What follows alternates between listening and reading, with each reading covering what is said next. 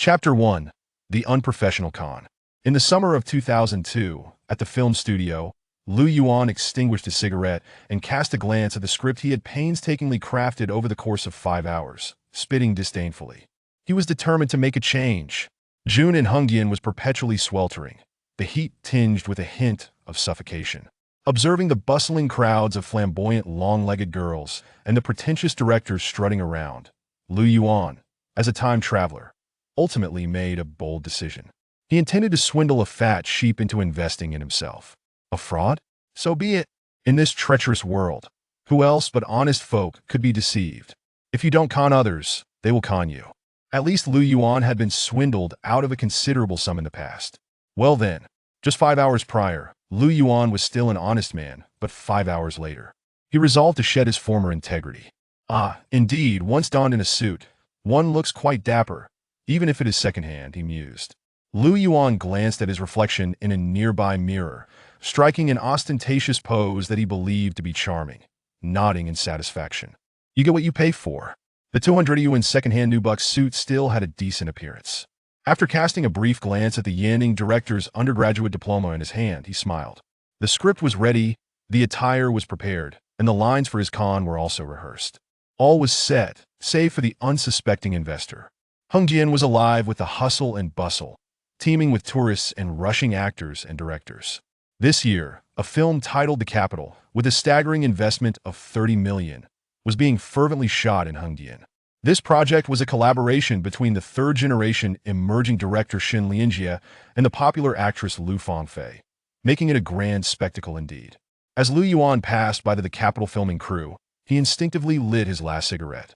He cast a jealous glance at Xin Lianjie, who was berating his crew from an elevated platform, spittle flying.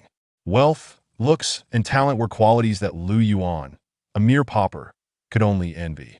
Bah! Such a pretentious display, he spat rudely. After indulging in a bout of jealousy, Liu Yuan continued towards the tourist parking lot. Swindling was an art form, particularly when it came to coaxing hundreds of thousands in investments. It was a craft within a craft. The parking lot was filled with an array of luxury vehicles. Rolls-Royce, Lamborghini, Porsche, Mercedes. After considerable deliberation, Liu Yuan finally set his sights on a pink Lamborghini. The owner was a young girl wearing sunglasses. Girls who had yet to enter society were often easy to deceive, naive and affluent.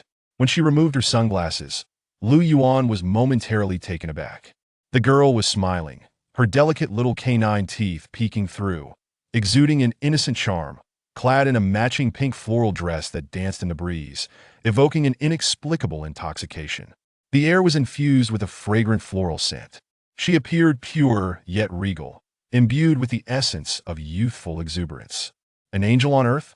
She was undeniably stunning.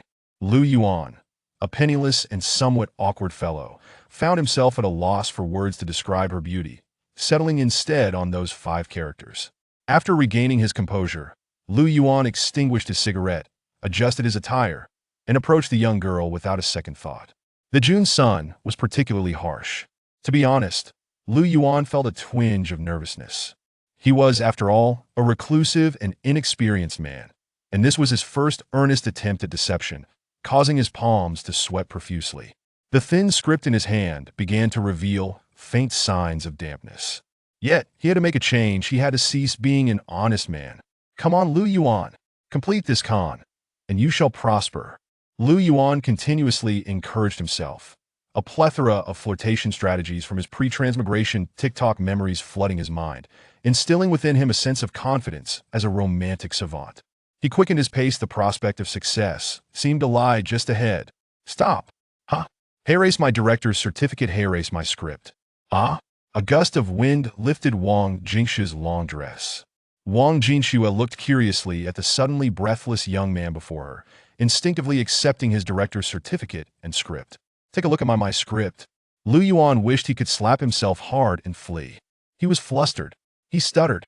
Damn it, this was nothing like the opening lines he had rehearsed. What happened to his suave pickup lines, his practiced charm, his courteous demeanor? What was this? But the arrow was knocked. He had to shoot. Liu Yuan could hardly let his con end in disaster. Could he? Ultimately, he could only muster a smile he believed to be warm and charming, though it was likely anything but. At this moment, Wang Jinxue still seemed a bit bewildered, but her first impression was that Lu Yuan did not resemble a typical fraud. At the very least, Wang Jinxue thought it impossible for someone as naive and awkward as him to be a swindler. Sorry, but I'm not interested in making films or acting, Wang Jinxue replied, raising her head to offer a polite smile in Lu Yuan's direction. I'm not asking you to act in a film. Lu Yuan shook his head. Then what are you? I have a great script, I'm an exceptionally talented director, an actor, and I also happen to be the owner of Yuan Chung Film Company. Lu Yuan felt his tongue knotting. It sounded a bit clumsy, but ultimately, he resolutely reached into his pocket, preparing to take the first step. Wang Jinxue suddenly burst into laughter. She found this person amusing, especially his earnestness juxtaposed with his clumsy facade of bad acting that she found entertaining. At least he was unlike those who had previously surrounded her. This young man appeared sincere, his gaze clear, and his smile reassuring. Here is my business card. Lu Yuan, still maintaining a serious demeanor after witnessing Wang Jinxue's smile, produced a business card from his pocket and handed it to her. Lu Yuan? Wang Jinxue glanced at the card, noting the company name and phone number. Indeed, I am Lu Yuan. I believe we could collaborate? Wang Jinxue continued to smile, her laughter deepening with a hint of teasing. Ah! Lu Yuan's serious expression momentarily faltered. Then he regained his composure. Miss, I think your script holds immense potential, capable of yielding substantial rewards and winning various awards. Wang Jinxue interjected. Lu Yuan opened his mouth, feeling as though his words had been snatched away by Wang Jinxue. Moreover, this con appeared to have been commandeered by her. It was entirely different from what he had envisioned. Wang Jinxue watched Lu Yuan, who was momentarily speechless, her smile growing ever more radiant, and she appeared increasingly beautiful. She opened the script, glancing at it for the first time. Director Lu Yuan, your handwriting is quite charming. If I were you, I would spend 30 yuan to print a copy of the script. It would appear more professional, and perhaps you might also straighten your tie beside that suit. Wang Jinxue looked up at Lu Yuan slightly. Her tone carried a teasing lilt. Lu Yuan felt somewhat speechless.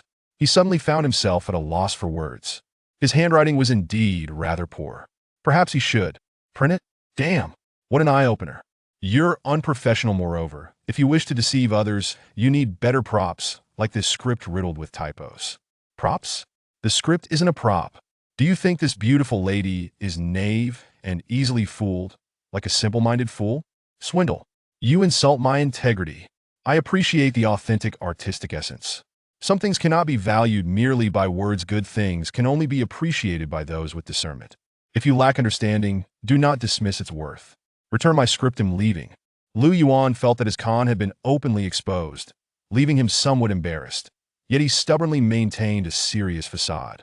He sensed that this sheep was more astute than he had anticipated.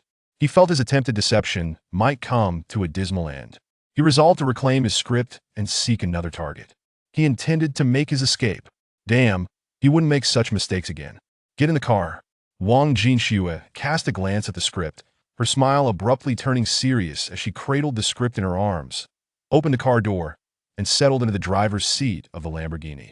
Ah, where to? Do you think I want to discuss investment here? Get in, I'll treat you to a cup of coffee. Wang Jinxue donned her sunglasses. Lu Yuan was momentarily dumbfounded. Coffee? Investment? What did this mean? Had he actually succeeded? Lu Yuan's mind was a chaotic tangle, yet he maintained his self-assured demeanor as he climbed into the car. Chapter 2. Be More Serious While Playing the Piano. Encountering You is the name of an upscale CAF located at the easternmost edge of Hongdian.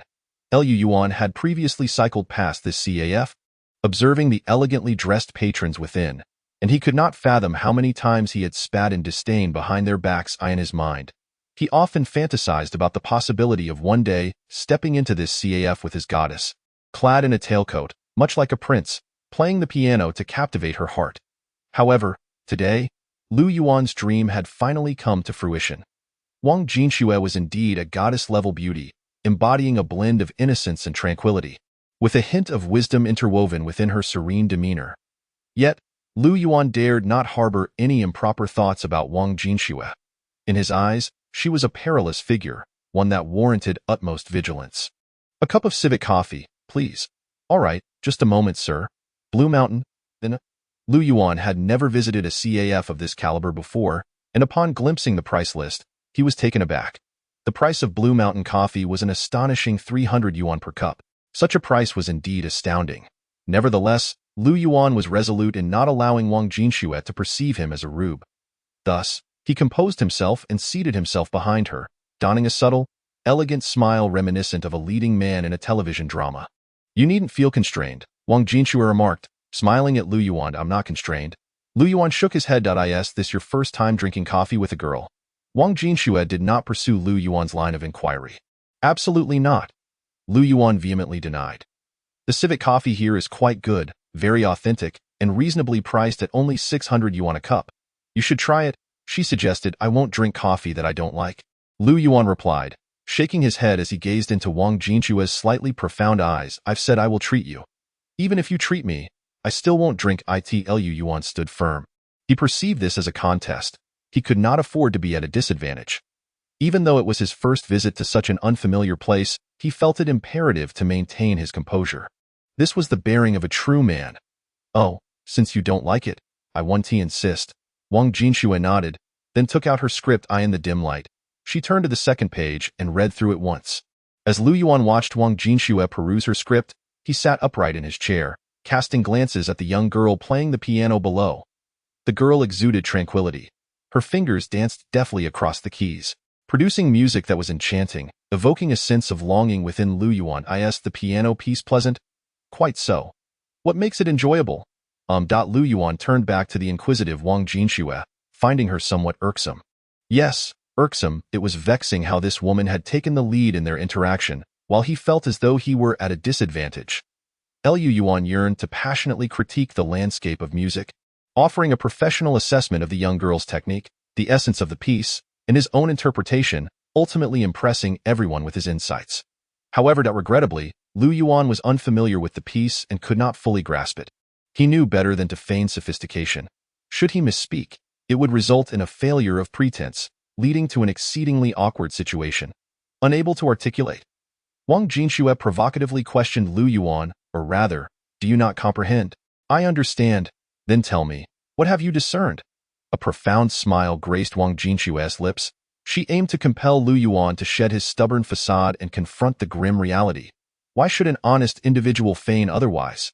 Wang Jinxue desired for Lu Yuan to return to his essence. "I have perceived it, yet I shall not divulge. You are not my confidant, thus my words would elude your grasp." Lu Yuan felt a surge of displeasure within. He instinctively grasped Wang Jinxue's intentions. However, he could not allow her to triumph. He was a proud man. The persona he had constructed, even if it meant weeping, must be maintained. His current identity was that of an esteemed professional. "After all, do I not comprehend?" "Ha!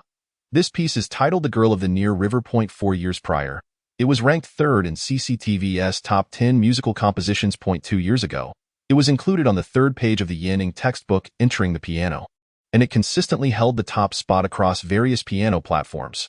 Wang Jinxue regarded the young girl, casually introducing the piece. "And so what?" Lu Yuan felt a discontent brewing within him. "The original composer of this piece is none other than Wang Jinxue. And my name is also Wang Jinxue." Upon observing Lu Yuan's expression, a smile blossomed on Wang Jinxue's face. Sunlight streamed through the window, illuminating her cheeks. Wang Jinxue's visage was exquisite, embodying a proud and sacred beauty, tinged with a hint of triumph. Lu Yuan fell silent. Regret gnawed at his heart. It felt akin to displaying one's inadequacy in front of experts, leaving him with a sense of humiliation. He had intended to flaunt himself, akin to those affluent young masters. It seemed he had been outshone by this enchanting young woman. The sensation was indeed disconcerting. Thus, I understand this composition more profoundly than anyone else in this world. Now, tell me, what do you perceive this piece to represent? Noticing Lu Yuan's silence, Wang Jinxue felt a surge of satisfaction within her. She envisioned Lu Yuan kneeling in submission, ultimately shedding all pretenses. An honest person should be forthright, not masquerade like other dashing young men. This feeling is quite unsettling. He resembled a cornered wildcat, trembling in fear. In more favorable circumstances, he might have bowed his head, perhaps conceding that he did not fully comprehend. An honest person would candidly admit their limitations, for others would not press too hard upon them. Yet Lu Yuan was uncomfortable. The impending return to his true self was a most uncomfortable prospect. Lu Yuan yearned to resist. Thus, countless words coalesced into a solitary O, and his tone remained remarkably calm, even though his heart was in tumult. Externally, he appeared unperturbed, as if a gentle breeze had swept through. Stirring no ripples to an O is hardly a commendable response, for it does not reflect your innermost thoughts. If you truly understood, you would articulate, you would substantiate your claims, you could discuss your expertise. I would not ridicule your ignorance. For you are a director, and I have perused your script with interest. Perhaps you shall become a remarkable screenwriter in the future. Lu Yuan did not concede as Wang Jinxue had, prompting her to continue her relentless pursuit. She intended to corner Lu Yuan, forcing him into a position where retreat was impossible, thereby compelling him to reveal his true self. Lu Yuan closed his eyes, feeling a disarray in his heart. He feared that his tumultuous emotions might betray him in his gaze, allowing Wang Jinxue to bask in her misguided triumph. Lu Yuan sensed that he might be on the verge of defeat in this confrontation. Yet he felt an undeniable reluctance to concede. At that moment, the waiter approached with 2 cups of coffee. Lu Yuan opened his eyes and took a tentative sip, exhaling softly. The rich aroma evoked memories of his past. When he had learned to play the piano, back then, he had also savored coffee and that particular piece of music. The composition was not particularly difficult, yet it possessed a rare beauty. Suddenly, Lu Yuan stood up. I need to use the restroom? Wang Jinxue interjected, seizing the moment to speak before him. In times of tension, it is common for people to seek an excuse to alleviate the atmosphere. However, what would happen after using the restroom? One cannot evade certain realities indefinitely. Well, to wash my hands. Why wash your hands? Can washing hands alter anything? Wang Jinxue regarded Lu Yuan with curiosity. It can indeed change something. Change what? It allows me to focus more intently when playing the piano. Chapter 3. Yes, I am the originator. Pretentiousness is a sacred endeavor. To be honest, Lu Yuan's repertoire of piano pieces was quite limited. He had only mastered a handful, learned initially in pursuit of a goddess. He had once fantasized about becoming an elegant and divine prince, captivating countless maidens, only to have the goddess reciprocate his affections. Unfortunately, while he had acquired the ability to play those few pieces reasonably well, the goddess had slipped away. Lu Yuan was impoverished. He was earnest, lacking the gift of eloquence, feeling anxious even when exchanging a few words with the goddess. These 2 fatal flaws had rendered him a victim of indifference in his quest for her affection. At least, that was the man Lu Yuan had been before his transmigration. Thus, in this new life, he felt compelled to undergo a transformation, to become a man of charming words. He understood that transformation requires time. So he did not force himself to instantly become a radiant figure. Yet, life necessitates a certain sense of ritual or sanctity. This applied to his arrival in this familiar yet entirely different world as well. For instance, the first time he played the piano. The restroom was infused with the fragrance of orchids, and after applying an unknown hand soap with utmost seriousness to cleanse his hands of impurities, Lu Yuan walked towards the stage on the first floor, under Wang Jinxue's intrigued gaze. Excuse me, may I perform a piece?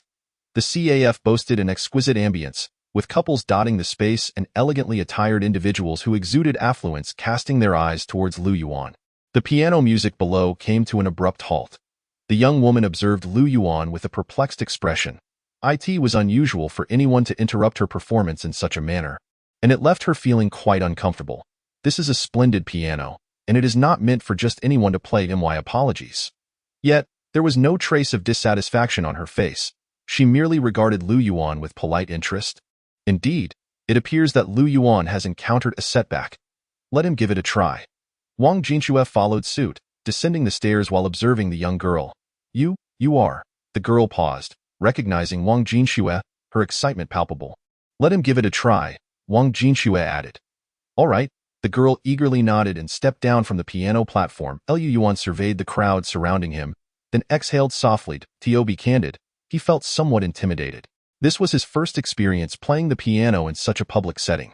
However, regardless of the difficulty or his trepidation, he felt compelled to proceed. After all, he believed this was the inaugural step in his transformation. Once that first step was taken, the path ahead would surely become easier. Lu Yuan straightened his attire and checked his reflection in a nearby mirror.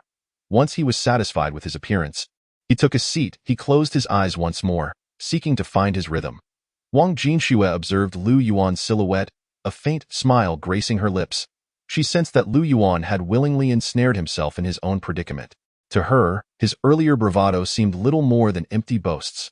Throughout her life, Wang Jinxue had been a prodigy, possessing exceptional prowess in piano.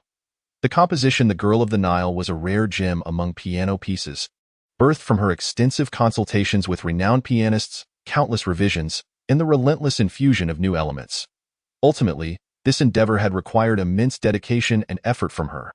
Thus, Lu Yuan was left with two choices: to perform an original piece even more exquisite than The Girl of the Nile, or to demonstrate a mastery of the piano that surpassed hers, earning her recognition.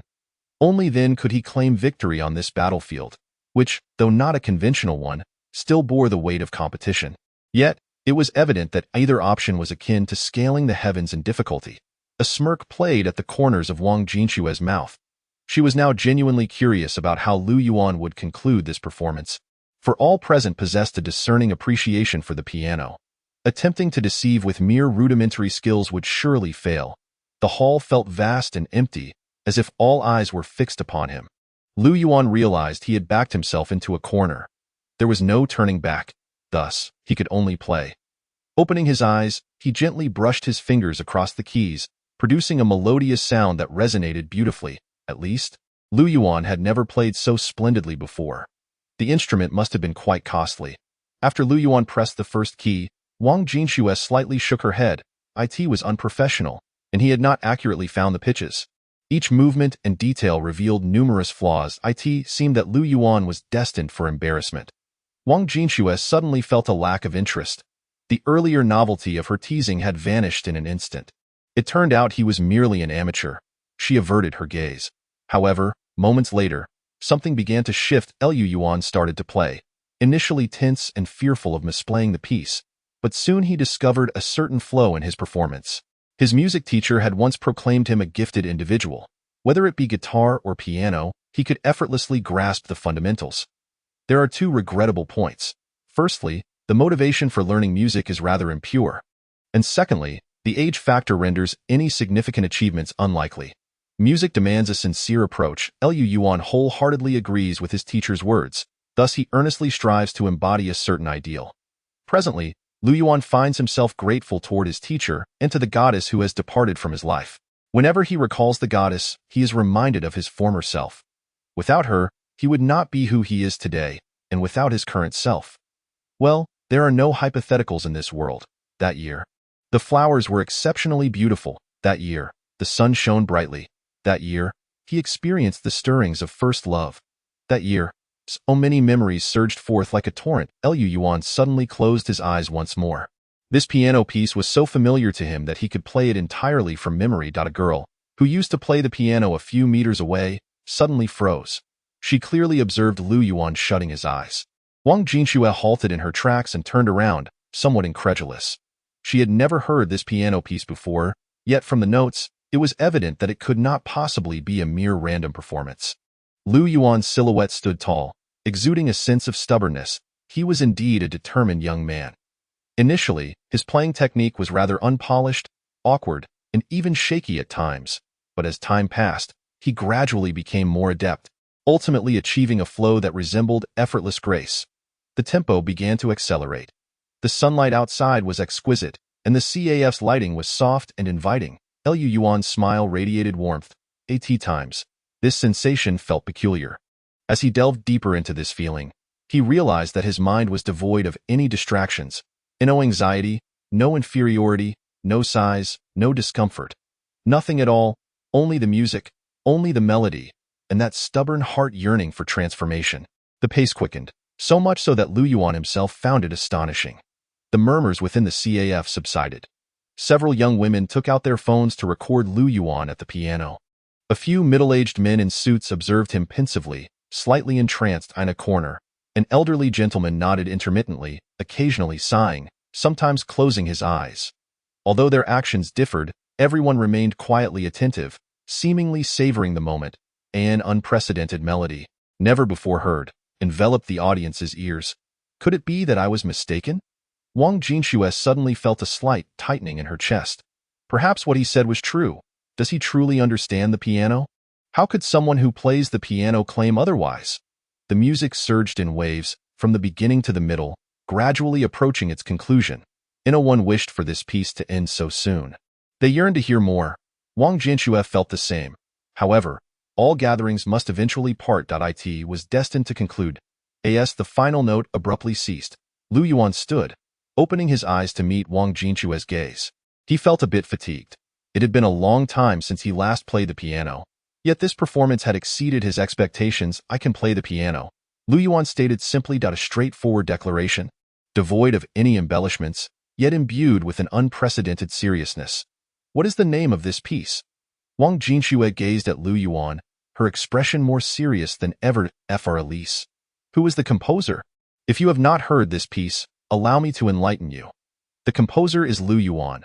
Lu meaning land, and Yuan signifying distance. We tread upon the earth beneath our feet, gradually moving towards the horizon. Lu Yuan spoke these pretentious words with a profoundness that flowed effortlessly, having held them in for quite some time. After finishing, he surveyed the eyes of the audience. He perceived ripples of thought and a semblance of bewilderment in their gazes. A sense of satisfaction enveloped him.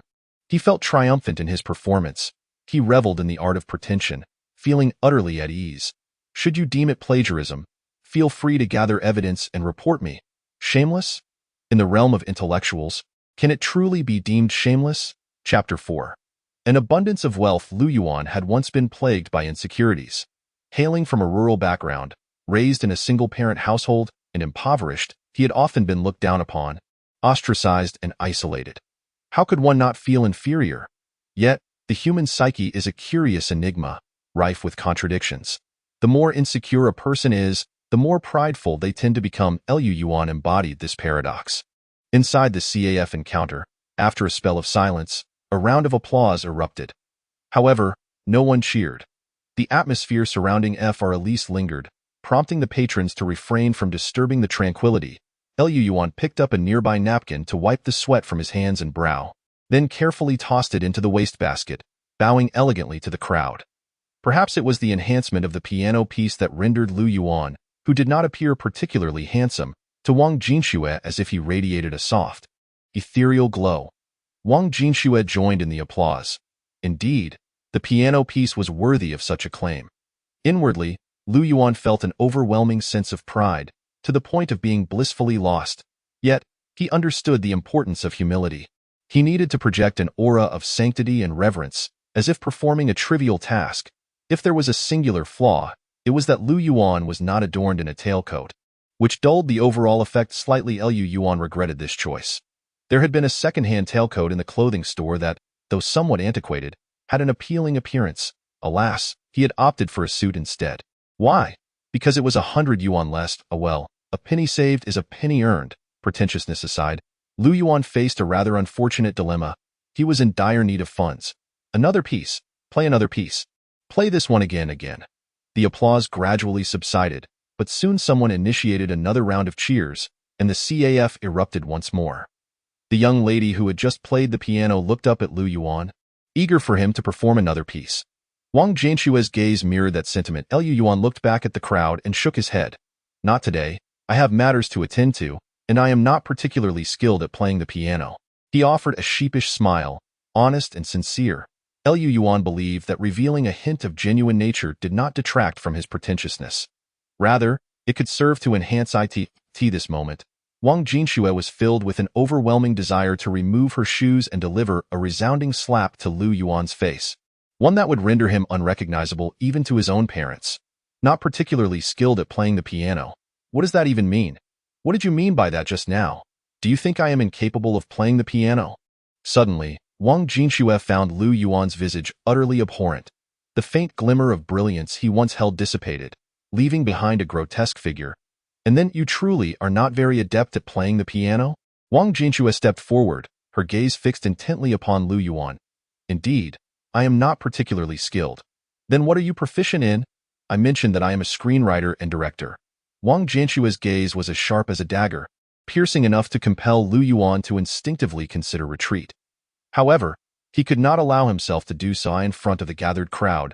Taking a step back would obliterate the imposing facade he had maintained for so long. Thus, Lu Yuan was compelled to meet Wang Jinshua's eyes with dignity. Could he play? Yes, he could. At the very least, he could manage 3 pieces. But that was the totality of his repertoire. He certainly could not reveal them all at once to impress others. That would be foolish. Furthermore, the paramount concern at this moment was not to showcase his abilities, but to secure a lucrative deal for his script. Priorities must be distinctly delineated. Then let us discuss the details of the investment. Wang Jinxue averted her gaze and turned to ascend the stairs to the 2nd floor. Very well. Lu Yuan followed closely behind her, traversing towards the 2nd floor under the regretful gazes of onlookers. Once the two departed, the young girl instinctively returned to her piano seat, resuming her skilled rendition of the girl from Ipanema. Yet, no matter how she played, the melody of F.R. Elise incessantly echoed in her mind, crashing over her like waves in a relentless tide, leaving her in a state of disarray. With her focus shattered, the notes she produced became increasingly disjointed, much to her chagrin.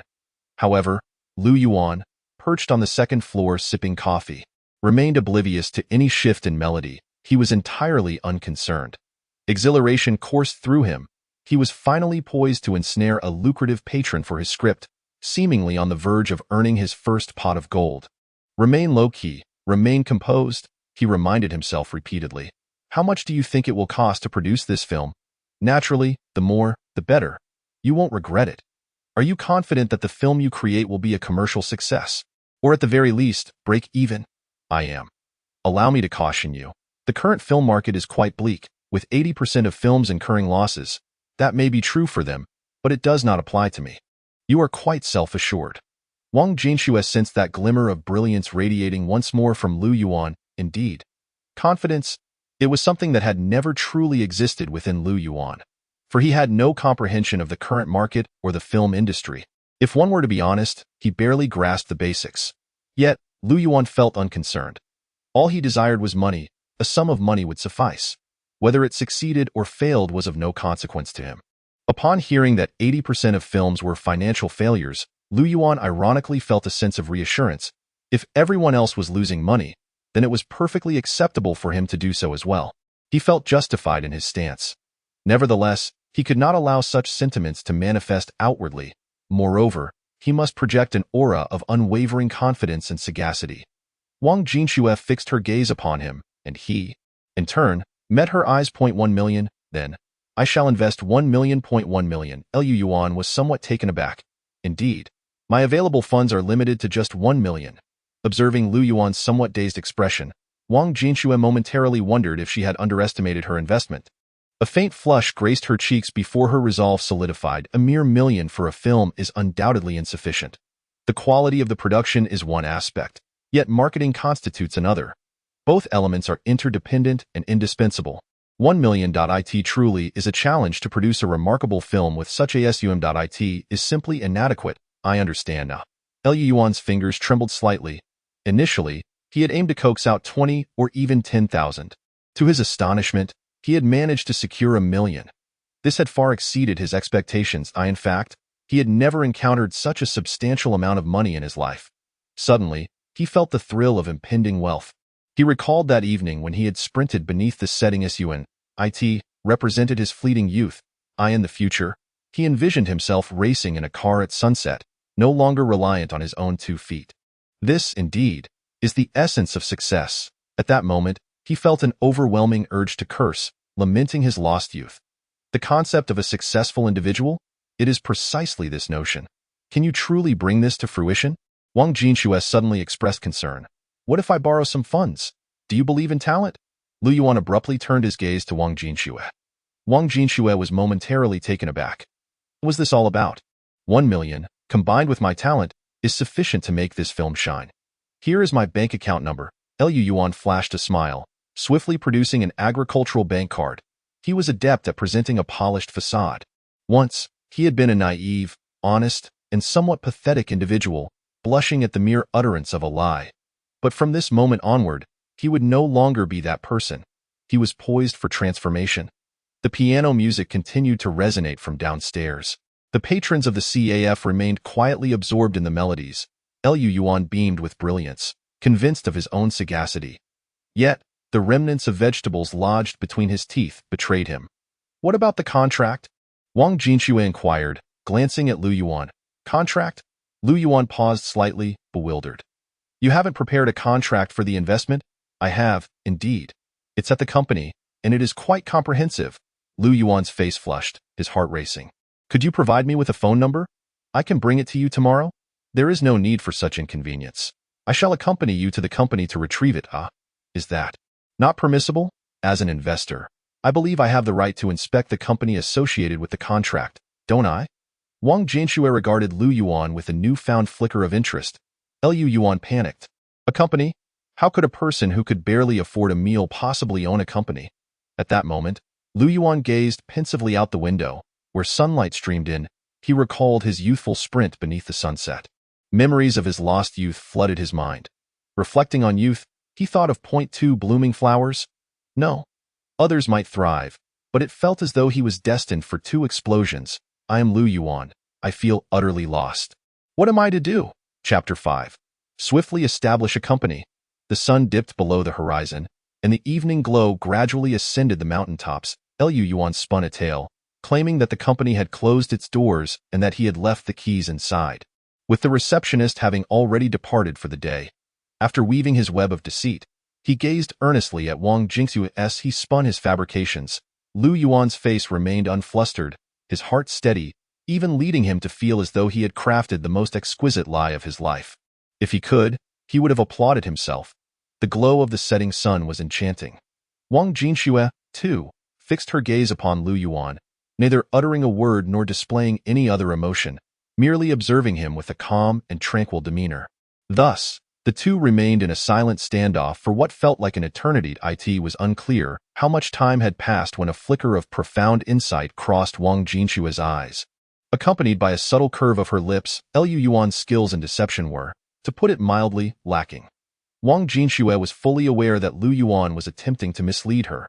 However, she chose not to expose him. Turning her attention towards the setting sun, she mused on the man's stubbornness. Indeed, she had never encountered someone as resolute as he did. A surge of anticipation washed over her as she wondered what surprises he might bring her the following day. All right, call me at 9 tomorrow, she declared.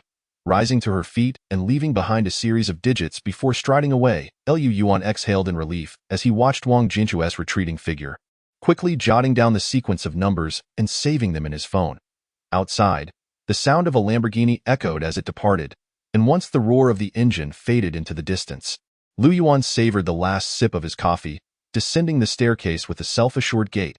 Just as he resolved to leave, he glanced at the cash register and abruptly halted.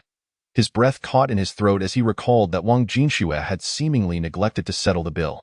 Indeed, she had not. This was no trivial matter. With Blue Mountain coffee priced at 300 yuan a cup and musk coffee at 600, plus a few snacks and desserts, the total was an astonishing 1,200. 1,200. What a staggering figure. Liu Yuan believed that had he suffered from a heart condition, he might have fainted on the spot. Was it true that the more beautiful the woman, the more adept she was at deception? What had become of the promise to treat her to coffee? Liu Yuan felt utterly duped. Since Wang Jinxue had not paid, it fell upon him to foot the bill. Good day, sir. How may I assist you? The young woman at the cash register noticed Liu Yuan lingering nearby and offered a warm smile, her voice gentle. She held a favorable impression of him, especially after his rendition of F or Elise, which had stirred a ripple of emotion within her. Some melodies certainly bestowed charm, and to her, Liu Yuan appeared to be an exceptionally elegant and artistic young man. Let us settle the bill, were the words that slipped through Liu Yuan's clenched teeth, the discomfort palpable. If he could, tears would have flowed. Yet, he must maintain an air of sophistication. Ultimately, he retrieved his credit card from his pocket. Adopting the demeanor of a third-rate drama's protagonist at payment time, he intended to overdraw another 1,200 from his card. After all, he could always pay it back next month. Whatever could be charged would be charged. Ready to check out? The young woman at the register glanced at Liu Yuan. Yes, he affirmed, nodding as he prepared to swipe his card. Sir, there's no need to pay it. No need? Yes, it's all taken care of. Why? A gentleman has already settled your payment and left a contact number, expressing a desire for you to reach out when convenient. The young lady produced a slip of paper and handed it to Lu Yuan. He took the paper, examining the string of phone numbers inscribed upon it. Contact him? Could he possibly be a pimp? This notion sprang to Lu Yuan's mind instantaneously. The summer nights are perpetually vibrant. The moon hangs high in the sky, casting its luminous glow upon the earth. Bars and music restaurants line both sides of the street, as countless street performers strive to make a living, awaiting the arrival of dawn. They are all men with dreams. Lu Yuan harbors dreams as well. Yet, his aspirations revolve around a warm home with a wife and children, sleeping soundly until noon, indulging in food and drink day after day. Well, this is more or less the essence of his dreams. Can this truly be considered a dream? Perhaps it can, for Lu Yuan yearns for it even in his slumber. With his hands stuffed in his pockets, he wandered aimlessly, appearing composed while, in truth, a sense of panic gnawed at him from within. He was in dire need of Wang Jinshu's 1 million. This sum was of paramount importance to him, symbolizing his first fortune since his arrival in this new world. It could even be deemed the first fortune that could alter his destiny. With the last 20 coins to his name, Lu Yuan purchased a pack of Honglan cigarettes and squatted at the bustling intersection to smoke. He felt an overwhelming sense of loneliness. Only a cigarette could alleviate this solitude. Yet, for some inexplicable reason, Lu Yuan found the Honglan to be bitter and harsh, lacking the comfort it had previously provided. Had he unwittingly purchased counterfeit cigarettes? He shook his head, feeling a wave of melancholy wash over him. He believed that when misfortune strikes, even drinking cold water would result in misadventures. Where could he possibly find a company? Should he perhaps pull out his phone and confess to Wang Jinshu? Admitting that he did not own a film company and was merely an imposter, given Wang Jinshu's earlier expressions and words, she likely harbored doubts. If he were to come clean, it shouldn't he have dire consequences? After much hesitation, Lu Yuan extinguished his cigarette and rose to his feet. How could he allow himself to admit that all his previous efforts had been in vain? What about the promise of change? He had to persevere. He realized he had already embarked on an irreversible path. Having spoken grandly, retracting now would be utterly embarrassing. Lu Yuan felt a sense of unwillingness. Pretentiousness was a vice he seemed unable to shake off. He had arranged to meet Wang Jinshu around 9 in the morning. Glancing at the time, he noted that approximately 11 hours remained. What could he accomplish in 11 hours? Damn it! Lu Yuan pulled out his credit card once more, gritting his teeth, and ultimately made his way to the most secluded corner of East Street. In this remote corner stood a rental property, adorned with the words "Prime Shop for Rent." Prime Shop? The sight of these words left Lu Yuan speechless, finding it profoundly ironic. However, the truly desirable locations had all been leased at exorbitant prices, far beyond the means of a penniless youth like him. As for this prime shop, it had previously been utilized for financial purposes, leaving behind a few reasonably equipped computers. If he rented it, tidied it up a bit, it could, at least, serve as a makeshift office. He took out his phone and contacted the landlord, and under the landlord's beaming smile, reminiscent of a chrysanthemum in bloom, Lu Yuan swiped his credit card to rent the place for a month. The landlord, with a radiant grin, soon departed. After all, this long-abandoned property had finally found a tenant, even if only for a month. For the landlord, this was indeed a stroke of good fortune. 3,005. A monthly rent of 3,005, without any alterations to the house, merely a transient lease, and at the end of the month, nothing would be taken away. Who wouldn't seize such an opportunity? After all, this abode had remained unoccupied for over half a year. Once the landlord left, Lu Yuan hurried to the neighboring advertising company, spending the least amount possible to create a sign emblazoned with the words "Remote Film Industry," which he hung outside. He also downloaded a script contract, glancing at it briefly before deeming it satisfactory enough to tuck away in a drawer, nestled among his documents. After completing these tasks, it was already late into the night. The moon had gradually drifted eastward. Dawn was only a few hours away. Yes, he noticed that his credit card was nearly maxed out, exceeding 4,000. Lu Yuan felt a pang of despair. He gazed down the long street, where the once boisterous bars were beginning to quiet, the night enveloped in tranquility. Lighting the last red lantern, he looked up at the so-called company before him and was suddenly struck by a profound sense of desolation akin to the chilling winds of the river. He had finally established a company. The company was in place, yet now he needed staff. The company surely could not consist of just one solitary boss, could it? That would be quite unseemly. But at this hour, where could he possibly find employees to charm? Ultimately, Lu Yuan's gaze drifted towards the film crew of the capital, which appeared to be preparing for a night shoot. Countless extras congregated there, eagerly awaiting their chance at fame. They yearned for success, for recognition, for a chance to stand out. A sudden idea struck Lu Yuan. "Beautiful lady, do you wish to become a star? Hello, I am a director, and I have a splendid script. But at present, I am in need of talented actors. Oh, by the way, I have a branch office in Hongdian, just nearby. If you're interested, we could discuss it further. You see, I believe you fit the role in my script perfectly. I've been observing you for quite some time, and among all the extras, only you possess that unique aura. However, I'm uncertain of your acting skills, so I would like to test your abilities. I truly wish to get to know you better. After all, everyone has their distinct qualities. Help, a fraud. A massive fraud. Hold on, I am not a fraud." Chapter 6. Your front desk is a popular idol singer? Life cannot always be a series of successes. There are failures as well. Lu Yuan's setbacks seemed somewhat inevitable. Why did no one believe in him? Lu Yuan felt a flicker of frustration. He had overestimated his deceptive prowess while underestimating the intelligence of these Hongdian extras. After all, genuine naivety is a rarity in today's society. Consequently, Lu Yuan nearly found himself mistaken for a con artist and sent to the authorities for judgment. As the crowing of roosters heralded the dawn, a faint light appeared in the eastern sky, the first rays of sunlight illuminating the land in the early morning.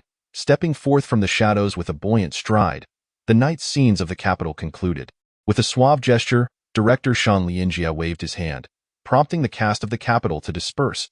As Lu Yuan surveyed the throngs on the set, he first perceived them as innocent lambs. Yet upon a second glance, they appeared more akin to wolves cloaked in sheep's clothing. Instinctively, he reached for a cigarette, only to discover that the last of his red lawn had long been consumed. Devoid of his companion, Lu Yuan gradually succumbed to a sense of lethargy, his frame becoming increasingly gaunt, leaving him to gaze at the sky. Time waits for no one. According to their arrangement, Wang Jinxue would arrive in 2 hours. Thus, Lu Yuan had merely 2 hours left. One last attempt, perhaps. He noticed a tall girl adorned with a hat, leisurely approaching him from afar. He straightened his attire and, clutching a somewhat crumpled business card, made his way towards her. As the girl removed her hat, Lu Yuan felt a flicker of familiarity with her youthful visage, though he could not immediately place it. For a fleeting moment, the girl appeared slightly apprehensive. Yet her tension dissipated upon meeting Lu Yuan's clear, innocent gaze. Lu Yuan was indeed fortunate. The girl who had unveiled herself was a striking beauty, exuding an aura of purity reminiscent of orchids. She appeared almost naively innocent, leading Lu Yuan to speculate that she might be a fresh university student. However, he was not captivated by her charm. His mind was consumed by visions of a million. Lu Yuan began to dream. Should he succeed, it would be a spectacle, a beauty of such caliber gracing the forefront. Was that not a grand display? Even in the presence of Wang Jinxue, it would elevate his stature. While others had secretaries, he too could have won. Was that not the essence of the matter? He envisioned a million beckoning him, sprouting wings and soaring towards him. He extended his business card to the girl, introducing himself. "Your name is Lu Yuan, the general manager of Yuanqing Company?" The girl's eyes glimmered with intrigue, her brow slightly furrowing, an odd flicker dancing in the depths of her beautiful gaze, though it soon dissipated. She appeared to be holding back something. "Indeed," Lu Yuan replied earnestly, determined to exude professionalism. "I harbor no interest in your script, nor in your audition process." Upon hearing this, Lu Yuan's buoyant spirits plummeted, replaced by a profound sense of disappointment. Was he destined for another cycle of highs and lows? "It is evident you are facing challenges," she remarked. "I can assist you, but I have but one request." "What request?" Lu Yuan inquired, observing the girl. She seemed to peel away some of her facade, the balance of power subtly shifting towards her. Time was of the essence. If he did not seize this opportunity, it would soon slip away like wilted flowers. Though her gaze seemed to penetrate his very soul, reminiscent of Wang Jinxue's teasing demeanor, Lu Yuan pressed on, undeterred. "Could you help me carry my luggage? It is over there. I would like to store it at your company for a few days. If that is acceptable?" "Certainly, no problem." "Agreed?" "Agreed." "Very well, I shall also agree to assist you, serving as a facade or, if you prefer, as your secretary," the young girl exclaimed, her laughter radiant and bright. She remained as pure and innocent as ever. exuding an unguarded charm that was utterly disarming. Liu Yuan nodded in response, his emotions soaring like a roller coaster. One moment elated, the next, plunging downward in a tumultuous ride. The thrill was exhilarating, and the only cost was to bear some luggage. It was hardly a significant burden. The weight lifted from his heart as he followed the girl to the nearby luggage room. However, upon arriving at her designated area, where a mountain of suitcases awaited, Liu Yuan felt his legs weaken, as if the world was spinning around him. What was the meaning of this? Each suitcase appeared to weigh at least 100 pounds, and there were more than 10 in total. Would he not be utterly exhausted after carrying all this? Is all this your luggage? He inquired, incredulously. Indeed. Is there a problem? She replied. Are you moving house or migrating? Liu Yuan scrutinized the girl suspiciously. A sense of unease crept over him. Something about her demeanor felt off. He suddenly reconsidered his decision. Was this girl trying to deceive him?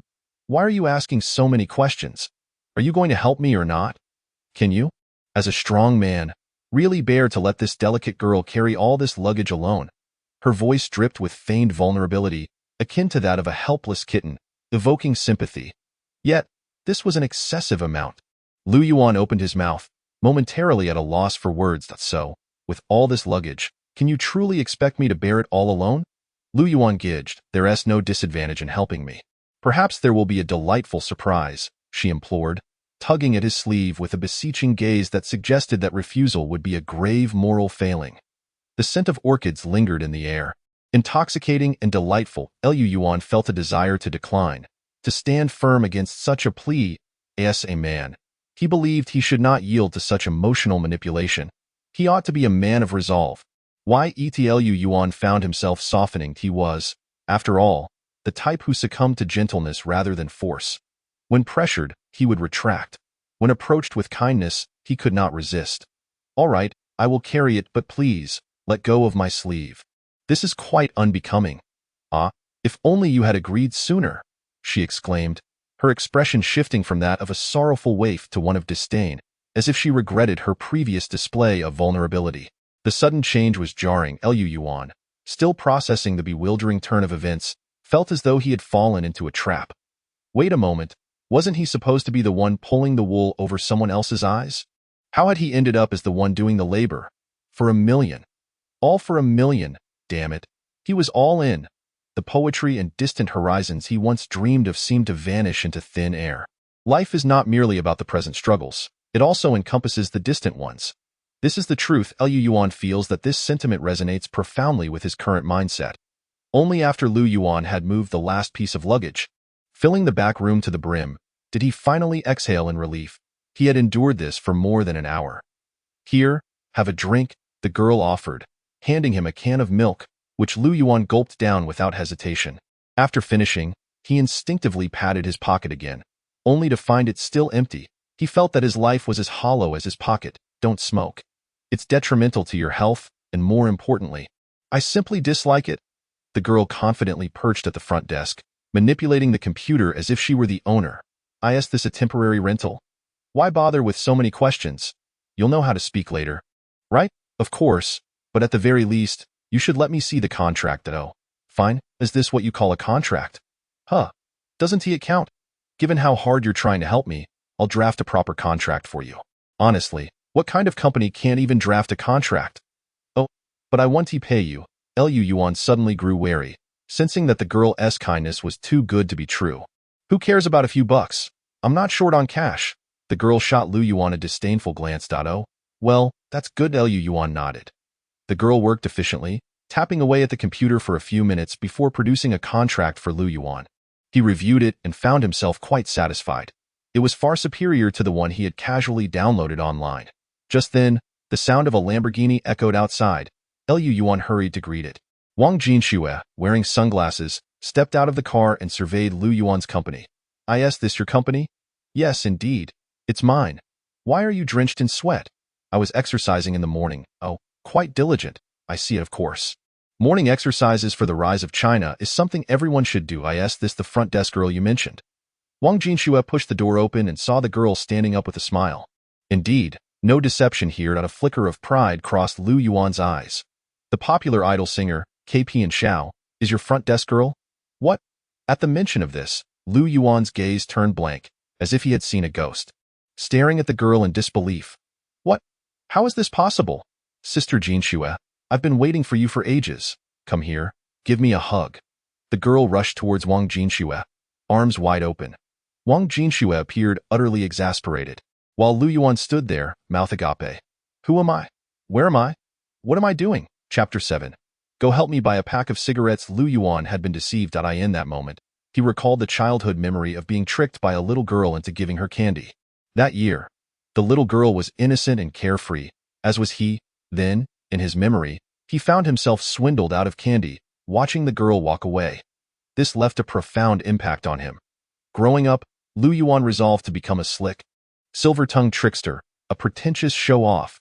Especially after his journey through time and space, this sentiment intensified, and he endeavored to transform himself positively in that direction. He harbored lofty ambitions and was sharpening his metaphorical knives. However, the first battle ended in failure, leaving him stranded midway. Then, he vanished without a trace. Perhaps in the future, this will become an indelible blemish on Lu Yuan's reputation, a stain that cannot be washed away. What is the matter? Are you surprised? Fate is indeed a wondrous thing. Don't you agree, brother Lu Yuan? And Xiao gazed at Lu Yuan, her eyes brimming with anticipation, laced with teasing and delight, enveloping the room in a light-hearted and joyful atmosphere. Lu Yuan felt a bit stifled and yearned for fresh air. A breeze wafted in from outside, causing the beverage cans by the street to rattle. Yet, Lu Yuan's attention was drawn to the sign outside, which was on the verge of being blown away by the wind. This did not bode well. Lu Yuan, you cannot be a deceiver. Truly, if you claim to possess a modicum of talent, I might still believe you. But beyond that, for instance, your company is evidently a makeshift assembly. The dust on the computer atop the desk, the words on the wall, the door frame, the reception area, the documents scattered across the desk, everything feels so contrived. Wang Jinxue regarded Lu Yuan's solemn demeanor and shook her head lightly, casting a dispassionate glance at him. She elaborated on all that she perceived, each detail suggesting that Lu Yuan was lying. It seemed that apart from Lu Yuan himself, everything else was mere pretense. Lu Yuan did not meet Wang Jinshue's gaze. He felt a pang of guilt, wishing to lower his head. When all facades are stripped away, what remains of Lu Yuan? Wang Jinxue had been strategically engaging Lu Yuan, her criticisms of his company aimed at diminishing his bravado and seizing control of the situation. She exuded a certain authority, pressing closer with relentless determination. This pressure cornered Lu Yuan, nearly causing him to relinquish his resolve entirely. The overwhelming sensation of surrender washed over him. Yet, just as he was about to bow his head, he suddenly recalled the song Stubborn I and my proud stubbornness. I sing loudly in the wind. This time, I go wild for myself, just this once, with my stubbornness. Lu Yuan felt as if he had received a revelation. Admitting fault is not a disgrace. Acknowledging that one has misled others is also not shameful. Confessing to lying carries no weight of shame either. However, having decided to transform oneself, one must not waver midway. Life requires a sense of ritual. Transformation equally demands a sense of perseverance. What it was once used for is inconsequential. What truly matters is what it will become in the future and who will hold it. So, how far do you believe this shell company of yours can go?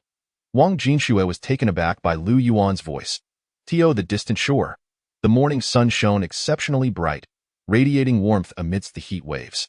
After despair comes an explosion, and after oppression, there is also an eruption. In this fleeting exchange of emotions, Lu Yuan suddenly lifted his head, the confidence that was on the brink of shattering coalescing into a singular, transformative moment, as if he were reborn. As he spoke these words, his gaze was fervent, and the corners of his mouth curled upward, reminiscent of the scene after performing Fr. Elise. Pretending to be graceful, pretending to be noble, pretending to be proud, he intended to put on a show. A man may be impoverished, devoid of wealth, or lacking power, but he must never forego the act of showing off. Every word, every syllable, must be delivered with flair. In this moment, Lu Yuan wholeheartedly immersed himself in the endeavor of pretense. He even believed that failure would be inconsequential. At the very least, he had feigned it. Moreover, his act bore a hint of inspiration. Wang Jinxue opened her mouth, momentarily stunned by Lu Yuan's sudden surge of charisma. After a brief pause, she shook her head. What had initially seemed like an utterly ridiculous statement from Lu Yuan now rendered Wang Jinxue unable to laugh. Not only could she not find humor in it, but she also felt an inexplicable sense of conviction. Quite humorous, isn't it? Where's the contract? Here it is. An Xiao produced the printed contract and handed it to Wang Jinxue. How do you plan to shoot it? Or rather, what are your arrangements? After glancing at the contract, Wang Jinxue turned her serious gaze toward Lu Yuan. Until the funds are in place, I cannot disclose anything. For you are not yet an investor. This is confidential information pertaining to my company. Lu Yuan sat in his office chair, observing Wang Jinxue. What about the account number? It's written on it. Wang Jinxue nodded and then took out her phone to send a text. I have already instructed someone to transfer the funds. Seated across from Lu Yuan, Wang Jinxue swiftly signed the contract and then handed it to him. All right. Seeing no issues, Lu Yuan signed as well. Thus, the script signing ceremony was complete. Shortly thereafter, a message confirming the successful transaction appeared on Lu Yuan's phone. He glanced at the amount, feeling a slight shock in his heart, yet maintaining an expression of calm. The show must go on in 2 months. I expect to see a sample.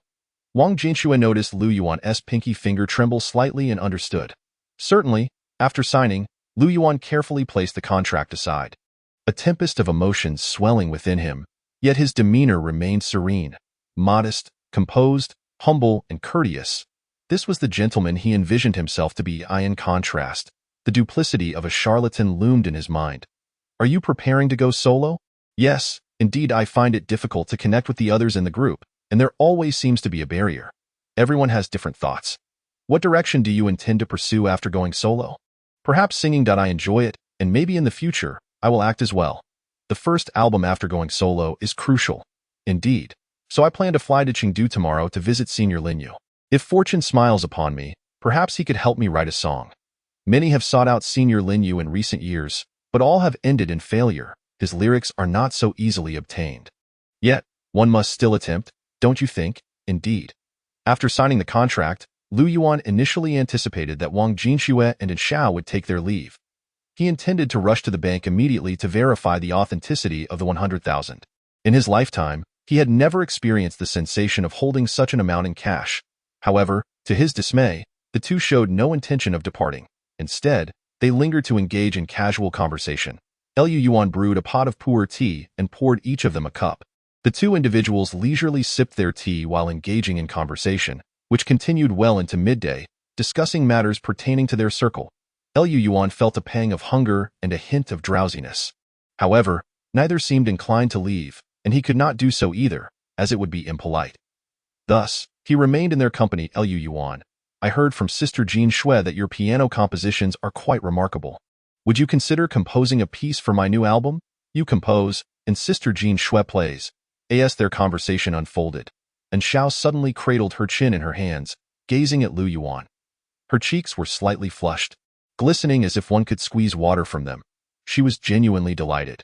She had never heard the piece for Elise, but she had listened to Wang Jinshue's praise of Lu Yuan from the previous day, which was a work of genius. No, I actually do not excel at composition, Lu Yuan mused for a moment before shaking his head. He finally spoke the truth. Some pretenses could be maintained, while others could not. His skills were merely mediocre. He could not afford to make a fool of himself. It would be all too easy to shatter his carefully crafted persona.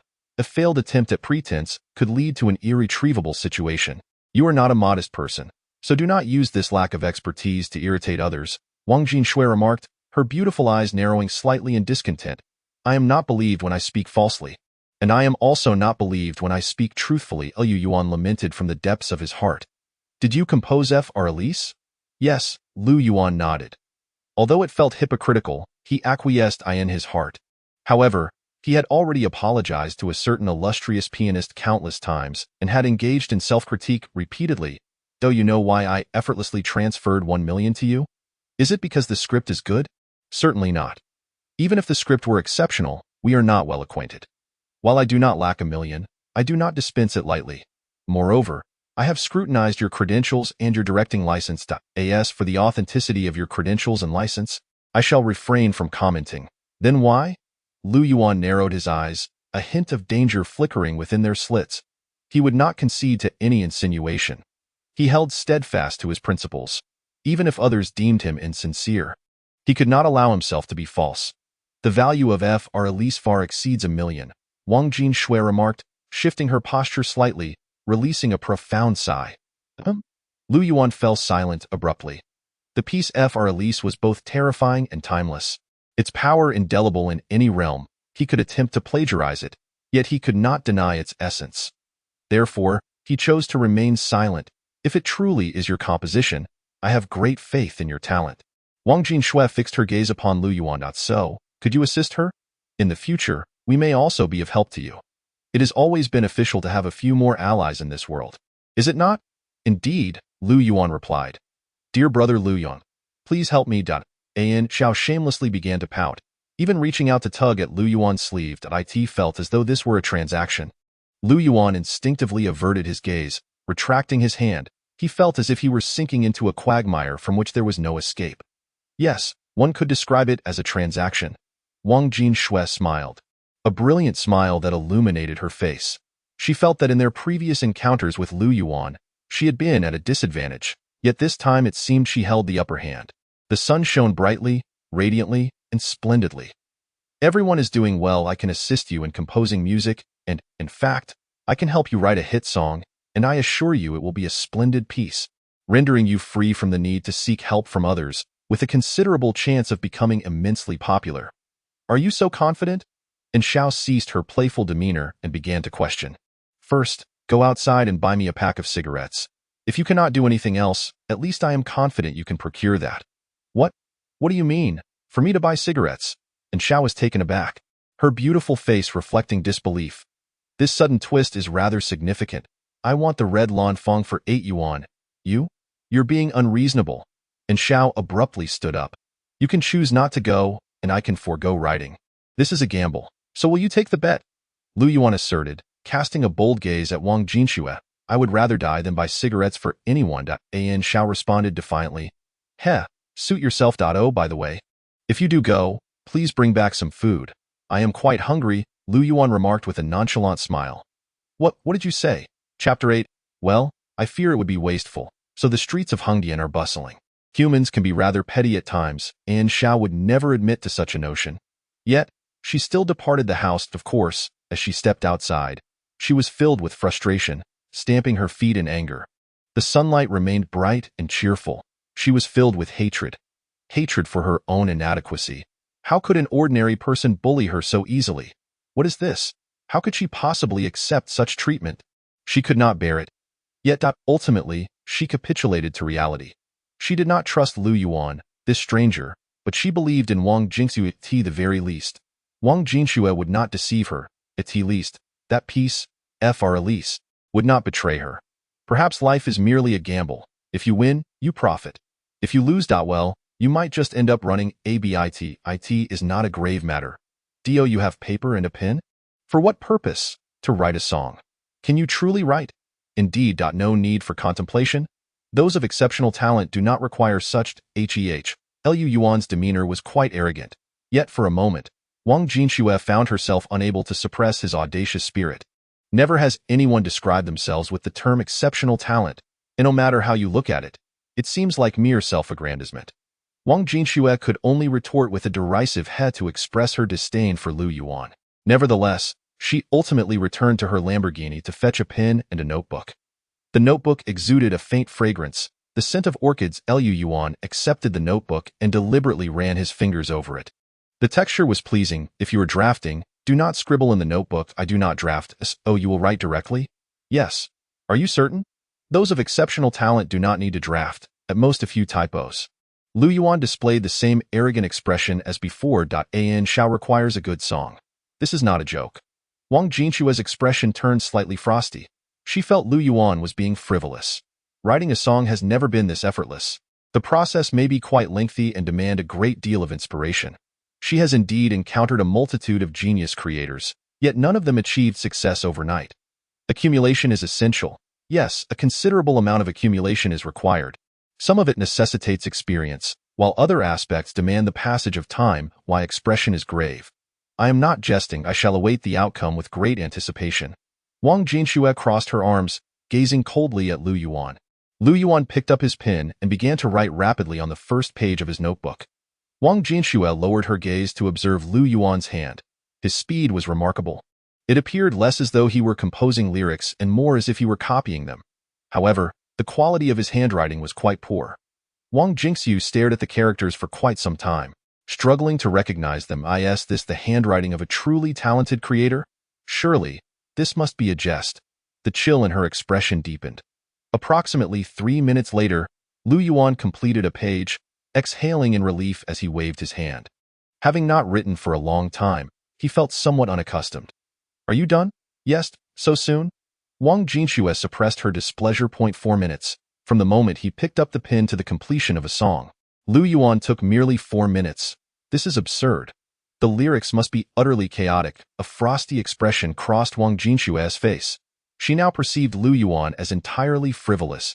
To her, his expression was emblematic of nonsense.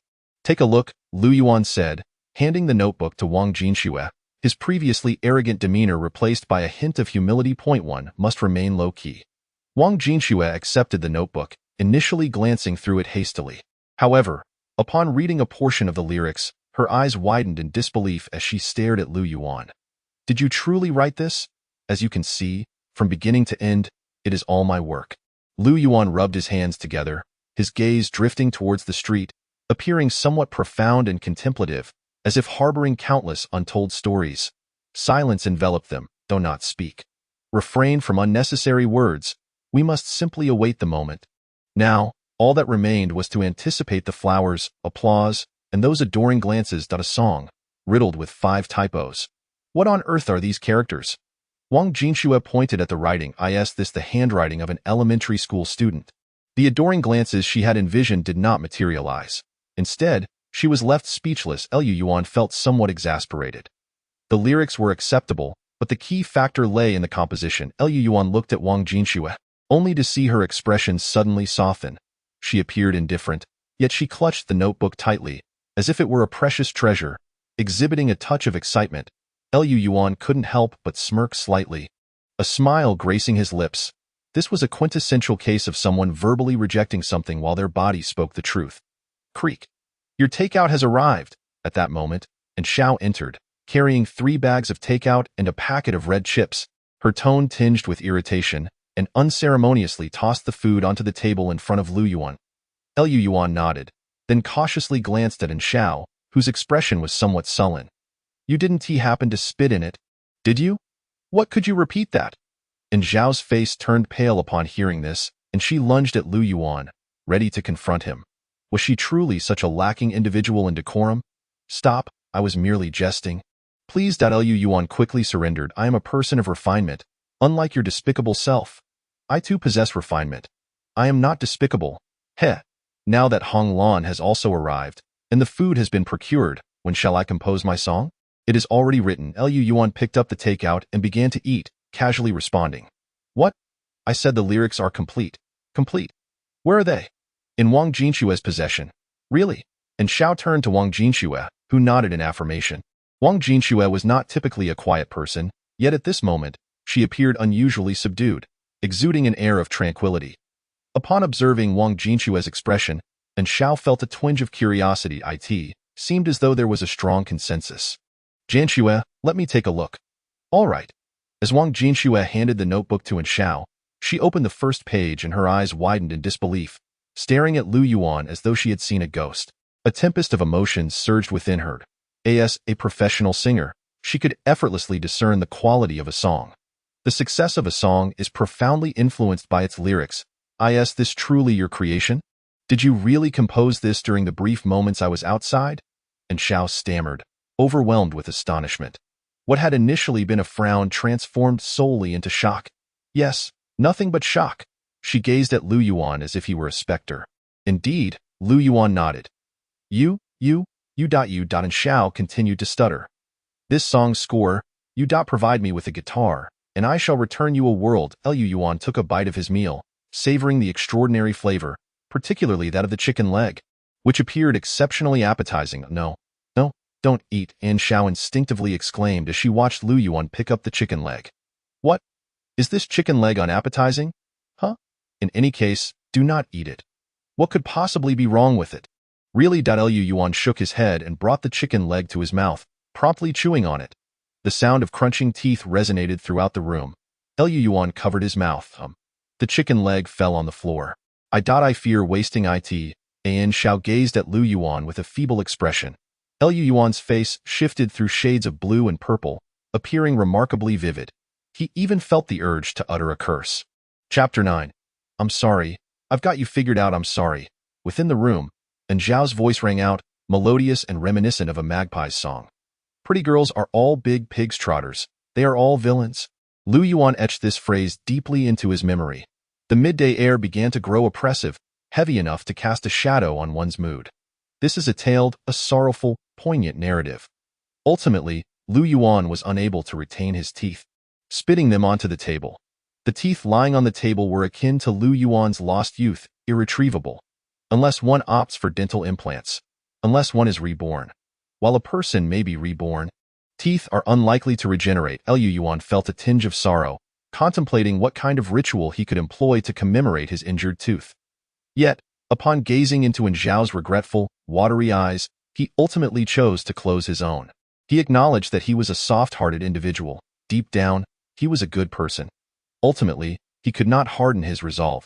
If apologies held any weight, what need would there be for the police? Could I simply sleep with you and then sincerely utter an apology? Lu Yuan meticulously arranged the takeaway containers he had finished, almost squeezing out those words from between his teeth. He fancied himself an elegant intellectual, but at that moment, he no longer desired to be refined. And Zhao's face flushed crimson, seemingly struggling with her discomfort, a touch of displeasure evident. Yet she refrained from countering Lu Yuan's sentiments. In that moment, she merely observed him with her glistening eyes, exuding an aura of contrition. As if to say, I am truly sorry. I did not mean to. She appeared remarkably endearing. I have a guitar in my car. Let me fetch it for you. Wang Jianxue quietly rose, departing the room towards the vehicle. At this juncture, she said nothing. This was a matter between Lu Yuan and Shao.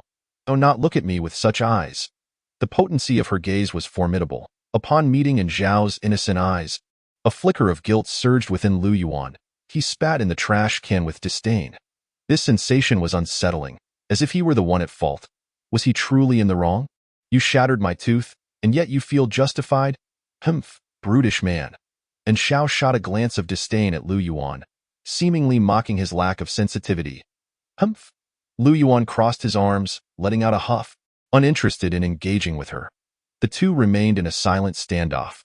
Moments later, Wang Jianxue returned, guitar slung over her shoulder, and began tuning it meticulously. Lu Yuan glanced at the instrument. Though he was unfamiliar with its brand, he recognized it as a fine guitar, undoubtedly not inexpensive. His heart leaped with excitement. Let us see how it sounds. Wang Jianxue handed the guitar to Lu Yuan, her demeanor still placid, yet her eyes sparkled with a hint of anticipation. What kind of arrangement would someone capable of creating a piece like hurriedly conjure for this song? This was not merely about playing. It was a performance. Please, both of you, empty your minds and listen to me sing. Lu Yuan earnestly strummed the guitar, ultimately taking a solemn seat atop a high stool in the center of the room, directing his gaze towards Shao and Wang Jianxue, finally resting his eyes on the window. The man who had just spat into the trash can before Shao seemed to have vanished, replaced by someone transformed. His demeanor had grown profound, exuding an air of tranquility. As the first notes of the guitar resonated, and Shao involuntarily held her breath. Lu Yuan's playing was deft, his movements precise, and the prelude emerged as a beautiful melody. Bathed in sunlight, Lu Yuan appeared remarkably artistic, his stature tall and imposing, his expression reverent as if he stood within the most artistic realm, narrating his tale through music. Every gesture of Lu Yuan's drew deep sighs from those present. Even Wang Jianxue, whose spirit seemed to transcend, awaiting the conclusion of the prelude, eager for Lu Yuan to begin singing. A solemnity unlike any she had previously displayed crossed Wang Jianxue's face. What music awaits her? Perhaps the breathtaking and utterly captivating hurriedly. Wang Jianxue instinctively poured herself a glass of red wine and took a gentle sip. The wine was exquisite, delightfully sweet. Her eyes shimmered with unshed tears. Occasionally, Lao Jie resided in that village. Indeed, that village was where the local sheep were born and bred. Lu Yuan suddenly spoke up. At the moment he opened his mouth, The lights seemed to dim momentarily. The entire world appeared to spin out of control. Pfft. Wang Jinxue suddenly coughed, the wine having gone down the wrong way. An Xiao widened her eyes in astonishment. The abrupt sound was akin to a heavy commerce truck rumbling by, disorienting her to the point of nearly toppling from her chair. What in the world is this song? This maneuver is suffocating. The melody came to an abrupt halt. The singing ceased. Cough, cough. Testing the sound, unable to contain herself, unable to contain herself. Let us start anew. Liu Yuan looked at the two girls with a somewhat innocent smile. However, deep within his gaze lurked a mischievous glint as he observed Wang Jinxue brushing off her clothes, along with An Zhao's horrified expression. He was teasing them. His expression was indescribably infuriating.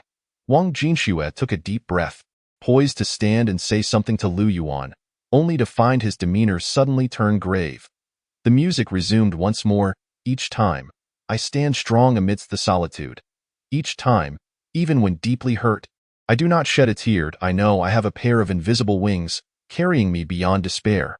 When Liu Yuan's earnest voice filled the air, Wang Jinxue was momentarily taken aback. The words she was about to utter were instantly swallowed back. And Xiao was also stunned. Liu Yuan's singing was not particularly melodious, occasionally even strained, yet the essence of the song and its melody resonated beautifully. The sound of the guitar emerged softly, imbued with elegance and a hint of yearning. And Xiao listened intently to the song, gradually absorbing its lyrics into her own life. Indeed, it felt as though this song was written for her. It was beautifully crafted, vivid in imagery, inspiring, and deeply moving. I finally see all my dreams blossoming, the pursuit of youth, the singing so resounding, I finally soar, gazing with all my heart, unafraid. Wherever the wind blows, I shall fly far and wide. Liu Yuan hit a high note. His voice cracking, unable to regain pitch. It sounded peculiar. However, An Xiao remained unfazed. Not only did An Xiao remain unaffected, but even Wang Jinxue listened intently to Liu Yuan's singing. Liu Yuan's sincere expression, his adept guitar playing, combined with that hint of emotion, filled him with pride as he gazed at the two women. He felt utterly at ease. Performing as a talented man was, in fact, quite simple. An Xiao closed her eyes, memories unfolding before her like a film, delving deep into her recollections. Invisible wings seemed to narrate her story. Her efforts, her determination, her low points, her stubbornness. In truth, from the moment she laid eyes on the lyrics, she realized she desperately needed this song. Some beautiful songs are indeed serendipitous treasures. As the final notes faded, the sound of the guitar gradually subsided. An Xia opened her eyes, her gaze a tumult of emotions. Her throat felt constricted, as if tears were on the verge of spilling, yet somehow remained trapped within. The song that played was profoundly moving. Indeed, it was suffocating. Wang Jinxue maintained her placid demeanor, though one hand had subtly clenched into a fist. Her eyes fixated on the view outside. Throughout, she remained remarkably silent. The red wine had been entirely consumed, lending a subtle flush to her cheeks. She was acutely aware that she had stumbled upon a treasure. Liu Yuan set down his guitar, observing the expressions of the two, his previously triumphant demeanor dissipating into calmness and reverence. His persona now was that of a remarkably gifted individual. The fade must not crumble. This song died out. An Xia's voice faltered slightly. Yes, I can grant it to you. Then, let's sign the contract that I will assist you in drafting it. An Xia stood up, brimming with excitement. Hold on, I have conditions. What conditions? This is my account number. Liu Yuan produced a bank card from his pocket and handed it to An Xia. How much do you require? 100,000, plus a 10% commission on all sales related to this piece. What? You can't be serious. 100,000 is acceptable, but 10% is out of the question. You may leave. Liu Yuan's expression remained unchanged, merely casting a fleeting glance at An Xia before shaking his head indifferently. What? An Xia rose to her feet. I said, you may leave. I'm not selling anymore. Liu Yuan was disinclined to continue the discussion with her. What do you mean, not selling? An Xia was agitated. Why was Liu Yuan behaving so irrationally? That 10% was the standard for renowned lyricists and composers like Lin Yu. Liu Yuan was merely an ordinary individual without any fame. How could he be so domineering? Yes, not selling. You may leave. Liu Yuan shook his head, exuding disdain. Could you perhaps lower the price a bit?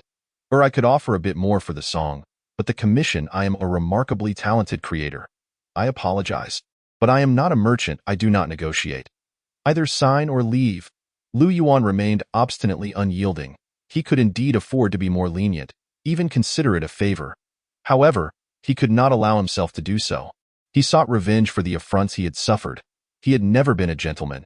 He was merely a petty man. Sister Jinxue, could you please speak to him on my behalf? And Xia was nearly overcome with the urge to strike Lu Yuan upon seeing his expression. It would be futile. Just by looking at his demeanor, it is evident he has you firmly in his grasp. Wang Jinxue shook her head at that moment. Upon hearing her words, Lu Yuan could not help but smile slightly. Wang Jinxue was indeed correct. He had firmly ensnared an exile at it was a matter of either purchasing or departing. There were only these two options. If one did not wish to buy, then that was their choice. He certainly was not in need of money. Fine. And Xia bit her lip. I will go print the contract. And by the way, printing at the shop incurs a fee of 5 yuan for computer usage and printing costs, which should be charged to my card. Lu Yuan crossed his arms, looking down at Xia. He did not need that 5 yuan. Yet, he sought to vex her. You scoundrel. And Xia stomped her foot in frustration. If you keep pointing at me, I will refuse to sell. Lu Yuan's demeanor turned serious. Anne Xiao glared with wide eyes, truly wishing at that moment to hurl her shoe at Lu Yuan's face. How infuriating! In her entire life, she had never encountered such a detestable person. If it were possible, she would want to tear him apart. Chapter 10. Kindred spirits. Lu Yuan lit a red cigarette and took several deep puffs, then exhaled a cloud of smoke into the bustling street of Hengdian. The smoke spiraled upwards, dissipating in the wind, evoking a fleeting sense of soaring into the clouds. At that moment, Lu Yuan appeared calm. Yet internally, he was a tempest of turmoil and anxiety. He recalled the figures displayed on the bank machine. 110,000 in cash. What a staggering amount. By all accounts, he was on the verge of becoming prosperous. He had never laid eyes on such a sum of money in his life. Cough, cough, cough. Perhaps due to the overwhelming excitement, he choked on the smoked eye in the distance. The streets of Hengdian remained lively and vibrant, basked in the bright sunshine, brimming with endless hope. Wang Jinxue and An Xiao left together, with Wang Jinxue unable to drive after drinking. Thus An Xiao took on the role of the driver. As for An Xiao's mountain of luggage, she had arranged for it to be packed and shipped off, sparing Lu Yuan the trouble of acting as a mover. Her objective had been accomplished. As for the trip to Chengdu, it could be called off. The journey had originally been for a song, and now a delightful tune had unexpectedly emerged, fulfilling her purpose. Hence, she could return to Yanjing. Lu Yuan watched the two depart, confirmed the funds on his card, and after finishing his cigarette, he hastily made his way to his rental apartment. Without a moment's hesitation, he emptied the place of its contents, transporting everything to his remote film company, and especially ordered the beef ramen he had long denied himself, devouring 3 large bowls in ravenous delight. Under the astonished gaze of the restaurant owner, Lu Yuan patted his belly, casually left 100 yuan as a tip, and departed with a swagger. This was the sensation of wealth. After experiencing this feeling, Lu Yuan found himself somewhat inflated with pride. Wads of cash, abundant time. In his inflated state, he even took the leisure to visit the set of Capital, watching the glamorous starlets with a gulp of envy. The movie needed to be filmed. It was a contractual obligation to appease Wang Jinxue. After all, he could not violate the terms. As for the box office results, that was none of his concern. He would shoot the film, fulfill his obligations, and then return to his hometown with the remaining funds to marry and start a family. Of course, if he could enjoy a night of passion with a certain starlet beforehand, that would be splendid as well. People often indulge in fantasies. Lu Yuan, the nouveau riche, was no exception. After indulging in his daydreams and swelling with pride, Lu Yuan discarded his cigarette, but onto the grass outside the Capital set, exhibiting a lamentably low standard of decorum as he cast a disdainful glance at the director, Shen Lianjia, who was fervently calling out to the crew. Deep down, he felt a wave of jealousy wash over him and casually raised a middle finger. He bore no personal animosity towards Shen Lianjia, yet the archetype of the tall, wealthy, and handsome man had always been the object of Lu Yuan's envy. Therefore, since the filming of Capital began, he had made it a point to visit the set, seeking to express his feelings through disdain. The sun shone brightly. After indulging in jealousy and disdain, Lu Yuan stretched and yawned. Just as he was about to turn and leave, he heard a familiar sound of spitting. To his astonishment, he witnessed a rotund fellow disdainfully expectorating towards the film crew, followed by an utterly uncouth act of unfastening his pants and urinating towards the direction of douching, as if to declare, "I shall drench you in my glory." What a display of bravado! What are you staring at? Haven't you ever seen a man flood the 7 armies? The stout man glanced at Lu Yuan, showing no shame as he tightened his belt, his demeanor reeking of contempt. No, I merely believe that your posture is truly that of a dragon among men, replete with grace and poise, a veritable role model for our kind, especially that audacious cascade of 3,000 feet. It is indeed admirable. Lu Yuan instinctively felt a surge of admiration for this audacious individual, his silver tongue swiftly at work as he couldn't help but give a thumbs up. Wow, I've never encountered someone so adept at flattery, my friend. You are truly a talent. The rotund fellow was taken aback by Lu Yuan's words and, without hesitation, adjusted his trousers and approached Lu Yuan. No, my friend, I speak the truth. To behave so in such a setting is nothing short of remarkable. Lu Yuan nodded in agreement. Would you like to learn from me? The stout man winked at Lu Yuan with an air of swagger. Forget it. You are too formidable. Your caliber is beyond my reach. Lu Yuan quickly shook his head while offering the stout man a cigarette. Young man, you have a bright future ahead. My name is Wei Wuji. What is yours? The stout man took the cigarette, savoring a puff before exhaling a cloud of smoke. Lu Yuan. Lu as in land. Yuan as in distant. Lu Yuan also lit one for himself, and the two stood atop a small hill outside the film crew. Smoking together. Lu Yuan. That's quite a fine name. Oh, by the way, I am actually a very cultured person. Wei Wuji coughed lightly, seriously explaining to Lu Yuan. Is that so? Lu Yuan, instinctively agreeing, gazed at the film crew. Indeed, although I am a cultured person, I harbor a disdain for Shenli Injia, that pretty boy with no substance. I too find him rather unlikable. Lu Yuan nodded in agreement. Goodness, did he also steal your fiancée? Wei Wuji suddenly looked at Lu Yuan, involuntarily exclaiming. Upon uttering those words, he felt a sense of camaraderie, as if both wore the same cap of misfortune. But upon noticing Lu Yuan's peculiar expression, he sensed something was amiss. Ahem. The weather is quite pleasant today, Lu Yuan awkwardly remarked, unsure of what to say, feeling he had overheard something he shouldn't have. Yes, indeed. Wei Wuji suddenly felt embarrassed, perceiving that the cap atop his head was becoming increasingly vibrant and green. Ahem, what did you just say? I didn't quite catch that. Lu Yuan feigned ignorance. His jealousy of Shenli Injia was simple and pure, stemming from envy of his wealth, his looks, and his popularity with women. Oh, by the way, I mentioned that I want to beat Shenli Injia, to pin him down and strike him until even his parents fail to recognize him. Wei Wuji once more exhaled clouds of smoke, his gaze fixed far away, concealing his embarrassment. A sudden sense of shared misfortune blossomed between him and Lu Yuan, despite the fact that his plight was far more dire than Lu Yuan's. The age-old adage that an enemy's enemy is a friend held true in this moment. The hearts of these two strangers seemed to draw closer, united in silent understanding. Lu Yuan, in accord with this newfound camaraderie, cast a glance at the capital city production crew, only to be enveloped by a wave of jealousy.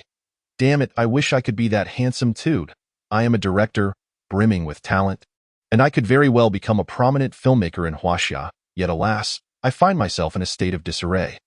The rotund figure of Wei Wuji observed Lu Yuan's gaze, increasingly convinced that they were comrades in arms, and thus extended his hand once more with solemnity. Ah, a director? My apologies, my apologies. Upon hearing the title of director, Lu Yuan's heart swelled with delight as he eagerly grasped Wei Wuji's hand. Apologies, indeed. I have yet to direct a film and currently find myself destitute. The chubby fellow merely smirked. What does it matter? In truth, I am an actor, my friend. Care to collaborate and create something together?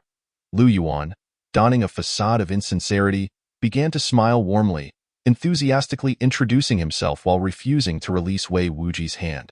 He appeared rather effusive, akin to an overzealous suitor. Observing Wei Wuji's demeanor, he felt he had ensnared a veritable cash cow. What are you doing? I'm not into that. Wei Wuji instinctively recoiled from Lu Yuan's grasp, yet found it impossible to break free. What in the world is this fervent atmosphere? I'm not into that. Lu Yuan quickly asserted, shaking his head, yet his grip remained steadfast. How can we collaborate if I have no script and no funds? Even if you are an Oscar-winning actor, I am at a loss. Unlike that scoundrel Shanli Injia, who was showered with accolades from the moment he debuted, upon uttering Shanli Injia's name, the rotund man suddenly felt the urge to relieve himself again. I have money. I have a script. Lu Yuan's excitement surged. It was as though fortune had smiled upon him, delivering a pillow to his slumbering head. How splendid this is! Are you joking? My friend, your attire. Not that I judge, but you are merely a background character. Hardly do you have any idea how much it costs to make a film? A minimum of $1 million. And as for the script, do you possess a good one? A quality script, if sold, would fetch at least several $100,000. I have one. You have nothing. Let go. Come. Lu Yuan suddenly stood, his gaze ablaze with fervor. What are you doing? I told you I'm not into that. What nonsense. I'm here to have a good time. For heaven's sake, let go. Two grown men should not be clinging to each other like this. It's rather unsettling. Enough of this chatter. Just come along. I want to deceive you. I said let go. Damn it. Where are we going? To my company. What? You actually have a company? Yes. Let go. I refuse to. Damn. Haven't you noticed it's a bit damp? You didn't feel that? Chapter 11. Nonsense. This is fate.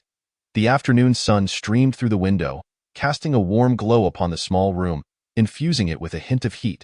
Taking a deep breath, he was met with the musty odor of the air conditioner, lending the space an air of decay. Lu Yuan appeared to have a slight build, yet his strength was undeniable. Wei Pengzi struggled for quite some time, but ultimately, Lu Yuan enthusiastically pulled him into the room. Trembling with fear, Wei Pengzi was taken aback by Lu Yuan's brazen demeanor, his expression exuding a sense of reckless excitement, causing Wei Pengzi to feel a tightening in his core. Wei Pengzi identified as male and was attracted to females. However, not everyone in this world shared his preferences, as there were indeed men who favored men. While Wei Pengzi held no discrimination against such individuals, he tended to keep his distance. In that moment, Wei Pengzi felt that Lu Yuan belonged to that category. Overwhelmed with emotion, he envisioned a future scenario. Perhaps, many years later, in the dead of night, he would awaken in a panic, clutching himself, regretting the foolishness of having once exposed himself to the crew of Capital City, despairing to the point of contemplating suicide. That moment had left him with a psychological scar. Why are you just standing there? Sit down, let us have a chat, Lu Yuan exclaimed, shedding his outer coat to reveal a crisp white tank top, his face alight with enthusiasm. Lu Yuan, let us speak calmly.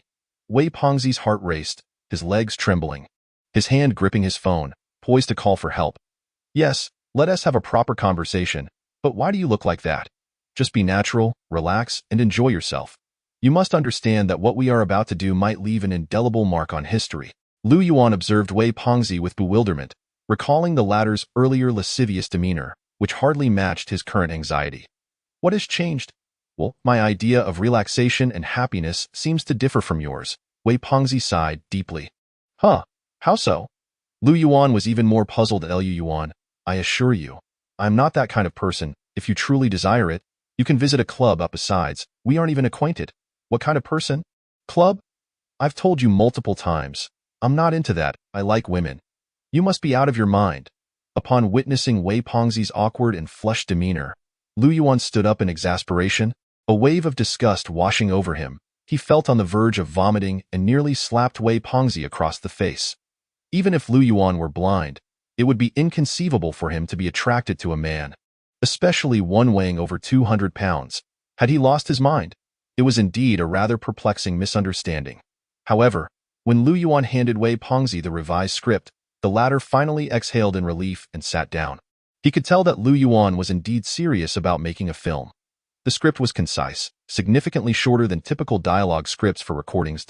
First, Wei Pengzi showed no interest in Lu Yuan's script, merely glancing at it symbolically, but as he read on, his astonishment grew exponentially. Staring wide-eyed at Lu Yuan, he exclaimed, "You wrote this script?" "I did." "This is absolutely brilliant," Wei Pengzi bellowed, slapping his thigh in delight. Not too shabby, Lu Yuan feigned modesty, though inwardly, he was quite pleased. In this world of camaraderie, a touch of humility was always wise. I'm going to shoot this. Perhaps this is my magnum opus. Wei Pengzi, brimming with excitement, rose to his feet and fixed his gaze upon Lu Yuan, clutching the script tightly as if he would never let go.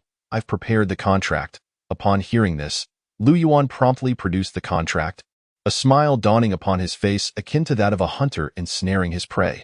This contract, of course, had been drafted by Shao, albeit reluctantly. Yet, there was no alternative, and Shao aspired to collaborate with Lu Yuan once more. Lu Yuan had adeptly leveraged this opportunity to secure Zhao's allegiance. Talent, after all, should never be squandered. Much like a bargain, one ought to seize the chance when it presents itself, right? Wow, buddy, were you just waiting for me to take the bait? Wei Pengzi exclaimed, suddenly taken aback, sensing the undertones of a plot. How could that be? It's merely fate. You're talking nonsense. Can you not look me in the eye while you speak? Oh, Lu Yuan met Wei Pengzi's gaze, his eyes radiating sincerity and an air of persuasion, devoid of deceit. Wei Pengzi opened his mouth, only to realize he could find no flaw in Lu Yuan's earnest gaze. Sign it. Lu Yuan's voice was soft, almost hypnotic. Wei Pengzi nodded, instinctively glancing over the contract. Upon confirming there were no significant issues, he signed it. This film has an investment of 800,000. Seems a bit low. Only 800,000. All right. Which star are you planning to invite for this film? Do you have anyone in mind? Yes, someone with commendable acting skills, but what? The remuneration is a tad on the higher side. How high? Approximately 2 million, I suppose. Upon hearing this, Lu Yuan's previously hopeful demeanor instantly deflated, transitioning to a state of calm. 2 million. That's more than I could ever afford. It's unavoidable. Though this film only has one role, the demands for that role are exceedingly high. It requires not only exceptional acting prowess but also a degree of star power. Otherwise, with such a modest investment, even a stellar script would struggle to achieve remarkable box office results. When it came to discussing the film, Wei Pengzi's expression shifted to one of utmost seriousness, shedding the earlier lewd demeanor and adopting a professional air reminiscent of a film academy professor. I believe I could manage it as well. I am an actor. Lu Yuan began shamelessly promoting himself. You? Wei Pengzi scrutinized Lu Yuan from head to toe, and of course, Lu Yuan nodded, exuding confidence. But you're not well known. I haven't heard of any star named Lu Yuan. Perhaps you just haven't heard of me yet. What's your background? I possess an illustrious resume. Do tell I am a genuine student from the directing department of Yanning University. Wait, what do you mean? Are you interviewing me? Just as Lu Yuan was about to produce the director's certificate he had acquired for a mere 10 yuan to validate his identity, he suddenly shook his head vigorously. This situation, it seemed, had taken an unexpected turn. Why has my momentum shifted? I was merely inquiring, nothing more. Wei Pengzi, sensing the abrupt change in Lu Yuan's demeanor, instinctively took a step back. I ask you, whose script is this? Who funded this endeavor? You, perhaps? Who brought you into the fold? Nonsense, it was indeed you. Why then, do you even bother to inquire? Everything belongs to me, so what business is it of yours whether I am an actor or not? I consider myself the actor of my own film. Is there a problem with that? No, there is no issue. Wei, the hefty man, gaped, gazing at Lu Yuan's brazenly obstinate demeanor. Rendered speechless, it seemed that, indeed, there was little to contest. Since there are no problems, let us commence. Commence what? Assembling the crew. Of course, the crew. Must I participate? Suddenly, Wei felt that Lu Yuan was exceedingly unreliable. This splendid script could not possibly be squandered, could it? He sensed that his directorial aspirations appeared dim. No way, you signed a contract, and it holds legal weight. Unless you are willing to pay 2 million as a penalty if you are inclined to do so, here is my account number. Feel free to transfer the funds at your convenience. After receiving the contract, Lu Yuan produced a bank card, flashing a smile. Wei opened his mouth again, yet found himself at a loss for words. This was indeed a deep pit. 2 million. Where on earth could he procure such an amount? He could scarcely gather 20,000. Observing Lu Yuan securely stowing the contract along with the script, and glancing at the dilapidated room and the tattered advertisement for the remote film company, which had long since been blown to the ground by the wind, Wei felt a sense of despair. Could this truly be happening? Ding ding ding. Apologies, I must take this call. Feel free to make yourself at home. There's water in the dispenser, no charge. It's on me. Lu Yuan's phone rang, and after glancing at an unfamiliar number, he looked at Wei. Wei watched as Lu Yuan settled onto a nearby sofa. Ultimately, he closed his eyes, resembling a wronged, overburdened wife. Hello. This is Lu Yuan. Indeed, I am the author of Buried Alive. You are Jingguolong. What? You are a professor at Yining Academy? I apologize, but I do not know you. Have you come to Hongdian? No, I am not in Hongdian. All right, I must hang up now. I am quite busy, so please refrain from disturbing me in the future. Clap. The sound of Lu Yuan's phone was not soft. Rather, it was quite pronounced, so much so that Wei could hear it clearly die in an instant. Wei's eyes widened. Zheng Guolong? Surely, it must be a case of sharing the same name. Yes, it must be a mere coincidence. Chapter 12. Do you have dreams? By the end of June, Hongdian remained sweltering, hot enough to leave Wei drenched in sweat, as if he had just completed a lap in a swimming pool. Most individuals of his stature loathed the summer, and Wei was no exception. If it were possible, he would prefer to lie sprawled in his room, allowing the air conditioning to envelop him entirely. Even dying within those four walls would pose no concern. However, that was merely a dream. Lu Yuan's Buried Alive is a thrilling and suspenseful script of remarkable quality. Wei vowed that if he could bring this film to life, the box office would undoubtedly flourish, and he might even carve a significant mark in the annals of Chinese cinema. The prerequisite being that Lu Yuan, the sole lead, possesses genuine acting talent. Wei remained skeptical about this point. Care for a smoke? The flavor is quite delightful. Isn't it? It's acceptable. The filming of The Capital is nearing its conclusion, and the crew has begun to engage in supplementary shooting. 18 noon. Lu Yuan and Wei Pengzi returned to the set of The Capital. Whenever they approached the set, Wei Pengzi would often feel the urge to relieve himself, wanting to unfasten his trousers to vent his frustrations over being slighted. However, this time, he found his urge inexplicably absent. Perhaps some things had indeed changed. He felt a strong possibility that he might one day become a distinguished director. What kind of behavior is it for a renowned director to vent in someone else's crew? It is a matter of decorum. A great director must possess a certain level of refinement. Of course, the primary reason for his restraint today was the bustling atmosphere of the set, teeming with countless reporters, fans, and journalists eagerly awaiting the wrap-up of The Capital. In short, there was a flurry of cameras clicking away. The last thing Wei Pengzi wanted was to inadvertently be photographed in an unflattering manner, particularly in a compromising position. That would be quite the scandal. Lu Yuan lit a red cigarette and enjoyed a comfortable smoke alongside Wei Pengzi. Everything was in place. They just awaited the right moment. Wei Pengzi had acquaintances within the crew of The Capital, so he hoped to take advantage of the film's completion to make some connections. After all, even the most modestly budgeted films require a crew. Lighting technicians, makeup artists, and cinematographers, all of which are indispensable. It would be ideal to have established contacts, saving the hassle of searching high in LOW.in response. Lu Yuan waved his hand dismissively, expressing unwavering trust in Wei Pengzi, silently urging him not to let him down. With an investment of 800,000, he could spend freely. Lu Yuan entrusted the entire film's operations to him, content to play a supporting role. At that moment, Lu Yuan's expressions, gestures, and vocal nuances were so well executed that he resembled Liu Bei clasping Zhuge Liang's hand with profound emotion. This display stirred Wei Pengzi, evoking in him an inexplicable sentiment of loyalty towards his newfound confidant. Had it been in ancient times, he might have fallen to his knees, proclaiming the greatness of his lord, vowing to diligently secure a vast territory for him. As for the accusations of Lu Yuan being a fraud, those thoughts had long since been cast aside. Naturally, Wei Pengzi remained blissfully unaware that Lu Yuan had little understanding of filmmaking, oblivious to where money should be spent and where it could be saved.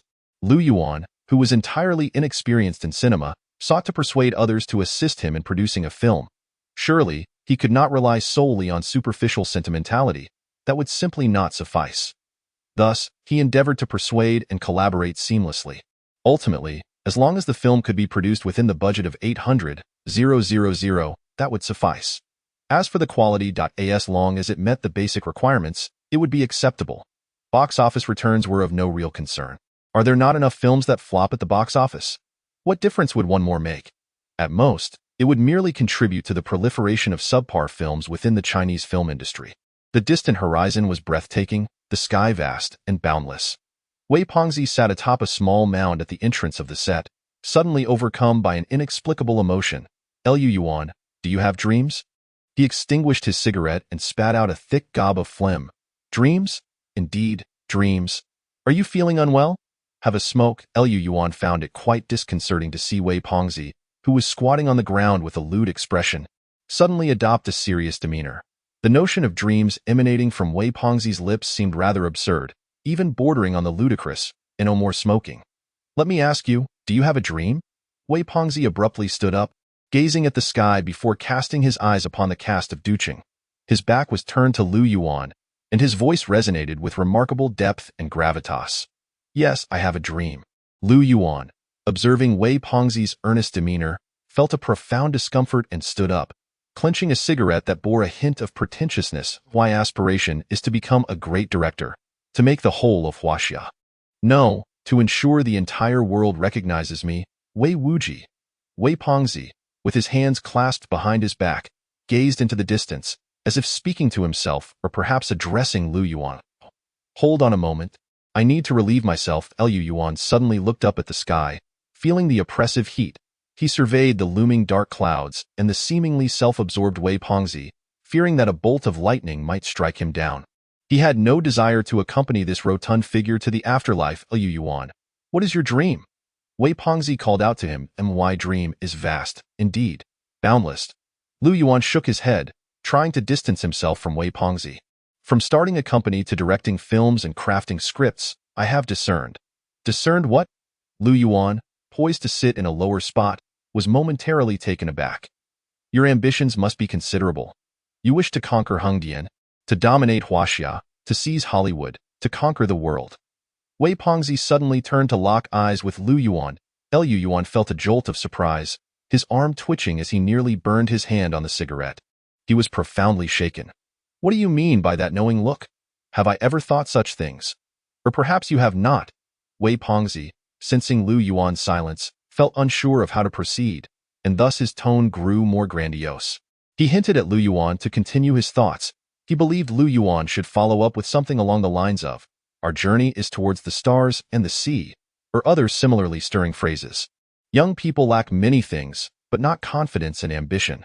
Moreover, as they embark on their first film, it is only natural to feel excitement and utter bold claims. One must embrace youthful folly.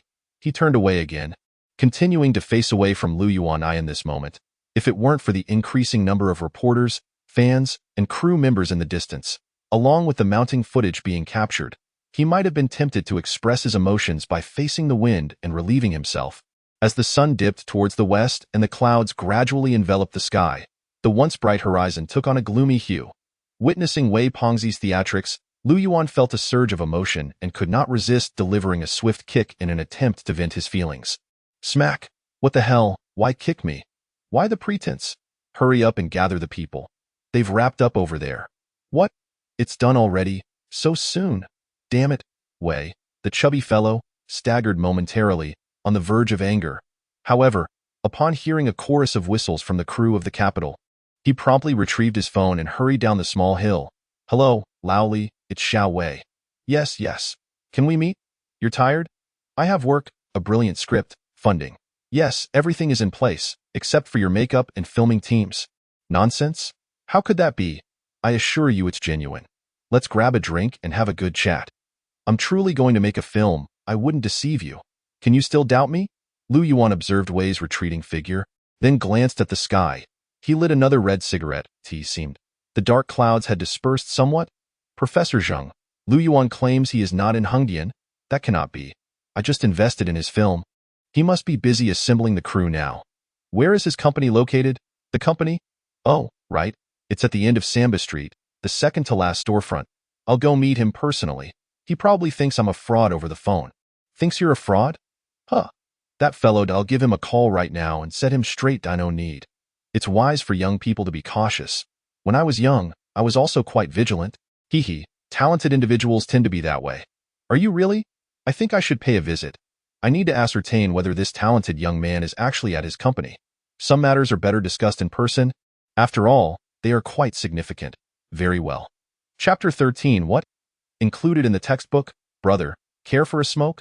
Thank you, but I don't smoke. As the sun set, the evening glow painted the horizon in shades of crimson, casting a unique charm across the sky. Lu Yuan, observing the bespectacled and refined Li Qing, wore a sincere and somewhat naive smile, while Wei stood beside him, his eyes brimming with excitement.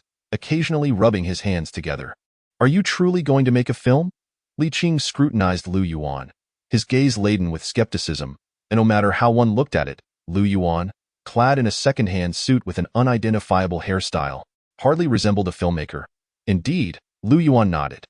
"The total investment is only 800,000? Yes. Making a film is no simple endeavor. With an investment of 800,000, it is challenging to produce a quality film." Li Qing shook his head, a hint of incredulity lingering deep within his eyes, as the last vestiges of his hope evaporated entirely. When Wei spoke of funding over the phone, he exuded confidence and vigor. Boasting that the film was an international production destined for success, it was precisely this that led Li Qing to agree to meet with Wei to discuss the film. Before arriving, he was filled with anticipation. However, upon learning that the total investment was merely 800,000, with only Lu Yuan as the cast and a bumbling director who had been kicked out of his home, Li Qing's spirits plummeted. This situation could hardly be described as a shoestring budget crew. This is nothing short of a deception and a fraud. Yet, there are always exceptions. Lu Yuan gazed at Li Qing, who was quite sincere. Hence, upon their first meeting, he had almost divulged all the circumstances within the film crew. As for the total investment and various arrangements, Lu Yuan felt it inappropriate to boast. Certain matters can be spun into a web of deceit, yet some require a degree of honesty, lest the outcome be unfavorable. It is the intricate balance of illusion and inherent acting skills that constitute a master of deception. Well, these insights were not suddenly illuminated in Lu Yuan's mind. Rather, they were gleaned from a second-hand book titled How to Be a Con Artist, which he had deliberately purchased from a nearby bookstore. Lu Yuan wholeheartedly believed in these principles, regarding them as truths, for he aspired to become the king of deception. With an investment of 800,000, how much box office revenue do you think it could generate? Li Qing adjusted his glasses and replied earnestly. The current film market is increasingly languishing. Even a 10 million investment can flop miserably, let alone your meager 800,000. I apologize for my candor, but you might not even make it to the theaters, rendering your efforts nothing more than a farce. How can one ascertain failure without attempting? There has never been a decree stating that films with an 800,000 investment cannot achieve substantial box office success, has there? Lu Yuan, drawing on a cigarette, turned to gaze at the distant sunset, undeterred by Li Qing's words. Rather, he felt a surge of confidence, and in truth, he was the one under the least pressure. Confidence is commendable, yet blind squandering of time is lamentable. Observe how the sun sets, marking the end of yet another day. What have you discerned? I firmly believe that time should not be wasted on meaningless pursuits. Li Qing smiled, his expression neither mocking nor disdainful, merely a courteous gesture as he began to withdraw. How can one deem something meaningless without even trying? Moreover, you haven't even perused the script. Do you think I need to read the script for a film with an 800,000 total investment? Is it unnecessary? I apologize, but I am powerless in this regard. Capital City has consumed far too much of my time, and I require a proper respite. Additionally, I have an agreement with Tianyu Group. My next film is set to commence in 3 months, and I must conserve my energy for that. Regrettably, here, I can only wish you success and a profitable box office. As the last rays of the setting sun faded, Li Qing offered another smile, adjusted his glasses once more, and then politely turned to depart. He left without hesitation, having no time for frivolous games. At that moment, Lu Yuan cast a knowing glance at Wei Wuji, his eyes imbued with a hint of ambiguity and a slight smile gracing his lips. Oldly, I believe there are matters we ought to discuss thoroughly. After all, we are all young people. I think it would be beneficial for us to sit down over a cup of coffee, listen to some music, and converse about our aspirations and such. Oh, by the way, we are all indeed artistic youth. Upon meeting Lu Yuan's gaze, Wei Wuji understood the implication. After ensuring no one was around, the previously impatient expression on his face transformed into a radiant smile as he followed Li Qing. Artistic youth? What does that mean? Indeed, I believe it is not conducive to converse in this open space, as it lacks both people and atmosphere. Many topics can be discussed in detail. Lu Yuan smiled as well, his expression equally bright and imbued with courtesy. Did you not summon me here for a conversation? Li Qing observed the radiant smiles of the two individuals before him, feeling a twinge of unease. It seemed, perhaps, there was a hint of ill intent in their expressions. Why did their demeanor appear so off? He abruptly heightened his vigilance. Fatty, you grabbed the body, and I'll seize the legs. However, at that moment, Lu Yuan suddenly barked an order. Lu Yuan, do not dare call me fatty. Seize him. What are you doing? Is this abduction? I'm telling you. As the sun descended, leaving only a lingering twilight, the red glow illuminated Li Qing's visage. He felt his body being yanked like a willow tree by Wei Fatty, causing the world to whirl around him. He attempted to lift his legs to resist, but was astonished to find Lu Yuan gripping his legs, dragging him away with brazen force. What are you doing? Let go of me, or I will call the police. Both men possessed considerable strength and were exceedingly ruthless, rendering Li Qing utterly powerless to resist as he continued to shout in vain. Yet, it was to no avail. The two men hoisted the dizzying Li Qing as if he were a pig destined for slaughter, their legs moving swiftly while their smiles grew ever more radiant, their collaboration delightfully harmonious. Their silhouettes stretched longer and longer. Meanwhile, Li Qing's cries grew increasingly pitiful and agonized, reminiscent of a pig awaiting its fate. In his heart, he cursed these two brutes vehemently, having expressed his disdain for their ancestors countless times. The remote film company was not situated on the bustling streets of Hongdian, but rather in a secluded alley. Professor Zheng Guolong searched diligently before finally locating this dilapidated establishment, its sign nearly fallen off. Gazing at the modest entrance, he felt a stark sense of disparity. A prodigious talent resided here. Zheng Guolong shook his head, glancing at the locked door with a hint of resignation. The young man was not present. What a pity, he had come specifically to meet this individual, hoping to discuss Fr. Elise and offer guidance regarding his future, but it seemed his efforts would be in vain. Resignation aside, Zhang Guolong felt a twinge of regret. It was disappointing, yet he decided to return, intending to check again on his next visit. As he turned to leave, he unexpectedly spotted two individuals escorting a flushed, bespectacled young man approaching his direction. Li Qing. He recognized the young man, one of the professional cameramen from Tianyu Group, a graduate of Yin Ing University. As for the other 2.1 was a beaming, portly fellow, while the other appeared rather earnest. Zhang Guolong's gaze settled on the young man, who seemed somewhat familiar. Was it Lu Yuan from the video? A remarkably talented individual indeed. The younger generation was certainly pushing the older one aside. Damn it, Oldly, must we go to such lengths to get you to come? Can't we all just be honest? What a sight! Wei Wuji chuckled, his smile as radiant as ever. Indeed. Oldly, come, have a smoke? Oh, I forgot you no longer smoke. Well, let's have a thorough discussion about the script and the filming details later. Damn it, why are we out of cigarettes? Wei, could you bring me a pack later?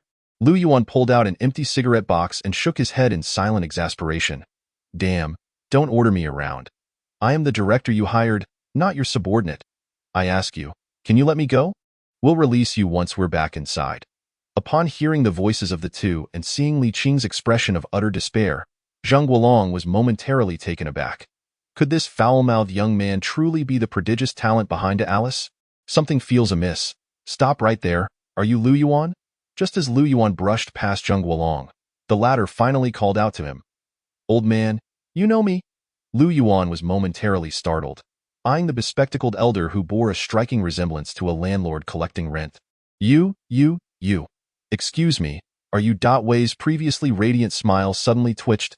Zhang, Professor Zheng Li Qing, caught between the two, was equally bewildered, his speech beginning to stutter. Chapter 14. I never pretend to be impressive. The door was quite old. When pushed open, it emitted a dull creaking sound. Zhang Guolong surveyed the surroundings and, upon spotting several dust-covered computers that seemed more like mere decorations, found himself incredulous. Is this truly a film company? The disparity between what he had imagined and the reality was indeed striking. Can these individuals genuinely make movies? Doubts began to creep into Zhang Guolong's mind.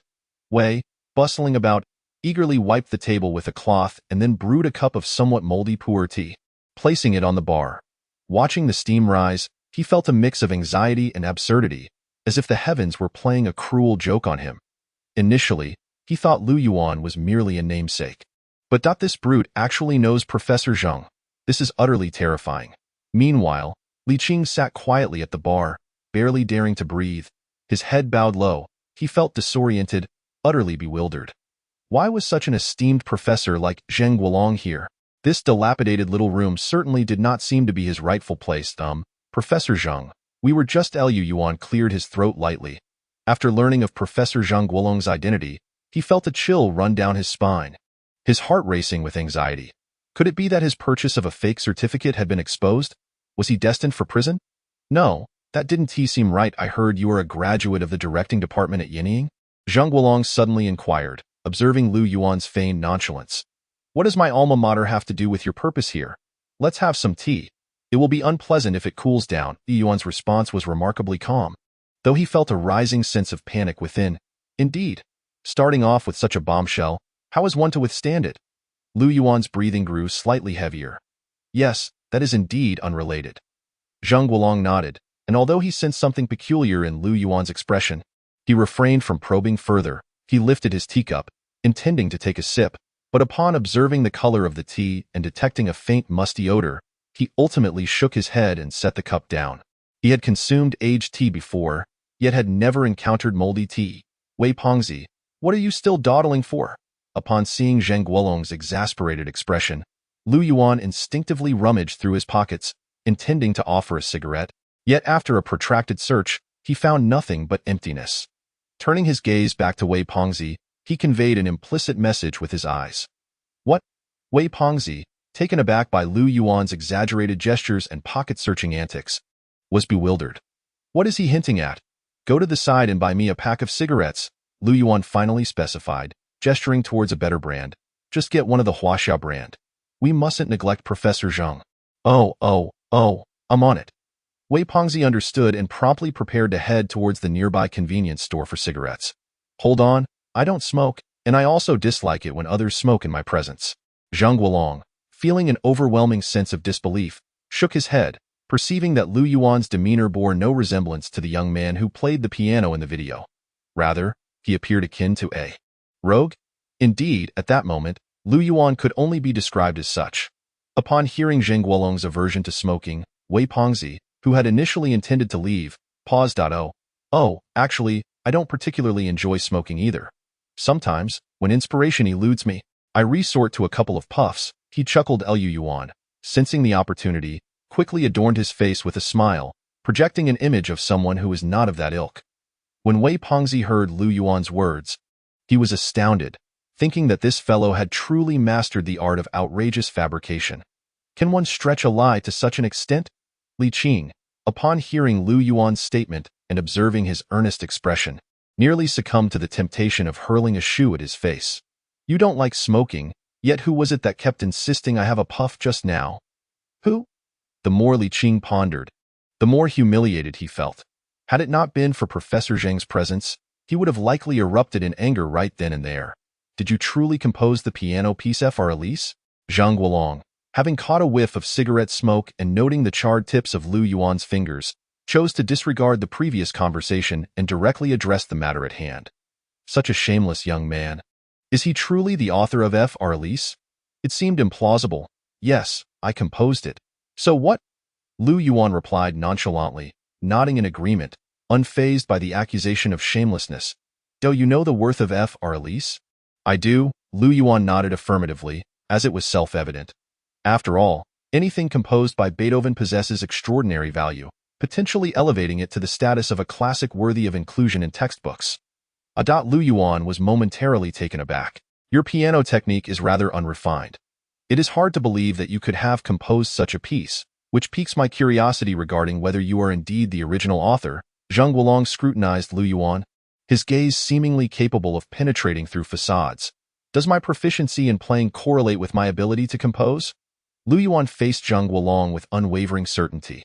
Regardless of how formidable Zhang Guolong may be, he could not uncover Beethoven's identity. It does not matter. I have also heard that you penned a commendable song for Shao. Did you also compose a song for her as the title track? Indeed, it was written on the spot. There are witnesses to attest to this. Lu Yuan nodded and added, Is it Jin Shui? I heard Jin Shui mention that you also crafted a remarkable screenplay, which he invested 1 million in? Yes. Could I have a look at the screenplay you wrote? Sure. Lu Yuan felt that the old man's thoughts were somewhat erratic, yet he handed the script to him. In the dim light, Li Qing and Wei Pengzi exchanged wide-eyed glances. Though they remained silent, their hearts were stirred by tumultuous waves. This Lu fellow, appearing as a ruffian, secretly possessed such talent. He composed a piece that even someone like Zheng Guolong praised highly, one that could be included in textbooks. He wrote an excellent title song for the renowned idol in Shao. He penned a screenplay that enticed others to invest $1 million. This screenplay. Wait, didn't he firmly declare it was 80,000? Why is it now $1 million? With this thought, both Wei Panzai and Li Qing cast curious glances at Lu Yuan, their expressions slightly odd. Where did the extra 20,000 go? Did you pocket it? Li Qing was relatively unfazed, but Wei Panzai felt a sense of being duped. The screenplay is impressive, I must admit. You truly are a remarkably talented young man. Sai, Zheng, the elder, after receiving the screenplay, scrutinized it for a while and then let out a long sigh. His voice laden with infinite emotion. It evoked a sense of the younger generation surpassing the previous one. He reminisced about his youth.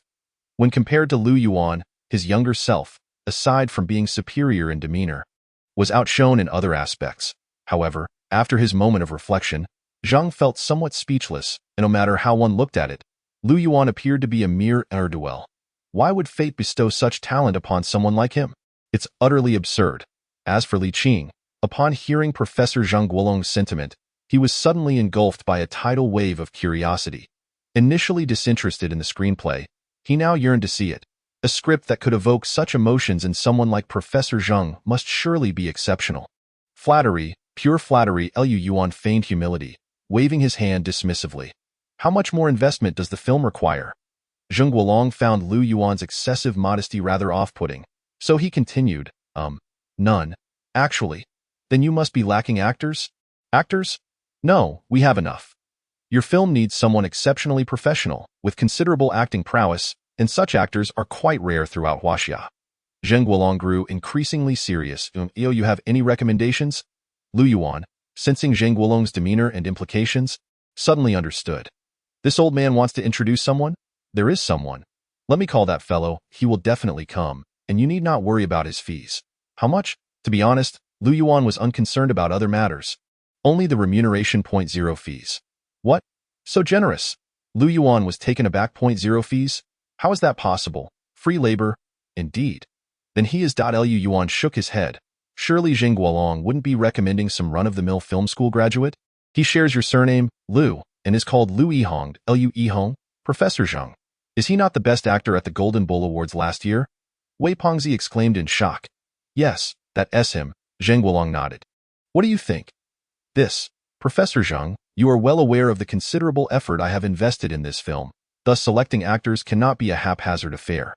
It necessitates rigorous auditions. Lu Yuan gazed at Zheng Guolong, his own astonishment evident, yet he shook his head. Lu Yuan, what are you doing? Do you realize what it would mean if Lu Yihong were to join this film? Wei Pengzi interjected urgently, interrupting Lu Yuan. Go out and buy me a pack of cigarettes. Wei Pengzi. Lu Yuan shot a glance at him. I told you not to call me fatty. Are you buying or not? Fine, I'll go buy it. By the way, Lu Yuan, don't do anything rash. This film might be my breakthrough. This is no jest. Out. Lu Yuan's demeanor turned cold. All right then.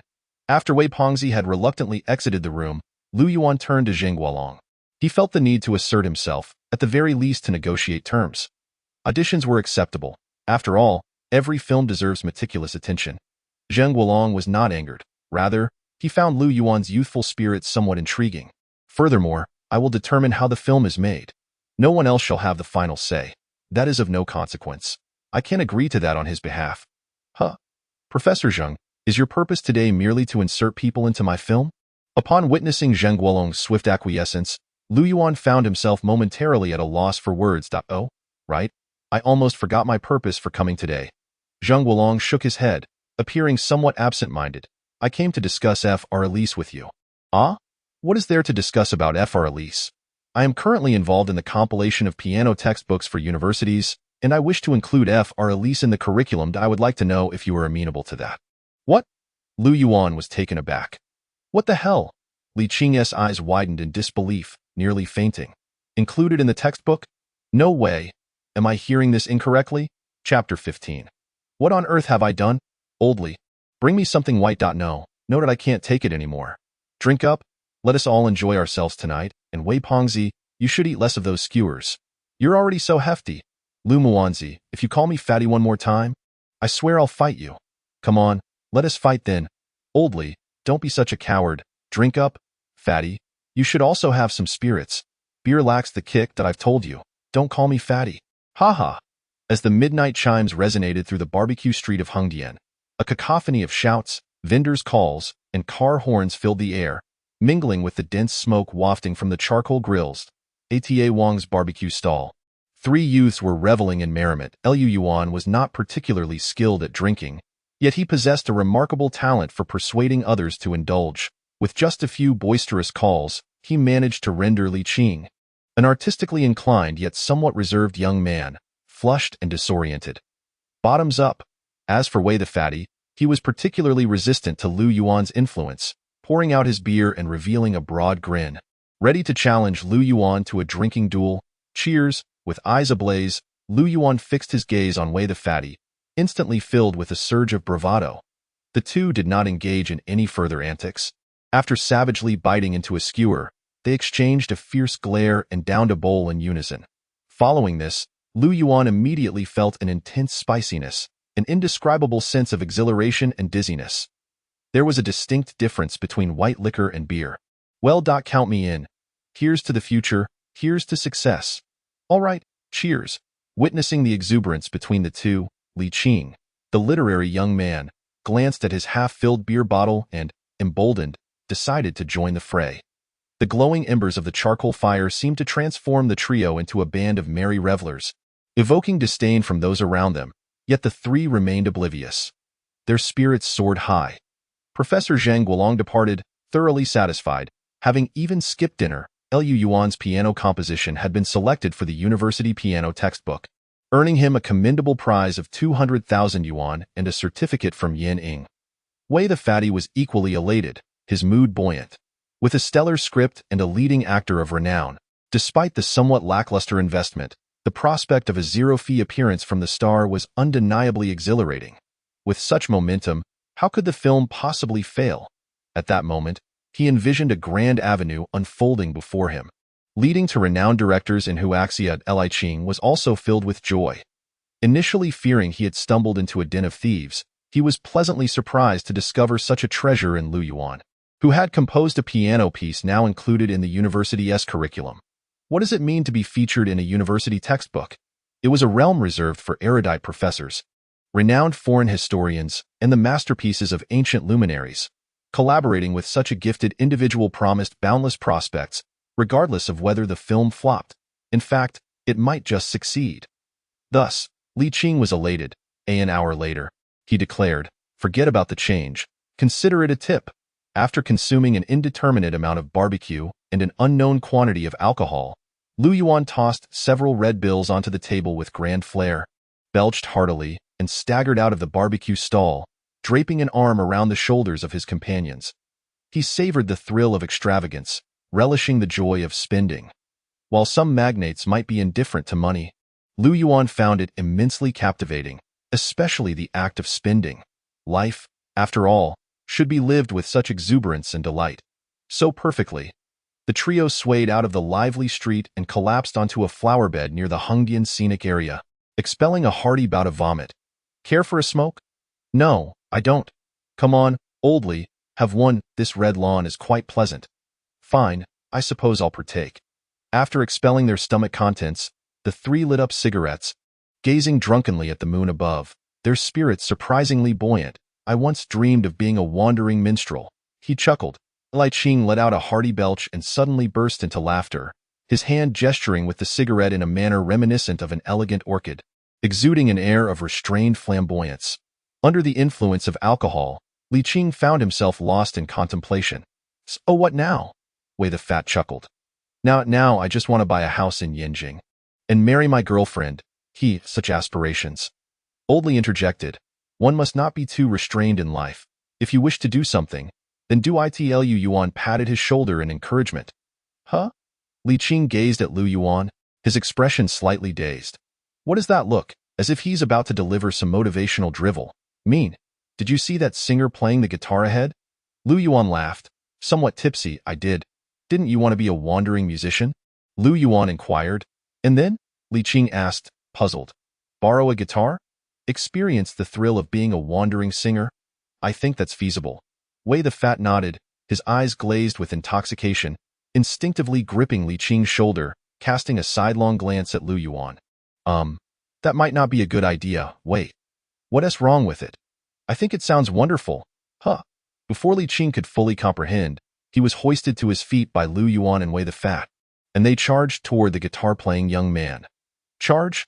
Indeed, charge. And it has quite a reckless air to it. Beneath the moonlight, the silhouettes of the three were elongated, perhaps no longer youthful, yet they still possessed the essence of youth. The post-adolescent phase was only just beginning. Young people are always impulsive, often engaging in frivolous antics. We refer to such capriciousness as youthful exuberance. Lu Yuan, though youthful, had just graduated from university before his rebirth. And post-rebirth, he was still a recent graduate. Despite being in his youth, he lacked maturity. Still carrying the spirit of ABOYS, Lu Yuan opened his eyes. He vaguely perceived a beam of sunlight gracing his face. This beam was bright and comforting. Though his head ached slightly, he raked his fingers through his hair and shook his head vigorously. Once he fully acclimated to the light, he realized he was in a pristine white room. Where is this? Upon surveying the room's furnishings, Lu Yuan felt even more bewildered. This was not the chaotic din of his workplace. It appeared to be a hotel. Furthermore, judging by the decor, it seemed to be of considerable caliber. At least 4 stars or above. Quite nice. This is the first time I've stayed in such a hotel.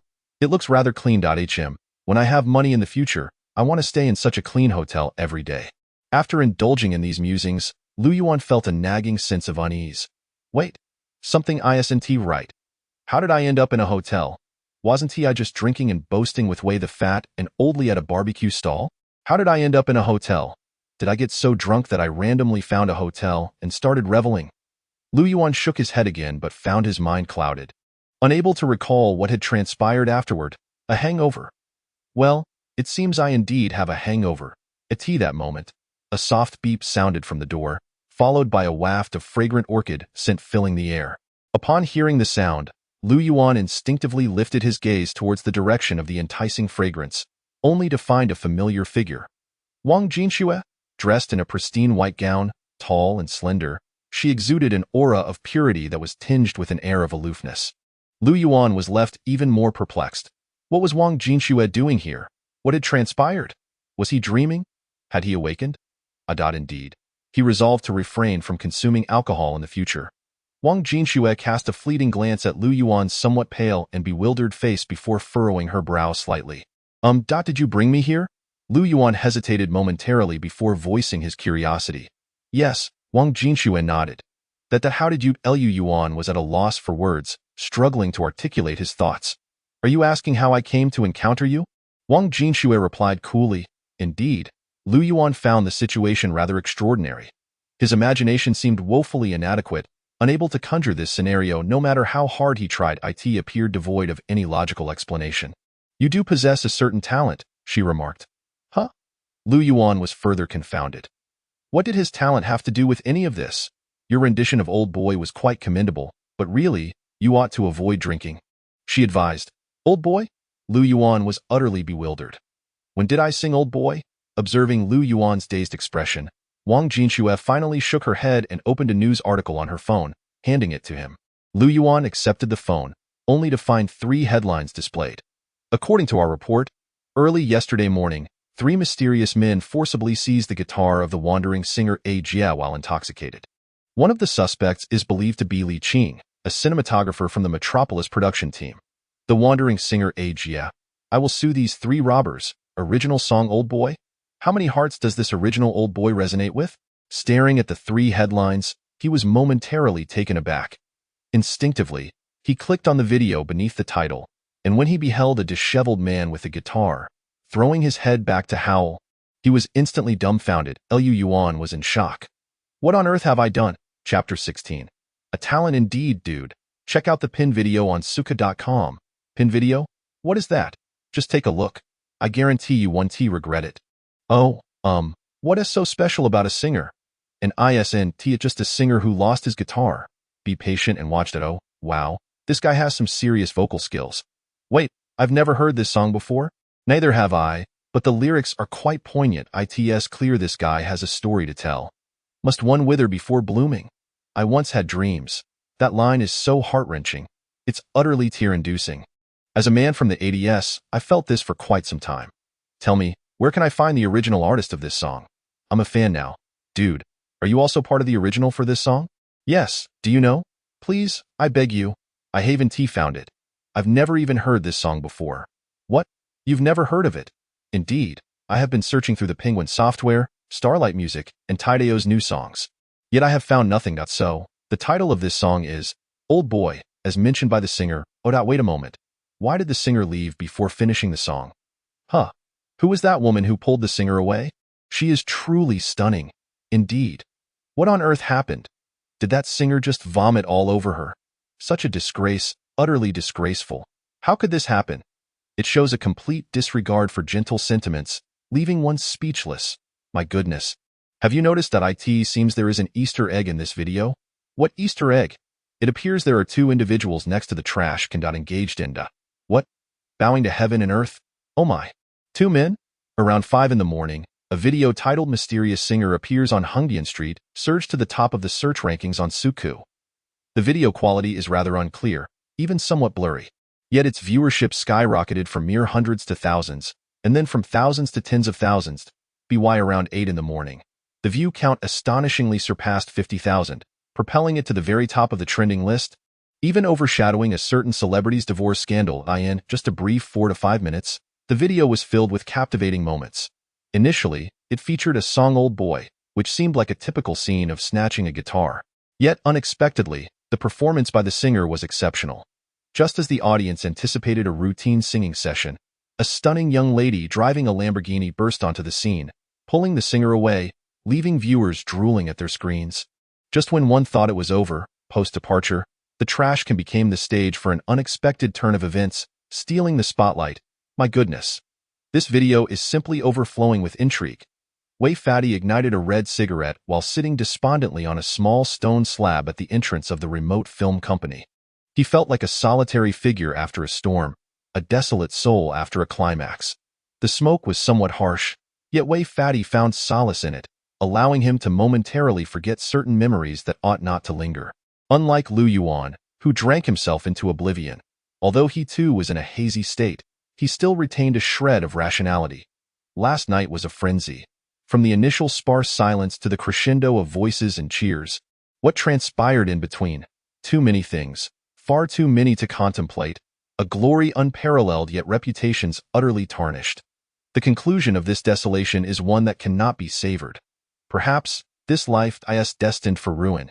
At the moment he extinguished his cigarette, the image of that figure holding a guitar, weeping and wailing amidst a crowd of cheers and applause, flooded his mind as for that individual, clutching his backside and on the verge of tears. No one paid him any heed. Beep, beep, beep. Wei Fatty's phone rang. Wei Wuji, is it crowded outside? Not too many people. Are there any reporters? No, they have mostly departed. Oh, then I shall come out. The voice of Li Qing on the phone was tinged with an unsettling anxiety, interwoven with threads of despair and shame. Wei Pengzi shut his eyes, recalling the moment when Li Qing had pulled him to kneel before the nearby trash bin, tears welling in her eyes as she pledged their brotherhood. Heaven above, earth below, I, Li Qing, willingly swear to become sworn brothers with Wei Wuji. Surrounding them were the anguished screams of Lu Yuan and the strumming of a guitar. Nearby, cameras and camcorders captured the scene, accompanied by the raucous laughter of countless onlookers. In that instant, Li Qing had pushed Wei Wuji down, leaving him foolishly kneeling before the buzzing flies hovering around the refuse, uttering oaths that ought never to have been spoken. Despite Wei Wuji's realization that something was amiss, he hastily fled, but was it of any use? As he gazed at the video on Suka.com, with its nearly 1,000 shares offline, Wei Wuji closed his eyes. Life, like a merciless chisel, had altered our appearances. Must one wither before ever blooming? I once had dreams, damn it. At that moment, the haunting melody of Lu Yuan's enchanting voice echoed in Wei Wuji's mind. Curse that Lu barbarian. What need have you to show off? The aftermath of a hangover struck Lu Yuan, who found himself increasingly drawn to smoking. When Wang Jinxue parked her car and entered the remote film company, her expression was frigid, radiating unparalleled disdain. In this instant, she could only encapsulate the atmosphere within the room in 4 words. A haze of smoke. Indeed, a haze of smoke. The entire hall was littered with cigarette butts and a nebulous fog. Interspersed with the ethereal wisps of smoke, Liu Yuan, Li Qing, and Wei Pengzi sat across from one another, silent, yet their eyes reflected a disoriented haze filled with a melancholic yearning. They were dispirited. They had fallen. From this moment forth, they would no longer strive for greatness. This sensation bore an uncanny resemblance to the pangs of love. And of course, there lingered a hint of a non-mainstream, cinema-style atmosphere of mourning. Li Qing, who had never touched a cigarette or a drop of alcohol, once donned heavy black-rimmed glasses and always wore formal attire, embodying the image of a stubborn intellectual. Yet today, he smoked with a ferocity that rivaled even Liu Yuan's. One after another, he inhaled, even shedding tears, yet he continued to smoke that no one could stop him. In truth, no one even tried. Perhaps this is the essence of humanity's decline. Wei Pengzi perceived Li Qing as a quintessentially repressed individual.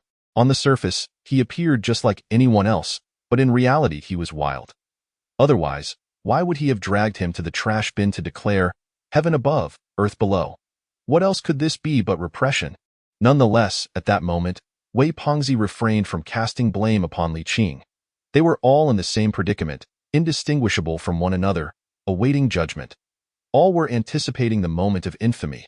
Throw away your cigarettes and open the window. From now on, smoking is prohibited in my presence. Wang Jinxue could no longer contain herself as she looked at the three, pinching her nose while opening the window. Yuan, your wealthy second-generation goddess girlfriend has arrived.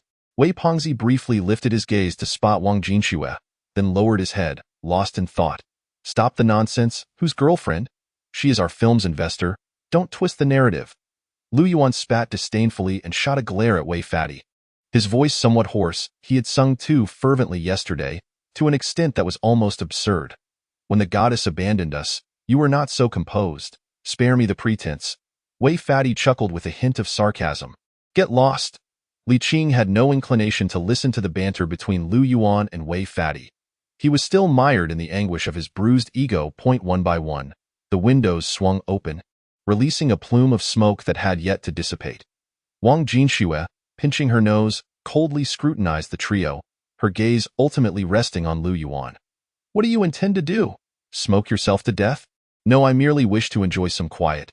Quiet? Who is quiet? By the way, where's my film? The film. Oh, let me introduce you.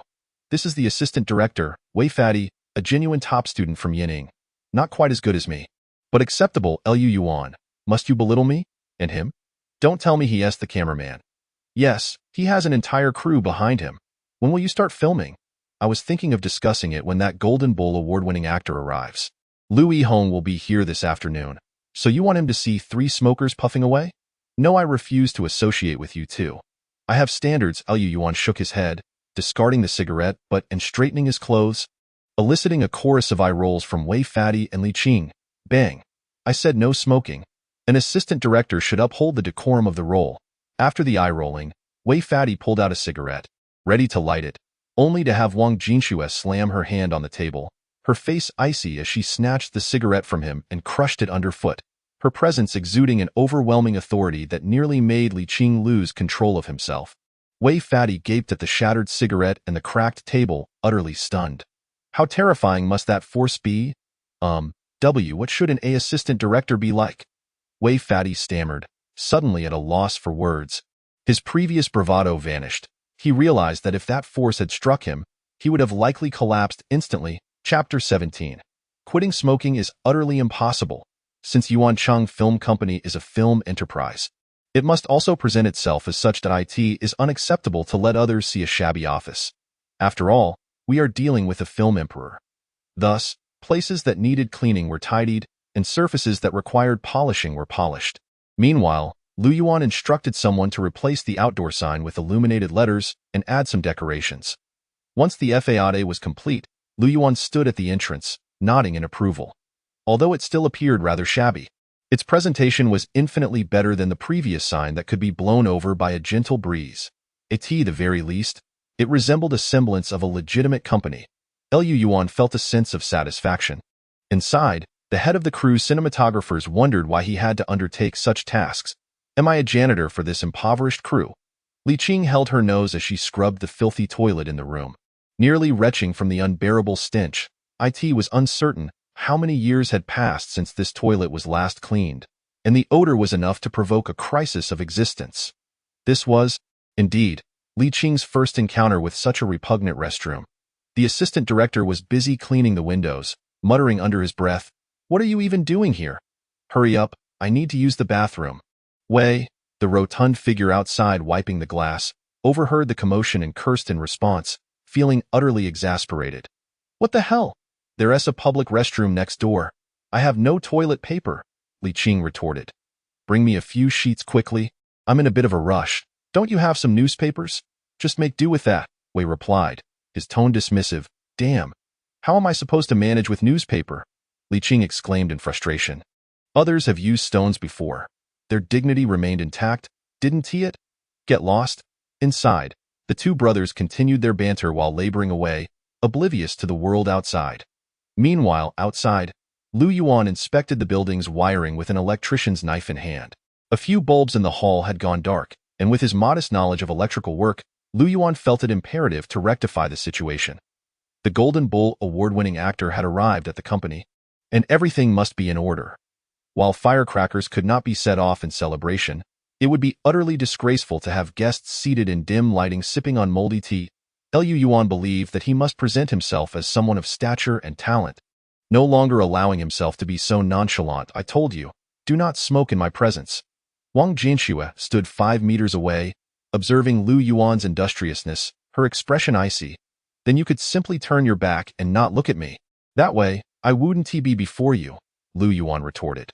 "Smoking in front of a lady is terribly uncouth. Do you even understand what it means to be a gentleman?" Wang Jianxue crossed her arms, increasingly convinced of Lu Yuan's utter lack of decorum. If she had not witnessed it herself, she would have never believed that such a rogue could possess any talent at all. Truly, that had the Almighty been blinded by swine fat. Not smoking makes one a gentleman. There are plenty of gentlemen on the streets. What difference does it make if I'm one less? You are simply insufferable. Wang Jianxue took a deep breath, ultimately deciding to turn away and cease looking at this scoundrel. At that moment, she felt a wave of incredulity wash over her. Throughout her life, every other gentleman had treated her with the utmost politeness, as if she were basking in springtime. Yet, Lu Yuan remained steadfastly oblivious to the essence of gentlemanly behavior and basic decency. Lu Yuan, however, continued his work on the wiring, feeling somewhat aggrieved. Life always seemed to carry a hint of surprise. Initially intending merely to shoot a casual film, the film company, temporary and unregistered, had unexpectedly attracted the attention of a Golden Bull award-winning actor, an actor. How grand this had become! After finishing the wiring, Lu Yuan descended the ladder and turned on the room lights, satisfied to see them illuminate. It felt acceptable. Coupled with the lighting and the brand-new furniture, the space finally bore a semblance of a professional establishment. "I've registered your old boys for you, as well as the scripts for Invisible Wings and Buried Alive," he announced. "What's the use of registering them? It may not be of immediate use, but at least it will prevent future copyright disputes. Oh, thank you." Upon seeing Wang Jianxue standing at the door, Lu Yuan inexplicably felt a warmth in his heart. Wang Jianxue was a good person. Although her demeanor was somewhat lazy, her singing skills were lacking, and her appearance was rather ordinary, she possessed a commendable voice and a modicum of talent. With a bit more effort, she could aspire to be a singer. After all, one must set goals for oneself. Wouldn't you agree? Despite her somewhat dismissive attitude towards the utterly uncouth Lu Yuan, Wang Jianxue pursed her lips and spoke with a tone that was both earnest and instructive, as if she were gently guiding him. "A singer?" Lu Yuan was taken aback, his hesitation evident. It seemed that being a singer could be lucrative, perhaps even highly profitable. No. He merely wished to save a little pocket money to return home and quietly open a restaurant or an internet cafe. As for being a singer, he barely had any skill in that regard, and even if he could manage it, it wouldn't last long. Did he truly possess any talent? "What nonsense, you have some interest, don't you?" Wang Jianxue observed Lu Yuan, mistakenly believing he had absorbed her words. "If you're interested, you should quit smoking. It's detrimental to your voice." Quitting smoking was an impossibility. It would never happen in this lifetime. It wasn't akin to having children or being in a relationship, and besides, he had no other hobbies. Smoking merely helped him pass the time in solitude. Speaking of which, Lu Yuan felt the urge to smoke again and reached into his pocket. However, He quickly remembered that the Golden Bull award-winning actor was about to arrive, and he needed to maintain a good impression, so he resisted the temptation. "You are truly beyond redemption," Wang Jinxue remarked, shaking her head at Lu Yuan's disheveled state, her face as cold as ancient ice. Her once earnest tone morphed into one of indifference, tinged with a hint of irritation. "If I'm beyond saving, then let me be buried amidst the tobacco, never to rise again." Lu Yuan paid little heed to Wang Jinshue's changing expressions and inner turmoil. He merely stretched lazily and stepped outside to gaze into the distance. Before him lay a bustling highway, teeming with a constant flow of vehicles. Suddenly, he felt a tightening in his chest at the thought of the approaching individual, the Golden Bull award-winning actor. The weight of this encounter felt substantial. If he appeared aloof and condescending, perhaps he could concoct an excuse to rebuff him. Time crawled by slowly. After about an hour, once the tables, chairs, glass surfaces, and restroom had been thoroughly cleaned, Wei Pengzi and Li Qing joined Lu Yuan in staring at the distant highway. To be honest, aside from Lu Yuan, the two felt a twinge of nervous anticipation. Unlike Lu Yuan, who was a ne'er-do-well, they harbored dreams. Oldly, Wei Pengzi queried, "Do you think we, this motley crew, could ever catch the eye of the illustrious actor Lu Yihong?" "Wei Pengzi, mind your words. What do you mean by motley crew?" "You're the motley crew. I am distinct from you. I am an aspiring individual, a youth with a promising future." Li Qing adjusted his clothing and pushed up his glasses, instantly transforming from a toilet cleaner into a pretentious, artistic middle-aged man. He even slightly tilted his head and stroked his beard, presenting a semblance of superiority from afar. He believed himself to be a man of experience, having weathered many storms, and thus felt justified in distinguishing himself from the others. At the very least, he had a commendable team backing him. But Wei Pengzi could not help but expel a thick phlegm, once again igniting the urge to strike Li Qing with a shoehorn. This pent-up frustration truly left him quite displeased. Wang Jinxue, listening to their exchange, felt a wave of exasperation wash over her. In comparison to these two, she suddenly found Lu Yuan to be somewhat more agreeable. Under the sunlight, Lu Yuan gazed into the distance, his smile serene, and within his profound gaze seemed to linger a hint of complexity and enigmatic sentiment. Although Lu Yuan's attire remained as simple and unadorned as ever, with his pants and shirt entirely mismatched, at least, in this moment, he appeared remarkably tranquil. He bore none of the previous disorderliness. Were it not for his smoking, profane language, and laziness, one might even consider him rather presentable. He was neither a delicate, fair-skinned youth nor a captivating middle-aged gentleman. Yet, there was a certain maturity to him that belied his years. Perhaps, he was a man with a story to tell. In that very moment, such thoughts occupied Wang Jinshue's mind, of course. Had she known that Lu Yuan was preoccupied with thoughts of how to slack off once production commenced, how to slip away, and how to save a bit of money to return home and start a small business to marry, she might have thought differently. Indeed, she might have delivered him a stinging slap. These three, to put it bluntly, were all cut from the same cloth. None of them were particularly respectable individuals. At the headquarters of Huajin Entertainment. This person in the video really Lu Yuan? He sings with considerable emotion. Do you have any thoughts? I wish to make contact with this individual. Do you believe he holds potential? He does seem to possess a certain potential. His voice is quite decent. Not particularly impressive, though. He is merely an obscure figure. I can seek him out myself. Haha, were you ever a well-known name? This I need is information, as detailed as possible. Oh, very well. Chapter 18. I am a person of sentiment oldly. I simply cannot wait any longer. Is the best actor even coming? Who knows, perhaps we have been stood up. Damn. Given the weather, it does seem we've been abandoned. How frustrating. Had I known, I would have stayed indoors to enjoy the air conditioning. Wei Pengzi grumbled, glancing up at the sky.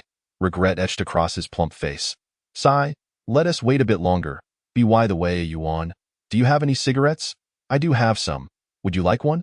I was merely inquiring. I don't really smoke much. Li Qing suddenly adopted a serious demeanor. Hypocrite. Just take one. Lu Yuan shot him a glance. Since you have so graciously invited me, it would be rude not to accept. Very well, I shall partake.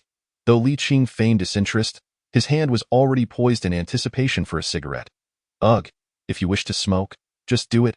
Old Li, you insufferable hypocrite. By the way, Yuan, please hand me one as well. Wei Pengzi, observing the foul expression on Li Qing's face, could not help but expel another sigh. Here you go to Yuan. Why aren't you smoking?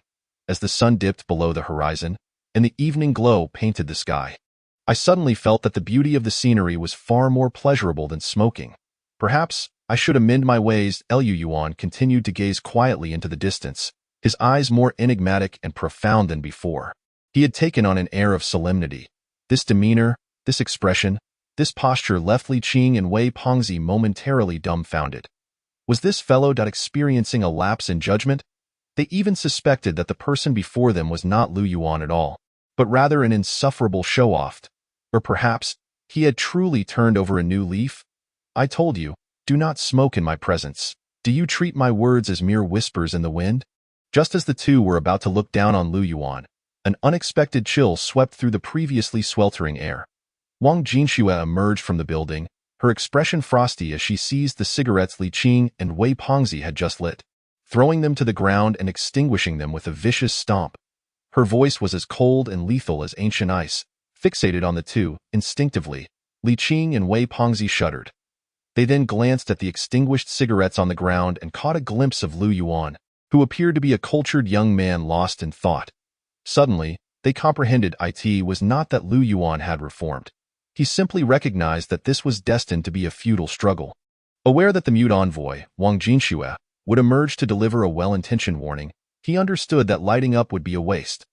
Thus, he refrained from smoking altogether. That moment, both found themselves inexplicably desiring to punch Lu Yuan. If he couldn't smoke, then why spout nonsense about reform? I believe you not at all. The anxious wait ultimately demanded a conclusion.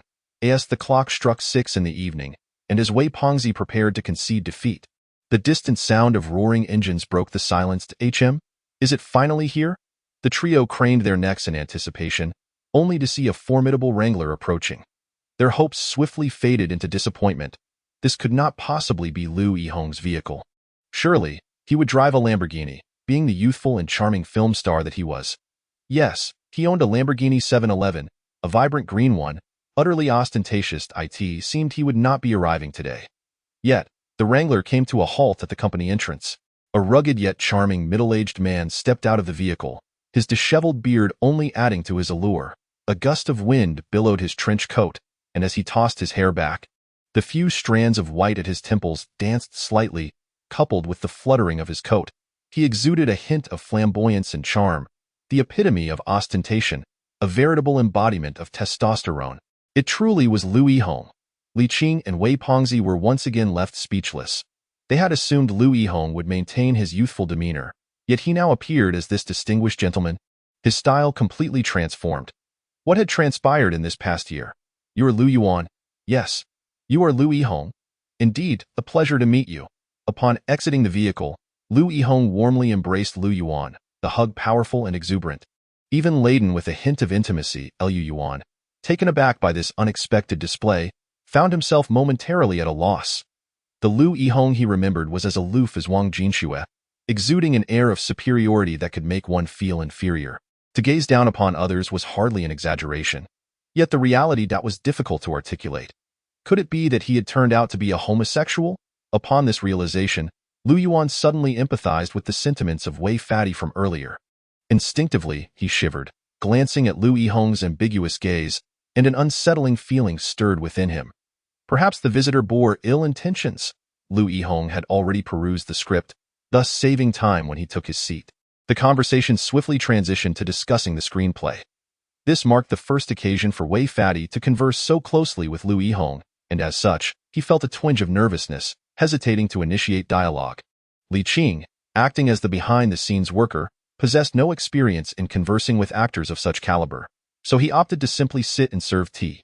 Wang Jinxue sat beside Lu Yuan, uttering not a word, exuding an air of tranquility and elegance akin to that of Lu Yuan's girlfriend. Although Wang Jinxue was acquainted with Lu Yihong, she held no interest in engaging him in conversation. This encapsulated the current dynamics among the three.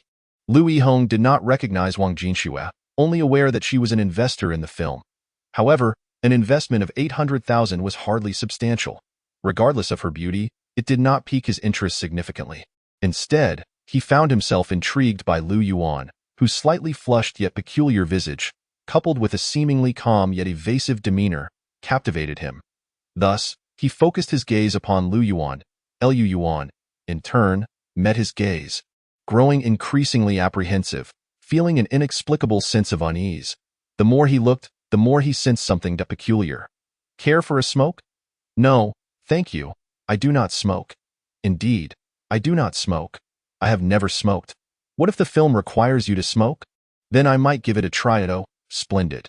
This silent standoff was ultimately unsatisfactory and awkward. Lu Yuan decided to break the ice. His approach was straightforward, beginning with an offer of a cigarette. Liu Yihong, being a non-smoker, faced no pressure from Lu Yuan to indulge. It was merely a conversational gesture. Let's discuss our interpretations of the script. Since Lu Yihong refrained from smoking, Lu Yuan naturally did not partake either.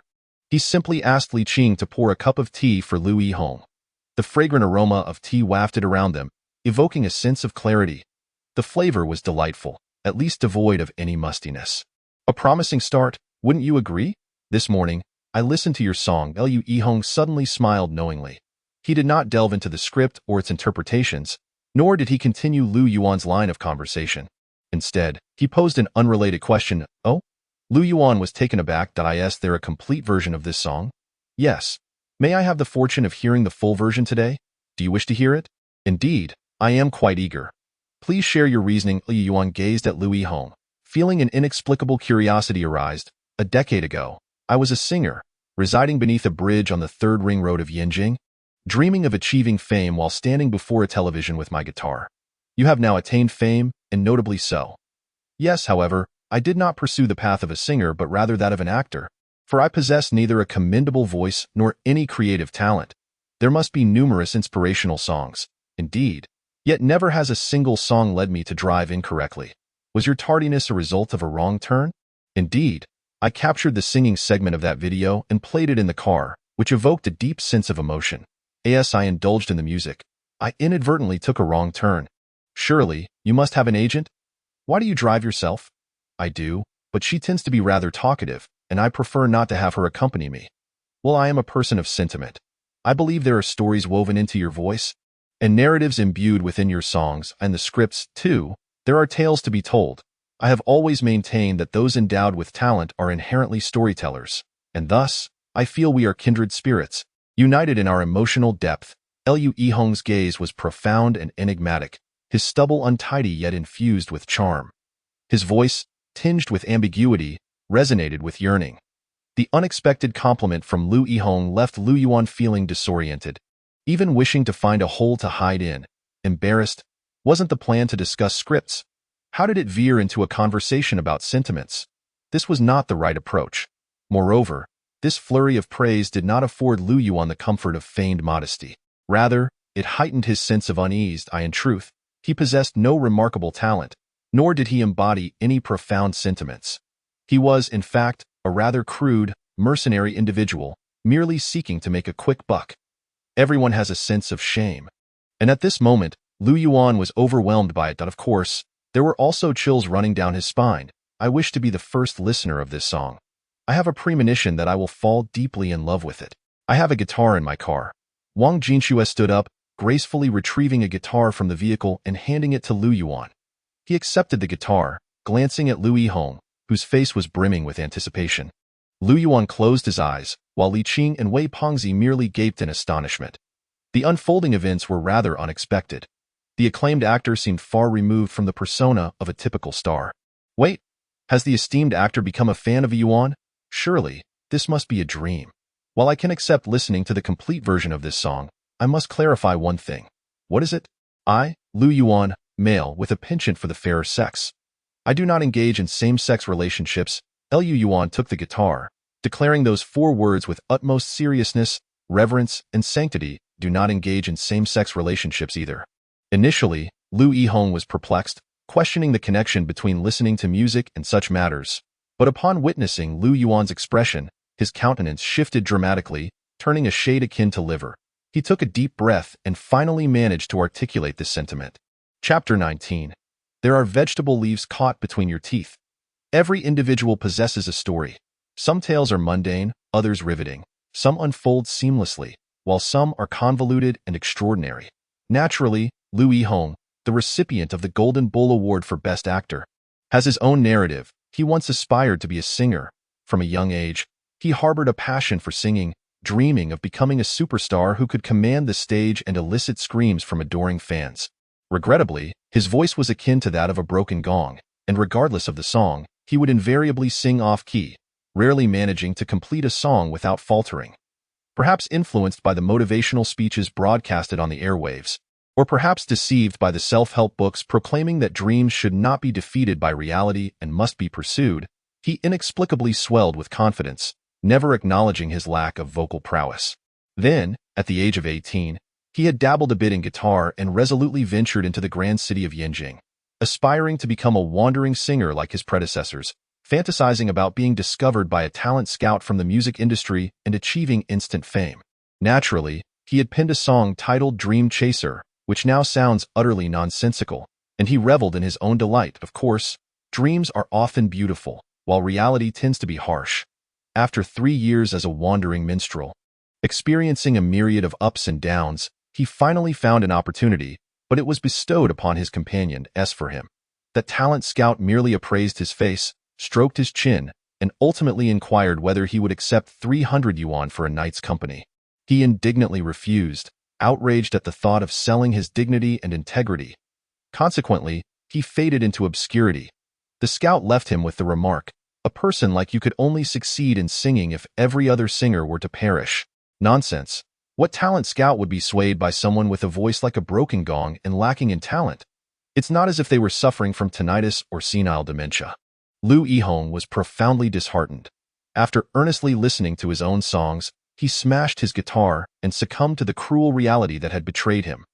Looking back, Liu Yihong now considers those years as a period of utter failure, a complete and unredeemed failure. Fortunately, although he lacked talent and gift, he possessed a semblance of charm. Reluctantly, he ultimately resorted to relying on his looks for sustenance. Well, this is a sorrowful tale, that person, whom I loved deeply and missed day and night. How should I express my feelings? Would she accept me? Perhaps I shall never utter those words to her, destined to roam the world without attachment. The moon gradually ascended into the night sky, draping the surroundings in a silvery sheen, while the moonlight streamed through the window, casting a divine glow upon Liu Yuan, making him appear extraordinarily ethereal, as if bathed in an otherworldly radiance. Liu Yuan strummed the prelude and began to sing earnestly. Li Qing and Wei Pengzi stared in astonishment at Liu Yuan.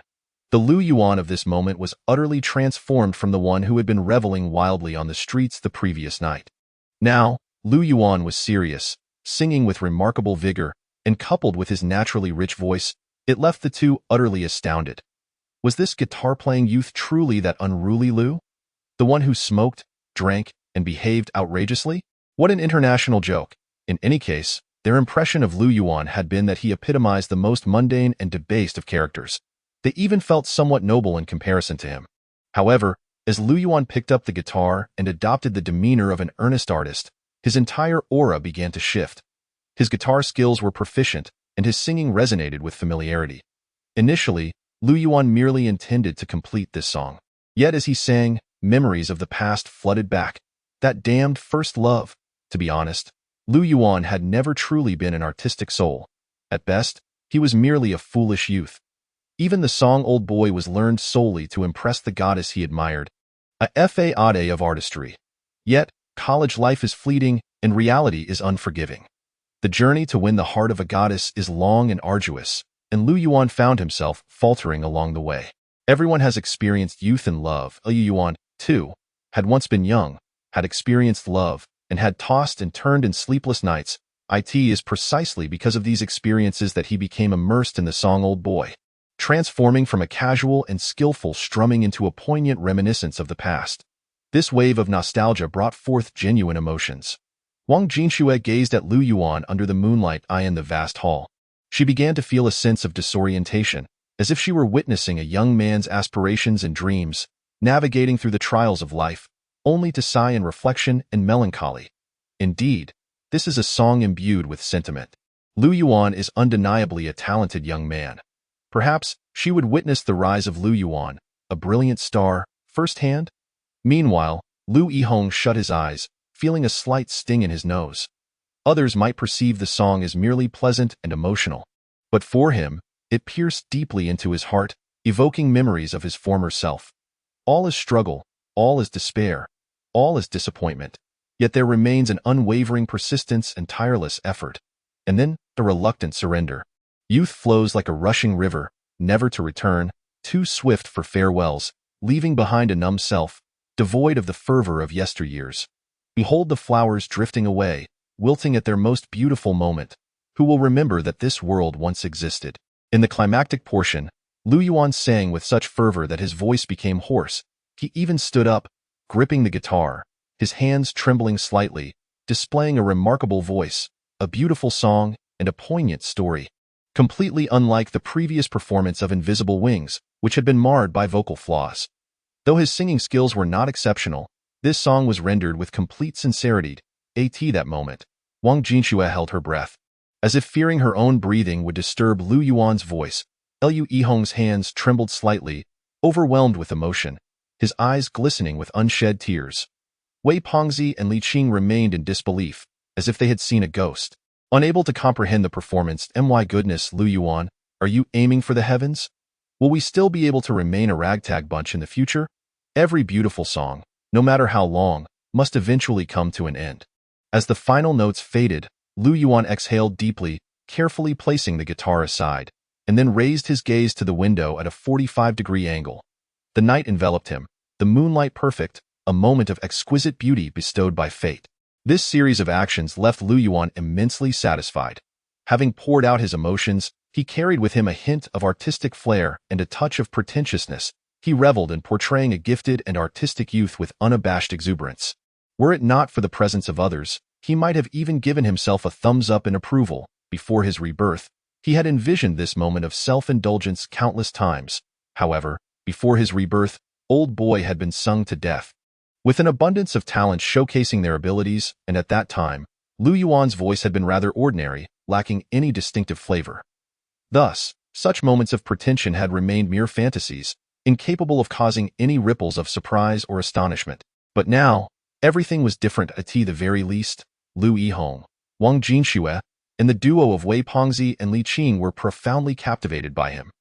Yet, there was no applause, only a profound silence, as if everyone were entranced by the lingering resonance of the song.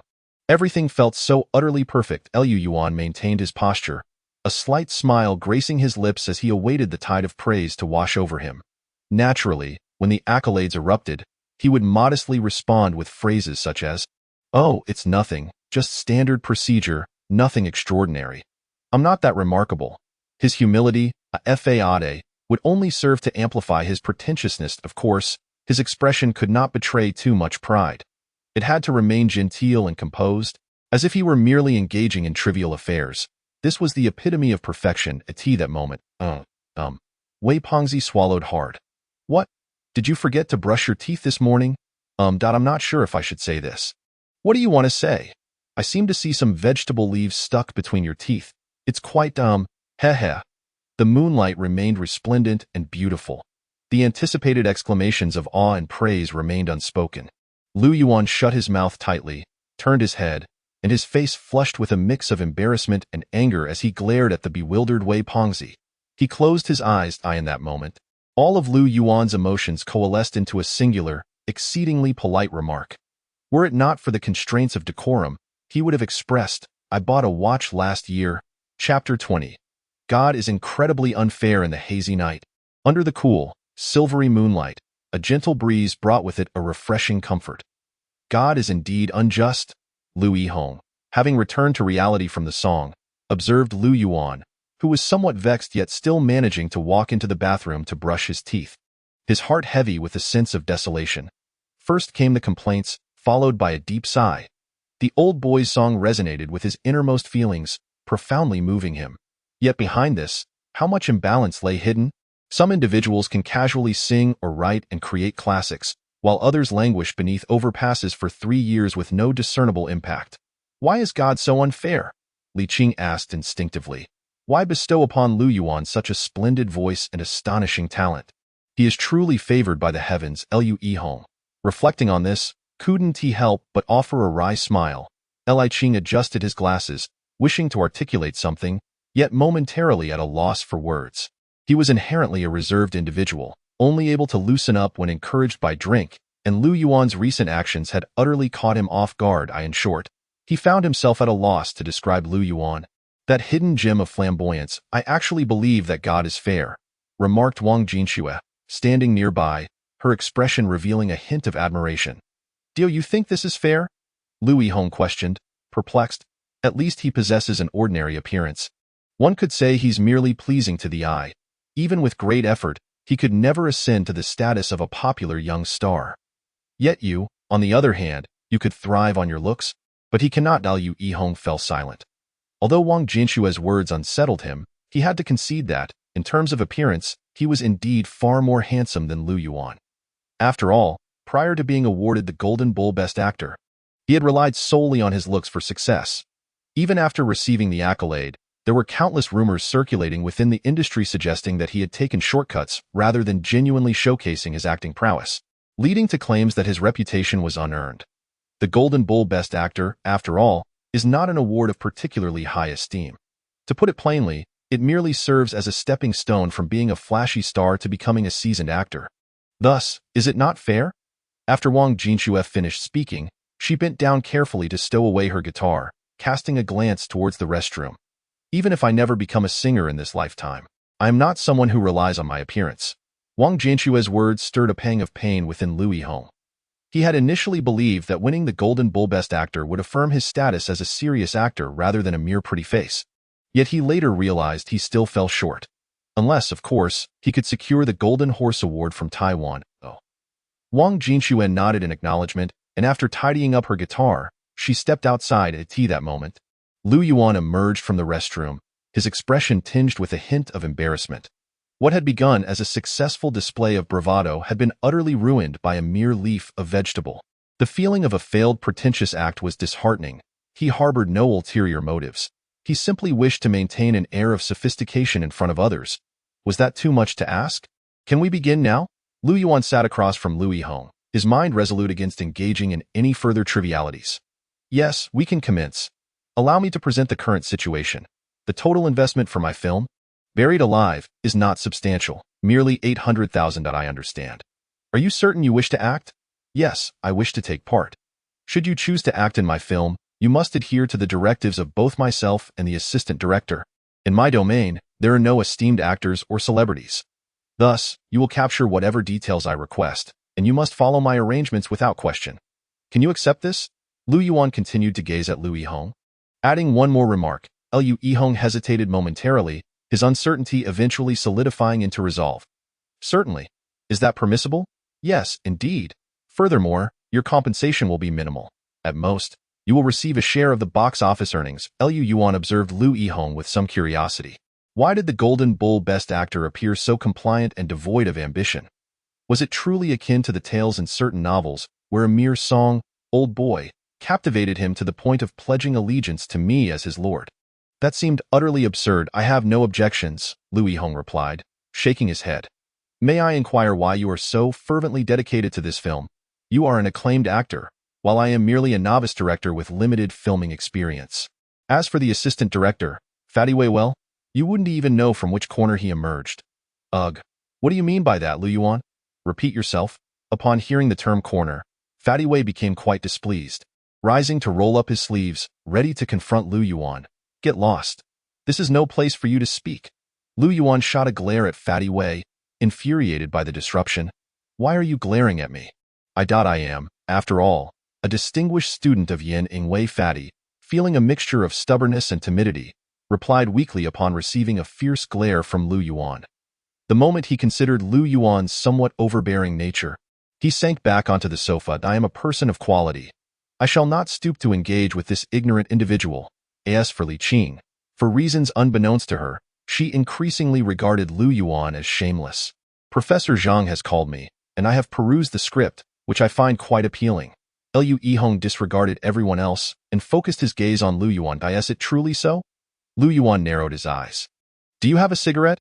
Suddenly, Lu Yihong turned his attention to Lu Yuan. Aren't you averse to smoking? I have just developed a sudden inclination to smoke. Lu Yihong appeared to recall something, and his expression dimmed slightly. Here, after handing Lu Yihong a cigarette, Lu Yuan lit one for himself as well. Cough, cough, coughed as the two cigarettes curled upward. Lu Yihong was unexpectedly choked by the smoke. If you can't smoke, then don't. The cigarettes I smoke tend to be rather strong. Lu Yuan shook his head. I have been shelved by Huajin Entertainment for a year, without any resources to support me. Lu Yuan was taken aback. Why? You are an award-winning actor. The films arranged by the company do not interest me. Those I wish to act in are deemed unpromising by the company, who thus refuse to let me participate, leading to a clash. What roles does the company want you to play? Youth idol films? Cough, cough. You an award-winning actor, acting in youth idol films? Has the company lost its mind? Why won't they let you take on other roles? I offended the higher-ups by not participating in commercial performances as per the company's directives, and I did not follow the path they laid out for me, which further escalated the conflict. So, you were sidelined for a year? Indeed. Being shelved is exceedingly detrimental for a star. Although Lu Yihong possesses a face that can earn a living, there are countless individuals in the industry who are more handsome than he. For Huajin, it is not difficult to create a passable film with some gossip and entertainment hype to produce another award-winning actor like Lu Yihong. After all, while the Golden Bull Award may seem impressive to Wei Fatty and others, its actual prestige pales in comparison to the Golden Horse Award from Taiwan. Though the names differ by just one character, the disparity is indeed vast. If it were the Golden Horse Award for Best Actor, Lu Yihong would indeed have some grounds to challenge Huajin Entertainment, but the Golden Bull Award? Well, the concepts are entirely different. I understand now. Lu Yuan nodded. Hence, I wish to demonstrate my confidence in this film. I have unwavering faith in myself as well. Suddenly, Lu Yihong gazed intently at Lu Yuan, his eyes brimming with determination.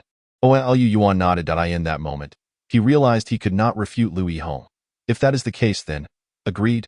So, Wei Fatty, present him with our contract. We want this actor. The contract? Wei Fatty was taken aback. Indeed, the contract? Why are you still standing there in a daze? Staring at Lu Yuan's serious demeanor, Wei Fatty was bewildered. Contract? What contract? Did you even mention a contract to me? Chapter 21. I am an award-winning actor, and I am quite anxious. It is impossible for there to be a contract that, at least, Wei Panzai is not able to produce one in the immediate future. While Wei Panzai lacks this capability, Wang Jinxue possesses it. Observing the apparent stalemate between the two, Wang Jinxue silently retrieved a pre-drafted contract and handed it to Lu Yuan.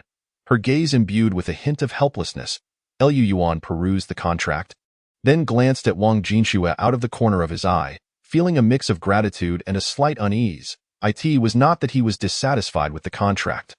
Rather, each clause was meticulously aligned with his desires, and even the finer details left no room for criticism. For instance, the arrangements made by the crew, the profit-sharing terms, and the treatment of the actors. It was as though Wang Jinxue had intuitively anticipated Lu Yuan's thoughts prior to drafting this agreement. It is worth noting that Lu Yuan had never discussed his ideas or plans regarding Lu Yihong with Wang Jinxue before. This left Lu Yuan with an unsettling sensation. Could it be that Wang Jinxue had studied psychology? No, I must conceal my thoughts more deeply in the future. I cannot allow her to perceive them. Naturally, Lu Yuan did not express these chaotic musings. He maintained the facade of having prior knowledge and handed the contract to Lu Yihong. Lu Yihong briefly scanned the document, raised no objections, and affixed his signature along with his seal. Everything appeared to flow seamlessly, like a tranquil stream. Once the crew, assistant director, investors, and actors were all settled, Lu Yuan realized that he only needed to select an auspicious date and location, and the film could commence shooting. There was no need to choose a renowned landmark. The props were quite simple: a coffin, a grave pit, along with a few cameras for real-time filming and some necessary medical staff. Well, everything is in order. If tomorrow's date seems suitable, shall we start filming then? Lu Yuan flipped through the perpetual calendar, glanced up after noting tomorrow's date. Should I consult a few feng shui masters? After all, some things seem rather ominous. One cannot help but believe, Li Qing suggested. Oldly, why are you so superstitious? Then shall we not consult anyone? No consultations, let us just decide on tomorrow. I have no objections. Since we are filming tomorrow, I will take my leave now. By the way, which hotel will I be staying at tonight? Lu Yihong stood up. The company has accommodation available. Staying at the company? Here? Isn't this supposed to be a hotel? The director and assistant director are staying at the company. Do you, as an actor, expect special treatment? Huh. I've mentioned it before. The company currently has no major stars or award-winning actors, only the director, assistant director, actors, and crew. No one is entitled to special treatment. It is clearly stated in the contract. Well, can I pay for my own lodging? Lu Yihong replied helplessly, of course not. If you happen to have excess funds that you don't know how to spend, you might consider treating the esteemed director and the screenwriter to a meal. Tea doesn't have to be extravagant. Just a casual serving of some expensive lobster will suffice. Yu Yuan pondered for a moment, then fixed his serious gaze on the bewildered Lu Yihong. Lu Yihong opened his mouth. What? I have to treat you to a meal. What on earth are you implying? Lu Yihong discovered that ever since signing the contract, Lu Yuan's demeanor had abruptly shifted. In fact, the contrast between Lu Yuan's attitude towards him just a few hours prior, upon entering the company, and now was nothing short of stark. He even felt that Lu Yuan was rather shameless. How could God bestow talent and a voice upon such a brazen individual? Is the Almighty blind? You all continue your discussions. I shall take my leave for now. Upon hearing Lu Yuan's words, Wang Jinxue shook her head once more, ultimately departing with a disapproving gesture. Did she not reside at the company? Of course, she dwelled at the luxurious Lauren 5-star hotel. Why could she afford to stay at such an establishment? Simply put, she was an investor, a class altogether different from yours. I am the recipient of the Best Actor Award at the Golden Bull Awards. Here, there are no Golden Bull accolades, only actors. Oh Lu, how many times must I remind you? Observing Lu Yuan rolling his eyes, Lu Yihong felt an inexplicable pang of sadness. He glanced at the slightly yellowed bed frame in the distance, along with a pile of indescribable items that perhaps bore the scent of aged socks. Even if he had been stored away for a year, even if that Golden Bull Award were inflated, he was still an esteemed actor residing in such a place. What is this production company about? It feels as though he has stumbled into a den of thieves. Everything within the company was tolerable, save for the overwhelming stench of smoke. Confirming with a glance that he was indeed dealing with someone he could bully, Fatty Wei seemed to recognize that this esteemed actor was not of the aloof, cold demeanor, but rather had a hint of vulnerability. Thus, he began to shed his facade, mirroring Lu Yuan's carefree attitude, wandering about the company in his shorts, casually lighting up a cigarette. Smoking is a vice, and so is a lack of decorum. However, Fatty Wei realized that under Lu Yuan's influence, he was unable to revert to his former self. Cursing Lu Yuan internally as a scourge, he engaged in a lengthy self-reprimand before ultimately lighting another cigarette. Beep beep, beep beep, as the dawn's light streamed into the small room. Lu Yihong noticed that his beard appeared even more unkempt, and he seemed increasingly disheveled. There was a palpable sense of decadence in the air. The night had been tumultuous for him, enduring Lu Yuan's smoky presence, Fatty Wei's snoring, and Li Qing's occasional teeth grinding.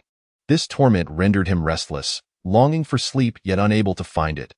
Just as he finally succumbed to slumber in the early hours, he was abruptly roused by the shrill ring of a phone. He was furious. I don't care who you are. You have successfully irritated me. Lu Yihong answered the call, his mood thoroughly vexed. I'm in Hengdian. Huh? Why are you here? I am your manager. Of course I must be present. Wait a moment. I doubt I'm not in Hengdian. I'm in Yinjing. Upon hearing the voice on the other end, Lu Yihong was momentarily taken aback, then instantly sat upright. Is that so? Then who is driving your Mustang? What? I am right outside the gate of this remote film company.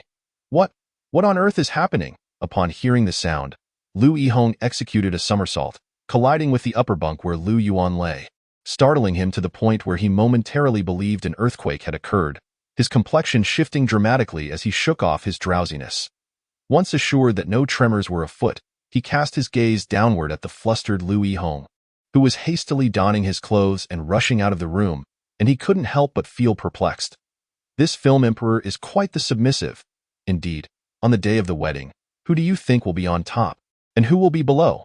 It's hard to say. I firmly believe the female will be on top, while the male takes the bottom position. Ahem, I share the same sentiment. Great minds think alike. Tisk, TSK. Li Qing and Wei Pengzi stood at the entrance of the company, observing a plump woman, approximately in her 30s, reprimanding Lu Yihong, which prompted a wave of teasing between them. Lu Yihong appeared as meek as a grandson, unable to retort against the hefty woman's admonishments. Looking quite pitiful. What a disgraceful display. Have you prepared the props? Is the crew ready? Are we foregoing the opening ceremony?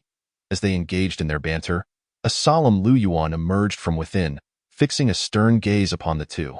Ah! The two instinctively recoiled at the expression Lu Yuan wore. Wei Pengzi, look at your unseemly demeanor. Is this how a deputy director should present themselves? And you, oldly, not to criticize, but I recall you being rather respectable before.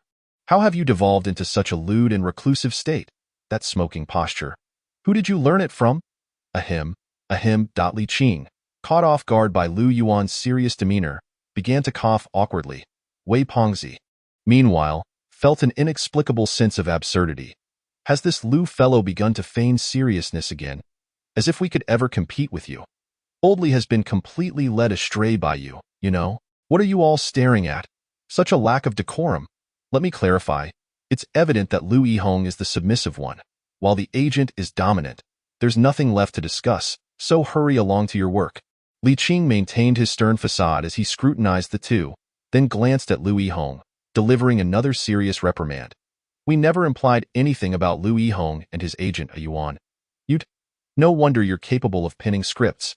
Wei Pengzi and Li Qing swallowed hard, their gazes fixed on Lu Yuan with astonishment. They were merely speculating, perhaps indulging in a bit of jest. Yet Lu Yuan had taken it upon himself to impose a narrative. Did I ever say such a thing? You must have misheard. Lu Yuan was adamant about his denial, clearing his throat lightly and making his way outside the company. This is information? Yes. Your information must be fabricated. How could that be?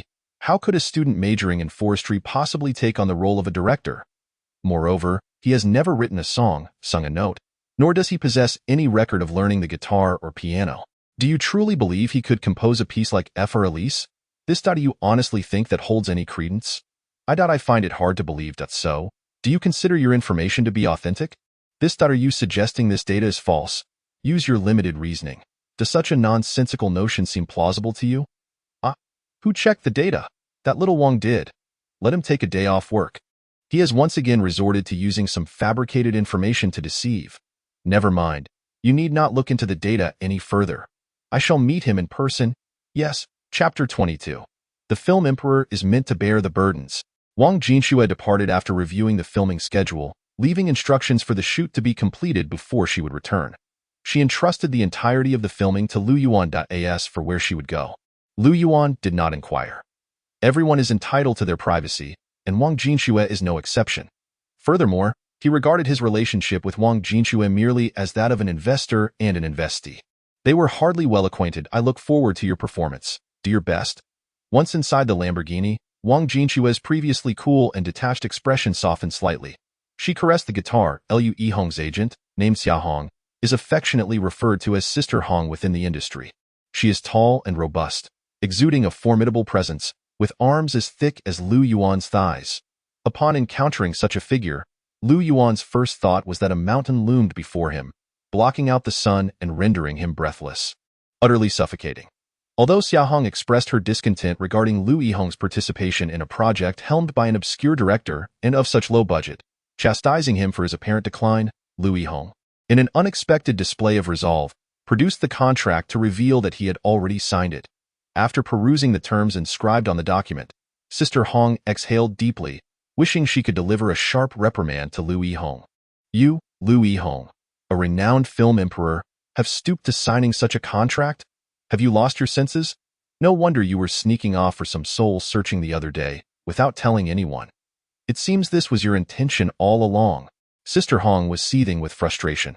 However, upon witnessing Lu Yihong's stubborn demeanor, she ultimately relented. If you wish to act, then act. This production will only last a month at most, which truly is not a long time. After all, we are still in the cooling-off period, and the company is unlikely to provide any resources for him, of course. Even though she had acquiesced to Lu Yihong's decision, she remained quite hostile towards Lu Yuan, perceiving the toll he was taking on her beloved Lu Yihong, evident in his dark circles. What manner of young director was this? Did he not understand the weight of his actions? Initially, Lu Yihong had also been quite dissatisfied with Lu Yuan's domineering approach, feeling he had been wronged. Yet later, he inexplicably found himself understanding it somewhat. Although Buried Alive features only one male lead, it demands exceptional acting skills. Looks are of little consequence in this narrative. After all, according to the script, The male protagonist is to be adorned in filthy and disheveled attire. With casual reverence, he made offerings to the spirits and procured a pig's head. Then, having dug a pit in a nearby valley, crafted a coffin that was reasonably adequate. The opening ceremony and prop reassembly for the production were deemed complete. Simple yet crude, I suddenly grasped some of the reasoning behind your insistence that I stay overnight at the company.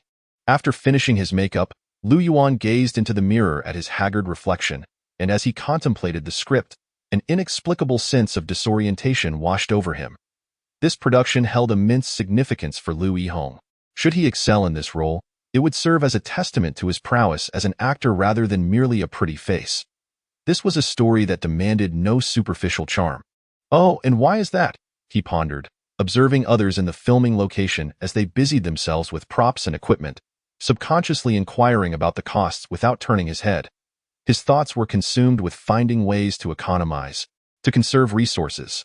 The narrative revolved around a character who, having endured the ravages of war, found himself buried alive in a coffin, and his previous demeanor had been too vibrant, starkly contrasting with the protagonist's plight. Lu Yuan paused, taken aback by the revelation. I asked that why you insisted I stay at the company. I must admit, my sleep quality was abysmal last night. I hardly slept a wink.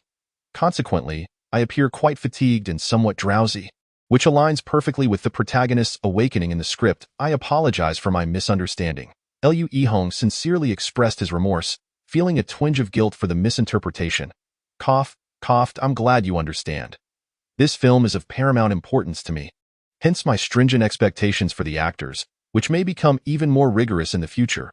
Lu Yihong's words left Lu Yuan feeling profoundly ashamed.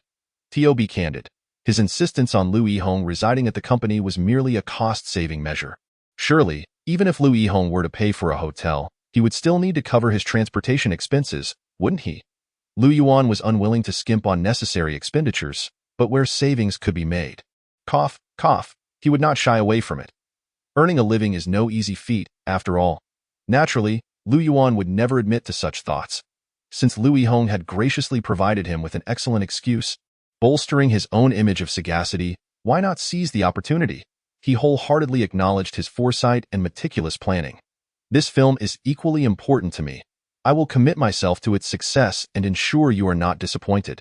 Lu Yihong took a deep breath, his spirit ignited with determination. I'm glad to hear that. I propose we walk from the company to the set in the future, especially you. You need to carry more equipment up the mountain. Do you understand? Lu Yuan extinguished his cigarette, and regarded Lu Yihong with earnestness, appearing as visionary and composed as ever. Very well, Lu Yihong nodded, a hint of trust gracing his stubbled face, harboring no doubts about Lu Yuan's intentions. Carry equipment? Asking the leading man to do such labor? Wei Panzai, who was diligently preparing the coffin nearby, nearly stumbled into a pit upon overhearing their conversation. Once he regained his balance, he stared incredulously at the seemingly composed Lu Yuan and the fervent Lu Yihong. Could it be that Lu Yuan was some sort of devil? Others might be oblivious to Lu Yuan's true intentions, but Wei Panzai could confidently swear that Lu Yuan was not capable of such foresight. He was far too cunning. Nevertheless, upon reflecting on the script, he realized that Lu Yuan's remarks were not without merit. Indeed, the male lead should appear somewhat disheveled. Perhaps this approach was indeed the right one. Could it be that I have misunderstood? Upon seeing Lu Yuan's serious expression once again, Wei Pengzi suddenly began to doubt himself. Are we all set? With the actors prepared to enter the frame, the first act commenced. Wei Pengzi, why are you meandering around? Hurry up and start. Is it ready to begin? Nonsense, commence at once. Oh, Laoli, why are you in a daze? Quickly set up the equipment and get started. Lu Yihong, lie down. It's about to begin. The first act is starting. Makeup artist, what are you doing? Why does Lu Yihong's face still lack the dirt and grime? Do you understand what it means to be grimy and disheveled? At last, under Wei Pengzi's urging, the prologue finally commenced filming. The story of Buried Alive is inherently simple. It narrates the tale of a businessman entombed in a coffin in a foreign land, armed only with a knife, a lighter, and a mobile phone, detailing his struggle for survival. Yet, within this straightforward narrative lies a complex tapestry interwoven with human nature, perseverance, suspense and anticipation, despair and hope. Lu Yuan altered the story's backdrop, while dialogues and other elements remained unchanged. Each scene unfolded with suspense, terror, and an atmosphere of tension, culminating in a successful film. The first act primarily focused on the protagonist's emotions and disorientation, emphasizing expressions, gestures, and subtle emotional nuances. Liu Yihong reclined in the coffin, beginning to perform as scripted. His acting prowess was indeed commendable. At least Lu Yuan, who had seen Buried Alive multiple times, could find no fault in his performance. Moreover, Wei Pengzi and Li Qing, the two heavyweights of the crew, though seemingly disheveled and lacking decorum, displayed remarkable professionalism that left Lu Yuan feeling somewhat embarrassed. Unlike Lu Yuan, who was merely an amateur, they were seasoned professionals. However, Lu Yuan, despite his earnest demeanor, was quite oblivious to many filming terminologies and concepts. Had he not seen the original film Buried Alive, his ignorance might have been glaringly evident. Yet, having watched it no less than 5 times, he remembered countless intricate details. After a few takes of expressions, Lu Yuan began to furrow his brow. Then, "Cut. Old Lu, you can't lie like that. You need to breathe to convey tension. Tension isn't displayed in that manner. You must slightly relax your brow and let your heart tremble. Yes, cut. Old Lu, your hands can't be positioned like that. It mustn't appear so natural. Imagine you are in a dire situation. You cannot do it like this. Cut." Though the first act was intended to last a mere 10 minutes, it took an entire afternoon to film, from the bright midday sun to the evening twilight. After a flurry of activity, the first act was finally approved. Liu Yuan meticulously guided Liu Yihong through the scenes, adhering strictly to the details etched in his mind. Liu Yihong initially harbored some resentment, believing that Liu Yuan was merely toying with the production and that his understanding of the character was already quite thorough. However, after catching a glimpse of the filming footage, Liu Yihong came to realize that Liu Yuan's suggestions were indeed remarkably astute. This alteration seemed to enhance the performance significantly. As for the assistant director, Wei Pengzi, he regarded Liu Yuan with an expression of peculiar incredulity, even beginning to harbor suspicions. Could it be that this Liu fellow truly possessed an understanding of acting? Was there any truth to his prior claims of wanting to become an actor, asserting his own talent, rather than merely boasting? Meanwhile, Liu Yuan stood with his hands clasped behind his back, his demeanor as serious as that of an expert. He even slightly tilted his head back, exuding an air of aloofness. Life, it seemed, was a solitary affair for the skilled, akin to the stillness of falling snow. Yet within, his heart blossomed with joy. What if I lack comprehension of certain directorial matters? What if I am utterly clueless? I have watched the original film. Moreover, I can recall the finer details of the original with clarity. A mere comparison between the original and this version would reveal the stark differences. Wouldn't it? Engaging in a few discussions to flaunt my understanding would simply be a waste of my talent for ostentation. Even a slacker can experience a season of glory. Liu Yuan. In his self-satisfied musings, Chapter 23. You are truly talented. The first act continued to be a tumultuous endeavor until dusk, at which point it was finally deemed complete. Liu Yuan shouted until his throat was parched and his breath was ragged, even feeling that his smoking posture had lost a touch of its elegance. In the beginning of the shoot, Liu Yuan was quite enthusiastic, observing the bustling crew below with a sense of accomplishment akin to that of a leader on an inspection. He thought to indulge his directorial aspirations during this month, relishing the opportunity to show off, fully aware that such chances would be scarce in the future. Why? After completing Buried Alive, Liu Yuan would promptly return to his hometown, as the affairs of the entertainment industry were of no concern to him. Who said that rebirth had to be grandiose? Who said one had to be the best in the world? Some are destined for such glory, while others are not. Liu Yuan was acutely aware of his own limitations. Once those limitations were exhausted, there would be nothing left. Rather than foolishly persisting in a futile endeavor, he thought it wiser to seize the opportunity to gain what he could, then return home to open a small restaurant and live a good life. Liu Yuan, that was the right path. A superstar? A creator? An actor? A renowned director? What nonsense. What does that have to do with me? After all, he hadn't even secured a business license for a film company. It was merely a FAAD. Old Liu, these matters are left to you. All right. What? You really expect him to bear the burden? Have you lost your mind? Filming requires it. Such abuse of power could lead to legal action. Go ahead and sue. It's a matter of mutual consent. I haven't coerced him. You are using the guise of filming to oppress the actors. What are you talking about? Oppression. Don't you see everyone else carrying their share?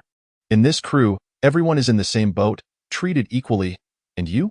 While everyone in the crew is toiling, what are you doing with your hands empty? Me? I am working much harder than you. What hardships are you facing? My mind is still brimming with conceptual filming techniques, while I must also consider the overall picture, lay down foreshadowing, attend to various details, and create ambience. Naturally, when necessary, I must contemplate special effects as well. Is this not a strenuous endeavor? I assure you, my workload far exceeds theirs, rendering me irreplaceable. You see, I am a knowledge worker. There are hardships you cannot perceive and sleepless nights you cannot fathom. Just look at my dark circles. They are even more pronounced than Lao Lu's.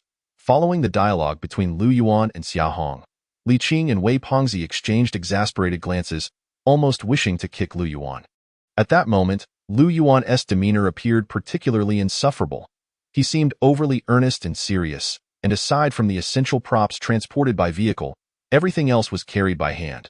For heaven's sake, if you expect Lu Yihong to carry things, then let him do so alone. But now, you want everyone to bear the burden. Is this some sort of exploitation? What matters is not this, but why do you paint yourself in such a serious light? Dark circles, insomnia, don't think I am oblivious to the fact that you binge-watch dramas until the early hours last night. The morning sunlight is radiant and delightful. The weather has been splendid these past few days. Xia Hong clenched her teeth and balled her fists, filled with an overwhelming desire to tear Lu Yuan apart. How can such shameless individuals exist in this world? It is utterly absurd and preposterous. Yet, this is not the crux of the matter. The truly astonishing thing is that Lu Yihong followed suit. She shot a frustrated glance at the overly enthusiastic Lu Yihong, her anger intensifying with your intellect. If the company does not keep you under wraps, who else will they? You genuinely carry that burden? The filming crew was approximately 4 kilometers from the company, a distance that is neither too far nor too near. In any case, this distance was sufficient to leave Lu Yihong breathless and fatigued, and of course, Wei Pengzi was equally out of breath, while Li Qing had arrived with the team vehicle and equipment, needing to set up some essentials at the site, thus rendering Lu Yuan's attempts to undermine him futile.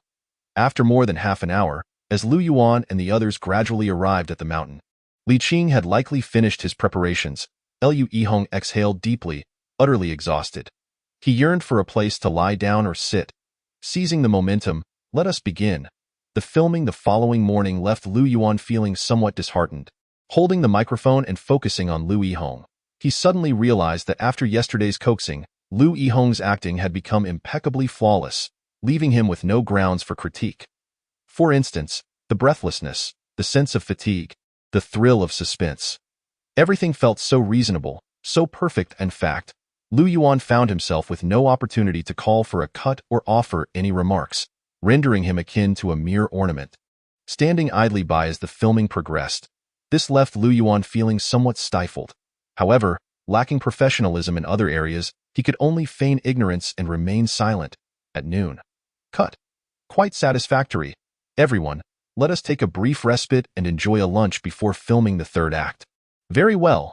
Throughout the morning, Lu Yuan had only uttered this somewhat inconsequential remark after the filming tasks were completed. Of course, his shout was quite forceful, startling Li Qinghu, who was deeply engrossed in the shoot, to the point where he nearly lost control. He cast a speechless glance at the crimson-faced Lu Yuan. It was unnecessary to shout so loudly. Everyone is not deaf. If others were unaware, they might mistake it for an earthquake. All right, I understand you have a powerful voice. That will suffice. Yes? Lu Yuan, however, remained unfazed, exhaling a sigh of relief. With that exclamation, he felt a considerable weight lifted from his heart. Setting aside other matters, Lu Yihong was indeed a dedicated actor. He perused the script during meals, studied it during breaks, and even contemplated it while in the restroom. As if he were on the verge of madness, he had wholly immersed himself in the filming process. Lu Yuan recognized this individual's stubbornness and a touch of obsession, bordering on perfectionism. Even after filming, he would review the recorded footage, and if he detected the slightest imperfection, he would dare to suggest a reshoot. And this occurred repeatedly. While reshooting posed little challenge for Lu Yihong, it was quite problematic for Lu Yuan. Good grief. That's a lot of money being wasted. Initially, he could indulge in a bit of bravado. But upon realizing the exorbitant costs associated with each reshoot, Lu Yuan felt utterly deflated. He could neither afford to play around, nor did he wish to, however. Upon gazing into Lu Yihong's fervent eyes, Lu Yuan found it difficult to refuse. Gritting his teeth, he closed his eyes and resigned himself to the reshoot. After several repetitions, watching the dwindling budget left him feeling quite pained. A truly great actor must merge with their character, achieving an unparalleled depth that guarantees a flawless shot. I do not wish to witness any further reshoots. This serves as a test for you. Lu Yuan inhaled deeply, fixing his gaze on Lu Yihong. Rest assured, Director Lu, this will be the final time. Lu Yihong bit his lip, nodding resolutely as the sun set. Lu Yuan exhaled in relief when the crew completed the last scene. The filming pace had indeed picked up, much faster than before. At that moment, Fat Wei approached Lu Yuan, his expression complex and somewhat awkward. I will return to the company a bit later tonight. Why? Someone has invited me for coffee. A woman? A man? That sounds rather ambiguous. Lu Yuan's expression shifted oddly. Ambiguous, my foot. It's Director Shan Lianjia of Capital City. What does he want with you? He probably wishes to flaunt his success in front of me after finishing Capital City. Well, fine. You may go. By the way, could you accompany me? What for? I don't know him. I fear I might uncontrollably spill my coffee on his head. If you come along, you might be able to restrain me. And your remarkable talent could perhaps quell his arrogance at a crucial moment. Fat Wei took a deep breath, voicing his true feelings. Lu Yuan was perplexed. Quell his arrogance? What on earth does that mean? How can there be hidden meanings in the conversation? Is it akin to a banquet of treachery? Well, in any case, you will understand once you go. Suddenly, Wei the portly one's voice softened, tinged with a hint of pleading. Chapter 24. What the heck? Are you a show-off? The phrase full of talent uttered from Wei's lips seemed to carry an odd flavor. At the very least. This peculiarity did not evoke a sense of elation in Lu Yuan. Instead, it felt as though someone was trying to drag him down with them. Sharing the embarrassment? Lu Yuan was quite averse to this sensation. Thus he smiled and gently declined Wei's proposition. Coffee? Regrettably, I have no interest in coffee. Yuan, I'll treat you to late-night snacks for the entire week. Do you think a week's worth of late-night snacks could possibly satisfy me? You underestimate me. Lu Yuan continued to refuse. Additionally, I'll cover the cigarette expenses for this week. Wei pondered for a moment, then suddenly gritted his teeth. Do you think I'm the kind of person who takes advantage of small favors? Lu Yuan narrowed his eyes and shook his head, appearing resolute in his refusal. Then what do you want me to do? You can't just stand there and watch as I am looked down upon. Can you? Wei was at a loss. He resembled a deflated balloon, his voice tinged with disappointment and despair. Fine, fine. We're all brothers, all brothers. Sigh. I want to take advantage of you. You can cover a month's worth of cigarette expenses and half a month's worth of late-night snacks. Sigh. I'm a soft-hearted person, truly, just this once, and I want to let it happen again. I usually don't accompany others into embarrassing situations, but I'll make an exception this time. Beneath the glow of twilight, Lu Yuan sighed, his face marked by a touch of helplessness, his voice low and mournful, as though he had suffered a great loss. Wei opened his mouth, clenching his fists, barely restraining himself from lashing out. Please, do be reasonable. In a moment, we shall visit a rather upscale CAF. We must maintain our decorum. Smoking is out of the question. Understood. By the way, when ordering coffee, I'll order first, and then you can follow suit. Is that clear? Understood. I will cooperate with you. You are the protagonist. Indeed, and also, refrain from casually conversing with the CAF staff or the young ladies, especially the one playing the piano, as she is an assistant to Yining working here part-time. Her status is rather distinguished. We cannot afford to be looked down upon. Very well, I'm not one to be ostentatious. I take matters seriously. Pooh, at this moment, please refrain from inflating your own importance. Will you? I understand.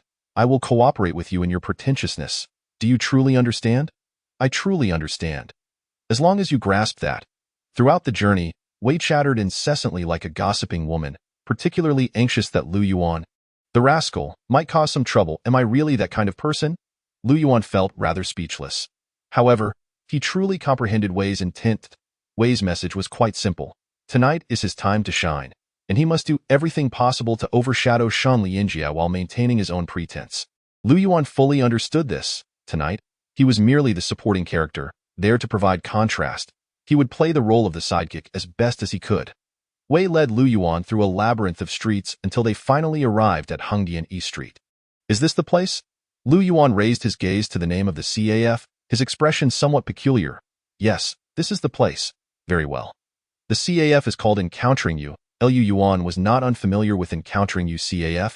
It was the very site where he had first deceived Wang Jinxue into investing. In retrospect, his fraudulent tactics at that time were rather clumsy, and it seemed almost unbelievable that he had managed to hoodwink someone as astute as Wang Jinxue. He hadn't even possessed a business license. Wait a moment. Given Wang Jinxue's sharp intellect, did he truly manage to dupe her? At this instant, as Lu Yuan reflected on various details, a sense of bewilderment washed over him, quickly followed by a wave of despondency. He had not truly deceived Wang Jinxue. His skills and trickery were indeed lacking. Very well then. With today's collaboration with Fatty Wei, he must earnestly strive to hone his abilities. As Lu Yuan entered, he navigated the space with relative ease.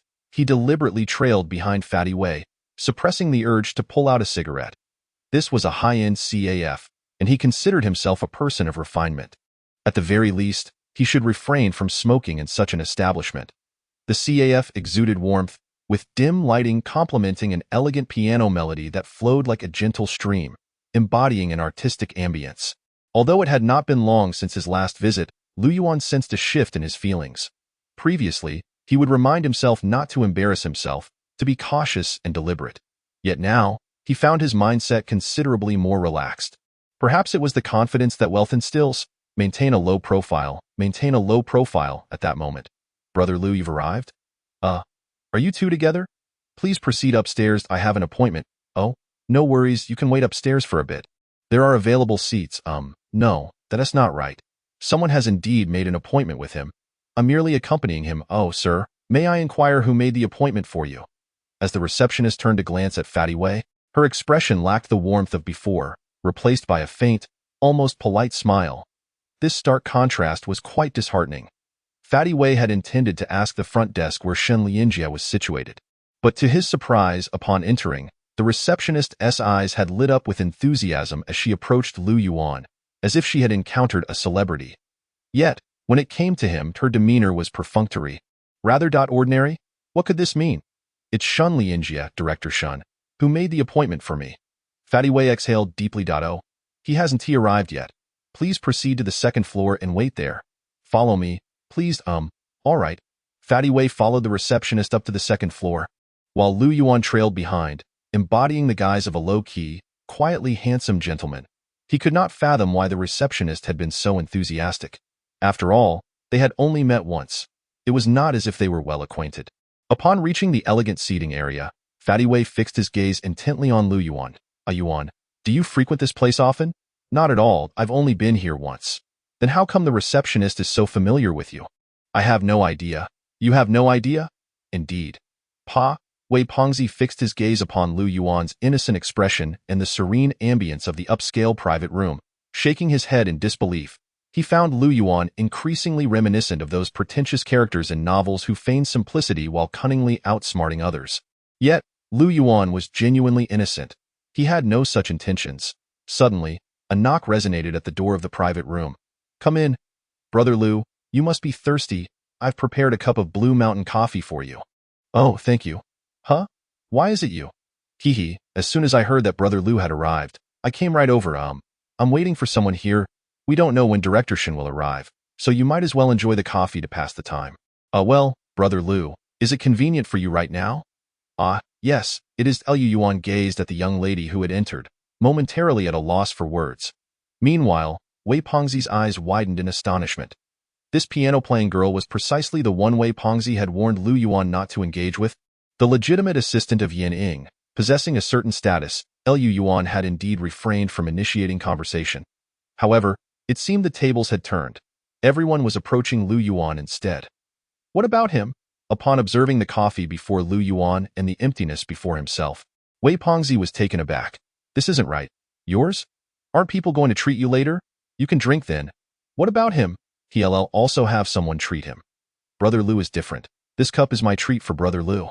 Not for you. The piano girl looked at Wei Pengzi with unwavering honesty. Brother Lu, I recently learned to play the Spring of Katsta. If it's convenient for you, could you please offer me some guidance?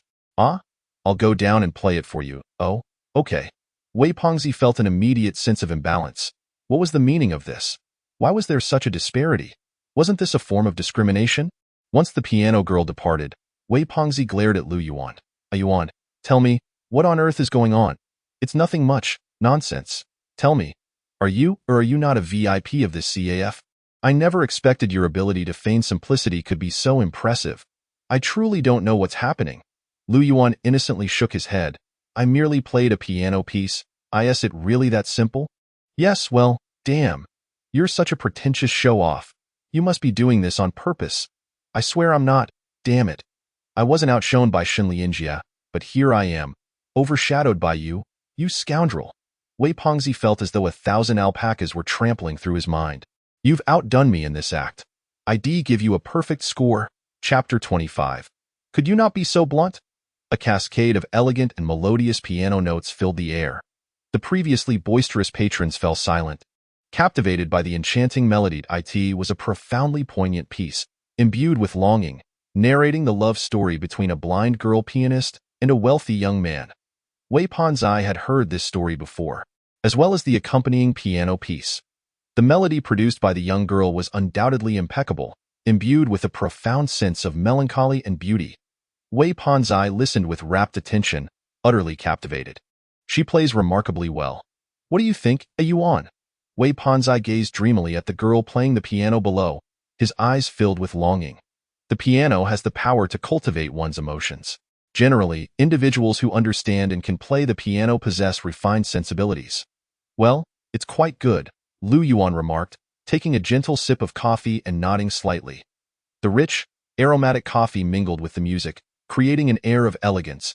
Yet it was evident that Lu Yuan was never one for sophistication. At his core, he was just an ordinary person. While Wei Pengzi reveled in the depth of the piano piece, Lu Yuan's mind was preoccupied with thoughts of whether his future modest restaurant should feature some piano music to enhance the atmosphere. Of course, hiring a pianist was out of the question. At most, he could install a few speakers and play some tunes. That would suffice. The Yao is truly impressive, don't you agree? Indeed, she is quite remarkable. Wait, who is a Yao? Lu Yuan responded, his mind momentarily wandering. She's the beautiful girl playing the piano. You don't know her? I don't know. What on earth? Wei Pengzi looked at Lu Yuan, whose innocent expression made him want to curse. It turned out that the girl was so familiar with him, even inviting him for coffee, yet he didn't even know her name. What a blunder. Truly that invincible. Wei Pengzi regarded Lu Yuan with a mix of envy and resentment. As for Lu Yuan, his expression remained composed, merely surveying the decor around him, pondering how to achieve an attractive storefront on a minimal budget, and how to hire competent chefs for a successful opening. As the piece concluded, enthusiastic applause erupted from below. The young girl bowed to the audience and then looked up at Lu Yuan. He too applauded, and although his applause was fervent, she sensed a hint of insincerity in it. Observing the expression on his face, her feelings became more complicated. While everyone else wore expressions of admiration and fascination, Lu Yuan's demeanor was calm, even tinged with a hint of disappointment. Thus, the joy she had felt was inexplicably swept away. Taking a deep breath, she recalled Lu Yuan's stunning rendition of Fr Elise, and she found herself enveloped in a contemplative state. She composed herself and gradually made her way to the second-floor room. Lu Gu, is this seat available? Yes, please, have a seat, Lu Gu. Do you think there was anything wrong with my playing? No, it was quite good, Lu Gu. I want to hear the truth, not a perfunctory response. The girl expressed her dissatisfaction with Lu Yuan's answer. Lu Yuan sensed her gaze was sharp, leaving him slightly bewildered. Did I respond perfunctorily? A Yao, don't mind him. That's just how he is. Oh, by the way. Allow me to introduce myself. My name is Wei Wuji, a year ahead of you, and a graduate of Yining from 2 years ago. Currently, I am a director. Oh, hello, Wei Shige. My name is Zhou Yao, and I am a part-time pianist here. Zhou Yao politely nodded towards Wei Pengzi with a smile, yet her peripheral vision caught a glimpse of Lu Yuan. I know. Wei Pengzi nodded repeatedly, inexplicably feeling honored. Oh, hello. Lu Yuan sensed that there was something peculiar about Zhou Yao. He felt as if she was alluding to something. Consequently, he mimicked Wei Pengzi and nodded in response. Brother Lu, I suppose we are acquainted now? Acquainted. Then, may I inquire about your critique? Critique what? The piano piece. After a moment of confusion, Zhou Yao felt a twinge of defeat. She was unaware that Lu Yuan was entirely oblivious to the distinctions between elegance and vulgarity, or even the true essence of a piano composition. She merely sensed a lack of validation from him. "I apologize. I cannot provide a critique." After pondering for a while, Lu Yuan concluded that terms like quite good, impressive, or mind-blowing seemed excessively grandiose to describe Zhou Yao's performance. Conversely, he was at a loss for more refined expressions like the music flows like a gentle stream. Ultimately, he resolved to be candid. "Why can't you provide a critique?" Upon seeing Lu Yuan's sincere countenance, Zhou Yao suddenly felt an overwhelming sense of disappointment. "I believe a piano piece lacks a definitive good or bad. It merely conveys emotion or lacks it is often challenging for others to articulate. If I must critique, I genuinely think your performance was quite remarkable and melodious." After much contemplation, Lu Yuan managed to articulate this sentiment. Wei Pengzi kicked Lu Yuan's leg, feeling that his words were inappropriate. "I see. It was merely pleasant to listen to I seem to have indeed failed to convey emotion and have not achieved the state I desired in my playing. Reflecting on this, I realize I have always been someone who seeks attention. Brother Lu, I understand now. Thank you." This earnest remark from Lu Yuan was seen as sincere in his eyes. However, to Zhou Yao, it felt like a veiled criticism, as she reflected on her performance from beginning to end. A moment of clarity washed over her. Though enlightened, she couldn't shake off the disappointment. Therefore, she stood up, bowed sincerely to Lu Yuan, and left the private room. Lu Yuan watched Zhou Yao's departure, momentarily perplexed, accompanied by a hint of awkwardness. "Did I say something wrong again?" "Lu Manzi, damn." Wei Pengzi turned and glared fiercely at Lu Yuan, his expression menacing. "What are you doing? Can't you be more tactful? Are you satisfied now that you've driven her away? Am I not tactful enough?" Lu Yuan was even more speechless. "I was so sincere, so tactful. Could I have been wrong? I understand your profound knowledge of the piano, but you cannot be so brutally honest, can you? Quite remarkable, very melodious. Doesn't that sound too dismissive?" Lu Yuan felt wronged. He truly did not intend this, however. Observing Wei Pengzi's demeanor and the young woman's forlorn expression as she left, it seemed he indeed had misspoken. What the heck? Are all these learned individuals so astute in their reasoning? What exactly did I say wrong? Lu Yuan felt utterly innocent, and just at that moment, the voice of the receptionist echoed from the entrance. "Director Shin, you've arrived? Please, come inside. Brother Lu and Director Wei are on the second floor. They have been waiting for quite some time." Upon hearing this, the gloomy Lu Yuan and the rotund Wei simultaneously glanced downstairs. They then beheld the suave Shin Lianjia, wearing a gentle smile, accompanied by an elegant young lady as they ascended the stairs to the second floor. At that very moment, as Shin Lianjia nodded and made his way up, Lu Yuan suddenly felt an urge to smoke, while Wei felt an urgent need to relieve himself. Chapter 26, Young Man. "Why haven't you called me?" Shin Lianjia possessed everything Lu Yuan could only dream of. A prestigious family background, an esteemed identity, status, power, and beautiful women. This world is inherently unjust. Some individuals are born with everything, able to revel in life, while others toil their entire lives yet possess nothing, living in dire straits, their lives concluding in haste. Shin Lianjia and Lu Yuan epitomized these two contrasting existences. The piano melodies resonated once more from downstairs, this time performing an elegant and lively tune. Of course, the performer was not Zhou Yao, but a bespectacled young lady. Zhou Yao had already departed, leaving the CAF with a complex array of emotions, clearly not in high spirits. Perhaps this was merely a beautiful misunderstanding, but in any case, Lu Yuan had provoked her. Humans inherently crave the acknowledgement of the strong. She too yearned for validation. When she inquired about her performance to Lu Yuan, that desire began to manifest. Alas, the greater the hope, the greater the disappointment. She could not attain recognition from Lu Yuan, yet amidst her dejection, she seemed to gain insight. She realized that Lu Yuan was indeed correct. She simply was lacking. "Director Lu, it is a pleasure to finally meet you. Director Shin, it is an honor to meet you." This was Lu Yuan's first formal encounter with Shin Lianjia. Regardless of the jealousy simmering within, he maintained a facade of warmth, exuding a smile as inviting as a spring breeze. It was a fade, as insincere as a hustler eager to collect payment from a client. Shin Lianjia smiled as well, yet his grin was far more genuine than Lu Yuan's. It was evident that his acting prowess surpassed that of Lu Yuan. After a cursory glance at Lu Yuan's attire, He assessed his social standing, engaging in polite yet unrefined pleasantries before diverting his attention elsewhere. To him, Lu Yuan was merely a significant yet inconsequential figure. He would not dwell on him. Even the words director Lu and it is a pleasure were merely perfunctory.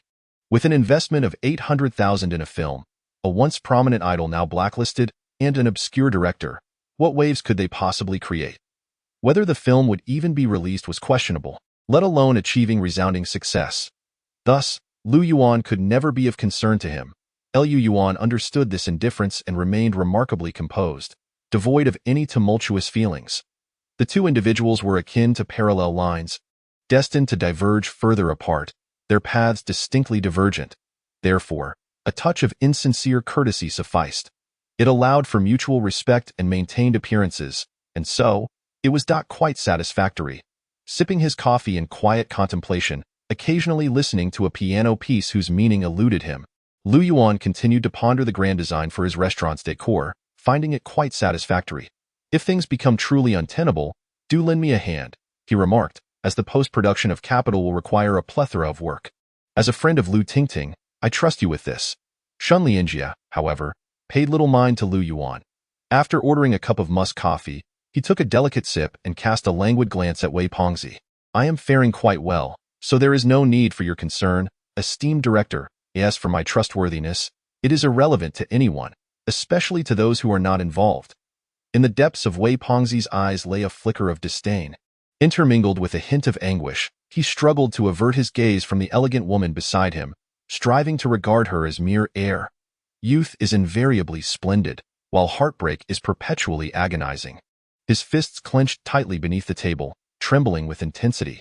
Some youthful days had already departed. Some individuals had also left, never to return. He found himself particularly moved by Lu Yuan's song Old Boy. Then, he released his grip. Wuji, cease this folly. I acknowledge that I have my shortcomings, yet you must not succumb to despair. Ideals do not fill one's stomach. Furthermore, I am extending this opportunity in light of our past camaraderie. Despair. When have I ever given in to despair? What right do you have to judge me? Wei Pengzi inhaled deeply. Despite the hint of bloodshot in his eyes, a semblance of relief graced his features as he regarded Lu Tingting. Isn't making such a film akin to self-destruction? Lu Tingting retorted, unyielding. What do you mean by such a film? Have you even read the script? The smile had entirely vanished from Wei Pengzi's countenance, replaced by a shadow of gloom. Though I have not perused it, a film with an investment of 800,000 is certainly not a commendable one. You are far too idealistic. This is precisely why I distanced myself from you. You will never amount to anything in your life. I was truly blind back then. With her arms crossed defiantly, Lu Tingting's words bore a sharpness that bordered on cruelty. Isn't it you who coveted his resources, his wealth? Besides, is he not more handsome than I, more eloquent? Finally unable to contain himself, Wei Pengzi rose to his feet. Perhaps his wounded pride had been provoked as his chest swelled with tumultuous emotions. Wuji, do not take offense. My purpose in inviting you for coffee today is not to quarrel, but to offer you an opportunity. Shun Lianjia's expression shifted from a frown to a facade of calm. Adorned with a self-satisfied smile, still exuding an air of springtime warmth, I accepted your invitation with the intent of providing you a chance. Our crew is in need of a driver, and your skills behind the wheel are commendable. Would you assist me? Wei Pengzi fixed his gaze on Shun Lianjia, suppressing his inner fury, only to respond with derision. You. The light in Shun Lianjia's eyes suddenly darkened, his smile evaporating. Brother Shun, I must say that your kindness is wasted on the ungrateful. Some individuals are simply ignorant, failing to seize opportunities. Let us depart. Lu Tingting cast a glance at Wei Pengzi, her eyes aflame with indignation. Ha! An opportunity? Wei Pengzi let out a cold laugh, ready to unleash his ire. When unexpectedly, Lu Yuan nudged his foot with his own. Ladies and gentlemen, I believe we should enjoy our coffee in a cordial manner, without disturbing the harmony, he remarked, his radiant smile illuminating the atmosphere.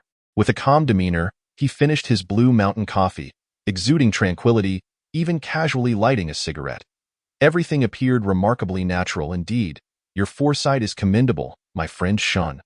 Let us depart. I hear Teacher Chan is currently in Hengdian.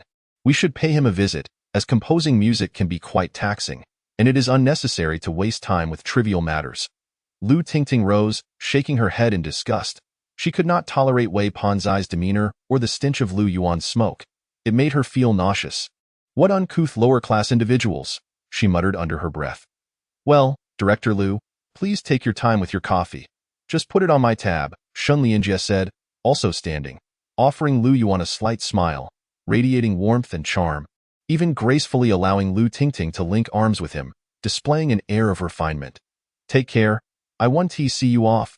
Wei Panzai lit a cigarette himself, responding curtly, yes, enjoy your drinks.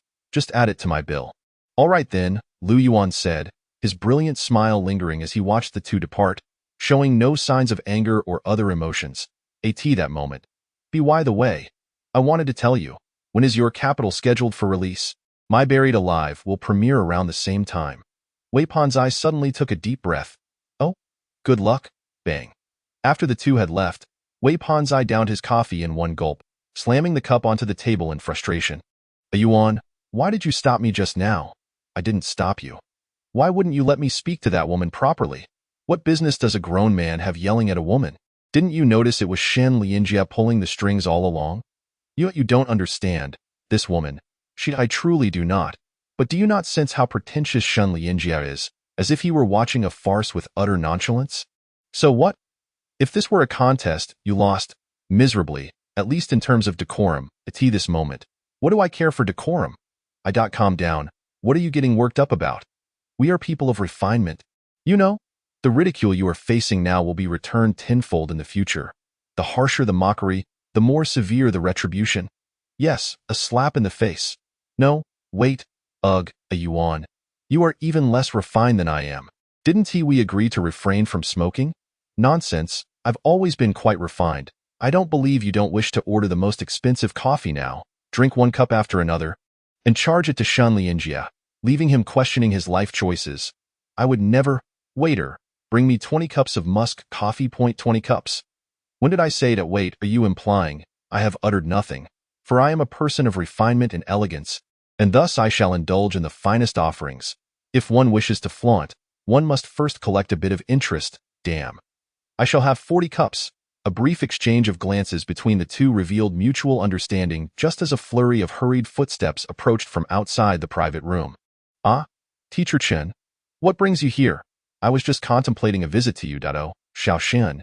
It has been quite a while, indeed, Teacher Chen. Do you have time this evening? I wish to invite you, Dado. I am rather busy tonight, as I have an engagement with someone. Who might you be meeting? A remarkably talented young individual. May I accompany you? Very well. Wei Pengzi and Lu Yuan wore mischievous grins, poised to call the waiter, when suddenly the curtain was drawn back. Young man, did I not leave you a string of numbers to contact me? Why have you not called? Lu Yuan stared at the unexpectedly entered elder, his previously playful expression turning to one of bewilderment. Who is this old man? What does this mean? Shen Lianjie was equally taken aback. What is happening? Wei Pengzi was also at a loss. Chapter 27. What do cats and dogs pay for? Young man, allow me to introduce myself. My name is Chen Guanchuan. Hello. Lu Yuan stood up, somewhat dazed, having no prior acquaintance with him. Chen. Teacher Chen, greetings. Wei Pengzi's face displayed a mix of fear and shock. Chen Guanchuan is a musician and one of the most renowned arrangers in the industry. It is widely said, the lyrics of Lin Yu, the melodies of Guanchuan, the dances of Yang Ping, and the flute of Zhao Ko. This phrase underscores the esteemed position Chen Guanchuan holds within the circle. Alas, someone of Lu Yuan's insignificant stature could never hope to know Chen Guanchuan. Nevertheless, even without familiarity, he could discern from the expressions of those present that this individual undoubtedly held a significant status, likely a person of great importance. Well, young man, did the front desk not provide you with the string of numbers I left for you? Chen Guanchuan nodded at Wei Pengzi, a gesture of acknowledgement, before his gaze settled upon the bewildered Lu Yuan, who had just risen. Seems there was indeed a number left. The last coffee was on your treat, wasn't it? The imposing presence of Chen Guanchuan momentarily overshadowed Lu Yuan, who initially could not recall any number, but upon seeing the inquiry in the elder's eyes, he quickly understood. That was after his initial meeting with Wang Jinxue, when someone had treated him to coffee and left a series of numbers. It was he? How fortunate you still remember. Then, why did you not make the call? I forgot. Lu Yuan felt a touch of embarrassment. You discarded it, did you not? No, of course not. I am not that sort of person. Lu Yuan's gaze faltered, a hint of guilt lingering in his heart, yet his voice remained composed. He had not thrown it away. He simply carelessly stuffed it into his pocket, forgetting to retrieve it for laundry. Compounded by the overwhelming impact of $1 million investment and various other matters, causing him to forget entirely. You must know who I am, correct? Upon observing Lu Yuan's bewildered expression, Chen Guanyong was struck by an unsettling feeling that the other party did not recognize him. Could it be possible? How could one not know me? No, that's not right. I am known. Initially, Lu Yuan intended to assert his lack of familiarity, but after a slight tug from Wei Punzi and a meaningful glance, he instantly comprehended the situation. This elderly gentleman appeared to possess a considerable status, and should he claim ignorance, it might result in offending the man and causing him to lose face. Are you aware that I have recently been in Hengdian? Yes, Lu Yuan continued to feign acknowledgement. Are you aware of why you did not come to seek me out? This that I've been rather busy lately. Lu Yuan found himself at a loss for words. Wei Punzi swallowed hard, struggling to articulate his tumultuous emotions. He could only fathom how this composer had crossed paths with Lu Yuan, and it was infuriating that Lu Yuan, of all people, did not recognize him. As for Shunlianjia, he exhaled deeply, reflecting that the renowned director Tang Tang had always commanded respect, unlike the current situation where he stood idly by like a mere lackey or attendant. Naturally, he was not focused on that. Rather, he was captivated by the bewildering scene before him. Who on earth is Lu Yuan, that he would have any acquaintance with a figure of Chen Guanyong's caliber? It was utterly incomprehensible, far too astonishing to grasp. Moreover, it seemed that Teacher Chen was displaying a rather warm demeanor, even reproaching Lu Yuan for not seeking him out. What could this possibly signify? Shen Lianjie swore he had never witnessed Chen Guanyong exhibit such an expression towards anyone, let alone towards an inconspicuous individual. Wait, what is with Lu Yuan's seemingly dazed and awkward demeanor? And that hint of guilt? How utterly disingenuous. Meanwhile, Lu Tingting, the woman beside Shen Lianjie, stood agape, equally perplexed. From the moment she entered, her gaze had not settled on Lu Yuan, as she had deemed him a peripheral figure. After all, his attire was unremarkable, and while his appearance was somewhat pleasing, it was hardly captivating. He exuded a faint odor of tobacco, lacking any discernible traits that would set him apart as anything special, merely an ordinary individual. Yet now that a phrase suddenly flickered in her mind. Playing the pig to eat the tiger? Truly, he is playing the pig to eat the tiger. I heard that your F or Elise has been officially included in the piano curriculum of universities? Yes, I signed the contract a few days ago. Lu Yuan nodded. Old Zheng has quite the discerning eye. He has struck gold this time. Watched your video online recently. Video? What video? The one where you played old boy. Your voice is quite impressive, rich and husky, but it has its shortcomings. You misplayed the guitar notes in about 8 places, which impacted the overall feel. I was just messing around, singing haphazardly. Someone capable of crafting such exquisite lyrics and composing such beautiful melodies cannot be merely messing around. Chen Guanyong furrowed his brow, a hint of displeasure flickering across his features. That night, I had a bit too much to drink and ended up in a ridiculous situation. It really is that remarkable. Lu Yuan felt somewhat awkward, injecting a touch of insincerity into his demeanor. It is commendable for young individuals to exhibit humility. However, excessive humility may border on hypocrisy, which I find quite unappealing. Good is good, and bad is bad. Why complicate matters with unnecessary embellishments? Observing Lu Yuan's awkward demeanor, Chen Guanyong furrowed his brow even deeper. Lu Yuan opened his mouth, only to realize that the old man's presence had diminished his confidence, leaving him at a loss for words to counter the elder. The atmosphere became palpably uncomfortable, reminiscent of his youth when he faced rebuke from his elders. Unable to muster a rebuttal, Heidi felt as though the entire situation was under someone else's control. An exceedingly disconcerting sensation. Enough of this, he finally said. I did not come here to engage in superficial chatter. Rather, I wish to discuss the song Old Boy. Discussing this song? Indeed, a fine composition should not be squandered. Record a complete version. Excuse me? Someone approached me a few months ago, requesting a song for a film score. I lacked inspiration until I heard your Old Boy, which I found remarkably fitting. I subsequently recommended it to him, and he expressed satisfaction, but he insisted on meeting you. Cheng Guanyong regarded Lu Yuan, finally articulating the purpose of his visit. So you are here to... Lu Yuan nearly uttered the phrase to solicit, but thought better of it. Deeming it rather inelegant, I am here on behalf of my junior to inquire about a song. May I ask the title of the film? Oh, subway station. Cheng Guanyong's expression became exceedingly serious as he looked at Lu Yuan. Ah? Is that the art film Subway Station with a budget of 50 million? Wei Pengzi gasped, taken aback. The renowned director Zhang Tong. Shun Lianjia's eyes widened in astonishment, his mouth agape. Indeed.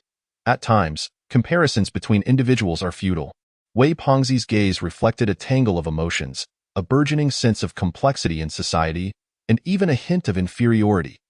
He had never felt such self-doubt even in the presence of Shun Lianjia, who, in terms of appearance and eloquence, overshadowed Wei Pengzi.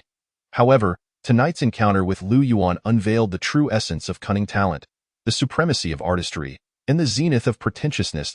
One simply pretentious by mere chance. Very well, if you are free this weekend, I shall invite my junior Zhang Tong to the recording studio to assess the results. Sounds good. Here is my number. Do not forget this time. Oh, I certainly will not. I will make sure to save it. I will definitely keep your esteemed contact. Lu Yuan maintained a facade of insincere smiles, utterly contrived. Well then, I shall take my leave. Waiter, the bill, please. Mr. Chun, how could I allow you to pay? That would be quite unthinkable. Allow me to take care of it. I had previously arranged to cover the expenses. Pardon? You know them? Yes, yes. Shun Lianjia nodded repeatedly, appearing utterly flustered, devoid of his earlier bravado. Who are you? Anyway? I do not recognize you. We have never needed the assistance of any Tom, Dick, or Harry to settle the bill. You lack the qualifications, yet at this moment, Wei Fatty stepped forward, exuding an air of false authority and condescension, reminiscent of a petty individual reveling in their moment of triumph. You? Shun Lianjia's complexion shifted, turning an alarming shade akin to liver. Tom, Dick, or Harry? What does that even mean? Chapter 28. Bad to the bone. Wei Fatty possesses his own sense of dignity. Indeed, he could order 60 drinks and demand Shun Lianjia foot the bill. However, upon catching sight of Lu Tingting's face, he ultimately declined. Although he retorted sharply to Shun Lianjia, his heart remained heavy with discomfort. Under the moonlight, in the late hours of the night, upon a bustling street filled with barbecue stalls, Lu Yuan lamented, "Damn it, today was supposed to be my role as the supporting character. Yet you've stolen all the limelight, leaving me to play the part of your shadow. Damn. You cunning bastard, masquerading as a fool while you devour the lion's share. Damn it. Even though I'm relegated to the background, it feels exhilarating. Damn. Let us have another round. Just thinking of Shun Lianjia's dejected departure brings me immense joy. Damn. Boss, bring me some more white spirits. None? Then let us have 3 more bottles of beer. Curse it, Lu Tingting, you trash. Damn. I was such a blind fool back then. Damn. Lu Tingting, you heartless wretch. How well I treated you. And yet you do not comprehend me. The barbecue stall.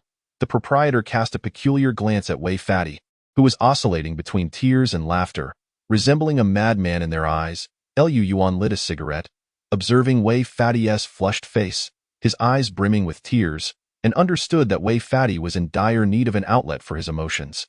With each gulp of beer, accompanied by skewers of grilled lamb, the air around them thickened with the scent of alcohol. At this moment, Wei Fatty was profoundly sorrowful. Despite his seemingly carefree demeanor, he was, in truth, exceedingly sensitive beneath the surface. Lu Yuan was aware that Lu Tingting was Wei Fatty's first love and recognized the sacrifices Wei Fatty had made for her. However, no amount of sacrifice could withstand the harshness of reality. Reality is often so merciless. How can one, lacking in handsome features and exceptional talents, compete with those who possess charm, a touch of pretense, and eloquence?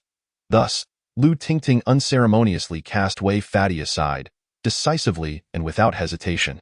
Wei Fatty had pleaded, wept, mourned, and vowed. Yet all his efforts proved futile. That year, Wei Fatty felt an overwhelming sense of loneliness.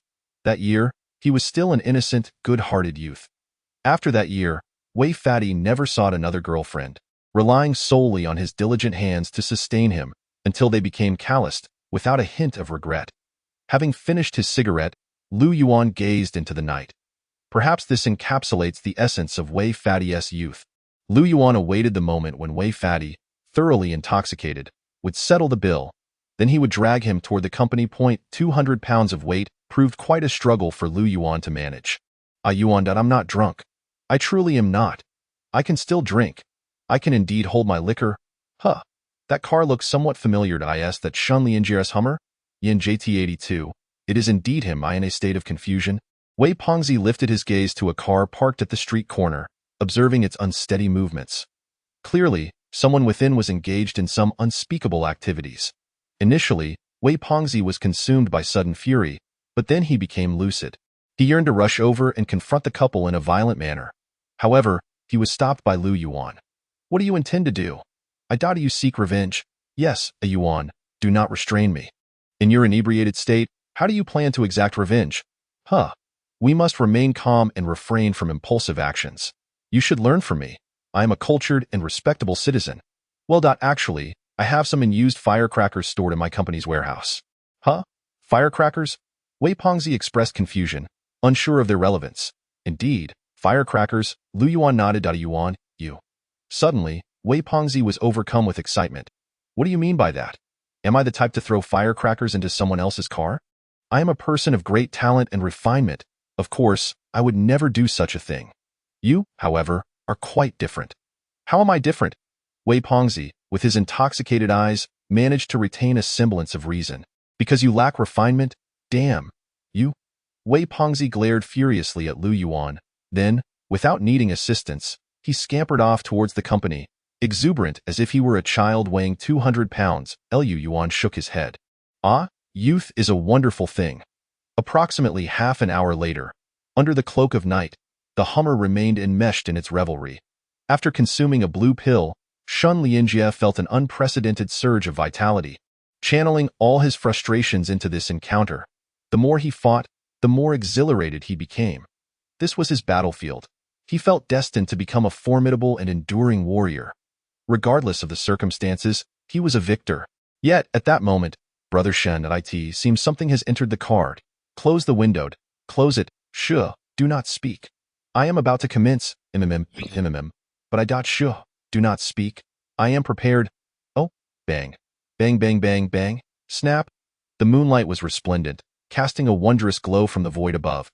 Then, following a cacophony of explosions, Shun Lianjie felt a jolt coursing through his entire body, causing him to tremble in shock. At this moment, the sensation was beyond mere tedium. He then stared in horror ahead, catching sight of a figure staggering into the alley. The darkness and tension rendered it difficult for him to discern who it was. What the hell? Some things, once lost, are irretrievable. There may be nostalgia and sorrow, yet one learns not to dwell on them. It is akin to falling in love with a dog. Of course, having come to terms with it, finding liberation, the emotions released are of an entirely different essence. Lu Yihong remained pitifully unchanged. During the late hours of the night, Wei Pengzi howled with laughter, the combination of alcohol and the haunting melody driving Lu Yihong into a state of torment. This was a form of suffering. However, Lu Yihong found himself seemingly accustomed to this torment. Amidst the laughter of Wei Pengzi, he eventually drifted into slumber, only to be haunted by a dream of descending into hell. The infernal realm was filled with various sinister chuckles, filling him with profound sorrow. What could possibly transform his melancholy into a raging river? As dawn broke the following day, Wei Pengzi rose, his gaze emanating an invigorating spirit. As if he had undergone a complete metamorphosis, he eagerly pulled the reluctant Lu Yihong, who had finally escaped nightmares, towards the film set. I'm going to sleep a bit more. Sleep? Nonsense. We're starting work. Isn't it too early? Not at all. Hurry up. Damn it, what do you mean this won't do? It has to be meticulous, do you understand? We need to produce a great film. We must win awards. Yes, we absolutely must win awards. Move that over there. Yes, you move it. Damn, this won't work. The shot is slightly askew, affecting the operation. Once Wei Pengzi arrived at the set, he took his place as director, barking orders and energetically engaging in various tasks during breaks in filming. Lu Yuan, too, was in good spirits, perched in a high position, occasionally smoking a cigarette, observing the shoot, and offering constructive suggestions, thoroughly enjoying his leisurely role. Wei Pengzi completed most of the necessary tasks for him, leaving Lu Yuan merely to shout a few commands. Filming was undoubtedly quite relaxed.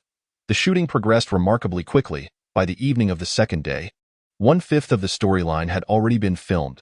If everything continued smoothly, it was estimated that the film could wrap in a mere half-month. Lu Yuan was ecstatic, truly delighted. He calculated that if it proceeded this swiftly, he could save a substantial amount on meal expenses, which would allow for a better restaurant renovation and increased working capital. On the second day, as the crew wrapped up, 2 unexpected guests arrived, Shen Lianjie, looking haggard, and Lu Tingting, bearing a similar pallor. The duo immediately sought out Wei Panzai. "Were you the one who threw the firecrackers?" Shen Lianjie gritted his teeth, yet dared not escalate the matter. "What firecrackers? Speak up, I can't hear you." Wei Panzai feigned ignorance, deliberately amplifying his voice. "What were you doing last night?" "What? Last night? The night before, I was drinking with A Yuan." "What happened? Didn't you sleep well the night before?" "Firecrackers? What firecrackers?" Wei Panzai raised his voice even further. "Could you lower your voice?" Shen Lianjie cast a nervous glance around, his eyes mingling tension with indignation. "Clarify yourself?" Yet Wei Panzai continued to speak loudly, almost as if he were broadcasting, glancing around as if to draw the attention of other crew members, his expression smug and insufferable. "You? I've taken note of you." "Noted what?" Shen Lianjie inhaled deeply, his teeth clenched in seething rage. "Humph. We're leaving. Brother Shen, where are we going?" "He is definitely the culprit." "He leave?" Wei Panzai, with a beaming smile, watched Shen Lianjie depart, suddenly feeling a peculiar urge to relieve himself. "Wei Wuji, I never imagined you could be this kind of person. You weren't like this before." Lu Tingting inhaled deeply, her gaze towards Wei Pengzi laden with complexities. "What business is it of yours?" Wei Pengzi spat out a thick phlegm, lighting a red cigarette. "You?" Lu Tingting trembled with anger. What was there to say to him? "Wei Pengzi, let me make this abundantly clear. Regardless of the circumstances, I shall always stand above you, while you remain nothing more than a failed director, a mere trivial figure, forever so. Do not delude yourself into believing that engaging in underhanded dealings elevates your status. Once the film is released, you will come to understand the vast chasm between us. Your crew, your film, are utterly worthless. Firecrackers? What? Firecrackers? Are we still playing with firecrackers?" Suddenly, Wei Pengzi's laughter grew ever more radiant. He emphasized his words. The other members of the crew turned their attention towards Shen Lianjie, whose disdainful remarks appeared exceedingly insubstantial to him, devoid of any impact. "Humph." Shen Lianjie, his expression dark and brooding, snorted coldly, yet hurriedly led Lu Tingting away. "Did he agree?" "Yes, all right, I will come over immediately. I wish to hear his song." "Sure, remember to bring a good guitar. Rest assured." Chapter 29. Are you Wang Tsuehua from next door? The midday heat of July was unbearable. Lu Yuan stood atop a high slope of the set, smoking a cigarette as sweat gradually seeped into his clothing, his heart slightly vexed. The scent of the smoke seemed altered by this infusion, taking on a flavor akin to counterfeit tobacco.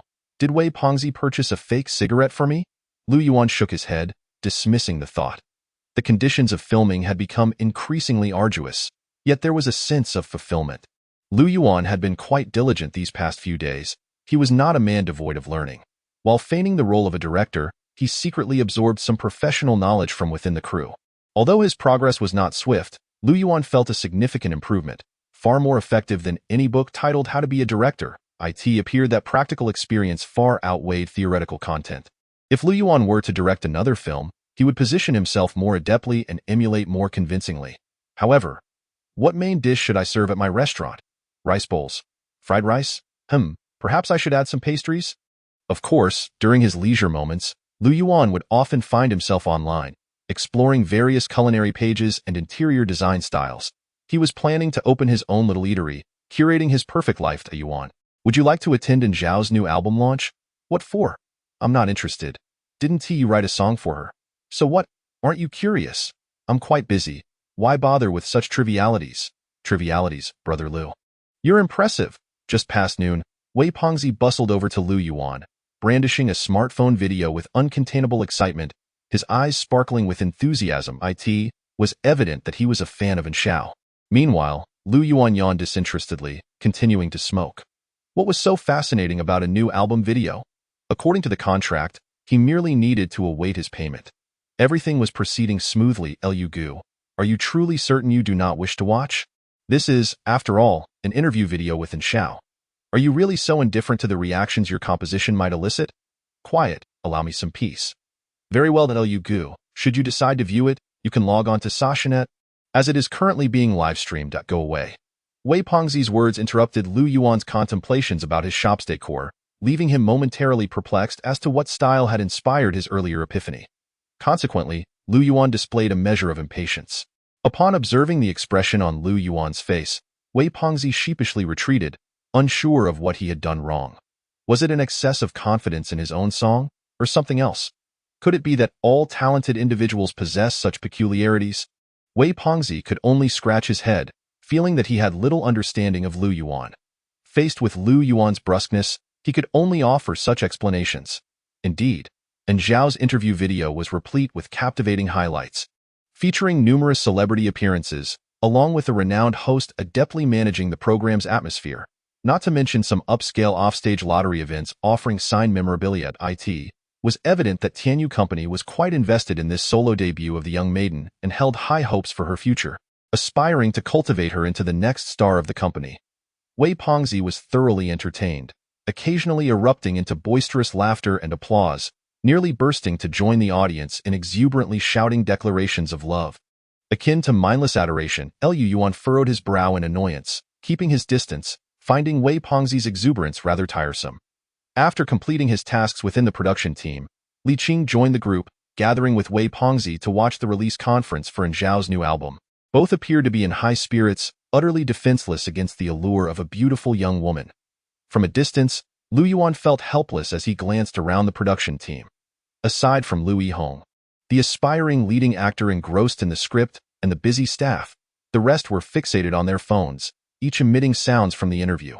Alas, the world seems to be in decline, and the hearts of people have grown distant. Each mobile device represents a separate universe. How many relationships have been severed by this? Lu Yuan sighed deeply, feeling as though he was a refreshing stream amidst this mundane world.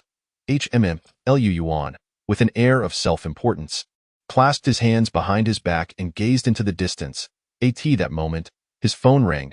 He glanced at the number, which seemed unfamiliar. A nuisance? Lu Yuan ended the call. Wow! The moment of excitement had arrived. No way, could this be Zhao's mysterious friend number 2? No, it can't be. The second person Zhao wishes to thank is a boy. No way, could he be Zhao's mysterious boyfriend? Oh no. Please, Zhao, dear angel, don't do this. Just then, a sudden uproar erupted from the production team, with Wei Pengzi's boisterous laughter ringing the loudest. Amidst the cacophony, cries of dismay could be heard, seemingly quite tragic. Lu Yuan's phone rang once more.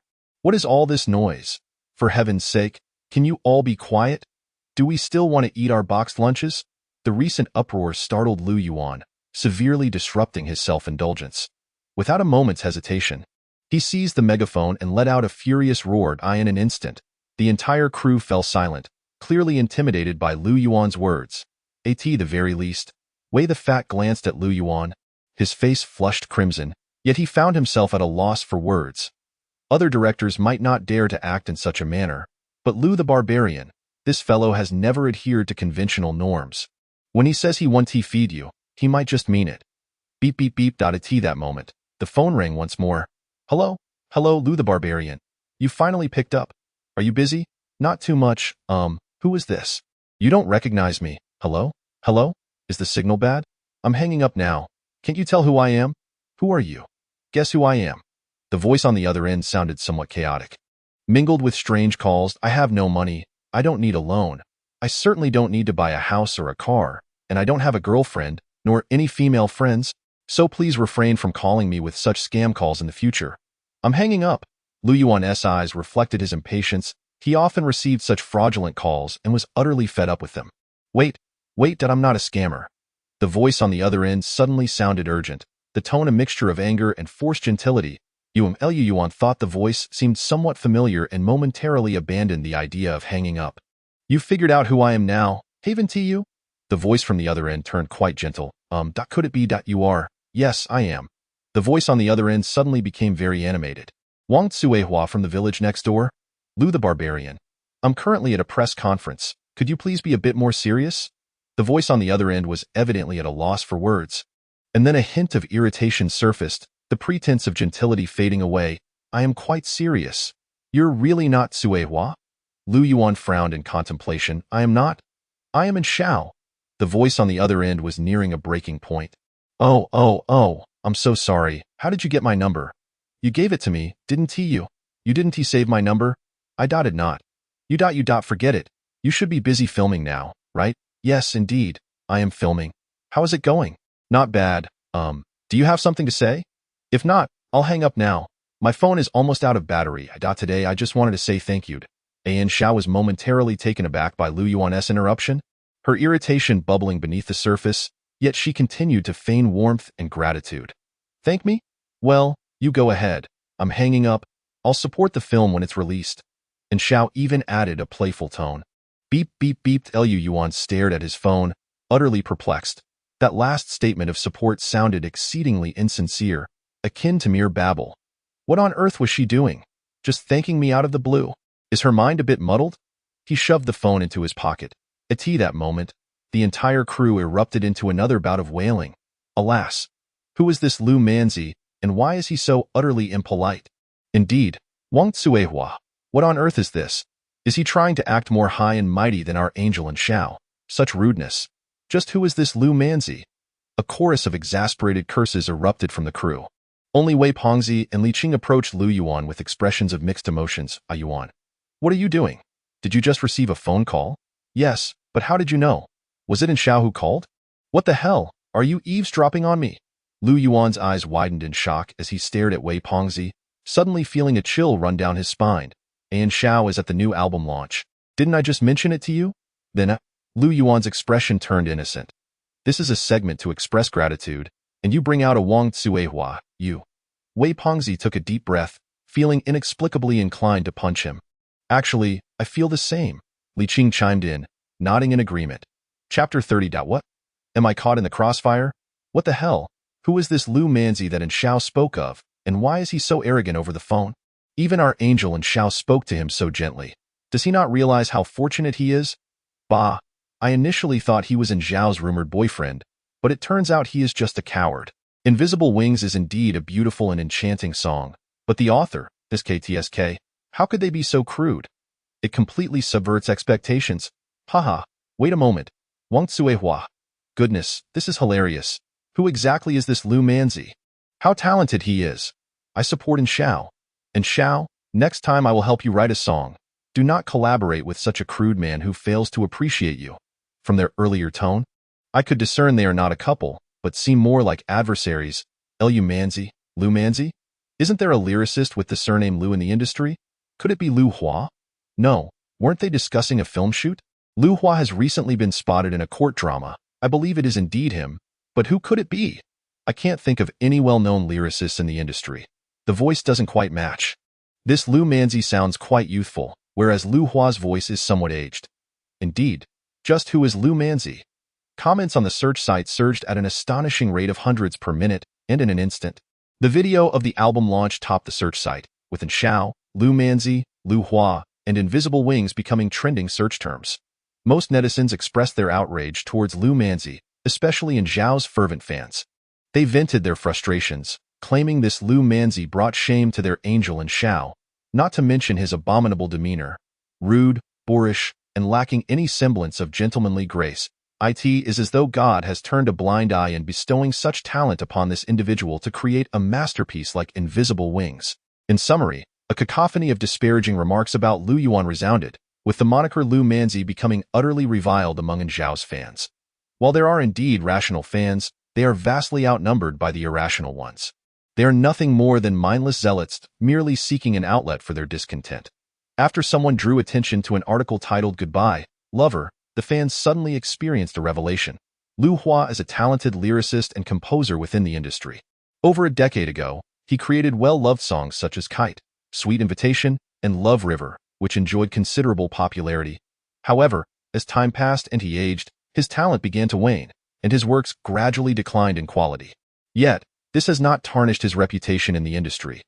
While he may not be among the elite creators, he certainly ranks among the first-tier in his personal life. He is a man of deep sentiment, adhering to a disciplined routine that includes early morning workouts, followed by indulging in breakfast tea and browsing Weibo, where he shares lyrical and artistic musings with his followers, living a life of contentment. What is going on? Why is my goodbye lover so popular today? As he opened Weibo as usual, scrolling through the trending topics, he was taken aback to find his name occupying the top spot. Puzzled, he thought to himself, although he had a considerable fanbase, his previous highest ranking had only been fourth, never first. Could it be that goodbye lover resonated so deeply with others that it was destined for fame? Instinctively, Lu Hua clicked on the post. How could you be so uncouth? Can't you exhibit a modicum of gentlemanly decorum? I once thought you were quite refined, but it seems you are nothing but a hypocrite. Do you look down upon our little angel and Xiao? Don't think that just because you have some fame, you can belittle newcomers and look down on them. I admit your lyrics are quite good, but how did I shall undermine you for a lifetime? Do you truly believe yourself to be the foremost lyricist in the industry? Humph. On a sunlit morning, joy is a sentiment shared by all, and Lu Hua was no exception. The prospect of his article trending should have elevated his spirits further. In fact, before even clicking on the link, he contemplated sharing this Weibo post, anticipating admiration from old friends and perhaps some nostalgic remarks about his enduring talent. However, upon reading the slew of comments lambasting him beneath the article, Lu Hua was left utterly bewildered. What on earth is happening? Yesterday, I merely had a drink, took a nap, listened to a few songs, and penned an article. How could this be? More than 10 minutes later, after clicking on a video, he was rendered speechless. Manzi. Is that truly my nickname? No, this isn't me. I didn't write Invisible Wings. I am completely innocent in this matter. At that moment, Lu Hua felt a wave of indignation wash over him, his once cheerful disposition evaporating entirely. Ultimately, he opened Weibo and typed out these words, I am truly not Lu Manzi. I swear I am not. Simultaneously, he cursed that Lu Manzi, deeming him unworthy. Seated comfortably at home, one might ponder the whimsical notion of a pot descending from the heavens. Overall, the release event for the new album was a resounding success.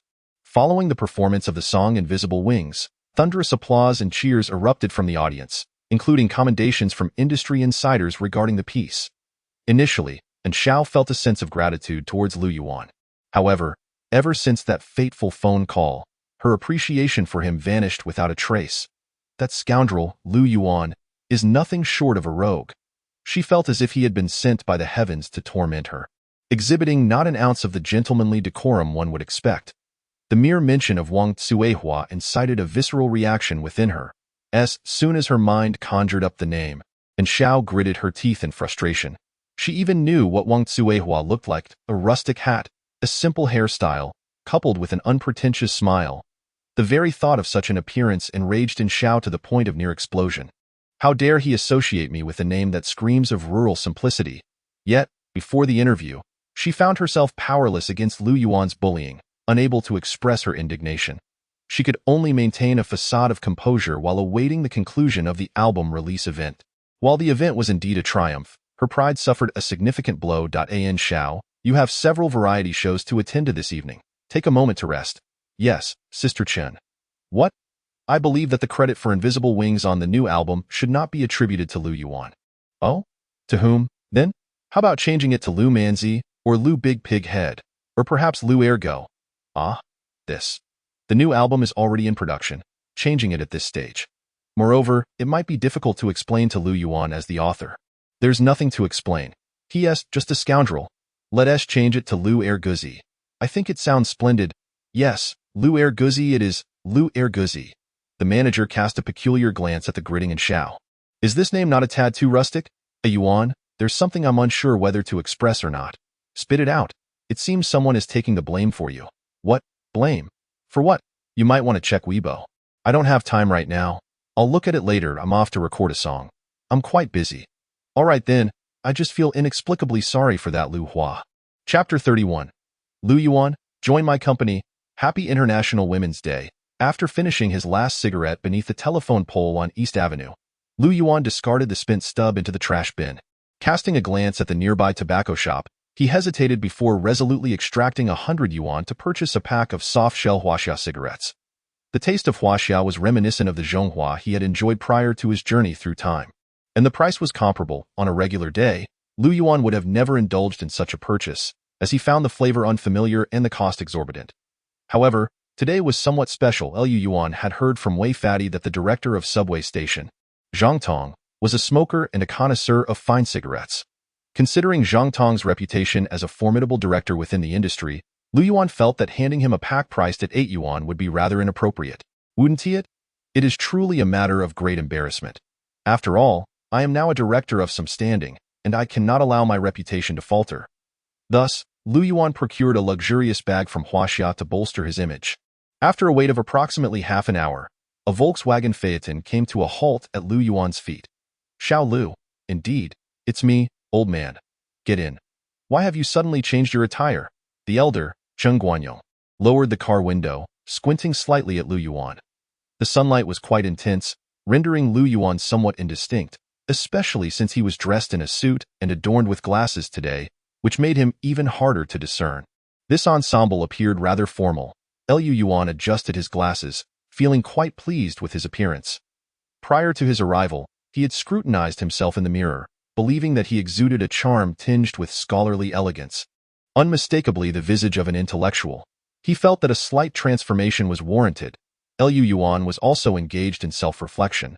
He sensed that his recent associations with the uncouth Wei Fadi had tarnished his own brilliance, and being referred to as Lu Manzi by Wei Fadi was, quite frankly, a source of inexplicable shame. This attire does not quite align with your temperament, the elder observed, leaning in to scrutinize Lu Yuan for an extended moment before ultimately shaking his head. Is that so? Is it lacking in literary flair, failing to reflect my essence? Lu Yuan inquired, slightly perplexed. No, that is not my intention. If you were in ancient times, you would belong to the unrestrained and grandiose faction, rather than the meticulous and pedantic scholarly type. The elder spoke gently, offering his critique with subtlety. After finishing, he gazed out the window. So I am a scholar who is unconcerned with trifles. Indeed, there is a term that suits you well, though I suspect you may not wish to hear it. The elder shook his head. Old man, do not keep me in suspense. Showy. Upon hearing those two words, Lu Yuan's initially buoyant expression quickly dimmed. It felt akin to being abruptly interrupted at the peak of excitement. How vexing. Ha ha ha, I am quite straightforward. Do not take offense. The elder chuckled heartily at Lu Yuan's gloomy demeanor. At that moment, he felt a sense of clarity. As the frustration he had harbored from Lu Yuan's lack of communication dissipated entirely, leaving him somewhat pleased. Lu Yuan, however, was at a loss for words. Could it be that I truly am ill-suited for such a refined appearance? I think it looks quite good. The driver in front glanced at the rearview mirror, his eyes betraying a hint of surprise. The elder had always maintained a stern demeanor, and it was rare to witness such a jovial smile directed at a young man. It seemed this young man possessed some merit. As the car gradually moved forward, Lu Yuan contemplated smoking, but out of consideration for the elder's presence, he refrained. The vehicle cruised steadily along the highway. Xiao Lu, let me tell you, 2 hours is quite a stretch of time. After the laughter subsided, the elder seized the opportunity to regale Lu Yuan with tales of his illustrious achievements. His words animated and lively. Lu Yuan struggled to keep his eyelids from drooping, making a concerted effort to suppress the yawns that threatened to escape his throat, all while maintaining an appearance of keen interest. This venerable gentleman held a position of considerable influence within the industry. Even though Lu Yuan felt that his prospects were dim, offending him was simply out of the question. Lu Yuan was not one to act foolishly. After enduring a lengthy monologue filled with a torrent of emotions and a plethora of terms related to songwriting that Lu Yuan could scarcely comprehend, the vehicle finally came to a halt before a grand edifice nestled in the heart of the city. Stepping out of the car, Lu Yuan inhaled deeply as if he had been reborn, undeterred by the murky air or the noxious fumes. Time to move on. Xiao Zhang was already waiting. Upon spotting a middle-aged man sporting white-framed glasses in front of the building, a flicker of relief graced Lu Yuan's countenance. It felt as though he had truly come back to life. Zhang Tong was a renowned director, and Subway Station represented a significant investment in the realm of art films. The collaboration promised to yield transformative results. Zhang Tong harbored considerable ambition, aspiring to present this film at the Berlin Film Festival. Given the prestigious nature of such an event, meticulous attention to detail was paramount, particularly concerning the selection of interludes, which he had painstakingly curated. "Director Zhang, would you care for a cigarette?" Lu Yuan offered, taking the initiative to extend the pack after the introductions were complete. "Xiao Lu? I see you have quite the penchant for smoking," Zhang Tong remarked, catching a whiff of tobacco that inexplicably evoked a sense of familiarity in him, a kinship of sorts. "Not bad, been at it for 7 or 8 years, Lu Yuan replied. "Ha, best to quit. Smoking is detrimental to one's health. That I intend to quit as well." Understood, I'll indulge this time, but I promise to quit in the future." Precisely, Lu Yuan found Zhang Tong to be quite amiable. The white-framed glasses lent him an air of refined trendiness, and he appeared quite spirited. More importantly, however, Zhang Tong emanated a certain sanctimonious aura. Despite proclaiming his intention to quit, he reached for the cigarette with unrestrained eagerness, taking a deep drag and squinting his eyes as if in blissful reverie. Though tobacco was hardly a benign indulgence, it could, at times, serve to bridge the gap between individuals. In this instance, there was no sense of distance between Lu Yuan and Zhang Tong. They found a comfortable rapport. "This guitar is rather nice," Zhang remarked. "Yes, it's a Homian model," Lu Yuan replied. "Not inexpensive, I presume?" "Not too pricey, merely over 100,000." Upon learning the price of the guitar Zhang had handed him, Lu Yuan's mood soured slightly. "Not too pricey, merely over 100,000. Zhang Tong's words reeked of an ostentatious air of privilege. Lu Yuan couldn't help but feel a sense of inadequacy in his own attempts at sophistication. The subtlety of understated elegance was a skill he lacked. Should he seek to reclaim some semblance of grandeur? Wait, was he truly that petty? "Shall we begin?" Lu Yuan inhaled deeply, striving to dismiss any thoughts of pretentiousness. "All right, let us get started. Recording engineer, equipment technician, composer. Prepare." With the guitar tuned and having entered the recording studio, Lu Yuan closed his eyes, bracing himself for the prelude. When the music began to resonate, he exhaled slowly and then opened his mouth to sing.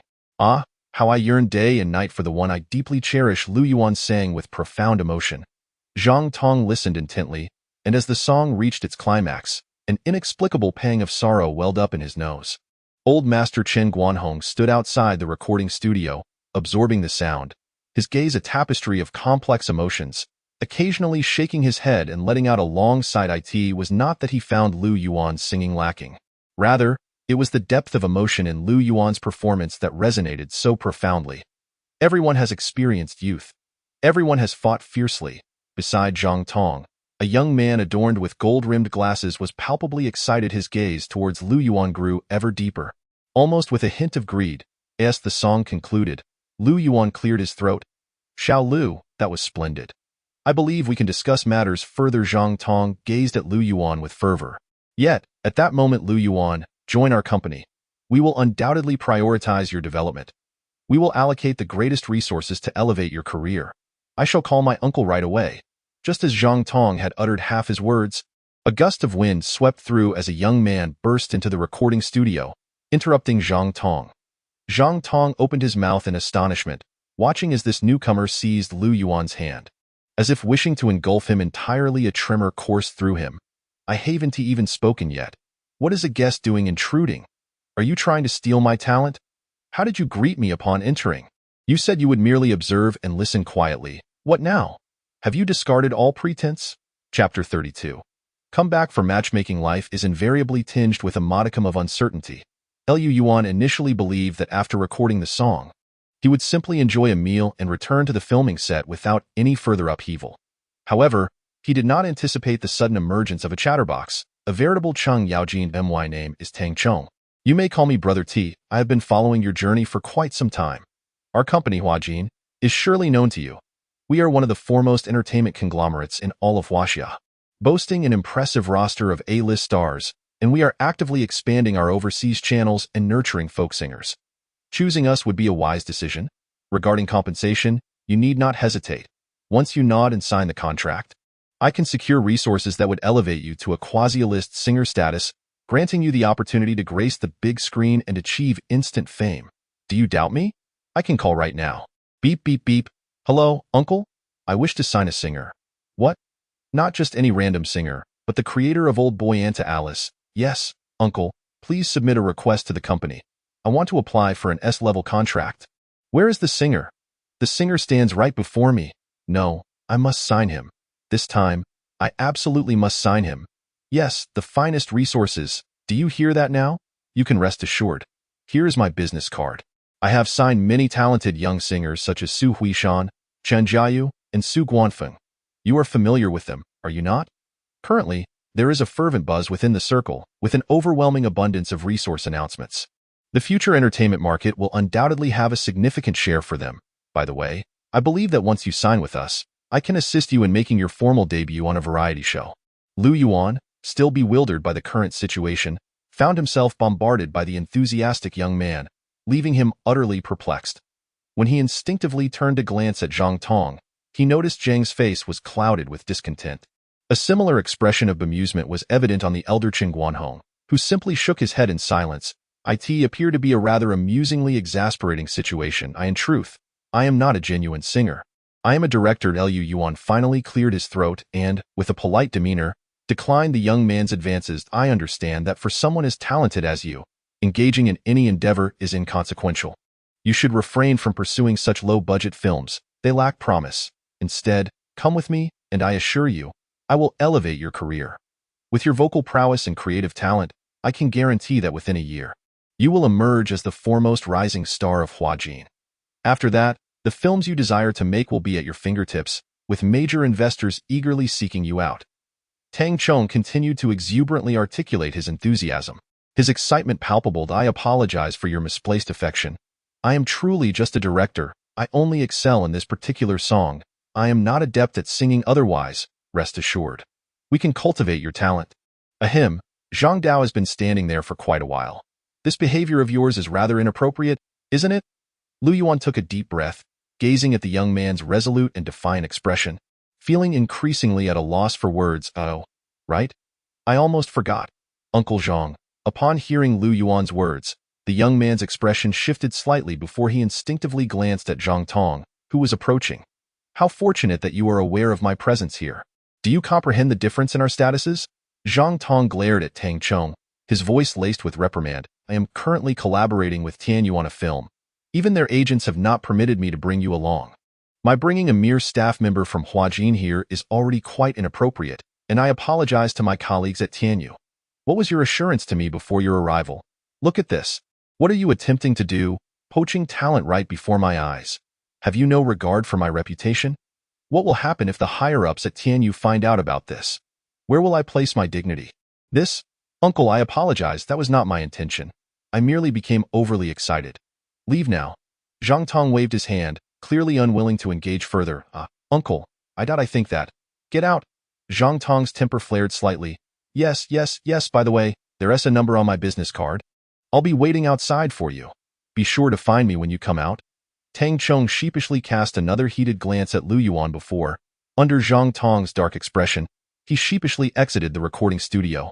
Lu Yuan let out a long sigh, feeling somewhat dizzy. The child of a family friend, little Lu, please do not take offense. He has always been rather reckless, though not dwell on it. Zhang Tong, upon watching Tang Chong leave and close the door, felt an overwhelming urge to kick him down. This individual is utterly reckless, unable to discern the gravity of the situation. Director Zhang? It's nothing. Lu Yuan shook his head, feeling no significant displeasure. He merely found this fellow a bit peculiar. Oh, that's good. Now, let us discuss the usage rights contract for the song Old Boy. This is the draft I have prepared. What do you think? Let me take a look. Lu Yuan glanced through the contract hastily. There were no major issues. It was simply a straightforward usage rights agreement, with a fee of 100,000 for the song's usage. 100,000 is quite a substantial sum for Lu Yuan, considering that many toil for 2 to 3 years without saving that amount. Moreover, this fee only covers the usage rights. Other rights, such as cover rights and various copyrights, are not included. This price is actually very reasonable. Lu Yuan felt quite satisfied. In the entertainment industry, every moment is precious, and often, money is spent frivolously. At least Director Zhang believed this song is worth the price. Additionally, the old gentleman Chen Guanhong had recommended this young man. It was evident that the old gentleman held this youth in high regard. Director Zhang was optimistic about Lu Yuan's future, given the value of this song and that of Fr. Elise. In a few years, Lu Yuan's songs would likely surpass this price. Spending a bit now to cultivate a relationship could prove beneficial for future projects. This constitutes a mutually agreeable collaboration. Once the contract was signed and the money transferred to Lu Yuan's account, this transaction was deemed complete. Noticing that it was around noon, Director Zhang led Qin Guanhong, Lu Yuan, and the exuberant Tang Chong to an upscale restaurant on the third floor of the building for lunch. Little Lu, let's have some French red wine, 1985 vintage. It's quite exquisite. I can't drink that. Don't be coy. You were drinking while playing the guitar in the video? Now you say you can't? Come on, do it for Grandpa Chen. Chen Guanhong feigned sternness, adopting an elder's posture. All right, just a little. Lu Yuan looked at the glass filled with red wine, feeling a slight headache. Now that's more like it. Little Zhang, you should drink too. I've solved such a significant issue for you and introduced you to little Lu. You ought to express your gratitude. Yes, indeed. We must thank the old gentleman properly. Here's to you, Grandpa. And little Lu, here's to you too. All right, another glass. I can't drink anymore. A real man can't back down. I see you're quite the smoker. Then let us have a bit of that. Lu Yuan, being somewhat prideful and in a pleasant mood, decided to indulge in the drinks. Well then, Grandpa, I'll raise a toast to you as well, and Yuan. I have prepared the S-level contract. How about we sign it today while everyone is in such high spirits? Our Huajin is truly remarkable. Sign what? Tang Chong, go eat your drink elsewhere. What a buzzkill. Are you foolish? Director Zhang cast a disapproving glance at Tang Chong, who had approached with a smile, scolding him for his lack of tact. All right, let us eat first. Let us eat. Tang Chong, upon being reprimanded by Zhang, awkwardly continued to smile. I signed it, yet it serves no purpose. Allow me to speak candidly. I truly cannot sing. Moreover, I possess little in the way of creative talent. I fear I might run out of inspiration at any moment. Lu Yuan gazed at Tang Chong with bleary eyes. Having laid his cards on the table, I understand. Rest assured, we will cultivate your skills. We have an excellent training team, and with a voice like yours. Smack. Just as Tang Chong was about to elaborate on Huajin Company, he was startled by Zhang Tong, who slammed his hand on the table and glared at him with an unfriendly expression. Tang Chong was taken aback. Consequently, he wore an awkward smile and retreated to a corner with the contract. Resembling a timid young bride, suppressing his emotions while continuing to drink. Strangely, he felt the alcohol growing increasingly bitter. Come, let us continue to drink. I'm feeling a bit dizzy. I can't drink anymore. Just one more? The final drink. All right, wait. Let me take a phone call. Okay. Lu Yuan staggered to his feet, fumbling for his phone, only to see a vaguely familiar number calling. Hello, Yuan. Are you working? Mom? Do you still acknowledge me as your son? Come back home right now. What is the matter? Uncle Chin next door has arranged a marriage for you. The girl's family is quite well off. Although their requirements are rather high, the girl is quite lovely. Get yourself organized and return for the matchmaking. Stop idling around all day. Uncle Chun has gone to great lengths for this arrangement. What? A matchmaking? Lu Yuan shook his head, his mother's visage flashing through his mind.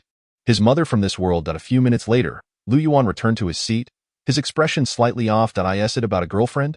No, it's my mother's nagging about matchmaking. Your family is urging you to find a match? Young Lu, you still don't have a partner? The old gentleman's eyes lit up upon hearing Lu Yuan's words.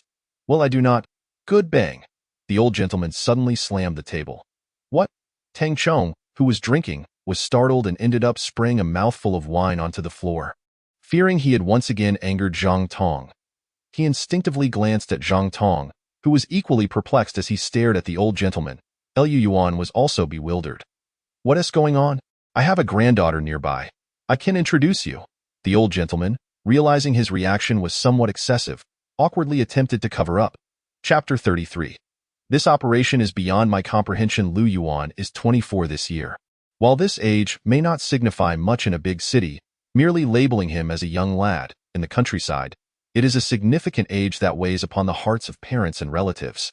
Marriage and having children are always monumental matters in the eyes of parents. Many young people resist arranged marriages, advocating for love based on freedom. Although Lu Yuan also yearns for a romantic relationship founded on genuine feelings, he does not oppose the concept of matchmaking. An arranged marriage involves both families having a thorough understanding of one another, and if the man and woman find each other agreeable, they proceed to spend their lives together. While it may not be a tale of grand romance, it cannot be denied that it can also lead to a life of happiness and fulfillment. Qin Guanhong, in high spirits, was quite insistent on drinking, urging Lu Yuan to down glass after glass. Eventually, Lu Yuan could no longer endure it and rushed to the restroom, retching uncontrollably. Although this was not his limit, Lu Yuan realized he could drink no more. He understood that continuing might lead him to a state of oblivion.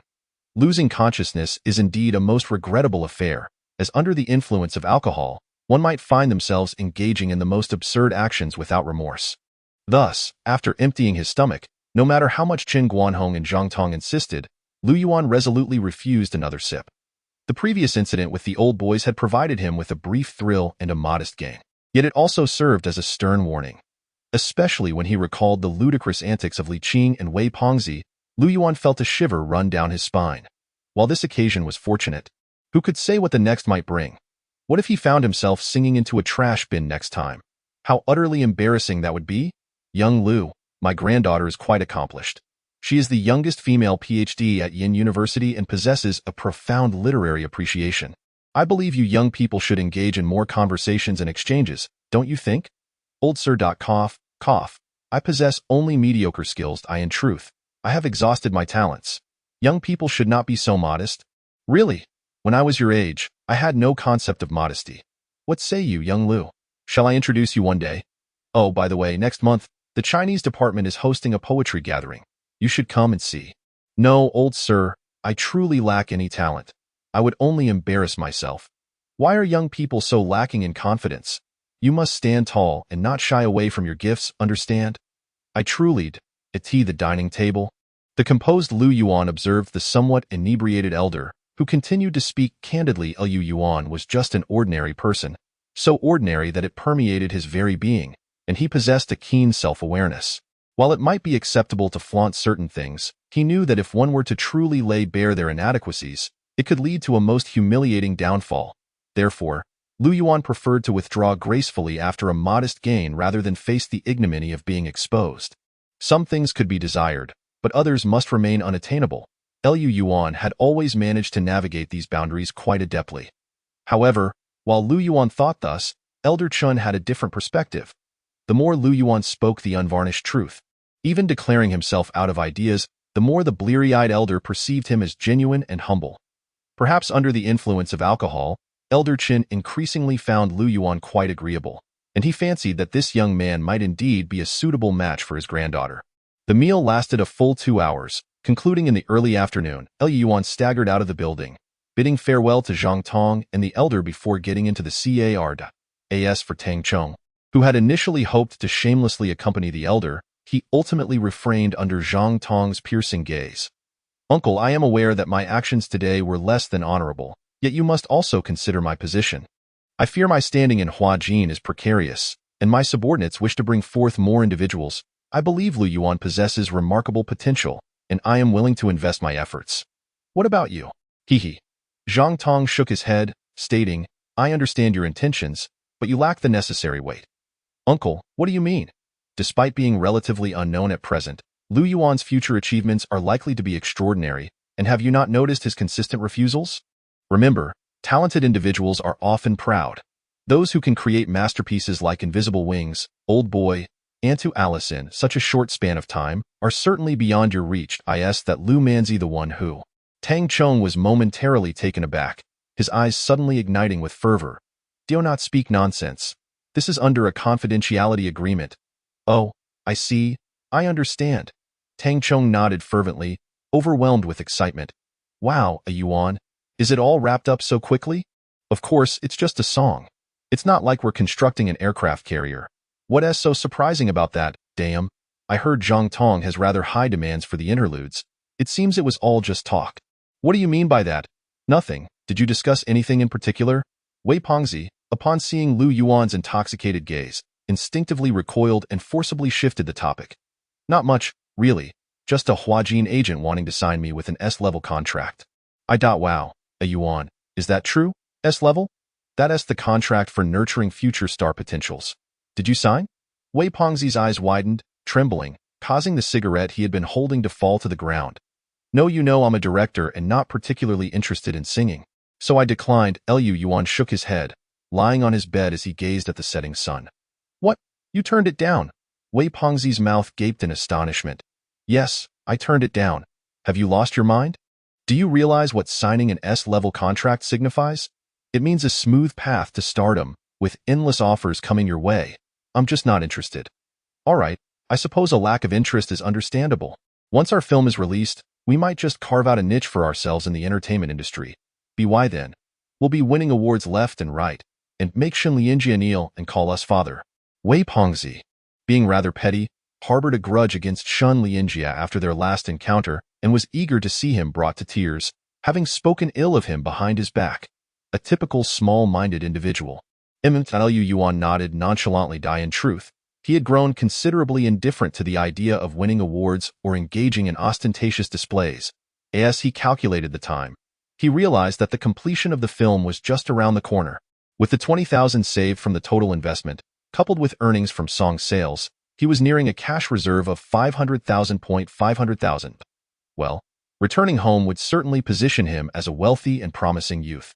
Heeding the advice of his family, he decided to attend a matchmaking session, intending to engage in conversation if the candidate proved suitable. Following the matchmaking, he would turn his attention to his long-cherished ambition of opening a store. While some individuals may experience a dramatic rebirth, Liu Yuan considered himself an ordinary person, even if it brought shame to numerous prominent figures of rebirth. He did not possess the extraordinary abilities or remarkable talents that others seem to acquire effortlessly upon their return. Thus, he felt that his approach was not misguided. As for the old gentleman, what did he discuss with you? I noticed he seems quite fond of you. Not much, really. Throughout the journey, he was adamantly promoting his granddaughter. What the hell? Upon hearing this, Wei Fatty was taken aback. Man, you are aiming for the stars. You are the very template of someone at the pinnacle of life. Template? I turned him down. Liu Yuan shook his head.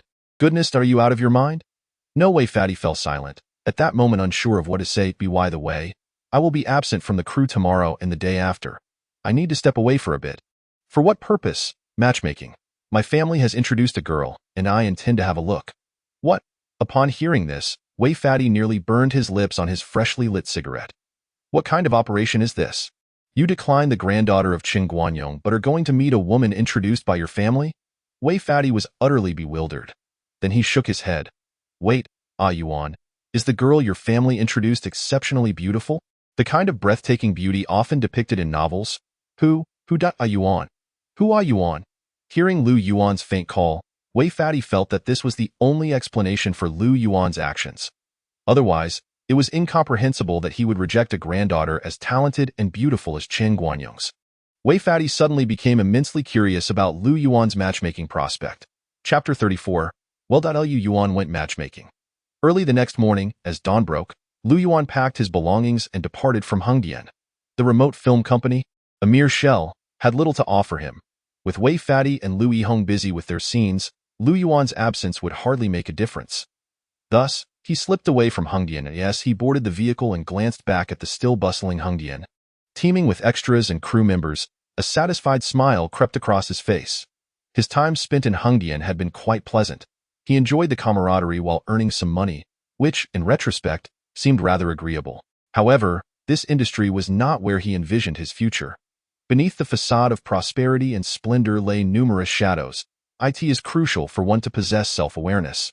How many stars once blazed brightly in the entertainment world, only to fall swiftly into obscurity?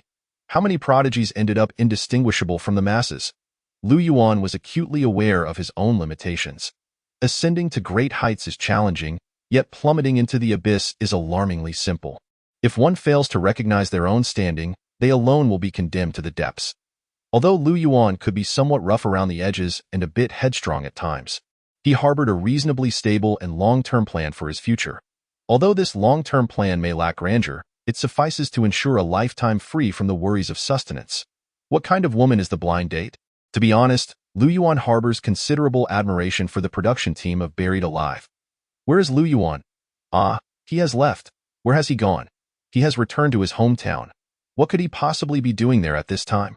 It seems he has gone to. No, I am not certain. Perhaps he has some matters to attend to. What? To meet someone?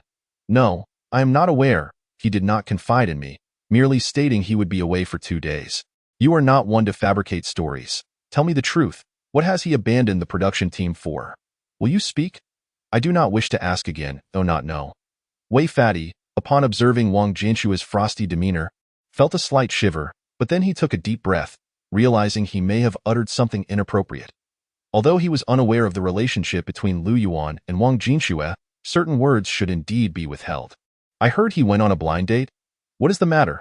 Li Qing, having just completed a scene and preparing to discuss the upcoming filming with Wei Fatty, casually mentioned this upon noticing Wang Jinxue. A blind date? Upon hearing those two words, Wang Jinxue fell silent, her expression growing even colder. Without uttering another word, she turned and departed, clearly not inclined to continue the conversation. Damn it, Lao Li, are you out of your mind? Wei Fatty was infuriated. What's wrong? Are you insane? Don't you know what should and shouldn't be said? Huh? Are you implying, damn, have you lost your mind while filming? Upon witnessing Wei Fatty's exasperated expression, Li Qing was momentarily taken aback, then suddenly trembled. He experienced an odd sensation akin to a cosmic collision. Jixian County lies in the eastern part of Zhejiang Province, a modest county that has barely escaped the clutches of poverty. Lu Yuan's family has been comprised of honest, hard-working farmers for 3 generations, never having the illustrious ancestry typical of protagonists in novels, nor any melodramatic tales of fleeing to the countryside to escape war.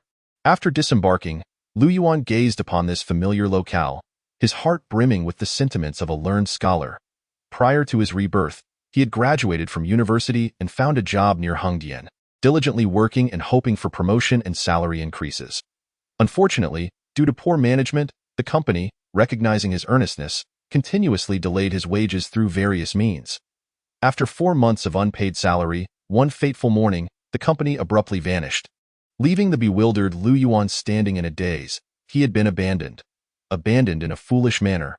Following the closure, Lu Yuan struggled to find employment, so he decided to wander around Hengdian to clear his mind. This leisurely back and forth has unexpectedly consumed over half a year, and the hard-earned savings have been entirely depleted in recent months, plunging him into a state of destitution. Returning home in such circumstances, Lu Yuan finds himself lacking the courage to face his family. Yet, remaining in Hengdian proves equally unbearable. With a degree in forestry, he is uncomfortable with the prospect of working as a waiter. Seeking a position aligned with his field yields no results. As for being an extra, firstly, he lacks any acting skills. Secondly, his former self was far too honest, often too shy to engage with others. Having been reborn, Lu Yuan is acutely aware of his past experiences, which fuels his determination for change. He has forsaken smoking yet finds himself drawn back into it. He has begun to learn how to be less straightforward, gradually adopting a more cunning demeanor. Only through transformation can one carve out a path forward. Had he remained the same Lu Yuan, he would have likely succumbed to starvation long ago, of course. His essence remains unchanged. He is still himself. Finally willing to come back? His mother inquires. Eat, he replies. Upon seeing his mother's graying hair, an inexplicable wave of emotion washes over him, and he instinctively calls out, Mom. She glances at him, shakes her head slightly, and without revealing much, gestures for him to sit and eat. Lu Yuan surveys the spread before him. His heart feels heavier.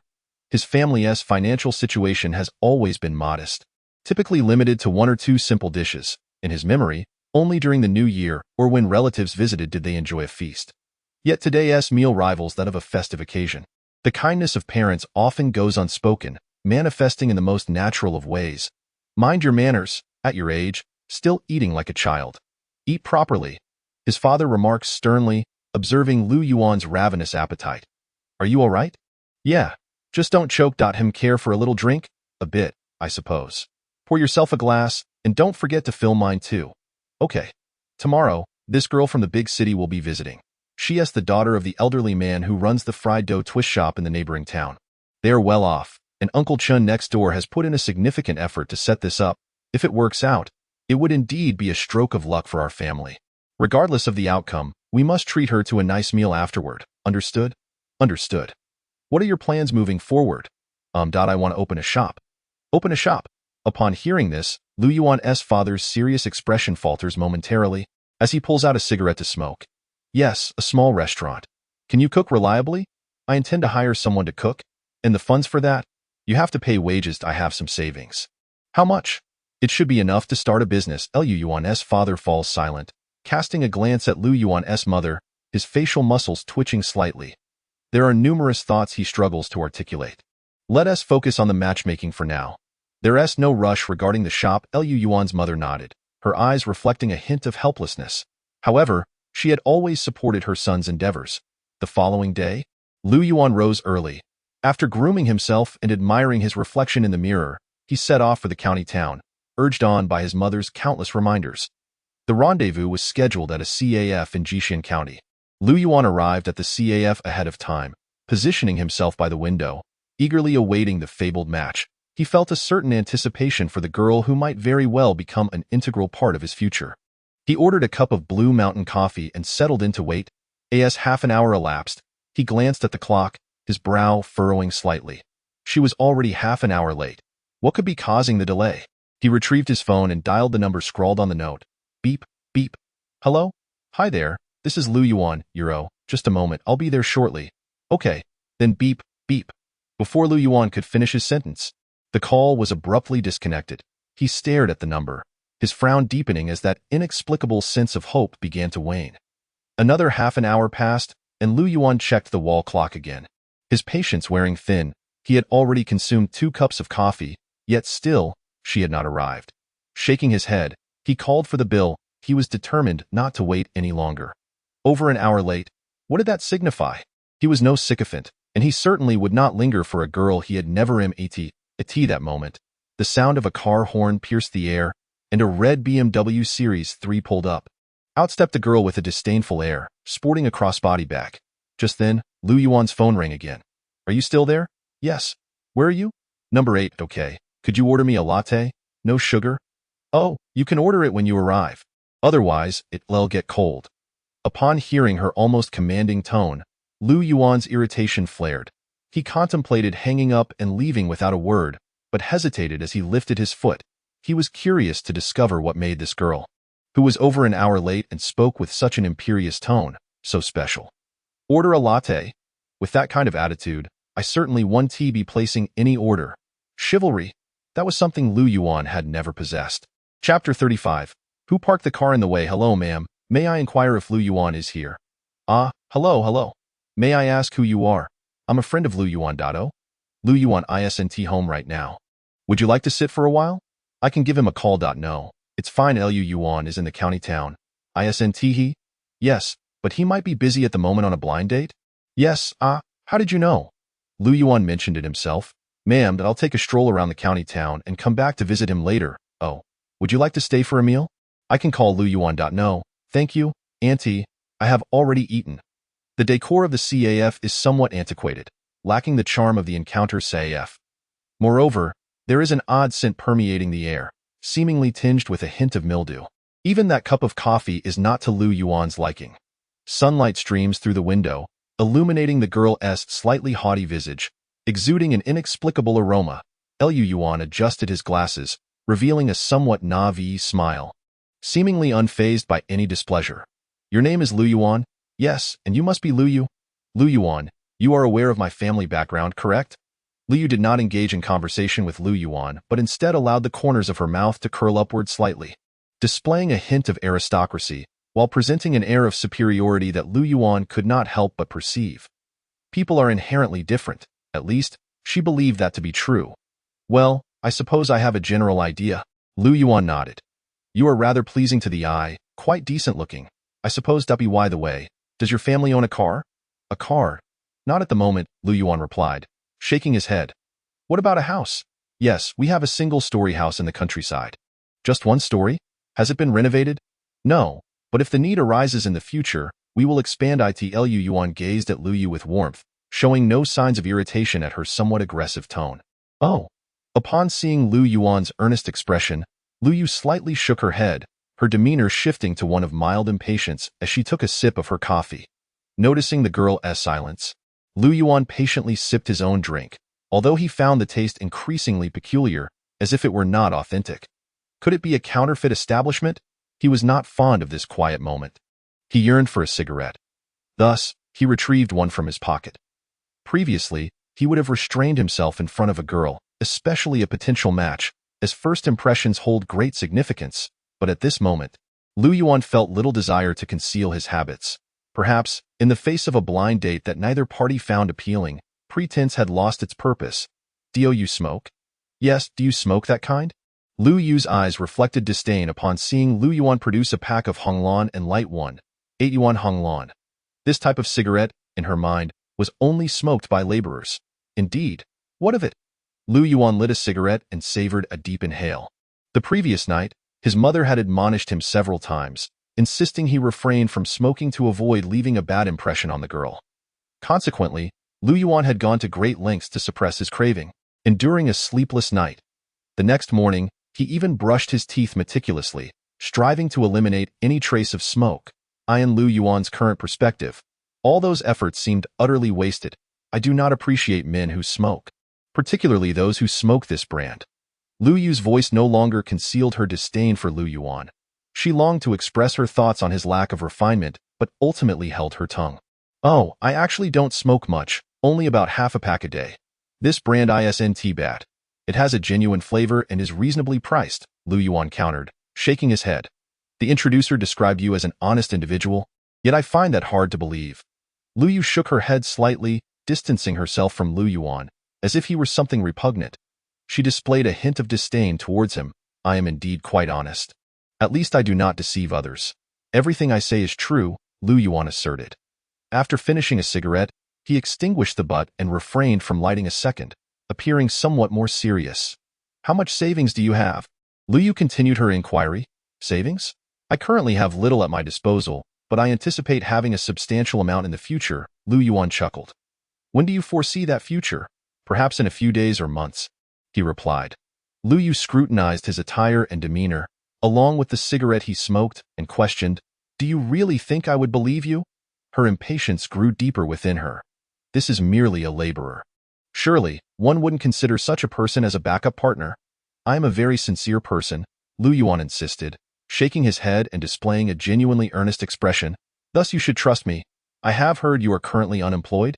Yes, indeed I do not have a stable job at the moment, but I plan to venture into entrepreneurship. Lu Yuan nodded. My requirements are not overly demanding. I seek a sincere individual who knows how to care for others. Of course, the most basic conditions include having a house and a car. After all, I currently drive a BMW 3 Series, and I cannot afford to appear undignified while seeking a partner. Do you understand? Yes, I understand. Lu Yuan continued to nod. My expenses are not substantial. A monthly allowance of around 5,000 for cosmetics suffices. Furthermore, my partner should ideally possess a respectable job, preferably within a government institution for stability. Being an entrepreneur is also preferable, provided there are savings. However, judging by your appearance, you may require a loan to start a business, correct? Should your venture fail, families like yours would take years to recover. At the very least, in theory, that is accurate, Lu Yuan replied.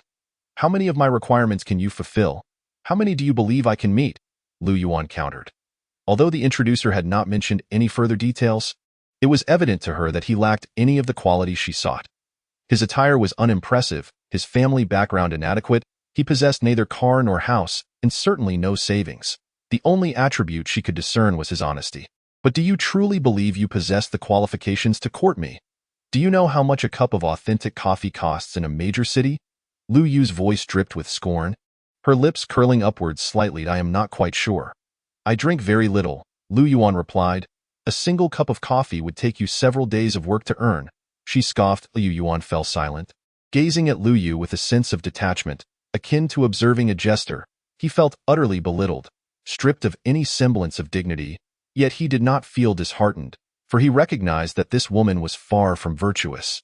Do you know how much this bracelet costs? I do not. 30,000. And do you know the price of my phone? 10,000. Lu Yu appeared increasingly dissatisfied with Lu Yuan's expressions, particularly the subtle indifference reflected in his eyes, which irritated her greatly.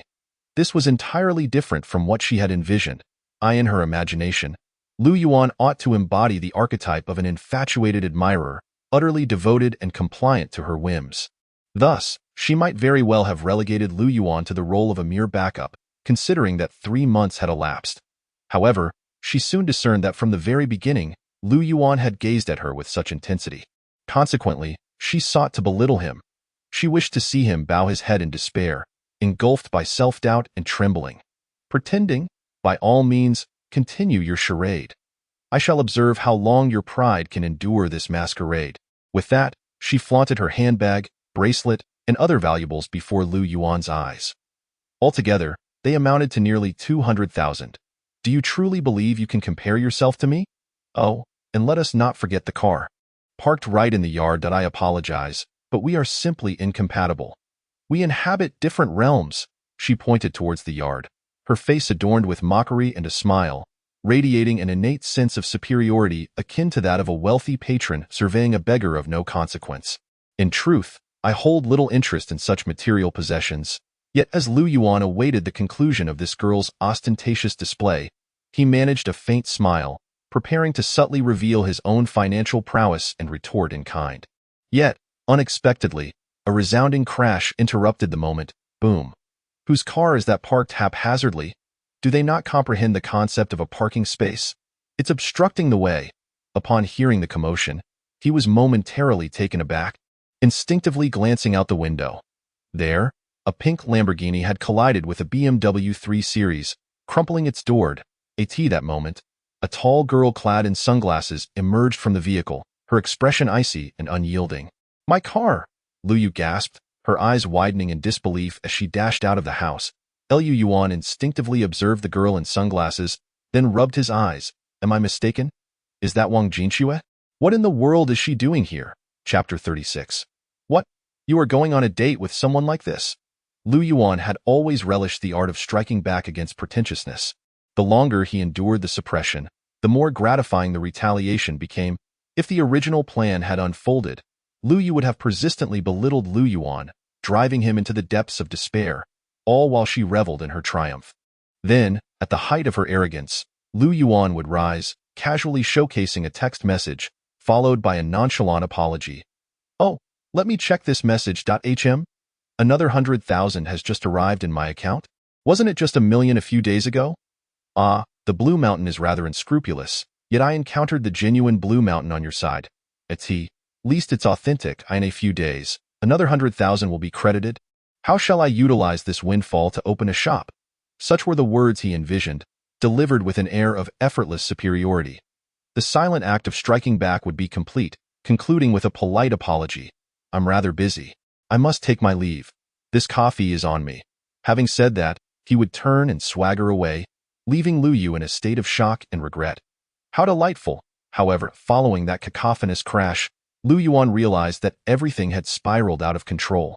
Stepping outside the CAF, he witnessed Wang Jinxue examining her car door, then glancing at the damaged BMW door.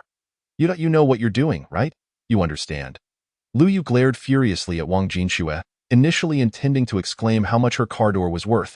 But upon seeing Wang Jinxue's Lamborghini, she instinctively fell silent. She once laid eyes on this car at an auto show. This vehicle is limited to a mere 300 units worldwide. And even with ample wealth, one might not be able to acquire it. Theo put it in perspective regarding its market price. One could easily purchase several dozen 3 Series vehicles, and that is an understatement. She and she are not of the same caliber. The disparity between them is insurmountable. Oh, so this car belongs to you, does it? Your vehicle was not parked in its designated spot, so I took the liberty of repositioning it. It is now parked correctly. Wang Jinxue removed her sunglasses but did not cast a glance at Lu Yuan.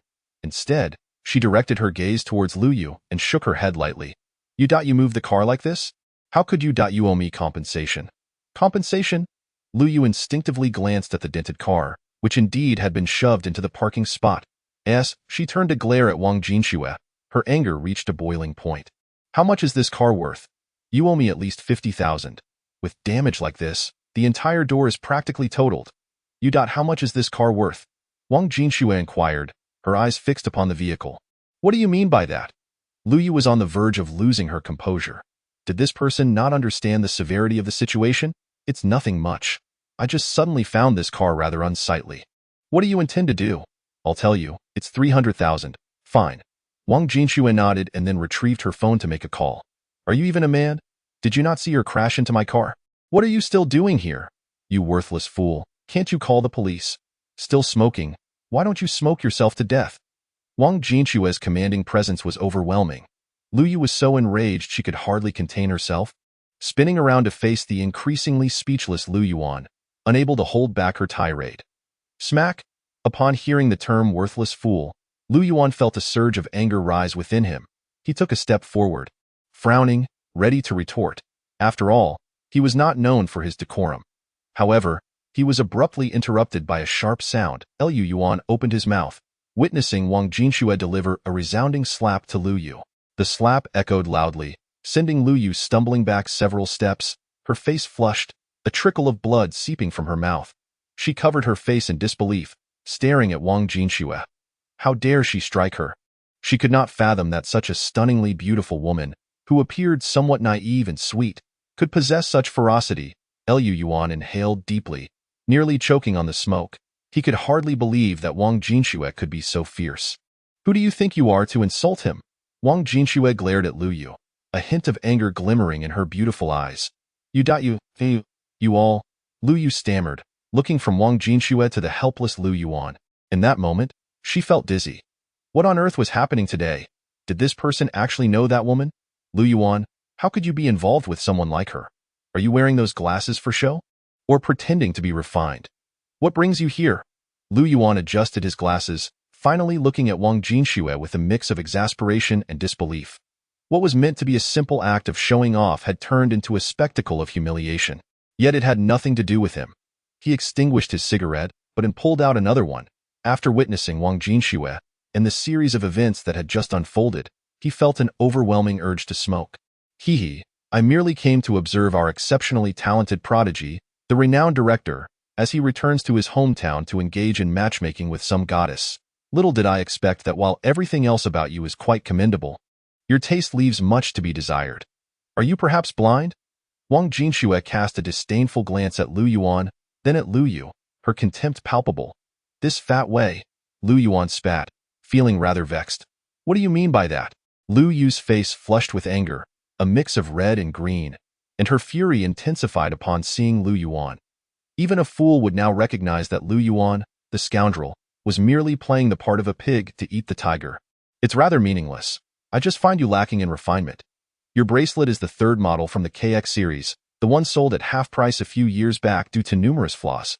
Right? Priced at 30,000, but in reality, worth merely 3,000. What? Lu Yu's eyes widened in disbelief. Your outfit, the entire ensemble, including your bag, consists of clearance items from the largest trading company in Kyoto. Altogether, it amounts to less than 3,000. You. And your card I noticed touch-up paint near the mirrors, and upon checking the date on the nameplate, it's an old model from a few years back, refurbished secondhand, worth 300,000. Haha, it's actually around 150,000. Observing Lu Yu's furious expression, almost convulsing with rage, Wang Jinxue gestured towards the car. Lu Yu was so enraged she felt as though her lungs might explode. She suddenly pulled out her phone, furiously dialing a number. Wang Hu, you scoundrel. You claimed this car was the latest model, that you acquired it. My bag, my bracelet, you. Wang Jinxue quietly watched Lu Yu cry and curse, then turned her cold gaze towards Lu Yuan. Your taste is rather peculiar. What do you mean? Do you prefer second-hand goods or enjoy raising someone else's child? What? How could that be? Did you not notice how she walks and the state of her abdomen? Huh. What does it mean when someone runs off mid-film? Do you intend to breach the contract? Wang Jinxue approached the Lamborghini and started the engine. Although the BMW S-Door was wrecked beyond recognition, the Lamborghini held up quite well, being a limited custom model with many features distinct from the standard version, including entirely different materials. No, I merely took a leave of absence. Get in the car. Wait, don't smoke. You are forbidden to smoke in my vehicle. Wang Jinxue regarded Lu Yuan with evident disdain as he lit a cigarette. Oh? Lu Yuan nodded, casting another glance at the infuriated Lu Yu, and shook his head. He was no saint, and it was certainly not in his nature to comfort her at this moment. He had no desire to help someone else raise their child, to become a lifelong cuckold, or to play the role of a sycophant. You cannot leave my car, you. Fear not, someone will come shortly to smash your car into scrap metal, guaranteed to reduce it to worthless refuse. Smash it, you? Lu Yuan, how could you know? That's not what I meant. I don't want the money anymore. Will you please accompany me? Upon overhearing their conversation, Lu Yu abruptly realized that Lu Yuan, the one she was being matched with, might indeed be someone of significance, causing her expression to shift dramatically. Keep your distance from Lu Yuan. How distasteful. Wang Jinshue's expression darkened. I apologize, but we are not suited for one another. We inhabit entirely different worlds. I will settle the payment for the coffee next time. Please excuse me for now. Liu Yuan shook his head, returning Lu Yu's previous words verbatim, then entered the car and fastened his seatbelt. Hypocritical, akin to a false gentleman, I apologize, but we are not suited for one another. We inhabit entirely different worlds. Lu Yu's eyes widened in disbelief. In that instant, it felt as though the world was spinning around her. What on earth was she doing? After entering the car, Lu Yuan inexplicably felt a tinge of melancholy. It was supposed to be a moment for him to show off, yet it seemed he had been overshadowed by Wang Jinxue. This affluent beauty. Was he merely a bystander? This was rather disheartening. Chapter 37. I am actually quite exceptional. The Lamborghini sped down the rural highway. Liu Yuan sat in the passenger seat, inhaling the faint fragrance of the Lamborghini, gazing at the swiftly passing scenery, a sense of oppression swelling within him. Wang Jinxue remained at the wheel, her expression perpetually frozen in an icy demeanor. The atmosphere was quite awkward. Liu Yuan was not particularly fond of this feeling, yet he found himself at a loss as to how to alleviate the tension. After all, having just exhibited a display of bravado, Wang Jinxue exuded a commanding presence. The thief had successfully subdued Liu Yuan, rendering him as helpless as a little lamb beneath her imposing aura. Liu Yuan found himself in a state of complex, unarticulated emotions. He wanted to show off. He yearned to bask in the glory of it. Unfortunately, he had been overshadowed. This was not a pleasant experience. Why engage in blind dates? Just as Liu Yuan believed this awkwardness would persist until he reached home, Wang Jinxue finally spoke. There are arrangements at home. Liu Yuan suppressed the urge to smoke and glanced at the scenery, replying softly, You shouldn't behave this way. Wang Jinxue's lips moved, and after a brief pause, she shook her head, her tone softening slightly. Are you saying I was wrong? Liu Yuan smiled. There is no absolute right or wrong in such matters, only what is suitable and what is not. Wang Jinxue shook her head, although her voice retained its characteristic chill. It bore a hint of complexity to Liu Yuan nodded, shifting the topic. Why did you crash into her car? I merely found her car obstructive, so I crashed into it. Wang Jinxue replied nonchalantly. That was rather ruthless. Liu Yuan shook his head. You are at odds with money. Indeed, but I have made you aware of a fact. Such a woman is utterly unworthy of you. Wang Jinxue displayed no signs of regret over the collision.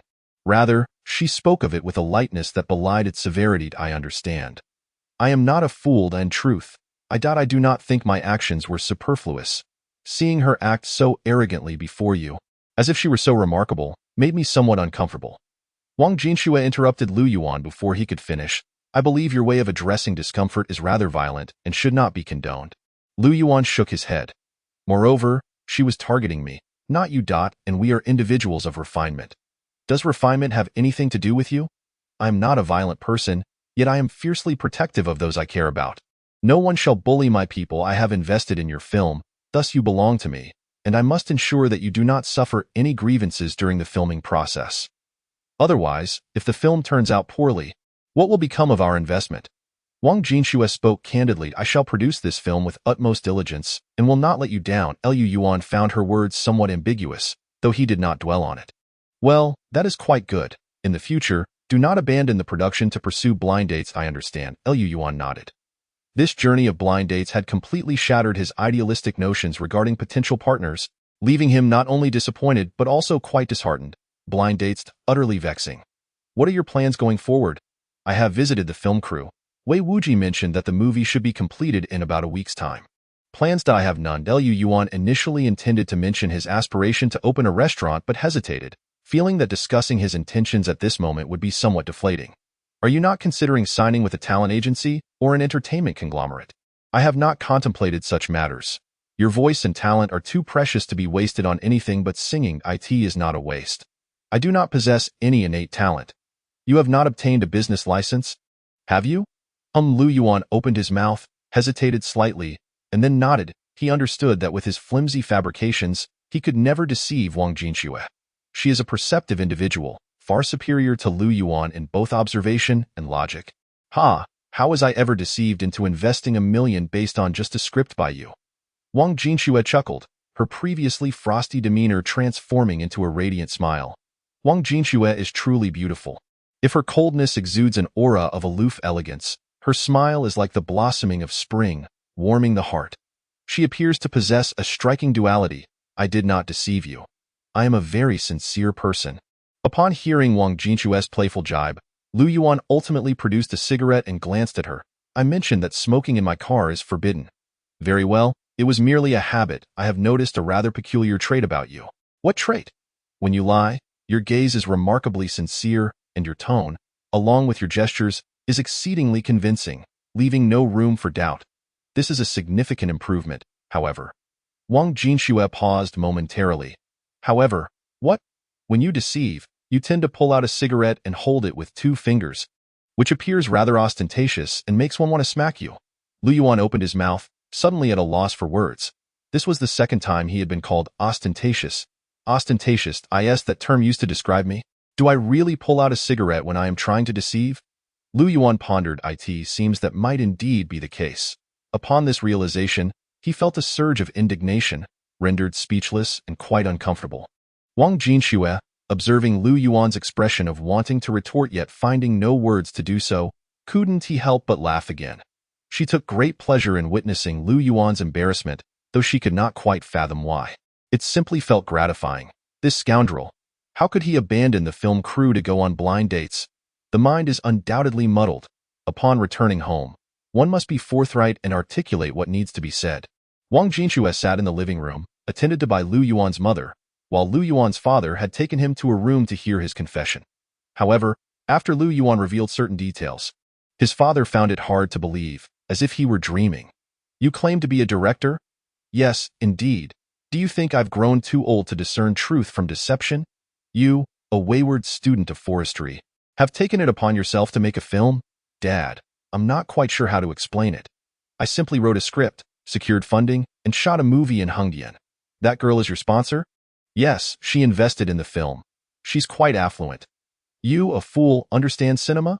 Lu Yuan's father scrutinized him suspiciously, feeling that the son he had watched grow up was not quite right. He was all too familiar with his son's temperament, and it was precisely this familiarity that made him feel bewildered. In truth, I don't know much, so I hired an assistant director to film while I observed, learned, and offered guidance to the actors' performances. Honestly, I possess quite the talent for the arts. I simply kept a low profile before, reluctant to reveal my capabilities, but now I wish to showcase my abundant talents. You were once a decent person. His father shook his head. I still am. Currently, you are nothing but a blithering fool, brimming with pride. Just look at that smug expression of yours. I feel an urge to give you a good thrashing. Who taught you to smoke like that? No one in our family behaves in such a manner. Lu Yuan, upon witnessing his father's expression, felt somewhat aggrieved. What had he said wrong? He had just received a thorough scolding. All right, let us go. Don't keep that girl waiting. Go? Lu Yuan was taken aback. I meant for you to return to filming. Oh, I will come back after the film is finished. Do not disappoint her trust. Understand? You scoundrel, how could such a fine young lady fall for your tricks? What? I can't be called a fraud, Dad. I assure you, I am sincere, and my script is quite good. I believe this is a collaboration. I am exceptional. Lu Yuan felt speechless, grappling with the impression that his father thought so poorly of him. Am I truly such a disappointment? Am I really that lacking? I am quite excellent. Thank you very much. Beep, beep. I must take this call. Lu Yuan's phone suddenly rang. Go ahead. All right. A few minutes later, after ending the call, Lu Yuan's gaze towards his father had taken on a somewhat peculiar quality. Dad, what's the matter? I mentioned that a remarkably influential person wishes to introduce me to his granddaughter. Can you believe it? What? Lu Yuan's father was momentarily taken aback. Thus, I assert my excellence. Everyone is vying for my attention. Lu Yuan wore a sincere expression, yet his demeanor suggested a rather conceited air, as if he were floating above the clouds. Chapter 38. I am a person of quality, as the sun set in the west. Lu Yuan stepped out of his home, burdened with luggage and an array of food items. Auntie, we are leaving. All right. You must come over to play when you have the time. I will. That's enough. You don't need to see us off. Good. When Lu Yuan beheld the radiant smile on Wang Jinshue's face, he was suddenly overtaken by an uncanny sensation. Wang Jinshue's smile was gentle, her eyes as clear as water, imbued with a unique softness and grace. As the breeze caressed her flowing white dress, It danced along with the autumn-tinged fallen leaves, rendering the moment akin to stepping into a splendid painting.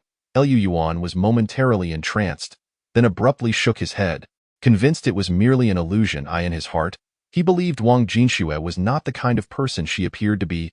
After all, the resounding slap that had been delivered remained vividly crisp and undeniably fierce.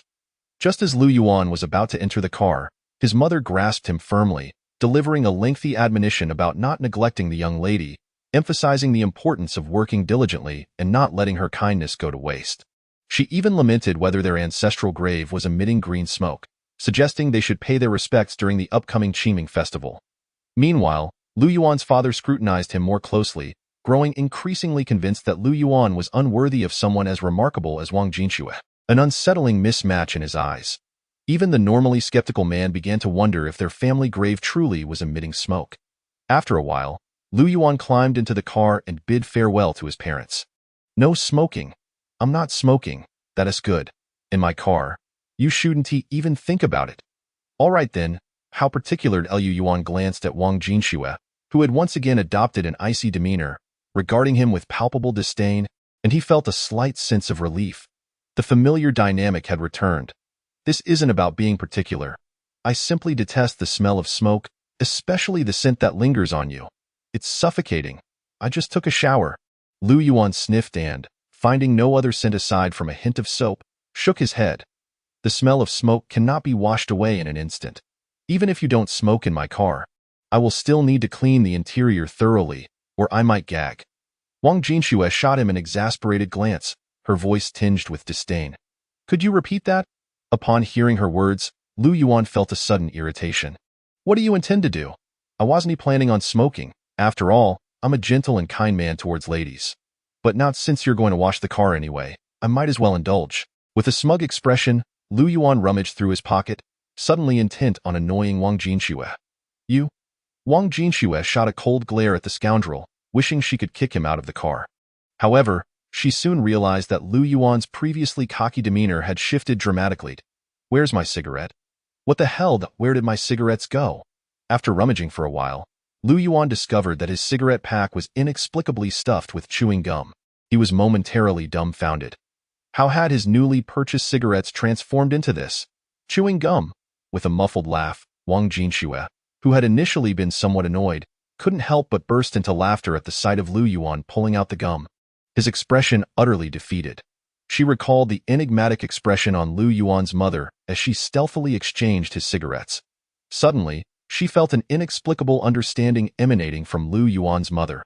After chewing gum for several hours, Liu Yuan returned to his company in Hengdian. As he watched the Lamborghini speed away, he let out a long sigh, gazing at the bright moon in the sky, feeling a profound sense of melancholy. In that moment, he experienced a sensation akin to the chilling winds of the Yishui River. His heart was heavy. The atmosphere in the company was thick with disarray. Li Qing, Liu Yihong, and the Rotund Wei were engaged in a spirited game of landlord, their upper bodies bare. Prior to Liu Yuan's entrance, a cacophony of raucous shouts filled the air, yet the instant he pushed the door open, the trio froze, their eyes fixed on him. "Yuan, you're back. Are you all right?" Wei gulped, glancing nervously at Liu Yuan. "What do you think?" Liu Yuan spat out his gum, casting a frigid glare at Wei. "Your sister-in-law?" "No, Wang Jinxue. She has left." "Indeed."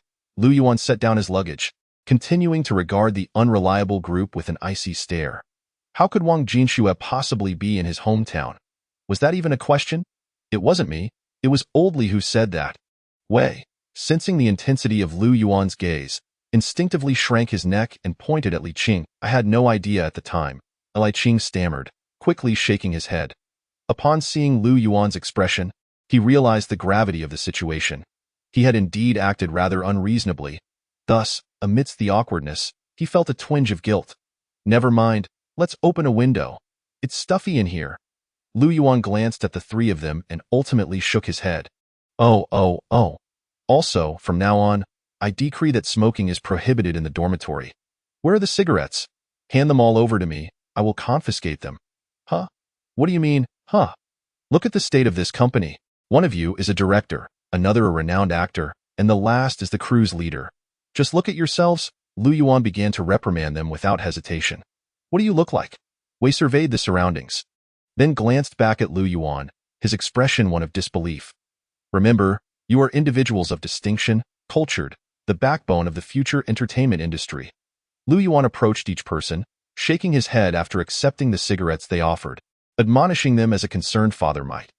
Whether it was due to excessive smoking or a lack of oxygen, the trio found Lu Yuan's serious demeanor utterly bewildering. Had Lu Yuan's mind been affected by the pressure? I'll step out for a while. Since it's still early, tidy up the company. Tomorrow, I'll make time to register a business license. Our company cannot merely be a shell company. It needs to appear somewhat legitimate. Wait, Yuan. Our company truly lacks a business license. Wei's eyes widened in shock. Why ask so much? Clean up the company and get to bed early. We need to rise early for filming tomorrow. Lu Yuan shook his head in exasperation as he left the company, leaving the trio in a state of utter confusion. The three individuals exchanged glances, each studying the others. The most unsettling moment arrived when the atmosphere abruptly descended into silence. What was amiss? Were they feeling anxious?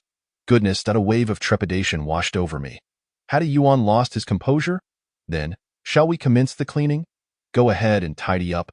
Well, you all carry on. I shall step outside to investigate. Indeed. Wei Pengzi, filled with suspicion, ventured out of the company's entrance, only to discover the street was eerily deserted, devoid of Lu Yuan's presence. Where had Lu Yuan vanished to? At that moment, hello, old man. You mentioned a poetry exchange meeting for tomorrow?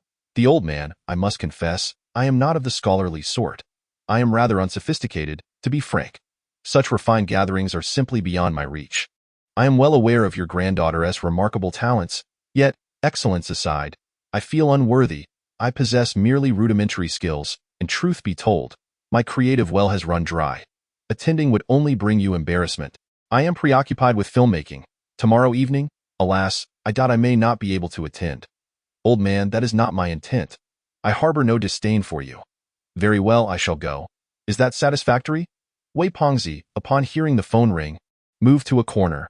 There, he spotted Lu Yuan, cigarette in hand, conversing while smoking. In the brief span of 2 minutes, the ground was already littered with cigarette. But Yuan, for heaven's sake, if you desire our cigarettes, just ask. Why engage in such pretentious antics?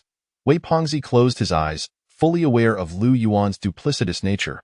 If he wanted to deceive them for cigarettes, why not just be forthright? What is the meaning of this? Am I some desperate soul, seeking your cigarettes? Upon noticing Wei Pengzi, Lu Yuan immediately extinguished his cigarette, adopting a serious demeanor as he fixed his gaze upon Wei Pengzi, appearing even more sanctimonious. Under the moonlight, Wei Pengzi, observing Lu Yuan's expression, let out a deep sigh. How he longed to deliver a sound thrashing, a beating so severe that his parents wouldn't recognize him. Chapter 39. The old man has arrived? Acquiring a business license is not a cumbersome task. One merely needs to present their identification and rental agreement at the administrative center to obtain a certificate, then spend a bit of money to gather some documents and wait about a week for the certificate to be issued. Remote entertainment. This is the name Lu Yuan chose for his company. It sounds rather ordinary, yet he is quite pleased with it. The name itself is of little consequence, but what truly matters is that he now possesses a company. After all, it is merely a formality. Without a proper film title, the production would face challenges in distribution and subsequent screening details, and some regulations would not be met. With the establishment of the company, many aspects would change. Naturally, during the registration of the business license, Lu Yuan also registered a remote fast food venture. He contemplated that once the film premiered and he had amassed some funds, opening a fast food restaurant and becoming a local entrepreneur would not be a bad idea. Who knows, perhaps after Lu Yihong gains fame, he could bring along a cadre of film enthusiasts to enjoy some fast food. In truth, these are all resources. All our funds. Money should not be squandered carelessly. Furthermore, should the business thrive, continuously opening multiple branches and eventually expanding overseas, becoming a chain magnate, wouldn't that be utterly delightful? One often indulges in such daydreams. When Lu Yuan beheld the disarray of certification documents, he too began to fantasize for quite some time. Unable to suppress his smugness, in the morning, everything was settled, and in the afternoon, Lu Yuan hurried to the filming site to observe Wei Pengzi and the others at work. The production of Buried Alive had reached its climactic finale, and Lu Yihong's performance seemed to transcend the ordinary, as if he had activated some hidden prowess. Aside from a few minor errors in cinematography that required reshooting, the subsequent scenes flowed seamlessly, showcasing an impressive state of artistry.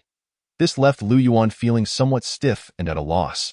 He realized he could scarcely pinpoint any flaws, and astonishingly, his rendition was on par with the original. This realization filled Liu Yuan with a profound admiration, making him feel like a mere ornament in his role as director. At this pace, the film would reach its concluding segments by tomorrow, culminating in the grand climax that set the stage for the final suspenseful moments. Although he felt an inexplicable sense of disappointment, the prospect of saving a considerable amount of money brought him immense joy. All this money is mine. All mine, cut. As the sun dipped toward the horizon, casting its golden hue, the final scene of the day came to a close. Liu Yuan gazed at the mud-streaked Liu Yihong and couldn't help but admire his dedication. Liu Yihong, a youthful heartthrob with the looks to rely upon, chose instead to depend on his acting prowess. Might the combination of skill and beauty yield a unique alchemical reaction? Could it truly be explosive? Truth be told, Liu Yuan felt a sense of anticipation. Director, how did I perform? Liu Yihong inquired, smiling at Liu Yuan seated high above. Decent enough, came the reply. Just decent? Liu Yihong was taken aback, his expectation of praise not materializing, leaving him in disbelief. Yes, it feels somewhat shallow. The transition between despair and hope lacks depth, in my opinion. Though Liu Yuan found Liu Yihong's performance commendable, the spark of confidence and expectation for admiration in Liu Yihong's eyes prompted him to temper that exuberance. He sensed a hint of arrogance in Liu Yihong. While Liu Yuan lacked practical experience, he possessed a keen ability to critique from a theoretical standpoint. I am the director. My word is final. Details matter greatly to me. After all, we are not shooting a commercial film. Our focus is on art, and as such, the minutiae are of paramount importance. Liu Yuan unabashedly began to expound, drawing upon superficial theories he had gleaned from books, and now he saw no fault in leveraging them for his own advantage. I understand, Liu Yihong said, nodding after reviewing the footage, his once brimming confidence slightly dimming. Good to know, Liu Yuan replied with feigned solemnity, feeling a surge of satisfaction. Perhaps his delivery was particularly convincing, or his demeanor too professional, leaving Liu Yihong momentarily bewildered. Suddenly, Liu Yihong found Liu Yuan's assertions to be remarkably insightful. He instinctively approached the camera beside Li Qing to review the footage again. Upon closer inspection, he noticed several subtle flaws in his expressions. These imperfections left Liu Yihong feeling somewhat dissatisfied. Then I request to reshoot the first segment of Scene 8. Liu Yihong paused for a long moment, then looked at Liu Yuan with earnestness. What? You are indeed correct. I wish to reshoot. Well, this evening, I intend to work late to complete this segment. Liu Yihong once again gazed earnestly at Liu Yuan. In truth, I believe it is sufficient. There is no necessity. No, I concur with your assessment. My performance lacks the required depth and nuance. Had it not been for your reminder, I might have thought my portrayal satisfactory. Yuan, let us reshoot a scene. I am confident I can deliver a superior performance. Grant me this opportunity. Liu Yihong nodded slightly, a hint of determination in his demeanor. Very well, let us proceed with the shooting. Observing Liu Yihong's earnest expression, Liu Yuan felt a wave of regret wash over him. At that moment, he longed to slap himself soundly, wishing to cry out in frustration. His gut twisted with remorse. What on earth compelled me to act so pretentiously? Reshooting is no trivial matter, and it will incur significant expenses, not just a few hundred, but several thousand. Am I truly so foolish as to squander my resources? Very well, let us reshoot. Wei Fadi approached with a weary gait. After reviewing the footage, he too acknowledged the validity of Liu Yuan's critique. Though he was somewhat irked by Liu Yuan's arrogant demeanor while smoking, he could not deny that Liu Yuan's earlier comments were astutely perceptive, sharp and to the point. He then steeled himself and resumed directing the crew alongside Li Qing, wholly intent on producing a remarkable film and giving that scoundrel Shen Lianjie a run for his money. Ideally, he hoped to render Shen so incapacitated that he could hardly manage his own affairs. After all, this glaring humiliation must not go unpunished. Well then, I shall make a phone call. I had initially planned to attend a poetry gathering this evening, but I shall cancel that. As Liu Yuan closed his eyes, he observed that none of the crew members opposed the reshoot, and upon contemplating the evening's arrangements, he found it somewhat acceptable, a blessing in disguise. Perhaps, in truth, a reshoot might not be a bad thing. Liu Yuan retrieved his phone and dialed the number of the esteemed elder. Yes, I apologize, esteemed elder. I cannot make it. We are reshooting the film and are quite busy. So perhaps next time. What? You have already sent someone to pick me up? No, please do not trouble yourself. Overly sentimental? I assure you, esteemed elder, I am not that kind of person. Ah, the car has arrived? The familiar Volkswagen Phaeton? The familiar driver. Yet, the familiar elder is absent. It is evident that the elder came specifically to collect Lu Yuan. This only served to increase Lu Yuan's discomfort. He had no interest in such gatherings. They were merely a group of pretentious literati, and what business did a commoner like him have among them? Would he merely make a fool of himself? He was a man who valued his dignity. However, the elder's unwavering enthusiasm was quite irksome to Lu Yuan. He had already declared himself devoid of talent, yet the elder remained unconvinced. Lu Yuan could only find the situation rather ironic. In this day and age, lies are believed while the truth falls on deaf ears. What a predicament, Lu Yuan. The elder holds you in high regard. He instructed me early on to come and collect you if you were unable to attend. I am grateful to the elder. It is no small feat to earn the elder's esteem. I believe young people should embrace their youthful exuberance, rather than constrain themselves with humility. Lu Yuan fell silent. At a loss for words, I have listened to your rendition of Relish, and it is truly remarkable. I have heard that several professors from the music department at Yin University hold this piece in high esteem. It seems they are eager to meet you. Alas. Will they be attending this time? Lu Yuan felt a twinge of anxiety. Not at all. This gathering is solely for the poets and literati, and those from the music realm will not be involved. Oh, that is a relief, Lu Yuan nodded, slightly easing his mind. In any case, he thought to himself, he could simply remain in the shadows, quietly waiting for the time to pass while observing their pretentiousness. This line of thought was somewhat comforting. Indeed, is that good? What do you mean? It's nothing, I just find it quite agreeable. Chapter 40. What? I managed to come up with a matching couplet.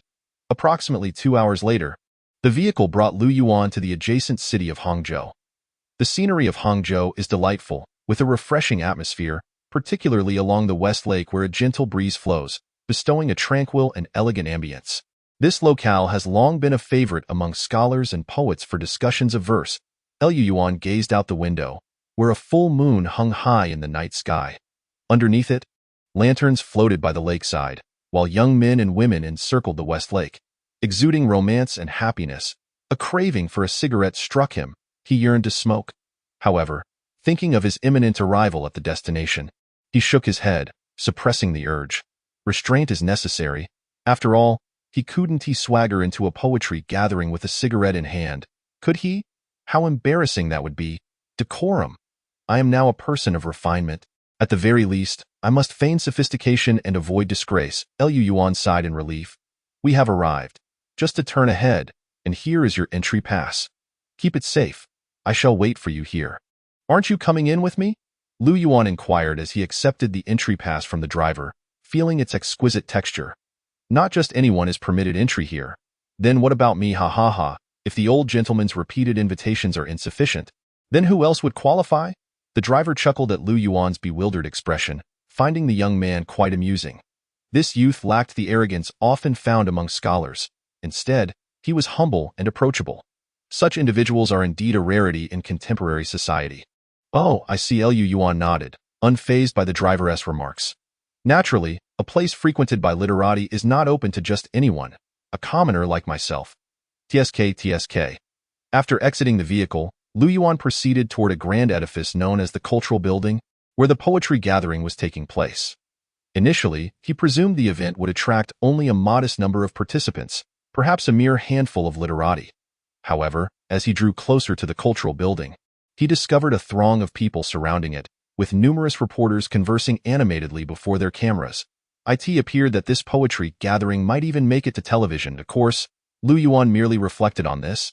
He did not believe he could steal the spotlight at the event and dominate the airwaves. He was self-aware. Brother, are you also here for a stroke of luck? Allow me to introduce myself. My name is Li Dongqiang, and I am a student from the Chinese department at Yin University, specializing in classical literature and poetry. Greetings. This is your first visit, isn't it? Indeed, it is my inaugural experience. You seem unfamiliar with the surroundings. Yes, I have not participated in such an event before. That's fortunate. By the way, Have you noticed the long queue over there by the door? I have. What of it? That entrance holds an examination, presided over by our esteemed Professor Wang Mingyang from Yin University. He is notoriously stringent, and most who queue there are likely to be dismissed. Thus, we ought to avoid that route. The East Gate is not an option either, as it is designated for the girls that oh. Then where should we go? Lu Yuan was momentarily taken aback. There are such intricacies? We should head to the West Gate, which pertains to couplets. Although many will also be turned away there remains a probability of gaining entry. Oh, by the way, my friend, what is your major? I am majoring in forestry. Forestry, you say? What? Goodness, did you say you were studying forestry? My friend, impressive.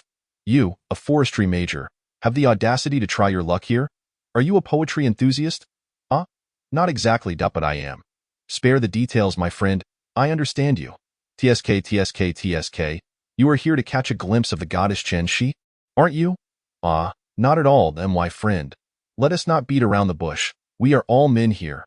I get you. By the way, what is your name? Lu Yuan. Splendid. Given your confidence and courage, I shall take you to the couplets area to test our luck. Come, let me show you what it means to be a literati. The individual conversing with Lu Yuan was a tall young man adorned with glasses. His gaze was erratic, and a mischievous smirk adorned his lips. As he regarded Lu Yuan with an air of familiarity, Lu Yuan observed the main entrance of the grand building, where a few security personnel stood, yet it was rather desolate, suppressing the question of why they could not enter through the main gate deep within his heart. Perhaps this is simply the custom of the Poetry Society. Since he had ventured here, it was only fitting to conform to local practices. Lu Yuan bore no ill will towards the young man named Li Dongqiang. After all, both were somewhat flamboyant in nature, sharing a modicum of resemblance. My friend, do you smoke? I do not, Li Dongqiang replied, shaking his head. Oh, then I shall. Lu Yuan, succumbing to his craving, could not resist the temptation and produced a cigarette. As he inhaled, an overwhelming sense of comfort enveloped him, and amidst the gentle breeze and the moonlight's embrace, Lu Yuan felt as if he had ascended to a realm of immortality. Upon reaching the West Gate, Lu Yuan observed a queue, albeit slightly shorter than the previous one. Li Dongqiang confidently asserted his place in line, with Lu Yuan trailing behind him. As Lu Yuan scanned the surroundings, his mind inexplicably wandered to his renovation plans. The film was nearing completion, and many matters required his immediate attention, did they not? Life necessitates early planning. I am adept at crafting couplets. I believe the response is, what? Incorrect. I am certain it is quite harmonious. Grant me an opportunity. The next I shall take my turn. The following. I opine it should be the next. The art of couplet composition progresses swiftly. Initially, there were 2 or 3 dozen individuals queued, yet each minute, another participant is ushered forth. What sort of couplet is this that poses such difficulty? I feel my responses are quite symmetrical. Why is it deemed unacceptable? Am I truly incapable? Alas, I had presumed that composing couplets at Ximen would be somewhat simpler, yet I find it equally challenging. What truly is the correct response? Has no one succeeded this year? Those who have been dismissed on either side shake their heads, and the collective mood is rather dismal. Soon, it is Li Dongqiang's turn. With a slight smile, Li Dongqiang straightens his attire and steps forward. Loyalty and love directed at the dawn. Amidst the rain and mist, my spirit still lingers at the northern gate. He contemplates the upper line, his eyes widening as he observes the requirements. The stipulation indicates that the couplet must include the characters for Westlake. He gazes ahead, struggling to articulate a response. Next, an elderly gentleman with graying hair glances at those who have been dismissed and shakes his head. Wait a moment, sir. Grant me a chance. I shall have an answer shortly. Next, the elder observes Li Dongqiang, who appears to be grappling to find a response, yet ultimately shakes his head. Li Dongqiang departs, feeling quite dejected. It seems this year he has little hope of advancing. Just as he leaves, it is Lu Yuan's turn, and suddenly his phone rings. Hello? Old man? I am here. Enter. I am en route. Yes, at the couplet venue. I just completed my queue. What? You inquire about the couplet? Are you unaware? Let me check. The upper line is loyalty and love directed at the dawn. Amidst the rain and mist, my spirit still lingers at the northern gate. It is indeed this place. What? You say I am in the wrong location. I must go through the main entrance. Then, was this West Gate incorrect? You wish to know my response. The response is literature travels overseas, wishing to compose poetry and drink, lingering still at Westlake. Old man, what do you mean? Why so silent? Ah. Upon hearing a rather speechless tone from the elder on the other end of the line, Lu Yuan feels momentarily bewildered, instinctively glancing towards the main entrance. Then, he looks at the elderly gentleman before the couplet, who appears utterly astonished. He feels somewhat embarrassed. Just moments ago, he was immersed in plans for opening a restaurant. His thoughts veering off course, it seems he has unwittingly created a significant blunder, even mislocating himself. My apologies. I have indeed gone astray. I shall depart immediately. After hanging up, he hurriedly offers his apologies, turning to head towards the main entrance. Halt! You are not in the wrong place. This is indeed it. Young man, come here. What is your name? The old man suddenly stood up and grasped Lu Yuan's hand, his entire being brimming with excitement. Huh? Lu Yuan was taken aback, casting another glance at the couplet. The second line had slipped from his lips instinctively. It was quite a coincidence, as this very line had been memorized by him under the special instruction of a teacher during his high school years, who had mentioned it might appear in an examination. Naturally, Lu Yuan had committed it to memory with remarkable ease. However, he never expected to encounter it here. What a stroke of luck! Truly, one could not ask for more. Meanwhile, Li Dongqiang, who was about to leave, widened his eyes in disbelief at the commotion, staring intently at Lu Yuan. What is going on? You figured it out? I, from the Chinese department of Yinjing University, couldn't solve it. And yet you, a forestry major, did? Wait a minute, did I just hear something about going through the front gate? What does that mean? Damn it. Is he part of that insider group? How infuriating. This act of playing the fool while hiding one's true strength is utterly despicable. Chapter 41. Lu Yuan, sit on my side. No, you must sit on my side. Li Dongqiang silently observed Lu Yuan. With an air of habitual nonchalance, Lu Yuan reached into his pocket. Li Dongqiang initially assumed Lu Yuan was about to pull out a cigarette. However, when Lu Yuan produced a pass, Li Dongqiang's heart skipped a beat, and he felt a sudden spasm in his throat, overwhelmed by a strong sensation of suffocation. Lu Yuan, so? You are indeed one of the invited members? He fixated on the pass, feeling it was both disturbingly familiar and blindingly bright under the lights. Finally, he stammered to Lu Yuan, this is my first time here, and I'm not quite familiar with the way around. But I suppose the invitation is meant for you to be. By the way, I now have 2 passes. Would you like one? Lu Yuan glanced at the empty front entrance, then at the pass in his hand, and then back to Li Dongqiang. Since he already possessed one, having an additional pass was of little consequence, and Li Dongqiang seemed to covet it greatly. It would be rather nice to do him a favor. Li Dongqiang's throat quivered slightly as he swallowed, his eyes glinting with a hint of greed as he beheld the pass in Lu Yuan's hand. For him, this represented qualification, a mark of honor. Even when he returned to the dormitory, he could boast about this for 3 days. After all, simply gaining entry to the Poetry Society was an impressive feat. The prestige it conferred was not the most significant aspect. What truly mattered was the chance to see Yinjing University's most beautiful goddess, Chun Shi, up close. And should he manage to exchange a few words with her, leaving even a slight impression, he would likely awaken from dreams with a smile. Here you go. Lu Yuan handed him 1 pass. I really want it. But even if you give it to me, it won't be of much use, since it was given to you by the old professor. Even if I took your pass and entered, I would surely be escorted out. Li Dongqiang shook his head, closing his eyes. Dreams are enchanting, yet reality is never as splendid. At that moment, he felt utterly despondent. Some things, even if Lu Yuan wished to offer them, he simply could not utilize. Then I suppose I'll head in first? They're calling from over there to hurry me along. Lu Yuan observed Li Dongqiang's desolate expression, intending to offer some words of comfort, but as the phone rang and he glanced at the caller ID, he had no choice but to relent. The old man was urging him. All right, then. Li Dongqiang nodded slightly, his eyes wide open as he watched Lu Yuan walk through the main entrance. Under the astonished gaze of the security personnel, Lu Yuan presented 2 passes. After displaying the passes, Li Dongqiang noticed Lu Yuan shake his head and furrow his brow slightly, as if to say that one of the passes was superfluous and more of a hindrance than if he had stuffed a pack of cigarettes in his pocket. In that instant, Li Dongqiang felt as though his fragile spirit had been dealt an unprecedented blow. He had previously believed that his identity as a student from the Chinese department at Yin University would allow him to boast shamelessly in public, perhaps even flaunting his knowledge and culture in front of someone like Lu Yuan. To showcase their differences.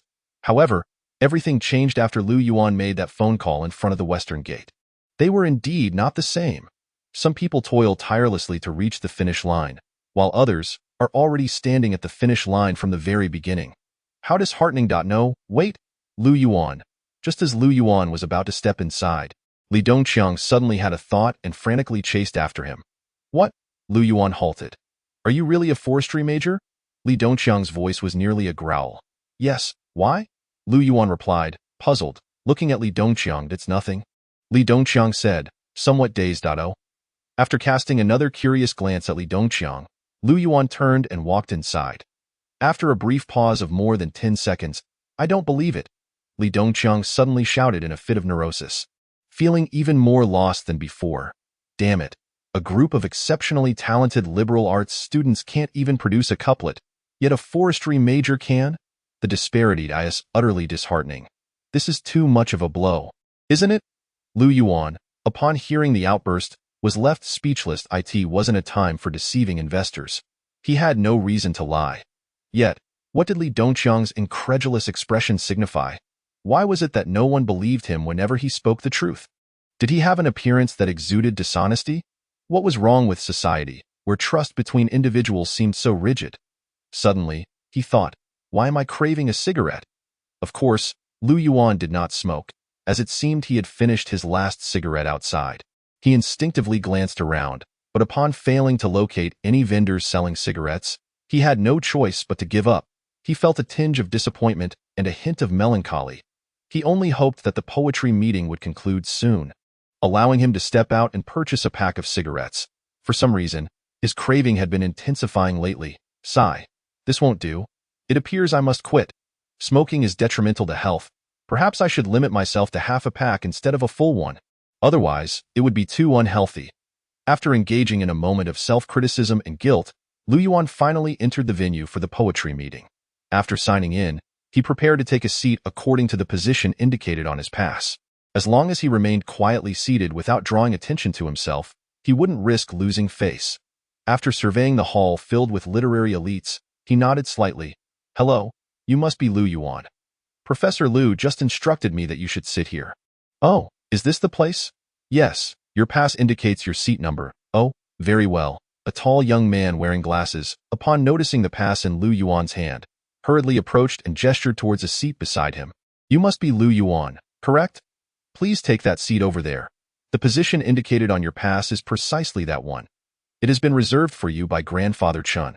After observing the familiar countenance of the tall young man, Lu Yuan nodded in acknowledgement and was about to take a seat when, unexpectedly, a petite girl appeared before him, tugging at the hem of his garment. Lu Yuan glanced at another pass, this one left by the elder. Confused, he turned back to the tall young man. What could this possibly mean? Dao Yuding, what is going on? Lu Yuan entered through the west gate, so naturally, he should sit with our modern poetry society. Shenrong. Lu Yuan has been specifically invited by Grandfather Chun as an exceptional talent. He belongs with our classical poetry society. Chunshi is also part of the classical poetry society. So why are you trying to take him away? The petite girl, Dao Yuding, stood with her hands on her hips, exuding an impressive aura. Professor Lu just called. Lu Yuan acquired his pass from the West Gate, which means he should sit with us in the modern poetry society. Even so, Grandfather Chun has precedence. Do not think about stealing him away. Stealing him? This is a long-standing tradition of our poetry gathering. Doesn't your classical poetry society always emphasize rules? What? Are you planning to break those rules now? What rules are you talking about? Lu Yuan came through the main entrance, not a side one. What do you mean by that? He received his pass at the West Gate and rightfully belongs here. He has an invitation pass. Standing nearby, Lu Yuan observed as the man and woman suddenly began to argue, and upon noticing the gazes of those around him turning towards them, his expression shifted to one of mild distress. Who is this person? Why have I never seen him before? I don't know. He must be a newcomer, but he certainly seems quite arrogant. Wait, did he just match Professor Lu's couplet? Of course. His pass indicates he has indeed matched it. But he has a pass from Elder Chun. Why would he go to Professor Lu to match couplets? Is he here to challenge us? This person is quite brazen. Let's show him a thing or two for coming in so boldly. Countless murmurs erupted, and amidst the chatter, Lu Yuan caught wind of many unflattering remarks. At that moment, He felt as though he had become the focal point of attention, akin to a public enemy. What is going on? Does it really matter where I sit? Lu Yuan felt disheartened. All I wanted was to find a random seat to pass the time. Why did it suddenly escalate into an argument? Can't I just remain low-key? Chapter 42. I am a very humble person. With my literary works traveling overseas, I wish to compose poetry and indulge in wine, lingering once more by the Westlake. It seems that Lu Yuan indeed possesses some genuine talent. Grandfather's judgment is never mistaken. When I say he is talented, he undoubtedly is. Grandfather, a couplet cannot convey much. It merely indicates that he is not a person devoid of learning and is thus qualified to enter the poetry society. Among such a multitude, who is not exceptionally talented? I am aware of your lofty standards. By the way, have you ever listened to the piece Relish? It was composed by him. I have been immersed in the study of ancient poetry these past few days and have yet to hear it. You should take a moment to listen. This composition has already been included in the curriculum. Once you do, you will understand why grandfather holds this young man in such high regard. If he possesses true talent, he will undoubtedly shine in this poetry gathering. Should he place in the top 3, I would consider him. Your expectations are exceedingly high. Such men who excel in every field are a rarity in this world. Unless they are geniuses, I believe he is quite exceptional and remarkably humble, devoid of the arrogance often found in literary talents. No, my standards will not waver. Even if I never encounter such a person in my lifetime, I shall remain steadfast.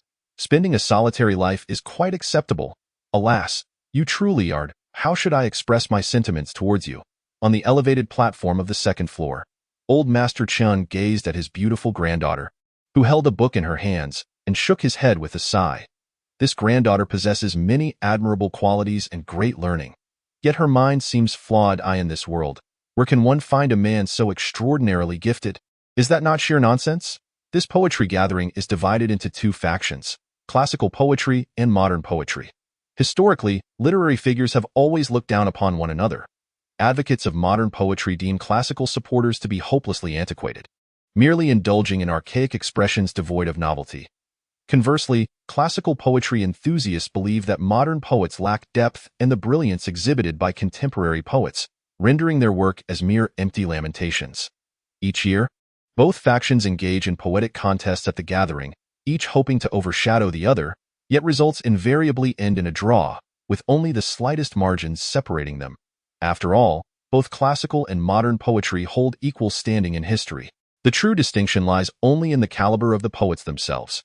However, those who can genuinely participate in the Poetry Society are invariably outstanding graduates from prestigious university literature programs, excelling in literary accomplishments. If one were to truly differentiate between them, it would be a formidable challenge. Consequently, the judges' scores typically hover around the 9-point mark, with few low or high scores appearing. Each year's victor usually exceeds the others by a mere fraction of a point, making absolute dominance impossible. Thus, in this context, the addition or subtraction of a participant holds significant importance for both factions. Lu Yuan, having crafted a couplet that had stumped others for quite some time, is regarded as a rare talent among this group. Talent, naturally, is something to be contested. Had Lu Yuan not been betrayed by Li Dongqiang, he would likely be seated at the Classical Poetry Society, leisurely enjoying fruits while passing the time, occasionally glancing at the pretentious literati engaging in their lofty discussions, and applauding enthusiastically when the moment called for it, merely blending in until the event concluded. However, the current situation is rather dire. Lu Yuan, tell me, with 2 passes and 2 seats in hand, where do you choose to go? Indeed, where will you choose? To the realm of classical poetry or to our modern poetry? The lights shine brightly, illuminating Lu Yuan's countenance, which bears a trace of bitterness yet feebly displays a smile. Not far away, several staff members wielding cameras hastily direct their lenses toward him, capturing video footage, while a nearby journalist, fervently scribbling notes for a live report, wears an expression brimming with excitement. This moment, whether out of jealousy, disdain, or mere curiosity, the members of the poetry gathering fix their gazes upon Lu Yuan, eagerly awaiting his decision, creating an atmosphere that has grown somewhat awkward. May I choose to stand and observe? Lu Yuan mused, feeling that standing might suffice. Confronted by so many pairs of eyes, accompanied by the incessant clicking of cameras, he took a deep breath. He sensed that whatever choice he made would inevitably lead to complications. No, I must decide. Both Shenrong and Dao Yuding exclaimed almost in unison. Ah, this is terrible. My stomach aches severely. Where is the restroom? I need to relieve myself. I, in a moment of desperation, Lu Yuan, glancing around at the crowd, swiftly concocted a plan. Without uttering a word, he clutched his abdomen and dashed toward the restroom, leaving everyone in stunned silence. The best strategy is to retreat, he thought, resolving to make his decision upon his return. All right, then, Dao Yuding and Shenrong exchanged a hint of tension before returning to their seats. Upon reaching the restroom, Lu Yuan instinctively reached into his pocket. A wave of disappointment washed over him. He had intended to light a cigarette and hide away until the poetry gathering approached its conclusion, allowing him to emerge and feign participation, thus escaping unscathed. However, unbeknownst to him, someone had succumbed to an unfortunate bout of indigestion, rendering the restroom akin to a cacophony of firecrackers, with a noxious odor that nearly induced nausea. Without a cigarette to combat the assault on his senses, Lu Yuan could scarcely endure the bombardment. Finally, cursing under his breath, he exited the restroom in exasperation. Standing beneath the bright lights, he gazed at the 2 passes in his hand. Forget it, I shall go to the old gentleman's side. Ultimately, a choice must be made. After a brief moment of hesitation, he proceeded toward the direction arranged by the elder, settling into his seat amidst Shenrong's sighs and Dao Yuding's eager stares.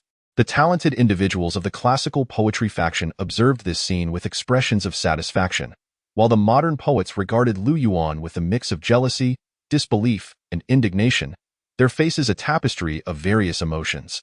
If looks could kill, Lu Yuan would have surely faced a most gruesome fate. Why, good fellow, splendid choice. You possess discernment? I am Su Xiaoyan. It is an honor to meet you. Ah, my name is Lu Yuan. It is a pleasure to finally meet you. As soon as Lu Yuan took his seat, a young man clad in traditional Han attire approached him, clasping his hands in a gesture of respect. Exuding an air of courtesy, Lu Yuan, mimicking his demeanor, attempted to reciprocate the gesture, but the more he tried, the more he felt it was awkward. He was utterly unaccustomed to such formalities. How delightful, my friend. Your presence here truly elevates our classical poetry society. Ah? To be honest, I am not well versed in poetry. I am merely a novice, here to learn. My friend. You are being modest. To be able to compose verses and engage in literary discourse on such a grand stage as this? If you are a novice, then surely I am less than a mere farmer. Please do not belittle yourself. Such humility is but a form of boasting. It is merely luck. Just luck. I possess little genuine talent or knowledge. In fact, I am rather unsophisticated. Lu Yuan felt a wave of embarrassment wash over him as he observed Su Xiaoyan's admiring expression, which only intensified his discomfort. You are excessively humble. By the way, I have received some insider information. This year's examination topic is farmers. What are your thoughts on this, farmers? Lu Yuan shook his head. I have no insights. I would rather watch you write. Everyone must write. It is the rule of the competition. Ah, the rules of the competition? Indeed. Are there any rewards? Each round's top scorer receives a certificate of honor. I am not inquiring about certificates. I wish to know if there are any monetary prizes. Yes, there are. Approximately 50,000 for each round. 50,000. Suddenly, Lu Yuan, who had previously remained silent and seemingly indifferent, now radiated an expression of excitement. Farmers? Wait, thank you, dear elementary school language teacher. Lu Yuan took a deep breath, feeling a surge of exhilaration. Indeed. What is it? Nothing. While the two engaged in conversation below, the stage above was graced by the sounds of ceremonial music, followed by the appearance of several elderly gentlemen seated in the judges' panel, with the most distinguished among them being Elder Chen. Esteemed poets and scholars, good evening. Today, our poetry gathering is immensely honored to have invited. After the host's introduction, the lights dimmed, and the previously lively atmosphere transformed into profound silence. The large screen at the back of the stage gradually revealed the examination topic. The topic was farmers. Farmers, just as expected. Thankfully, I am prepared. My friend. When Su Xiaoyan turned to look at Lu Yuan, he was met with the sight of Lu Yuan eagerly dipping a brush into ink and swiftly inscribing characters onto the rice paper laid before him. Initially inclined to observe, Su Xiaoyan soon realized that Lu Yuan's calligraphy was a chaotic yet spirited display. That I cannot discern what you are writing. This calligraphy is indeed unique. Chapter 43. Present 2 poems, my friend. What you have written is poetry. What is this? What characters are these? Calligraphy. Your calligraphy, I have never encountered such a style. Is this a new font?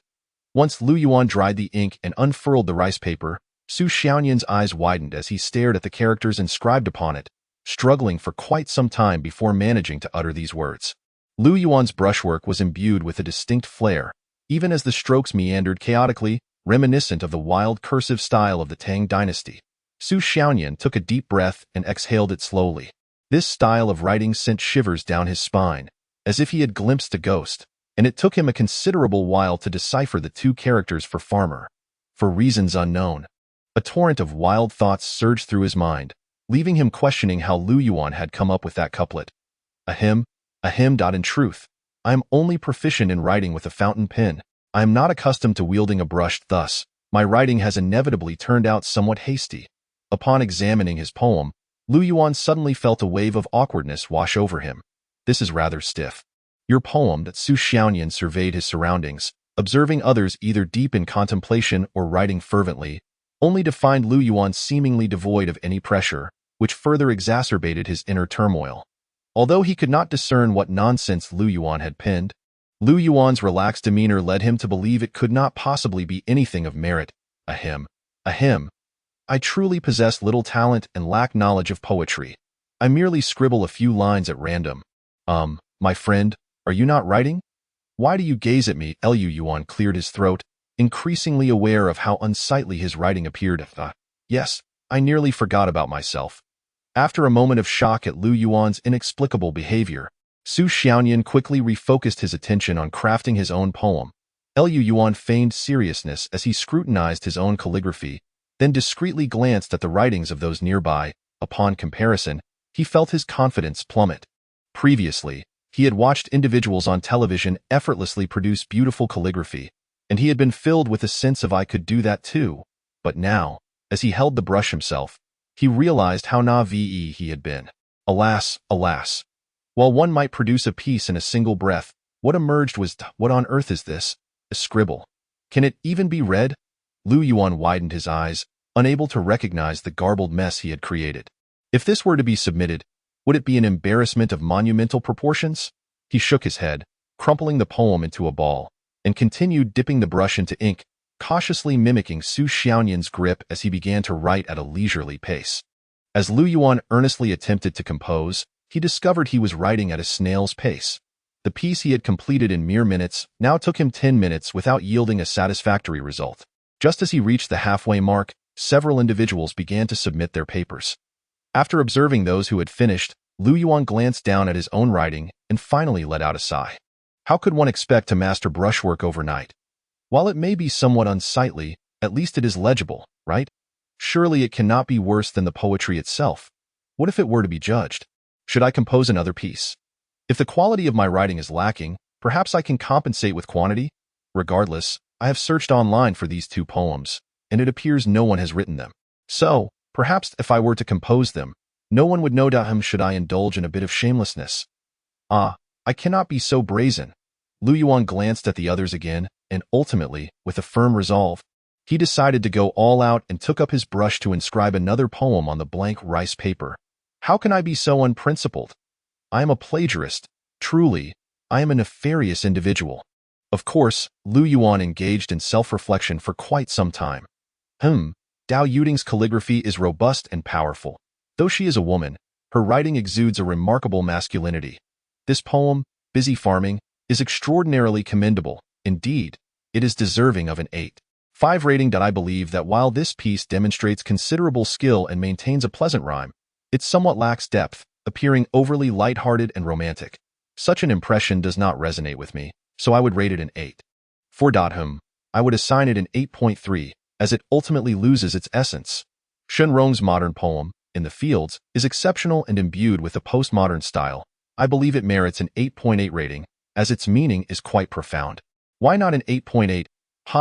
Poems rated above 8.8 are those universally acknowledged by us old-timers. Last year, there was one titled Sky, and I feel that In the Fields still lacks a certain refinement. What do you think, Xiaoxi? There are minor flaws in the composition, yet the imagery is commendable. It does, however, lean too heavily on sentiment. If I were to rate it, I would give it at most an 8. 7. Hee hee, you are even more stringent than us old fellows, haha. This poem is quite good. Who is the author? Is it written by Maruanji? Maruanji? The talented Maruanji from Yin University? Indeed, this young man possesses considerable talent. I find this piece commendable. The poem Farmland is rich in imagery and meaning. It deserves an 8.9 rating. An 8.9. That seems a bit high. Take a look for yourself. Oh, quite impressive. Indeed, I would also rate it an 8. 9. This poem is a rare gem. Oldly, are you not compiling modern poetry? I think this piece should be included in your collection. Yes, I have been considering the same. I would rate it an 8. 9. As the calligraphy is truly pleasing to the eye and quite remarkable. When the last talented poet submitted his verses, all eyes turned toward the judging panel. They observed the elders on the panel, who engaged in hushed conversations, some lost in thought, others expressing their sentiments, or simply appreciating the work. Their hearts were filled with trepidation. For them, the prize of 50,000 yuan held little value.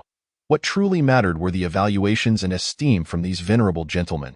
Each of these elders is a pillar of the Huaxia literary community, a figure of considerable renown.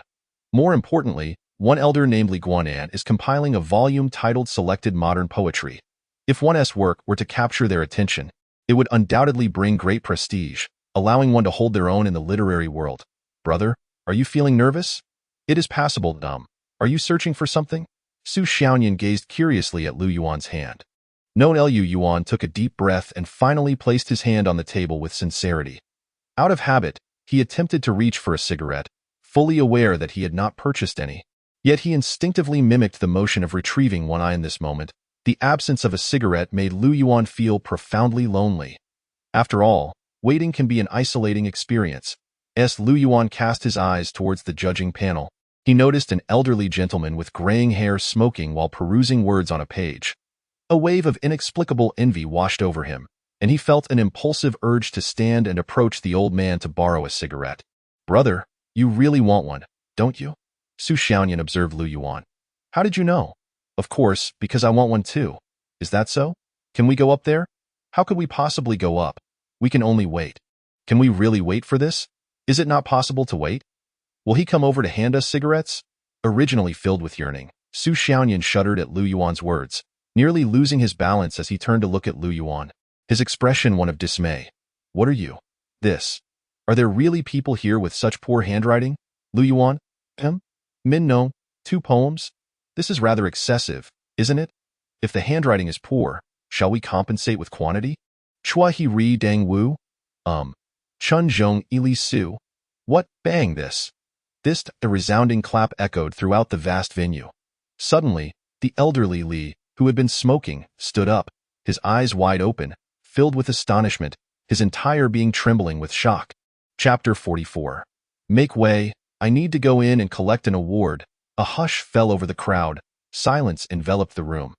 Everyone fixated on the elderly Li, their gazes brimming with disbelief. In their recollection, Li had always been an exceedingly composed individual. From the founding of the nation to the present, he had weathered countless storms, and with experience came wisdom, leading to a naturally unruffled demeanor, at least. No one present had ever witnessed Li in such a state. He had always observed the world with serene detachment. Yet today, what is happening? What on earth is transpiring to cause such upheaval? At this moment, Li's chest heaved with labored breaths, his complexion oscillating between pallid and flushed, even a hint of redness betraying his forehead, and his hands trembled uncontrollably, his whole being caught in a whirlwind of conflicting emotions. Get away. I am perfectly fine. Several medical personnel mistakenly believed that the elderly Li had suffered a heart attack, and in their alarm, rushed forward. However, they were taken aback when Li suddenly bellowed with vigor, sending the medical staff retreating in fright. Once they had withdrawn, they exhaled in relief. With such vitality and demeanor, it was inconceivable that he could be afflicted with heart troubles. Yet, what was amiss with the old gentleman? Why did he appear somewhat uncouth? Mr. Li, what has befallen you? Is it truly necessary? Look at this. These characters are utterly crude. Could it be that you were incensed by your own handwriting? That shouldn't be the case. Wait a moment. What, 2 poems? Hold on, these two classical poems. Let me see what has transpired. This poetry. Am I dreaming? A piece of shin paper, neither too large nor too small, was passed around among several old men. Each one who laid eyes upon the paper stared in astonishment as if struck by lightning, even becoming stutterers instead of their usual selves. When the poems reached Chan Shi, she first beheld the grotesque characters, and after a moment of speechlessness, her beautiful eyes suddenly narrowed, then widened in disbelief. Upon seeing the signature, she gazed at Lu Yuan in the fourth row, who was whispering with another, as if she had seen a ghost. Unable to articulate the tumultuous emotions raging within her. This person, could it be? Are they looking at me? My good fellow, your handwriting is a hymn. The judges have high standards for everything, especially for calligraphy. I just took a cursory glance at your characters. Surely you didn't. Is it possible my writing has offended them? Is there truly a need for such anger? Lu Yuan opened his mouth, growing increasingly convinced that the judges on stage were regarding him with malevolence, as if they wished to devour him whole. You might not be aware of Mr. Li's temperament, my friend. He has two passions in life. One is calligraphy, and the other is poetry. I recall a certain year when a talented scholar was expelled on the spot for his atrocious handwriting. That incident made headlines, and the poor fellow was utterly humiliated. What, expelled? How absurd, indeed. Mr. Li declared on the spot that the individual showed no respect for the Poetry Society and was a mere charlatan. What? Lu Yuan scanned the room, noticing the strange gazes of those around him fixated on the stage, and he swallowed hard, feeling an inexplicable chill creeping down his back. Could it be that my good fellow, if my intuition serves me correctly, you just pinned two poems back to back? Su Xiaoyan, observing the increasingly peculiar expressions around, suddenly felt a surge of anxiety, speaking to Lu Yuan in a noticeably softer tone. Yes, I wrote two. This Lu Yuan, typically a carefree spirit unacquainted with nervousness, found himself deeply unsettled in light of Su Xiaoyan's words coupled with his own brushstrokes. He took a deep breath, feeling an overwhelming tension. When he raised his gaze again, he caught sight of Mr. Li's penetrating stare. The elder's eyes glimmered with a hint of bloodshot intensity, the wrinkles deepening, and his expression was shrouded in an inscrutable meaning. He inexplicably felt a shiver. How embarrassing it would be if he were to be expelled in front of such a large crowd. It would be better to well, my good fellow. You are quite remarkable. May fortune favor you. Su Xiaoyan, observing the peculiar and awkward atmosphere, could not help but feel a pang of pity for this new acquaintance. He perceived this friend to be rather unfortunate. When would the scoring take place? Perhaps in about half an hour. Alas, my stomach aches terribly. I must step outside for a moment. Please inform them that I am suffering from a severe case of diarrhea, one that might last for at least 3 days. Lu Yuan clutched his stomach tightly, squeezing out a few tears, and seized the opportunity to leave his seat and hastily make his way towards the exit while no one was watching. My good fellow, that is indeed a clever idea. Do not worry. I shall convey your message to them. Su Xiaoyan nodded, watching Lu Yuan depart, and could not resist giving him a thumbs up, deeply admiring his acting skills. Lu Yuan, keeping his head down, stealthily approached the door, glancing back at the solemn Poetry Society, and let out a long sigh of relief. Leaving was certainly preferable to, well, hello? You cannot come and go freely here. I am stepping out. I will not be returning. Not returning? The Poetry Society has not yet concluded. I have a matter to attend to and must leave early. Please open the door for me. Leaving early? Very well. The security guard regarded the young man with curiosity. He recognized this youth as the only individual in recent years to enter the Poetry Society with 2 passes, a truly extraordinary occurrence. For others, possessing a single pass was already quite remarkable, yet he managed to obtain 2. How astonishing! Noticing the anxious expression on Lu Yuan's face, the security guard decided to assist him by opening the door. Once the door was ajar, Lu Yuan hurriedly made his way toward the car. Yuan? How did you come out? Were you eliminated so soon? That shouldn't be the case. No, just a bit of business. What business? No questions. I must take my leave. Li Dongqiang watched as Lu Yuan hastily departed, momentarily bewildered. What was happening? Apart from being expelled from the venue, he had never heard of anyone leaving the Poetry Society prematurely. Could it be that he was thrown out? Observing Lu Yuan's expression, Li Dongqiang's face shifted slightly to one of sympathy. Being expelled, that must be quite distressing. One poem would suffice to be deemed classic. Yet this lad managed to present 2 simultaneously. What a display of talent! Indeed, I find myself eager to meet him. A score of 9.6. These two poems, in terms of both artistry and structure, as well as the selection of themes, stand out as the finest in recent Poetry Society gatherings. Were it not for the handwriting, I might even consider awarding him a 9.9. Yes, I would give a 9.5. While the poetry is commendable, the handwriting is rather poor, making it hard to believe that such exquisite verses could be penned by the same hand. Quite right, I will assign a score of 9.6. I intend to include these two poems in my book, on both the front and back pages, as a constant reminder of the toil and hardships endured by farmers in their laborious cultivation. I propose we include them in Wenhua Pavilion. I believe these two poems deserve to share the top spot. Wenhua Pavilion? I concur entirely. Well then, let us announce the results of the first round. A few minutes later. In the first round, the highest score is awarded to the two poems Min Nong, with an overall score of 9.6. The poet is Lu Yuan. Click, click, click. All the lights, all the cameras, and every gaze are focused on Lu Yuan's position. Everyone's eyes widen, searching for this individual named Lu Yuan.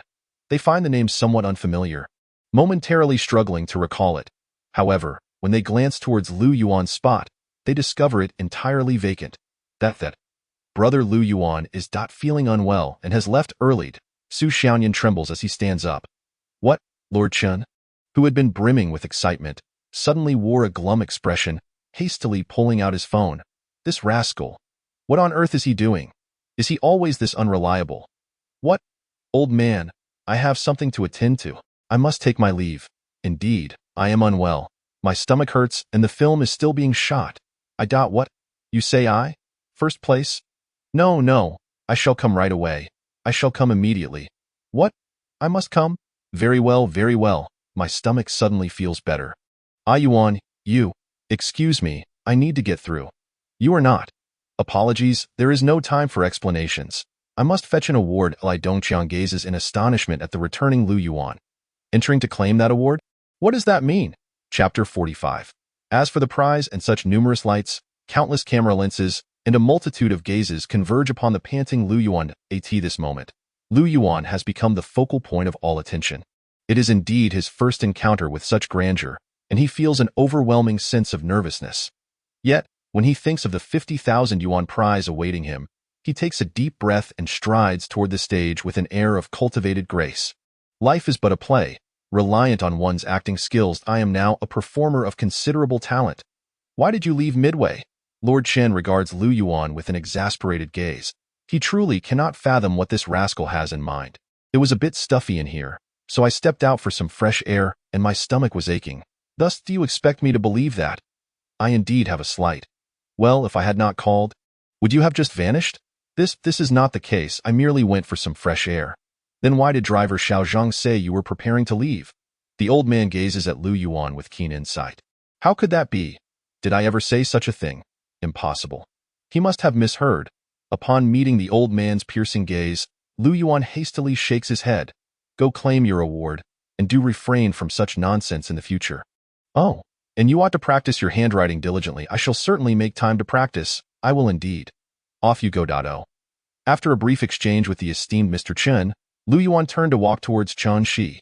The tall figure of Chen Shi stood silently at the center of the stage, observing the approaching Lu Yuan, her beautiful eyes shimmering with curiosity and intrigue. Is this the person my grandfather often speaks of? He certainly seems to possess some talent. Moreover, he appears quite sincere. Lu Yuan gazed at Chen Shi, finding her breathtakingly stunning, exuding an air of literary elegance, especially her pair of eyes, which, gentle as water, concealed a hint of proud aloofness. Congratulations. Thank you. Lu Yuan accepted the certificate and a rather impressive-looking large brush. Do you have any remarks? Well, I honestly didn't expect to receive such a high score, but I must express my gratitude. Taking a deep breath, Lu Yuan looked at everyone, mimicking the style of certain television shows as he recited his remarks, which consisted of the usual platitudes of thanking the judges and fellow colleagues. After finishing, Lu Yuan humbly bowed. As he did, applause erupted, and the host nearby smiled, slowly preparing to step onto the stage. Just as he was about to say something into the microphone, he suddenly noticed that Lu Yuan remained on stage, seemingly in a daze. Why isn't he leaving after receiving the award? Is there something else? Instead of stepping down, Lu Yuan stood there for several seconds, as if awaiting something. Do you have anything else to say? Chen Shi, puzzled by Lu Yuan's reluctance to exit, cast him a curious glance. No. Lu Yuan shook his head but continued to linger on stage. Then may I ask a question? Is there something else to be awarded? For instance, when do I receive the prize money? Lu Yuan looked at Chen Shi, his eyes conveying a hint of suggestion as he leaned closer, lowering his voice. Please don't misunderstand. I didn't write poetry for the money, but for the sentiment, for the countless farmers. Noticing a slight change in Chen Shi's expression, Lu Yuan hastily clarified in a whisper. The prize money will be given to you backstage. Just report your account number. Chen Shi let out a deep sigh, her previously gentle gaze now tinged with exasperation. Lu Yuan's lack of explanation was bearable, but once he began to clarify, Chen Shi suddenly felt that his behavior was indeed as outrageous as her grandfather had described. The image of Lu Yuan as a talented individual crumbled, revealing a rather mercenary demeanor. Oh. Upon hearing this, Lu Yuan finally felt a sense of relief, even finding his steps considerably lighter as he joyfully descended from the stage. Completely disregarding Chen Shi's subtly displeased expression. Money? 50,000 yuan, a substantial sum indeed. Am I the sort of person who would bow for that amount? Am I so lacking in integrity? Of course, I am not that kind of person. Once off the stage, Lu Yuan resumed a facade of moral rectitude, seating himself with the poise of a literary gentleman. Time passed swiftly, and before long, the poetry conference approached its conclusion. The faction of classical poetry enthusiasts erupted into applause once more after Lu Yuan stepped down from receiving his award, their clapping resounding with fervor. They even bore triumphant smiles as they cast sidelong glances at the supporters of modern poetry. In stark contrast, the expressions of the modern poetry aficionados were dismal, resembling individuals stifling their breath yet unable to exhale. Such a sentiment was utterly disheartening. Meanwhile, the classical poetry admirers were overjoyed. After all, Lu Yuan's poem had garnered the highest score, leaving the modern poetry society gasping for air. Lu Yuan had undoubtedly become their hero, and after his descent from the stage, countless individuals rushed to ingratiate themselves with him. With each subsequent round of competition, the classical poetry supporters were filled with eager anticipation for Lu Yuan's performance, hoping he would compose a few more remarkable verses to further suppress the hubris of the modern poetry society, and ideally render them breathless. Alas, it was unfortunate that in the following rounds, Lu Yuan submitted nothing but blank papers, seemingly devoid of any intention to assist his classical poetry compatriots. Without the variable of Lu Yuan, the poetry gathering reverted to its previous state of equilibrium. With no clear victor in sight. Brother, why have you ceased to write? I find myself unable to produce anything. I refuse to believe that one who can swiftly pen 2 poems would be unable to answer a single question in the upcoming examination. Indeed, it is because I have exhausted my creative well. Lu Yuan nodded in earnest acknowledgement. I understand now. You are reluctant to engage too deeply with the modern poets, deliberately granting them a modicum of dignity. Are you not? My dear brother, I must say, you possess quite the gentlemanly demeanor. Such character is truly admirable. As Su Xiaoyan observed Lu Yuan calmly indulging in fruits, a genuine sense of respect burgeoned within him, and his gaze towards Lu Yuan grew increasingly fervent, tinged with a hint of admiration. Coughed this. Upon hearing these words, Lu Yuan was struck by a mix of amusement and exasperation. I have merely spoken the truth, yet no one believes me. What is the matter?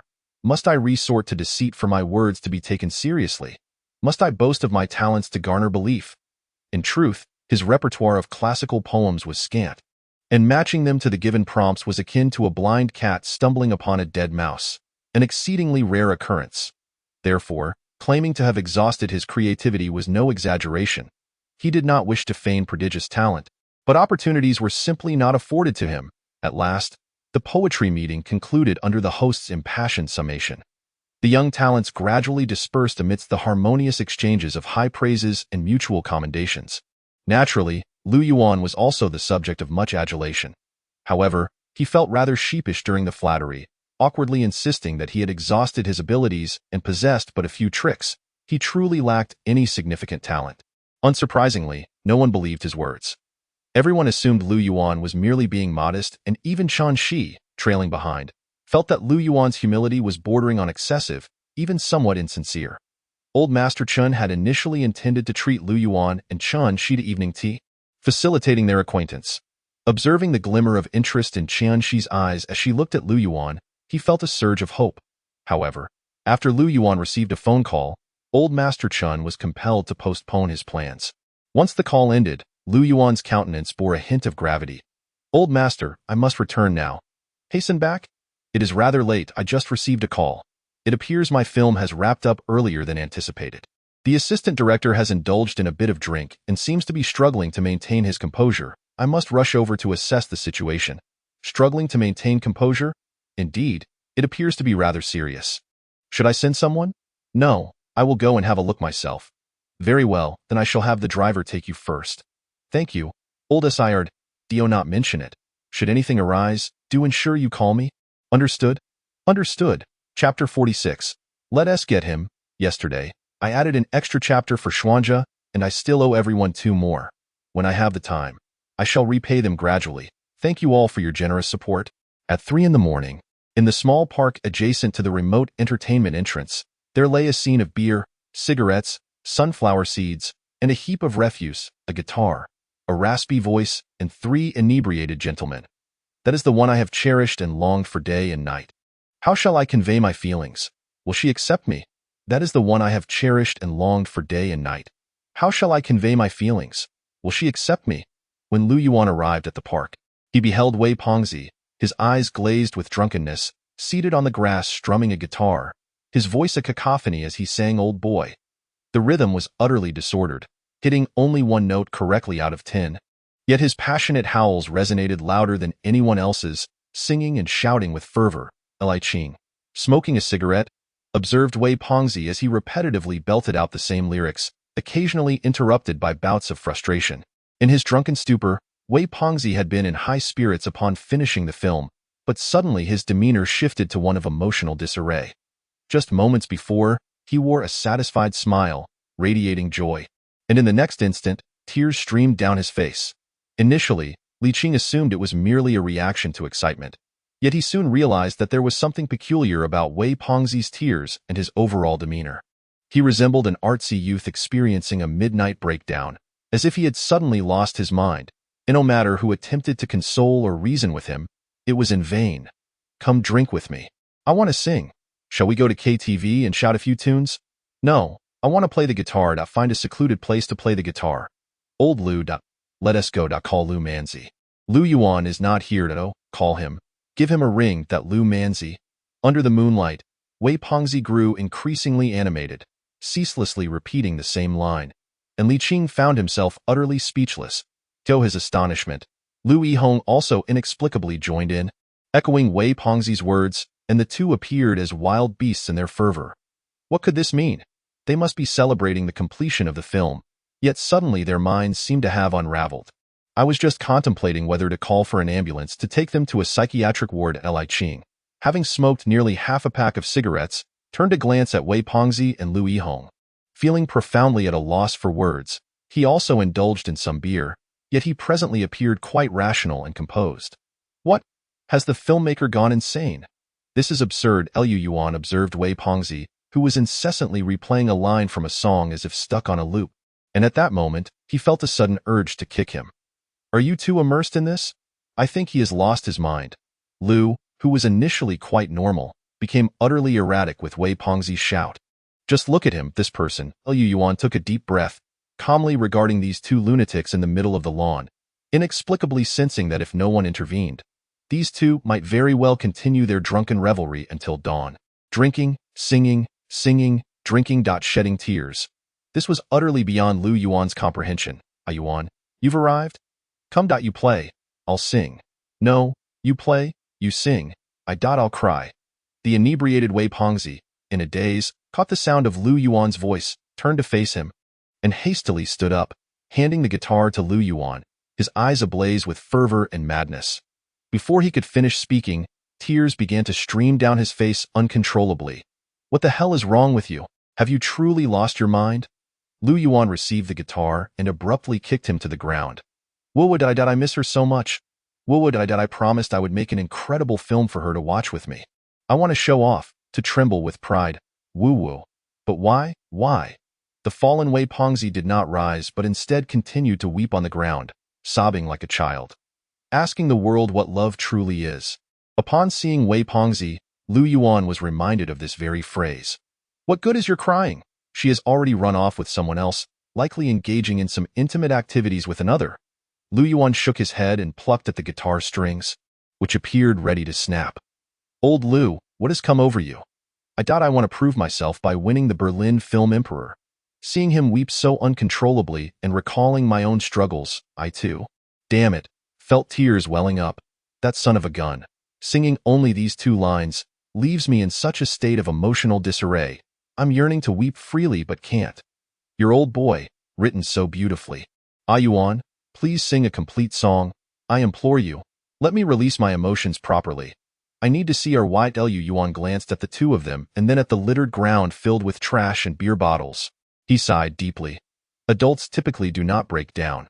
Yet when they do, they collapse in a manner even more pitiful than children, with snot and tears flowing freely. Lu Yuan held the guitar, gazing into the distance, shaking his head. Then let us sing. Wei Pongzi's heart-wrenching rendition of Lu Yihong left him shattered. Lu Yuan's singing, in turn, caused Wei Pongzi to drink and cry, only to drink again and vomit, then resume crying. As for Lu Yihong, after shedding tears and finishing a bottle of beer, he lay on the grass gazing at the moon. He fell silent, and no more tears flowed. After Lu Yuan finished singing, Wei Pongzi closed his eyes. Using a napkin to wipe away his snot and tears, Lu Yuan sang exceptionally well. Yet, he felt he had already vented all that needed to be released, and gone a little mad as well. Though it was quite distressing, still his emotions were somewhat awry. Let us do it. Wei Pongzi gritted his teeth, glancing at Lu Yihong. Deal what? Declare war, damn it. Who are we going after? Lu Yuan, setting aside his guitar, looked at the red-eyed Wei Pongzi in bewilderment. I swear, I will never cry over a woman again. Wei Pongzi suddenly blurted out a thoughtless remark. Lu Yuan was a bit dazed. Another perplexing statement. Ah Yuan, I want to make a movie, a brilliant one. I aspire to become a director who dazzles everyone, making Shan Lianjie tremble on his knees, serving me like a dog. Observing Wei Pongzi's sudden revitalization of spirit and his fervent vows, Lu Yuan was momentarily at a loss for words. Such grand ambitions are quite exuberant, aren't they? I'm about to make a call. Make what call? To Ducheng, on September 1st of this year. I just received the news tonight. So, you're going to. Yes, I will call her. I want to tell her that I am far superior to him. I want her to regret leaving me. Wei Pongzi suddenly gritted his teeth in fury. In the dead of night, solitude enveloped the scene. Shan Lianjie did not smoke, yet recently he had taken up the habit. The tendrils of smoke curled upwards as he took a hearty bite of imported donkey whip, washing it down with a sprinkle of red powder. After consuming it, he finally felt a warmth spreading through his lower abdomen. Brother Shan, have you arrived? A delicate voice echoed from a distance. Shan Lianjie suddenly felt a rush of sensations. Ever since that frightful incident, he had developed a slight hesitance. However, today was different. He had specifically sought out an old Chinese doctor for a concoction, preparing himself for another round of conquest. Here I come. You little vixen. Tonight I want to treat you like a human. The fiery sensation filled Shan Lianjie with exhilaration, and he charged forward, ready for battle. Come on. Ding ding ding. The phone rang. Who could it be at this hour? Shan Lianjie shook his head in confusion. It's my call. Yours? Who is calling? Wei Pongzi. Haha, that sycophant. Indeed. Should I answer? Or just hang up? No, haha. I'll take it. Be good. I want to hear what that sycophant has to say. Shan Lianjie suddenly felt an overwhelming sense of joy, and with a swift motion, he teased, causing ripples of emotion in the woman's eyes. All right. Damn that lecherous wretch. My movie is also set to premiere on September 1st. Let me tell you, Shan Lianjie, I'll turn his world upside down. As he held the phone to his ear, Shan Lianjie was startled by a sudden roar from the other end. Your 1 million investment pales in comparison to my tens of millions? Shan Lianjie found it rather absurd. Is this person insane? Yes. Ha ha ha. What a joke. I've never heard a funnier story in my life. What is so funny? Didn't the firecrackers explode to your satisfaction? I heard you were indulging in donkey whip. Wei the fatty scoffed with sarcasm. What? Shun Lianjia's expression shifted dramatically. He was about to respond when beep, beep, beeped up. By the time he tried to call again, the phone had already powered off. Damn. Chapter 47. Is Lu Ergu's identity under bounty? Following the cacophony of madness, silence ensued. After the tempest of collapse came acceptance and growth. For Wei the Fatty, this slumber was profoundly restful and invigorating. Perhaps it was the most delightful sleep he had ever experienced since his birth, free from suppression, devoid of discontent. Everything was in its prime state. Upon awakening, it was already the following morning. He had slept a full day and night. In the very first moment of his consciousness, he detected the familiar scent of smoke. Glancing at the clock, it was precisely around 6 in the morning. Suddenly, Wei the Fatty felt a desire to indulge in a cigarette like Lu Yuan. Yuan. Could I have one? Yuan? Quiet down. P.S. Still asleep. Lu Yihong was leaning against the side, wearing glasses and engrossed in a book on acting. Upon noticing Wei the Fatty, he gestured for silence. He held Lu Yuan in high regard, as he believed Lu Yuan was the turning point of his life. Oh. Wei the Fatty was momentarily perplexed, but upon seeing Li Qing, donned in headphones, smoking while watching video edits, he felt an oddity wash over him. Usually, he would awaken to the sight of Lu Yuan smoking on the top bunk, perusing the director's manual, but this morning, Lu Yuan's absence felt disconcerting. Why is Lu Yuan still asleep? Laoli, pass me one. Laoli. Seeing Li Qing unresponsive, Wei the Fatty threw a pillow at him. What are you doing? Li Qing removed his headphones, glaring at Wei the Fatty with annoyance. Hand me one. Come and get it yourself. Just toss it over. Lazy bum, no wonder you're so fat. Better than your scrawny self. Haha. I asked for one, and you threw me a whole pack. There's only one left in this pack. Oh. Wei the Fatty lit a cigarette, shaking his head slightly, feeling as if the haze of smoke had cleared his mind a tad. The swirling mists around the bed stirred a sense of nostalgia within him. He never imagined his first film would be completed in such a makeshift company. This was something he had never dared to dream of. After the intoxication comes lucidity. The scene from last night when he called Shan Lianjia, attempting to show off, lingered vividly in his mind, filling him with an indomitable spirit. After finishing a cigarette, he dressed and climbed out of bed. Feeling that his era was about to commence, he was destined to be the eternally radiant protagonist. Laoli, let us grab some breakfast. We need to get to work. I'll listen to this song. Invisible Wings, first. Invisible Wings? ISNT that the song Yuan wrote for Shao. Indeed, it has topped the singles chart now. What? That's impressive. When was this song released? Why hadn't I heard of it before? Last night. What? It topped the chart overnight? No, to be precise, it was within 6 hours. Oh my goodness, is it truly that impressive?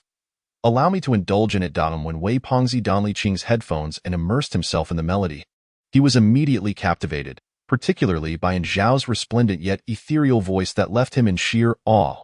The fusion of lyrics, vocals, and melody created an emotional resonance that lingered long after the first listen. Goodness, Yuan is remarkable to have penned such an exquisite song and melody. The more I listen, the more it seems that this piece was custom crafted for Shao. I share that sentiment.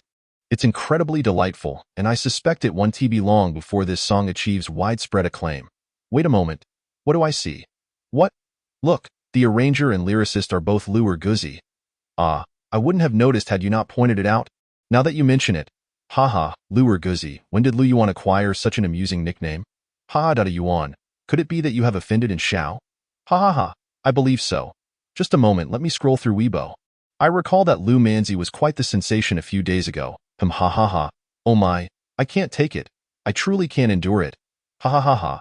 A high-priced bounty for Lu Erguzi, rumored boyfriend of Shao? Oh my goodness. Ha ha ha ha. What are you all laughing about? Upon hearing the laughter, Lu Yihong, engrossed in his book, approached with a bemused expression. Look at this Weibo post, huh?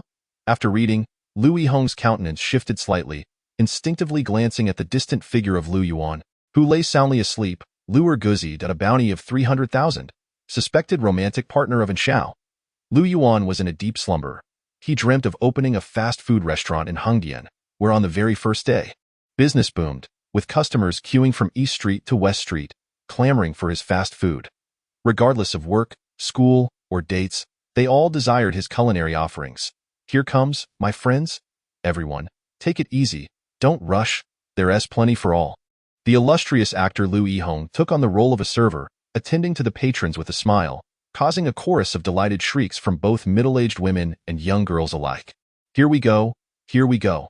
Server and Xiao gracefully maneuvered among the guests, holding fragrant bowls of rice, exuding warmth and exuberance.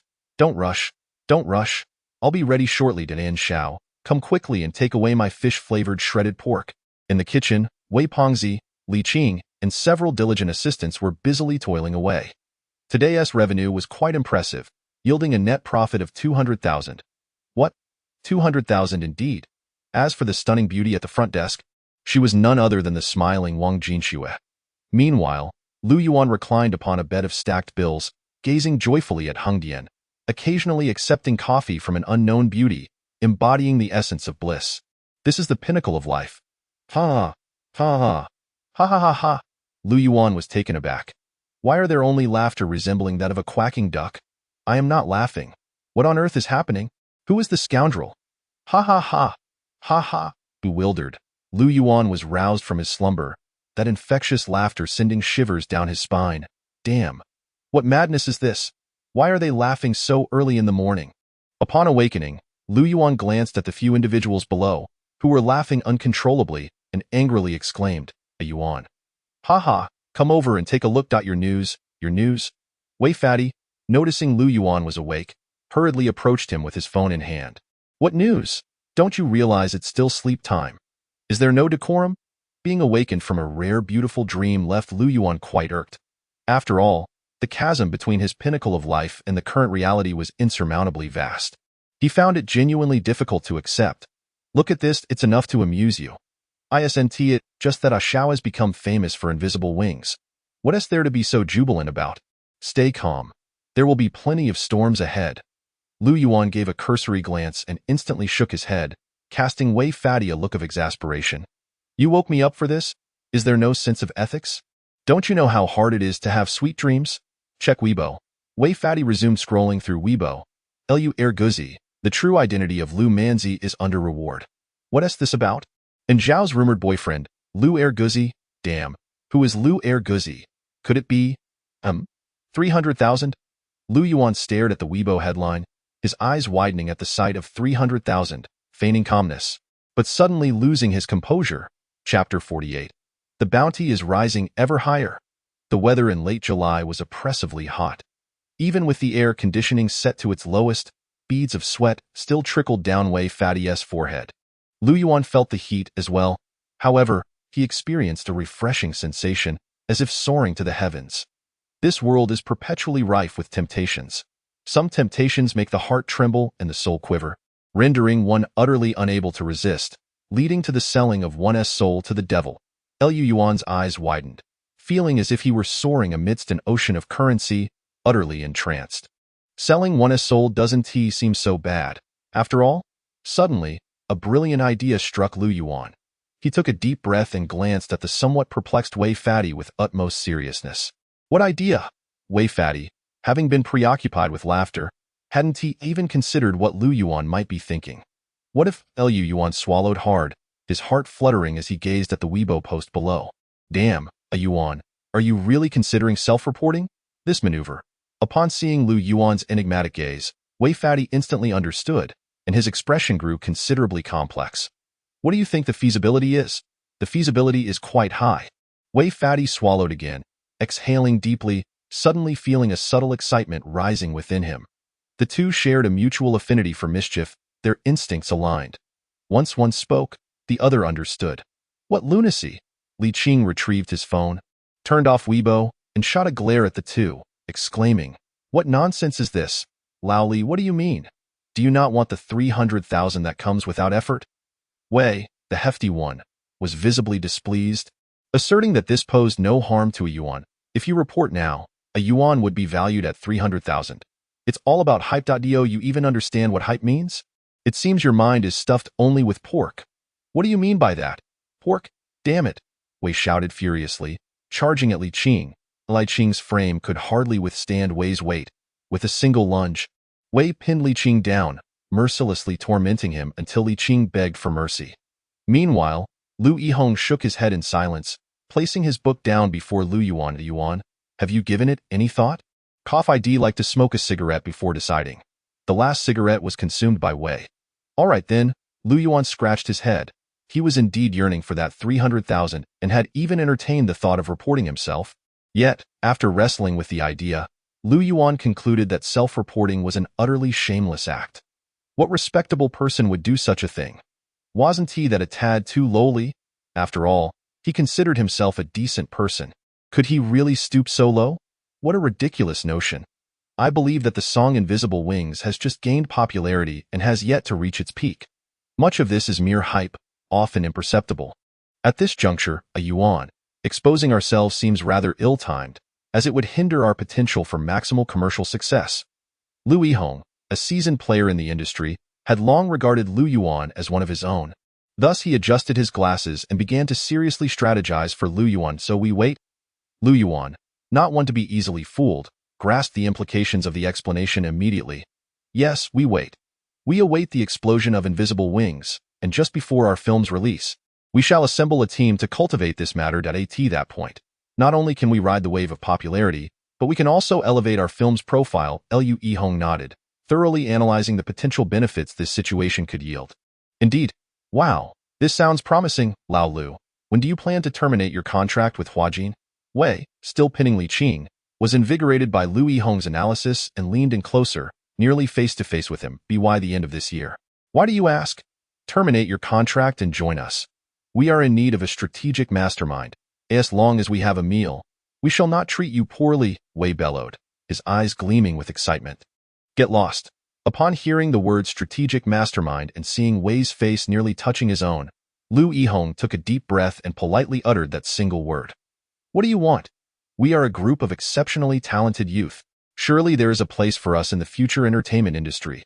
We all have dreams, aspirations, especially a Yuan, who is incredibly impressive. You're all insane. You're merely a rabble. Li Qing erupted in anger. What? Say that again. Wei roared, once more pinning Li Qing beneath him. Lu Yihong gazed upon the room, casting a glance at Wei Panzai and his companion, and then at Lu Yuan, who was engrossed in his phone. He shut his eyes. In truth, he relished this lifestyle immensely. If the film were to succeed, then he shook his head. It was still too early to contemplate such matters. As for Lu Yuan, with his expression of calm detachment, he harbored no lofty ambitions. He merely wished to earn some money. Discussing ideals with him was sheer folly. His sole aspiration was to become wealthy.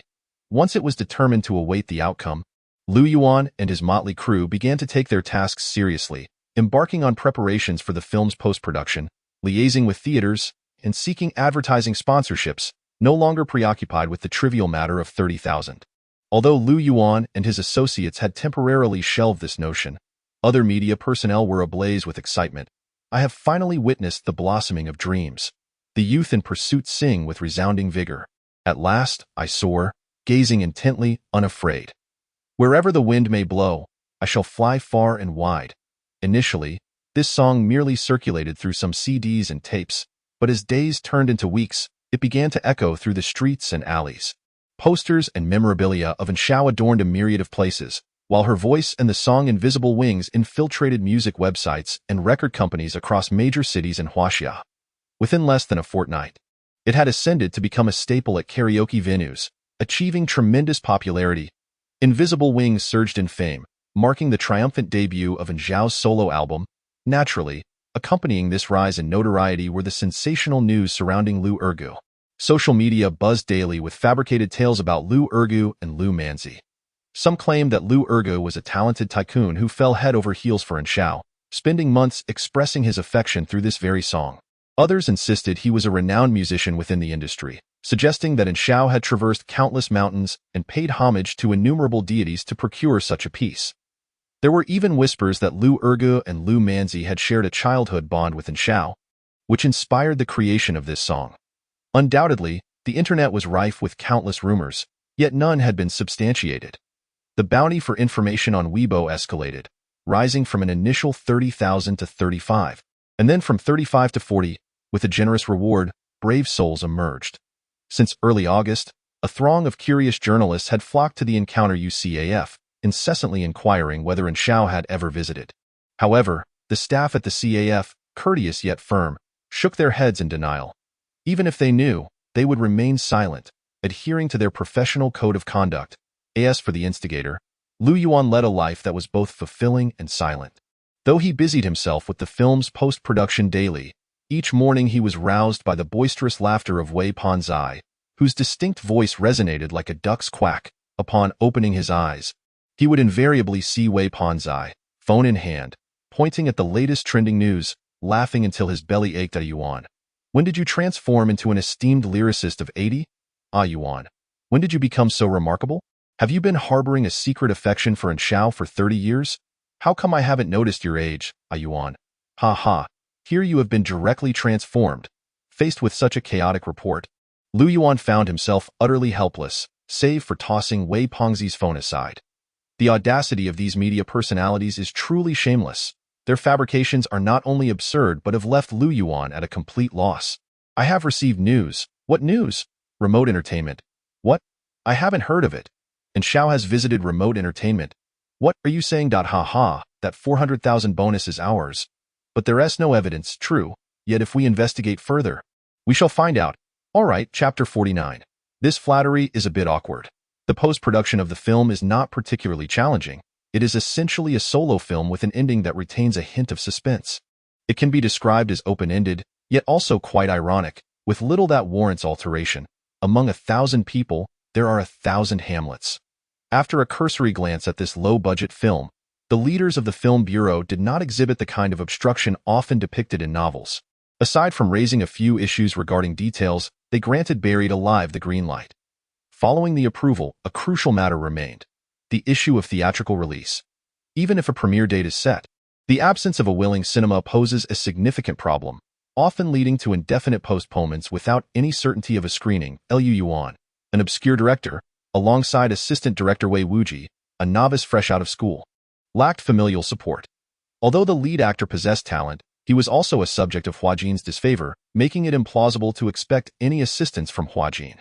Thus, when Lu Yuan and Wei Pengzi approached various cinema exhibition departments to discuss collaboration for their film, they were consistently and politely ushered out of offices, often without even a viewing of the film. In stark contrast, the film capital was thriving, having long received the backing of major cinemas such as Tianjin and Wanjia, with promotional efforts in full swing, generating an overwhelming buzz. Upon entering the cinema, Lu Yuan and Wei Pengzi were invariably confronted by the nauseatingly handsome face of Shen Lianjia, not to mention the provocative demeanor of the female lead. Lu Fengfei. Lu Yuan remained unfazed, but Wei Pengzi was utterly repulsed. Were it not for his current role as assistant director, he might have spat out a mouthful of phlegm. This world is inherently unfair. The disparity between ideals and reality is undeniable. Well, they are merely a pitiful bunch defeated by reality. I say, if this issue is not resolved, it's not just about clashing with Shen Lianjia. Even recouping costs will be a struggle. Indeed, there are still 3 cinemas left. Let us make another round. The outcome likely won't differ too greatly. Alas, they dismissed this matter without as much as a glance, as if watching a film were an insurmountable challenge. Sigh, have we not executed our promotional efforts adequately? The truth is, we lack the funds for any promotion, don't we, Yuan? Perhaps you could unveil your little treasure chest to finance some advertisements. How much would it take to advertise? Approximately 400,000 to 500,000, I presume. Alternatively, shall we consider distributing some flyers? Goodness, that would be utterly humiliating. We are individuals of refined quality and cannot resort to such measures. Is that cigarette from Oldly a counterfeit? The taste is off. I share your sentiments. Shall we confront him about it? Let it be. It's merely a pack of cigarettes. Just 8 yuan. For heaven's sake, what a fortune. I want to smoke a 20 yuan brand. Well, the Lu Yihong has departed. He has returned to Huajin. Although he is currently in a state of obscurity, he remains an employee of Huajin, and thus must fulfill his obligations. Li Qing has also left. Li Qing is an employee of Duqing, hailing from Tianyu. He has completed his tasks related to Huamai, so he too has taken his leave. In this vast realm of remote entertainment, only Wei Fatty and Lu Yuan remain, rendering it little more than a mere shell of a company. Shortly after noon, following yet another rejection, the two found themselves squatting beside the bluestone pavement on East Street, puffing on their increasingly bitter cigarettes, feeling that the once fragrant smoke had turned to a taste of bitterness. Perhaps it is time to quit. After extinguishing his cigarette, Wei Fatty resolved not to smoke again. Indeed, Let us quit. Lu Yuan nodded in agreement, affirmatively stating that he would not smoke again today. Let us proceed to seek the next venue. Very well. The setting sun painted half the sky crimson, as the streets of Hongdian resonated with the sounds of clamor and merriment. Wei Fatty felt that the smile on his face had become rigid, yet he was still politely ushered out. Undoubtedly, no cinema of any considerable stature would entertain Huomai.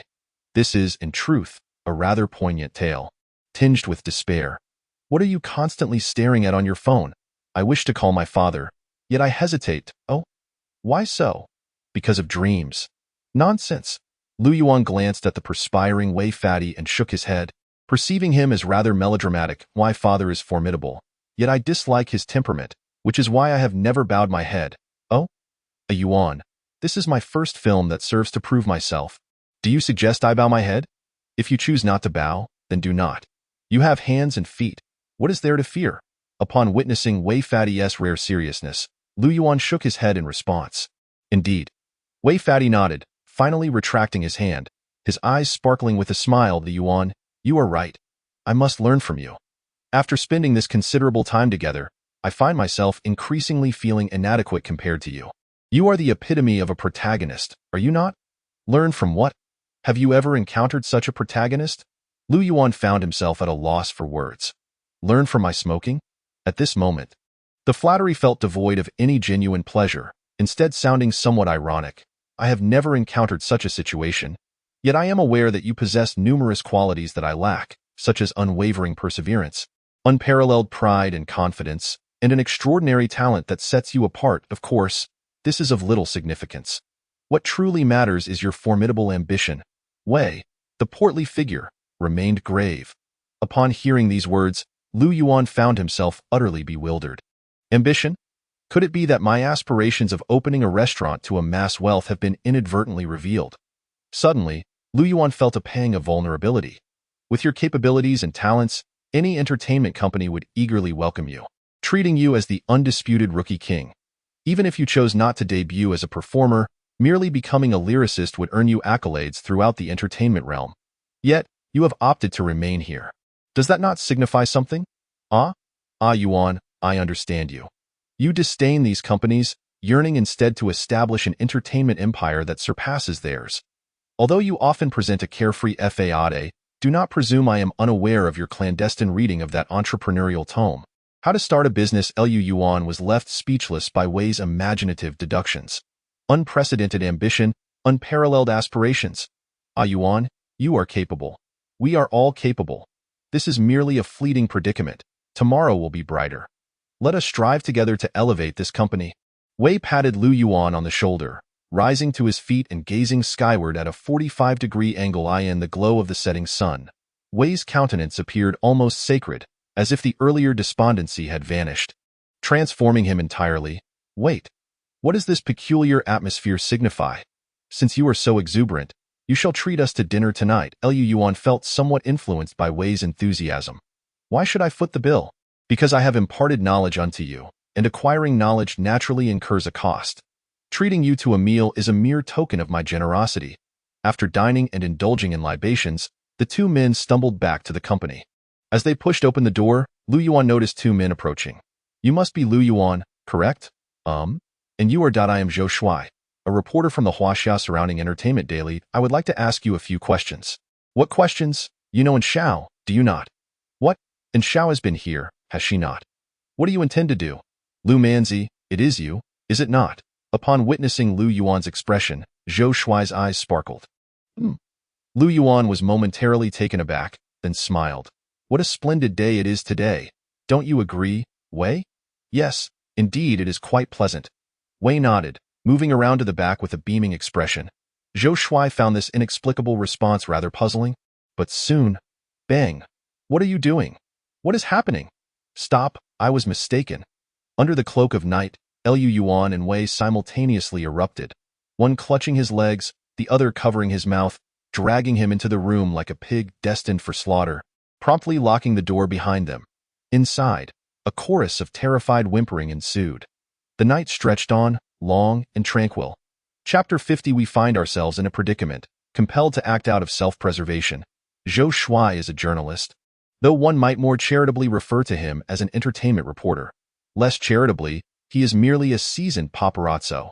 Through a series of whispers and rumors, he unearthed the past whereabouts of Xiao. He perused in Zhao's Weibo, discovering that 2 months prior, while preparing for her debut album, she had expressed her intention to seek a song from the esteemed master Lin Yu.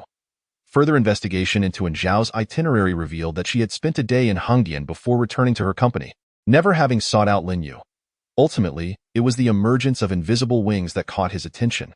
Thus, it seemed that ruffian, Lu Manzi, must be in Hongdian, and of course, these deductions are hardly flawed.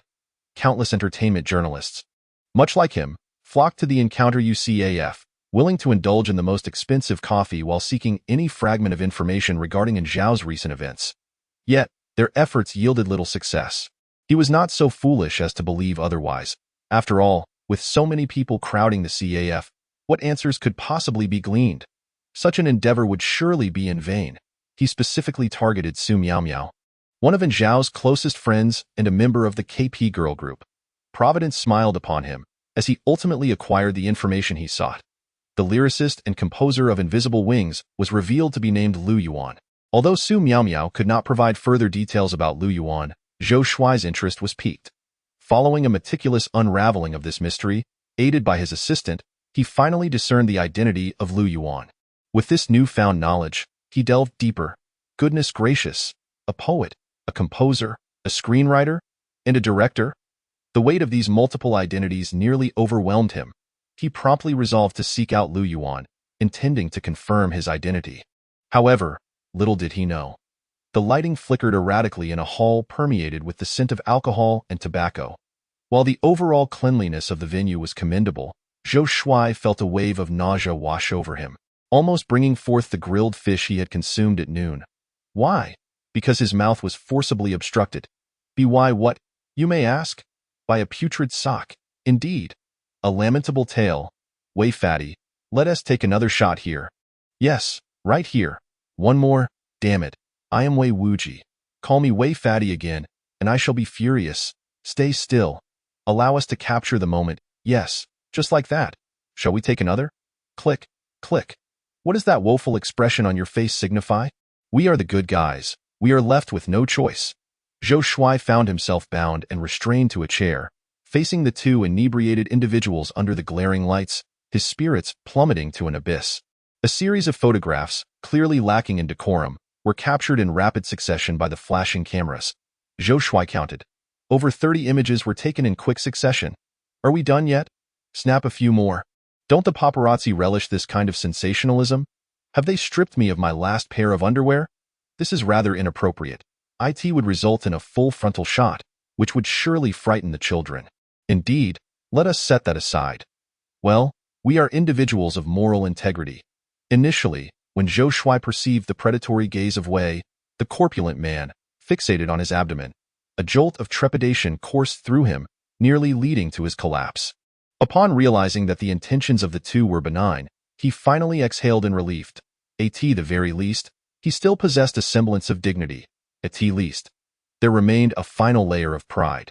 After the photography session concluded, Wei nonchalantly pocketed all the negatives and brazenly removed the socks that had been stuffed in Zhou Shuai's mouth. What are you doing? I warn you, your actions are illegal. Let me go. Zhou Shuai protested. Zhou Shuai, I've heard of you. A few years ago, the film star Lu Hongtao was driven to suicide by your disparagement. You are truly despicable, Wei remarked with a serious demeanor, scrutinizing Zhou Shuai intently. What do you intend to do? Lu Hongtao had an affair, and I merely exposed the truth. What of it? Zhou retorted. Indeed, but you disseminated a plethora of falsehoods in your articles, subjecting him to scorn from the entire industry. This is my profession. That article was not authored by me. Zhou defended himself. Apologies, but whether or not you pinned it, we are merely acting in self-defense. We are, in fact, two individuals of considerable refinement. Lu Yuan interjected, clearing his throat and regarding Zhou Shuai with earnest eyes and a serious expression. Could you possibly lower the camera for a moment? Cough, cough, all right, I shall lower it. By the way, I am Lu Yuan, the composer of Invisible Wings. I am aware. What else do you know? I possess extensive knowledge. I ask this for a reward? No, I wish to secure an exclusive scoop before anyone else. I believe we could collaborate, Liu Yuan suggested with a smile. Care for a smoke? Absolutely, Wei. Light his cigarette. Very well. Could you loosen your grip on me? I am not accustomed to this manner of discourse. Moreover, is this truly collaboration? This feels more like abduction. And why are you photographing me? Enlighten me. I can provide you with an exclusive story, but not at this moment. What do you mean? On the eve of our film's release. Precisely at the end of this month. Release? According to my investigations, you have visited numerous theaters recently, yet none are inclined to screen your type of film. Indeed, it is quite disheartening. Do you possess any connections?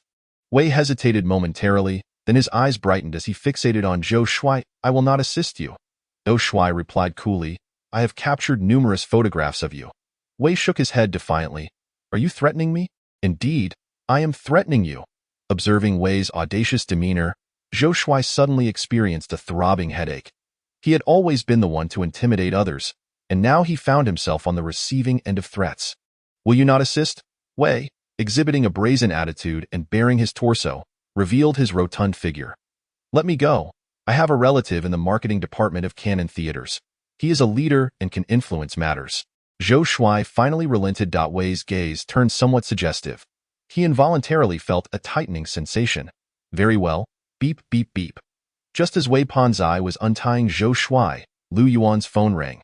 Upon checking the caller ID, he saw it was Wang Jinxue calling. Director Liu, have you secured a distribution deal? Not yet, it not going smoothly? Indeed, but it shouldn't pose much of a problem. Have you heard of Tiana Cinemas? I have. I believe it was established last year, correct? It's relatively small in scale. Have you reached out to them? Not yet, you look down upon second-tier cinemas? Not exactly. I just intend to finalize the larger chains first before addressing these. I'll have someone send over the contract shortly. Oh? You know the leadership of that cinema chain? I'm not well acquainted with the leadership, but I do know the owner and his wife. Oh. How long have you known them? Not long, just over 20 years.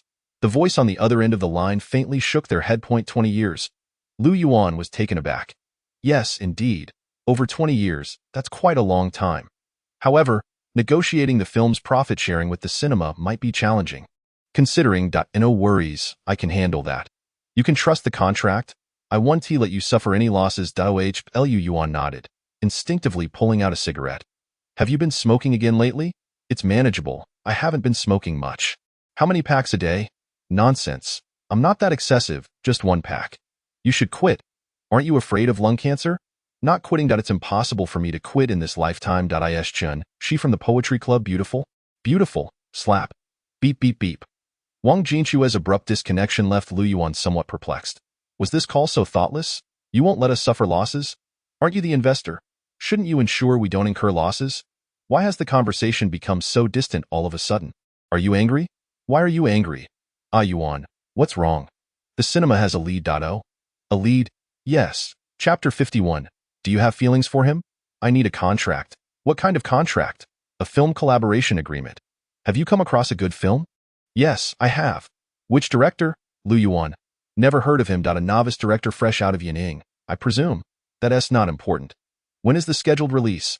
September 1.0. I'll reserve the midnight slot for you. Let us put aside that terror strikes. Midnight slot? No, I want the daytime slot. Daytime slot. What is the total investment for that film? I am the one investing in this film. You? I haven't heard of you deploying substantial funds for any film. Especially for a newcomer director. I invested 1 million. What about the others? The total investment is just 1 million. Where's the contract? The midnight slot is acceptable, but the daytime slot is not feasible. The newly opened theater requires popularity and cannot afford to showcase such mediocre films. Moreover, the daytime schedule has already been booked. Please show me the screening schedule. You can look at it on the table yourself. Are you prepared to sign for Duching? Yes, indeed. My conversation with Huajin yesterday went fairly well. No, let us switch to Huobai. What? Change my film? Nonsense. Do you even realize what you're saying? The film sample is on your desk. Take a look first. I shall wait here for you. Very well. An hour later. How is it? The film poses no significant issues. It's quite decent, though it doesn't necessarily guarantee a good box office. The actors' performances are satisfactory, but without the backing of resources from Huajin's side, generating publicity will be quite challenging. I still hold my stance. I will give you the midnight slot. But I also wish to sign for Duching Dai in that case. I will take a portion of the daytime slot. I will not obstruct your signing of Duching. Once Feixiang Ransheng concludes its run, let us replace it with Duching. You truly are Sai. Very well then. I shall take my leave. Are you perhaps interested in Lu Yuan? You should smoke less. I do not want my mother to become a widow. Wang Jinxue stood at the doorway, holding the contract. Upon hearing the middle-aged man's words from inside the office, she paused slightly, leaving behind that statement before turning to exit. Can't you wish for me a bit of good fortune? The middle-aged man shook his head in resignation as he watched Wang Jinxue leave. He then glanced at the script and the film. The script is indeed of high quality, as is the film. However, that is not the crux of the matter. The essential question lies in what peculiar charm that young man possesses to render his little princess so willing to speak on his behalf. Quite intriguing. Joyful occasions invigorate the spirit. Wei the fatty was in high spirits, having meticulously styled his hair into a slick back, even spending an extra 100 yuan to purchase Huaxia cigarettes to keep in his pocket. He had heard of Tianhe Film Distribution. While it is considered a second-tier distribution company in Huaxia and not particularly renowned, finding a theater willing to screen his film after numerous rejections and disappointments, with a revenue share that isn't too shabby, truly felt like a stroke of luck. He envisioned his path as a director transforming from bleak obscurity to dazzling brilliance, even imagining the scene of Shun Lianjie kneeling before him, calling him father. With such thoughts, Wei the fatty felt elated. Lu Yuan, however, remained rather composed. When Wang Jinxue placed the contract before him, he caught a faint scent wafting from it, momentarily experiencing a sensation akin to living off a woman's fortune. Is it not so? Investment? She is providing it. The theater? She secured it. All he possesses is a script and some unreliable director he randomly pulled in, and thus, the film came to fruition. If one were to dissect it further, goodness, he had done nothing at all. He shook his head vigorously, forcing himself not to dwell on it, lest his dignity as a man suffer an irreparable blow. What does it mean to feel like a total failure? After hastily browsing through the contract, Lu Yuan saw no discrepancies and proceeded to sign it. Trapped by the contract, I find that clauses regarding my own exploitation are conspicuously absent, rendering everything seemingly reasonable. To both of you. Now that you have secured a distribution agreement with the cinema, what need have you for my assistance? Moreover, having consented to cooperate with your confidentiality and promotion, should you not consider releasing me at this juncture? I shall forego the bonus, shall I not? I feel it is time to strip you of your trousers for a photograph. What do you intend to do, damn? All right, merely jesting. What is it that you truly desire? No matter, all is well, all is well. The midday sun is quite blinding. Poor Zhou Shuai has been confined for a whole day, engulfed in smoke, to the point where he fears he might suffocate if this continues. This hall is thick with foul air. Gentlemen, what is your intention? May I not use your restroom to rinse my mouth? I can no longer endure the stench of these wretched socks. You may go. We shall not hinder you.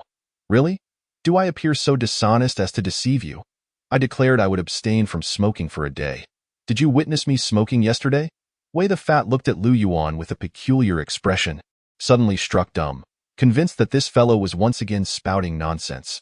Zhou Shuai, perhaps scarred by this ordeal, turned back with each step, wary of the imposing Wei the Fat, fearful that he might suddenly engage in some unwelcome action. Upon reaching the restroom, he finally breathed a sigh of relief, hastily rinsing at the faucet. The cool water washed away the foul odor, and in that moment, he found the water surprisingly sweet. After rinsing, he gazed at his weary reflection in the mirror, instantly feeling a sense of despondency. Lu Manzi, Lu Manzi. I have finally grasped why you are called Lu Manzi, a veritable devil. Exiting the restroom, Zhou Shuai found Lu Yuan and Wei the Fat both staring at him, particularly the latter, whose gaze was rife with ill intent, causing his previously relaxed demeanor to tighten once more. What do these two intend? By the way, are you interested in an exclusive scoop? What scheme do you wish to concoct? Fear not, come now, my brother, it is a misunderstanding. We have explained before, we acted purely out of self-preservation, concerned that you might write recklessly. In truth, we are all good people. Come, have a seat. Please, do not feel constrained. We are all good-hearted individuals. Wei the Fat enthusiastically pointed to a seat beside him, his smile blooming like a chrysanthemum. What exclusive scoop? Zhou Shuai refrained from sitting, instead fixing his gaze intently on Wei the Fat. This individual exuded the aura of mischief. TSK. You could conduct an exclusive interview with Lu Yuan. Just a few days before our film's release, you could unveil this interview, wherein Lu Yuan would share secrets about Shao and the creative process behind Invisible Wings. Now, that would be a rare treasure indeed. Really? It must be genuine. Excellent. Time flies swiftly, and in the blink of an eye, half a month has passed. The popularity of Invisible Wings has skyrocketed. Stroll down the street, and you can find anyone humming a line or two of the song. The television karaoke channel incessantly loops this song, which perpetually reigns at the pinnacle of major music charts. The album has sold out, eclipsing the sales of nearly half of the other artists' albums in the industry. Merchants have been queuing up at dawn, eagerly anticipating the arrival of the first batch of goods, which, upon release, vanish from the shelves almost instantaneously. Accompanying the meteoric rise of Invisible Wings, the bounty on Lu Manzi and Air Guzzi has surged to an astonishing 600,000, igniting a fervor of speculation and dissent across the internet, with a cacophony of voices questioning and theorizing. Each day, throngs of individuals flock to Hongdian for investigations, yet all return empty-handed. Some, like Zhou Shuai, are on the verge of uncovering the truth, only to inexplicably lose their leads. The proliferation of false news has rendered it nearly impossible to discern fact from fiction. In response, Tianyu has not only refrained from intervening but has actively fanned the flames, elevating the entire affair to unprecedented heights. Although the identities of Lu Air Guzzi and Lu Manzi remain shrouded in secrecy, several high-ranking individuals within the industry have surmised the truth. At Huajin headquarters. T. What brings you here? I'm looking for Lu Yuan. But hasn't he declined? T. I believe it's pointless to invest time in him. Do you know the identities of Lu Manzi and Lu Air Guzzi? I don't know. Why does it matter? Then you can only stick with me. Hurry, prepare my train ticket. All right. Beep beep beep. Hello. Who is this? Lu Yuan? Yes. Who are you? I'm your old classmate Chen Feng. Dio, you remember me?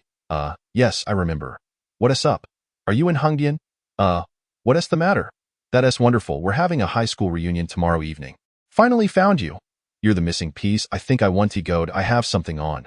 Come on. Everyone hasn't seen you in ages. We really miss you. It won't take much of your time. Plus, some of our classmates are doing quite well in the entertainment industry. They might be able to lend you a hand since you're in Hongdian. Let it be. Come on, really. Everyone in our dorm misses you.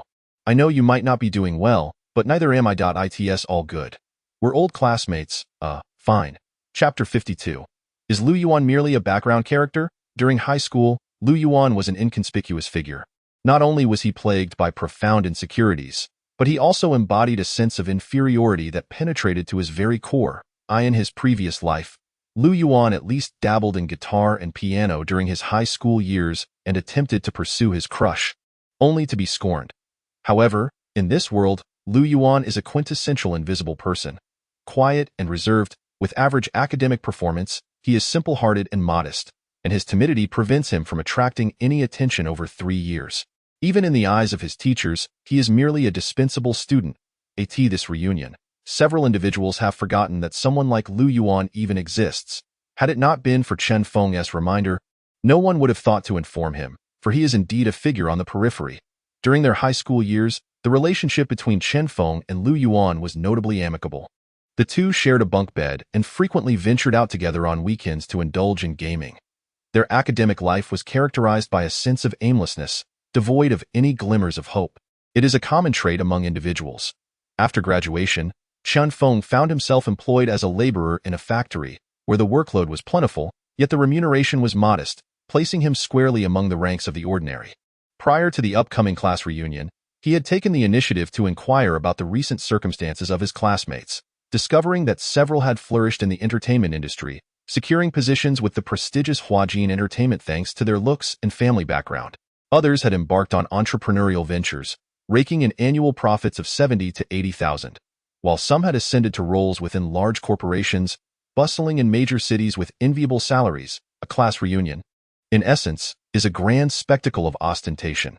As Chen Feng contemplated his own identity and status, he was struck by the realization that aside from harboring envy, he had little else to offer at the reunion.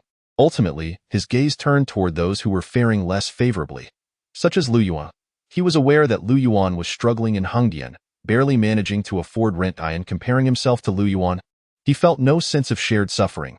On the contrary, He perceived his own life as relatively satisfactory, indeed, far better than Lu Yuan's situation.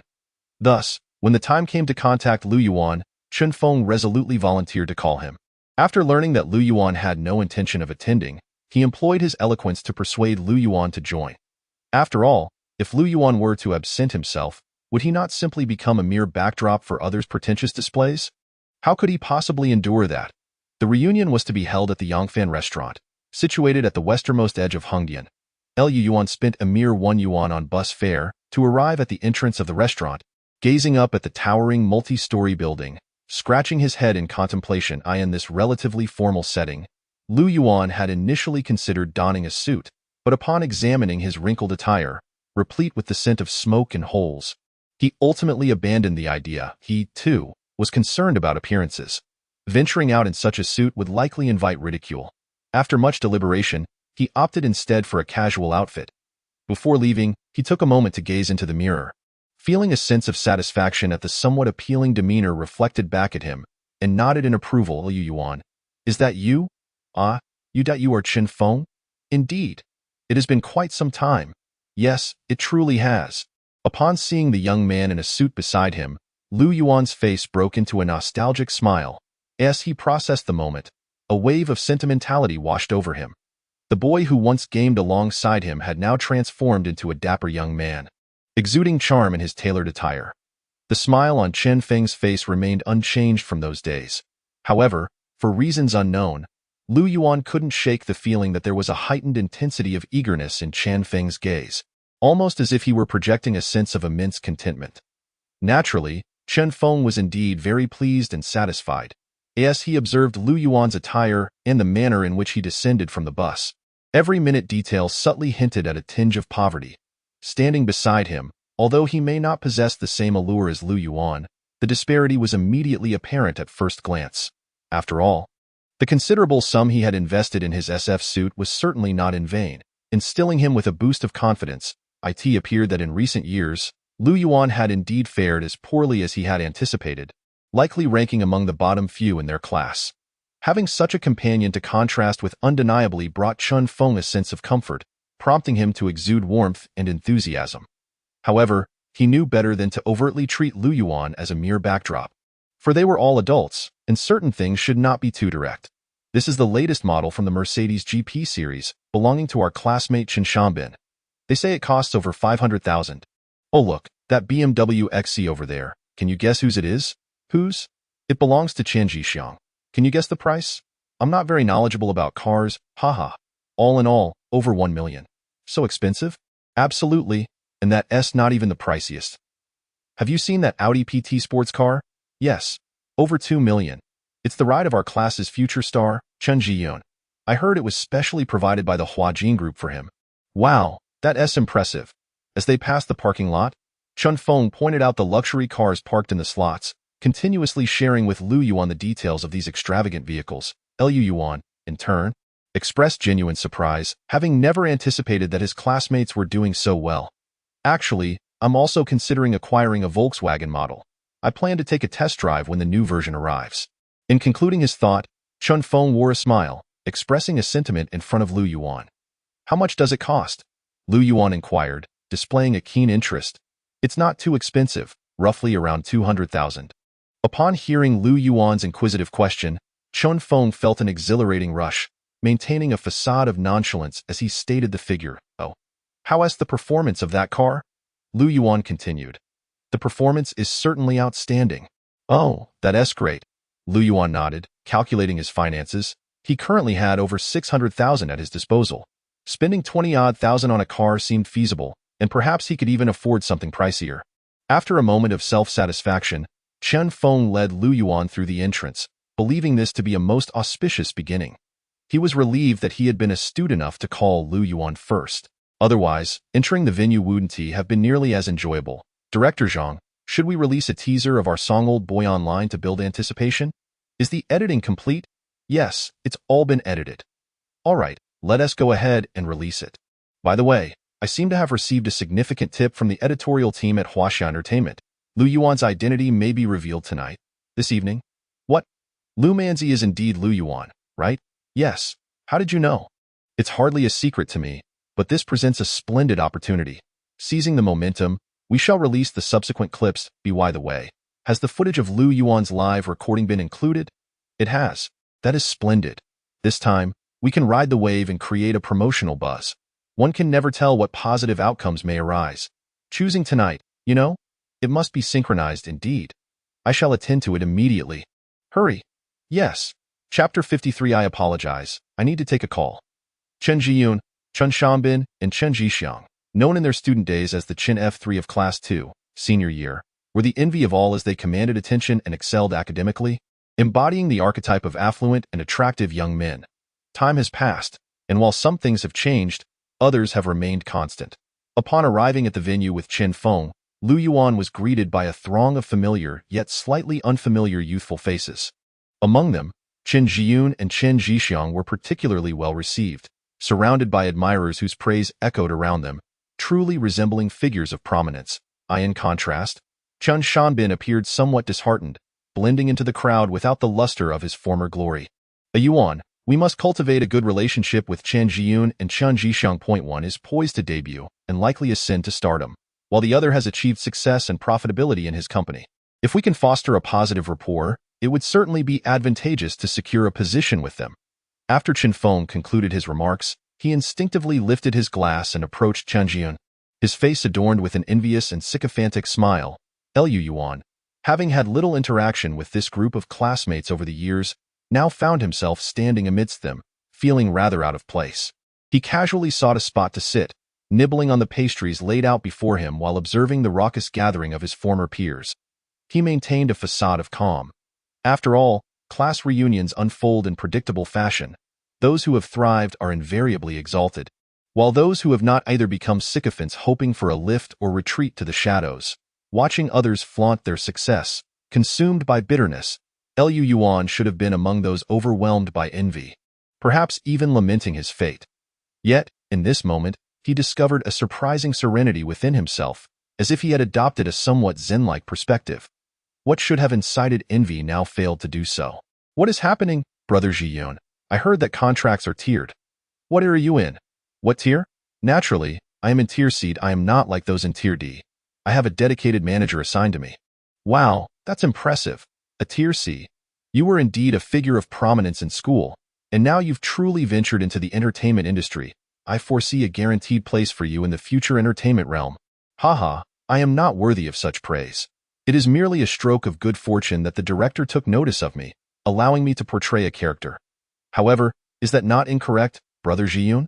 I have heard that you were playing the fourth male lead in Our Youth, which premiered on September 1 st, and that you have a substantial role, Brother Jiyun. This is quite extraordinary.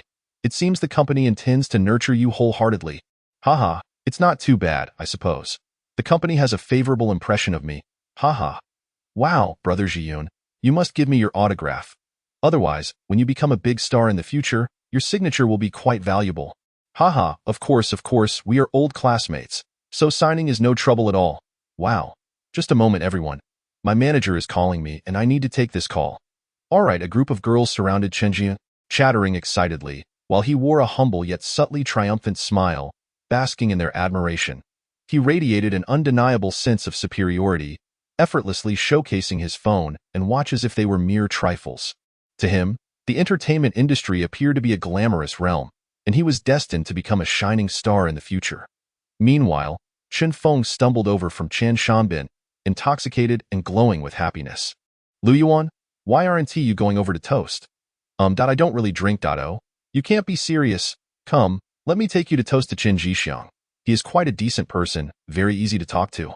And he promised to help me secure a design position at his company this September with a salary of 3,005. That is really not necessary. I'm fine as I am. Lu Yuan shook his head after Chen Feng patted his shoulder. Lu Yuan, this is not the time to be concerned about appearances. We have left school, and we should embrace life as it truly is in society. We must bow when necessary and smile when appropriate. Just look at how glamorous they are. While we may not reach such heights, a few flattering words could enhance our lives, so why not take advantage of that? What is the worth of pride? Clinging to dignity only leads to suffering, and besides, we are all classmates. Out of consideration for face, he will likely assist you to some extent. Chen Feng believed Lu Yuan was still as reserved as he had been in school, and he urged him to be more adaptable. Lu Yuan, caught in a moment of indecision while nibbling on a pastry, was unsure how to respond. He recognized Chen Feng's good intentions.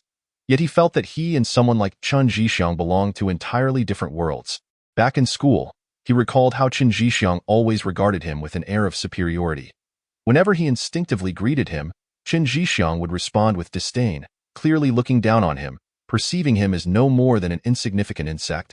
Lu Yuan, too, possessed a sense of self-respect. The thought of ingratiating himself or flattering others felt utterly impossible to him now. Society may have dulled the edges of many, and while some might compromise their dignity for the sake of survival, that was not Lu Yuan. Dignity may be inexpensive, yet he had no desire to be treated like a dog. Moreover, it seemed he truly had no need to seek favors from others at this moment. Oh? Is that not Lu Yuan? What brings him here? At that moment, Chen Zhixiang happened to spot Lu Yuan and approached him with a beaming smile. Hello, Lu Yuan, upon seeing Chen Zhixiang, politely rose to his feet, donning a facade of insincere cheerfulness. Old classmate, there's no need to be so tense and formal. Haha, this is not a company, and there are no superiors here. Observing Lu Yuan's expression, Chen Zhixiang couldn't help but chuckle. Although Lu Yuan maintained an air of composure, Chen Zhixiang sensed an undercurrent of anxiety and nervousness. After all, he had been in a position of authority for several years, and he relished the thought of those beneath him feeling uneasy in his presence. He chuckled heartily. Lu Yuan continued to smile, his grin somewhat endearing yet childlike. Nervous? Not at all, however. Lu Yuan refrained from contradicting him, simply smiling quietly and watching. I recall you were the third seat in the front row. Am I correct? Indeed, the one by the window. Haha, how have the past few years treated you? Not too bad, I suppose. Life is manageable. Oh, I just heard Chen Feng mention that you've been facing some difficulties? Struggling to pay rent? Chen Zhixiang laughed jovially, as if uttering this statement in a crowd was not a slight against Lu Yuan, but rather a display of concern. Not at all. Things aren't as dire as that. Lu Yuan maintained his smile, though internally he felt somewhat exasperated. Wasn't this statement a direct affront, uttered in public? Nonetheless, he continued to regard Chen Zhixiang with a calm demeanor. How about this? I have an opening for an office clerk. If you're interested, you could come work for me. The base salary is 2,800, plus overtime pay. What do you think? Chen Zhixiang's face radiated with enthusiasm as he awaited a look of gratitude from Lu Yuan. He found it amusing to look down upon someone of lesser stature, particularly relishing the excitement reflected in Lu Yuan's eyes, which evoked memories of his former days of influence. He was the king. Lu Yuan, it's rare for General Manager Chen to extend an offer. Shouldn't you express your gratitude? Raise a toast, Lu Yuan. Are you really this oblivious? With General Manager Chen's support, Lu Yuan, you're bound to succeed. Various voices echoed around Lu Yuan, seemingly instructing him on how to conduct himself and navigate his career. Lu Yuan, come work in planning with me. I'm in need of an assistant for my projects. At that moment, Chen Zhiyun, having just finished a phone call, approached as well. After glancing at Chen Zhixiang, he flashed a smile, albeit one tinged with provocation. What is a class reunion? A mere competition to show off. And Lu Yuan? Merely an inconsequential figure, hardly worthy of attention. However, he could not allow Chen Zhixiang to steal the spotlight. After all, this was a class reunion. What does a class reunion signify? A gathering to flaunt one's achievements. Thus, he too would extend an offer to Lu Yuan. Lu Yuan, come work with me. I'll offer you a base salary along with comprehensive benefits and a year-end bonus. Lu Yuan, if you join me, you'll have the chance to get close to celebrities like in Shao. Have you heard of her? I can help you obtain her autograph. And as for the entertainment industry, you're aware of its allure, right? Working with me could pave your way to becoming a formal employee at Huajin. This is a golden opportunity. He cast a glance at Chen Zhiyun, whose handsome visage bore a hint of a provocative smile. When he turned to look at Lu Yuan, despite his well-crafted facade, he was merely perceiving a pretentious backdrop. He was once the formidable presence that commanded the winds and rains. Everything flowed so seamlessly, so comfortably. Wow, Lu Yuan, you've struck the jackpot. Lu Yuan, I am utterly envious. Wow. Lu Yuan, you rascal, truly. Hurry and raise a toast. Surrounding voices erupted in envy. Even Chen Feng couldn't help but marvel at Lu Yuan's incredible fortune. Ahem. I need to take a call. At that moment, Lu Yuan's phone rang, and upon checking, He saw it was Tang Chong calling. He stood up and moved to a secluded spot to answer. Hello, Yuan. Is this a good time? We're having a class reunion. Where are you? At Yangfan restaurant. What is the matter? Well, if it's convenient, we think it would be good to have a chat. I am genuinely sincere. I'm busy. At Yangfan, the one in Hongdian? I'll come over. Just a moment. I want to take up too much of your time. Just after he hung up, the phone rang again. This time it was Wang Jinxue. Where are you? At the reunion. Is it over? Not yet. Then I'll come over. For what? To discuss the film arrangements. Let us put that off for today. I want to be back until quite late. Are there many female classmates? Quite a few. Beep beep beep. Chapter 54. Can you not interrupt my pretentiousness? Wang Jinxue abruptly hung up, leaving Lu Yuan feeling perplexed. Was she upset? Did I say something wrong? Yet, remembering how Wang Jinxue had previously ended calls in such a fiery manner, he dismissed it and put his phone away, not dwelling on it. After all, he couldn't comprehend it. The moonlight of the night was both translucent and resplendent, casting a silvery glow upon the earth, illuminating it with a sprinkle of shimmering light. Through the window, he gazed at the distant streets adorned with flickering lights, bustling with people, resembling a city that never sleeps. Lu Yuan rummaged through his pocket for quite some time before finally retrieving a cigarette and lighting it. Taking a deep drag, the wisps of smoke momentarily calmed his tumultuous thoughts. After exhaling a few rings, he closed his eyes. It seemed ages since he last smoked. Calculating the time, it had been a full 7 hours since his last indulgence. 7 hours. Quite a stretch. He glanced back at the raucous Chen Jixiang and Chen Jun, who, although still wearing smiles, were surrounded by different groups of people, their energies seemingly evenly matched. From a distance, they appeared as if they were born to be prominent figures, encircled by admirers, awaiting the arrival of their prey for wagers. And Lu Yuan, the unfortunate soul, had inadvertently become the target of their rivalry. Two tigers cannot coexist on the same mountain. In any class, there must be one dazzling figure, and these two were vying for that esteemed position. Not only must the two individuals possess a reputation for fervently assisting their classmates, but they also seem eager to engage in a competitive rivalry. As this thought crossed his mind, Lu Yuan shook his head, finding it rather cliché and utterly devoid of meaning. After finishing his cigarette, Lu Yuan returned to his seat, where Chen Jixiang and Chen Jiyun had been waiting for quite some time. Lu Yuan, how about joining my company? As an old classmate, I will certainly look out for you. Rest assured, my company is in its nascent stages, and there will be opportunities for an eventual public listing. If that happens, you know the perks that come with being one of our own. Lu Yuan, come work with me. Dio, you comprehend the significance of the entertainment industry. I am an artist under the aegis of Brother T. You probably aren't familiar with him, right?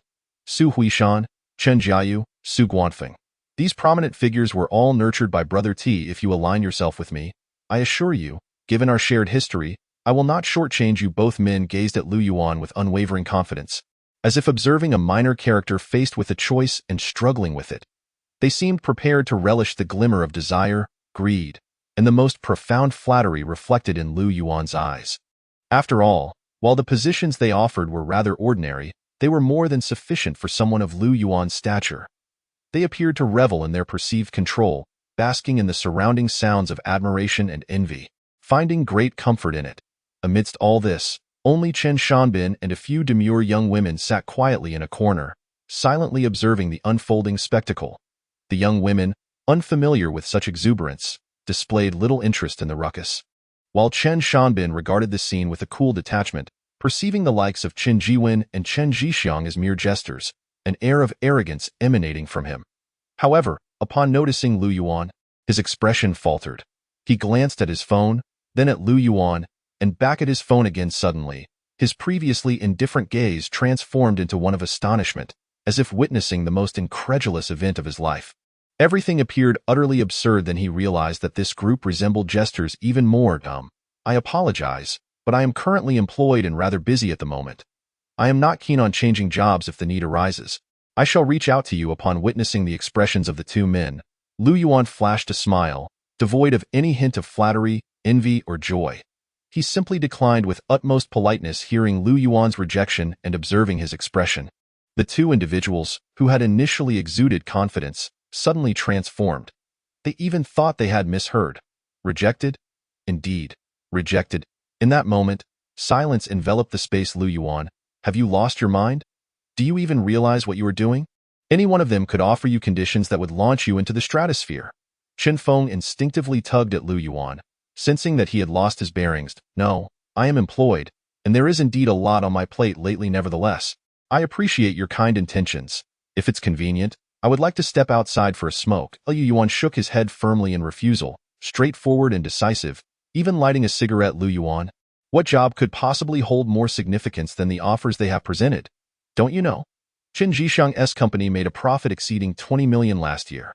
Moreover, Chen Zhiyun is a promising star in the entertainment industry, with great hopes for future film productions and album releases. You must not act foolishly. This is no longer your student days. Stop smoking. Yet you continue. Chen Feng appeared somewhat anxious. Everyone possesses their own choices, whether in their student years or after entering society. The principle remains the same. Lu Yuan chuckled. Why don't you indulge in one? Indulge in what? Have you lost your mind? Chen Feng sighed, exuding a sense of hopelessness. Lu Yuan, are you out of your wits? Have you thought this through? Lu Yuan, if I had such an excellent opportunity, I would certainly be immensely grateful. What nonsense is this? Just an ordinary person trying to act important. How shameless.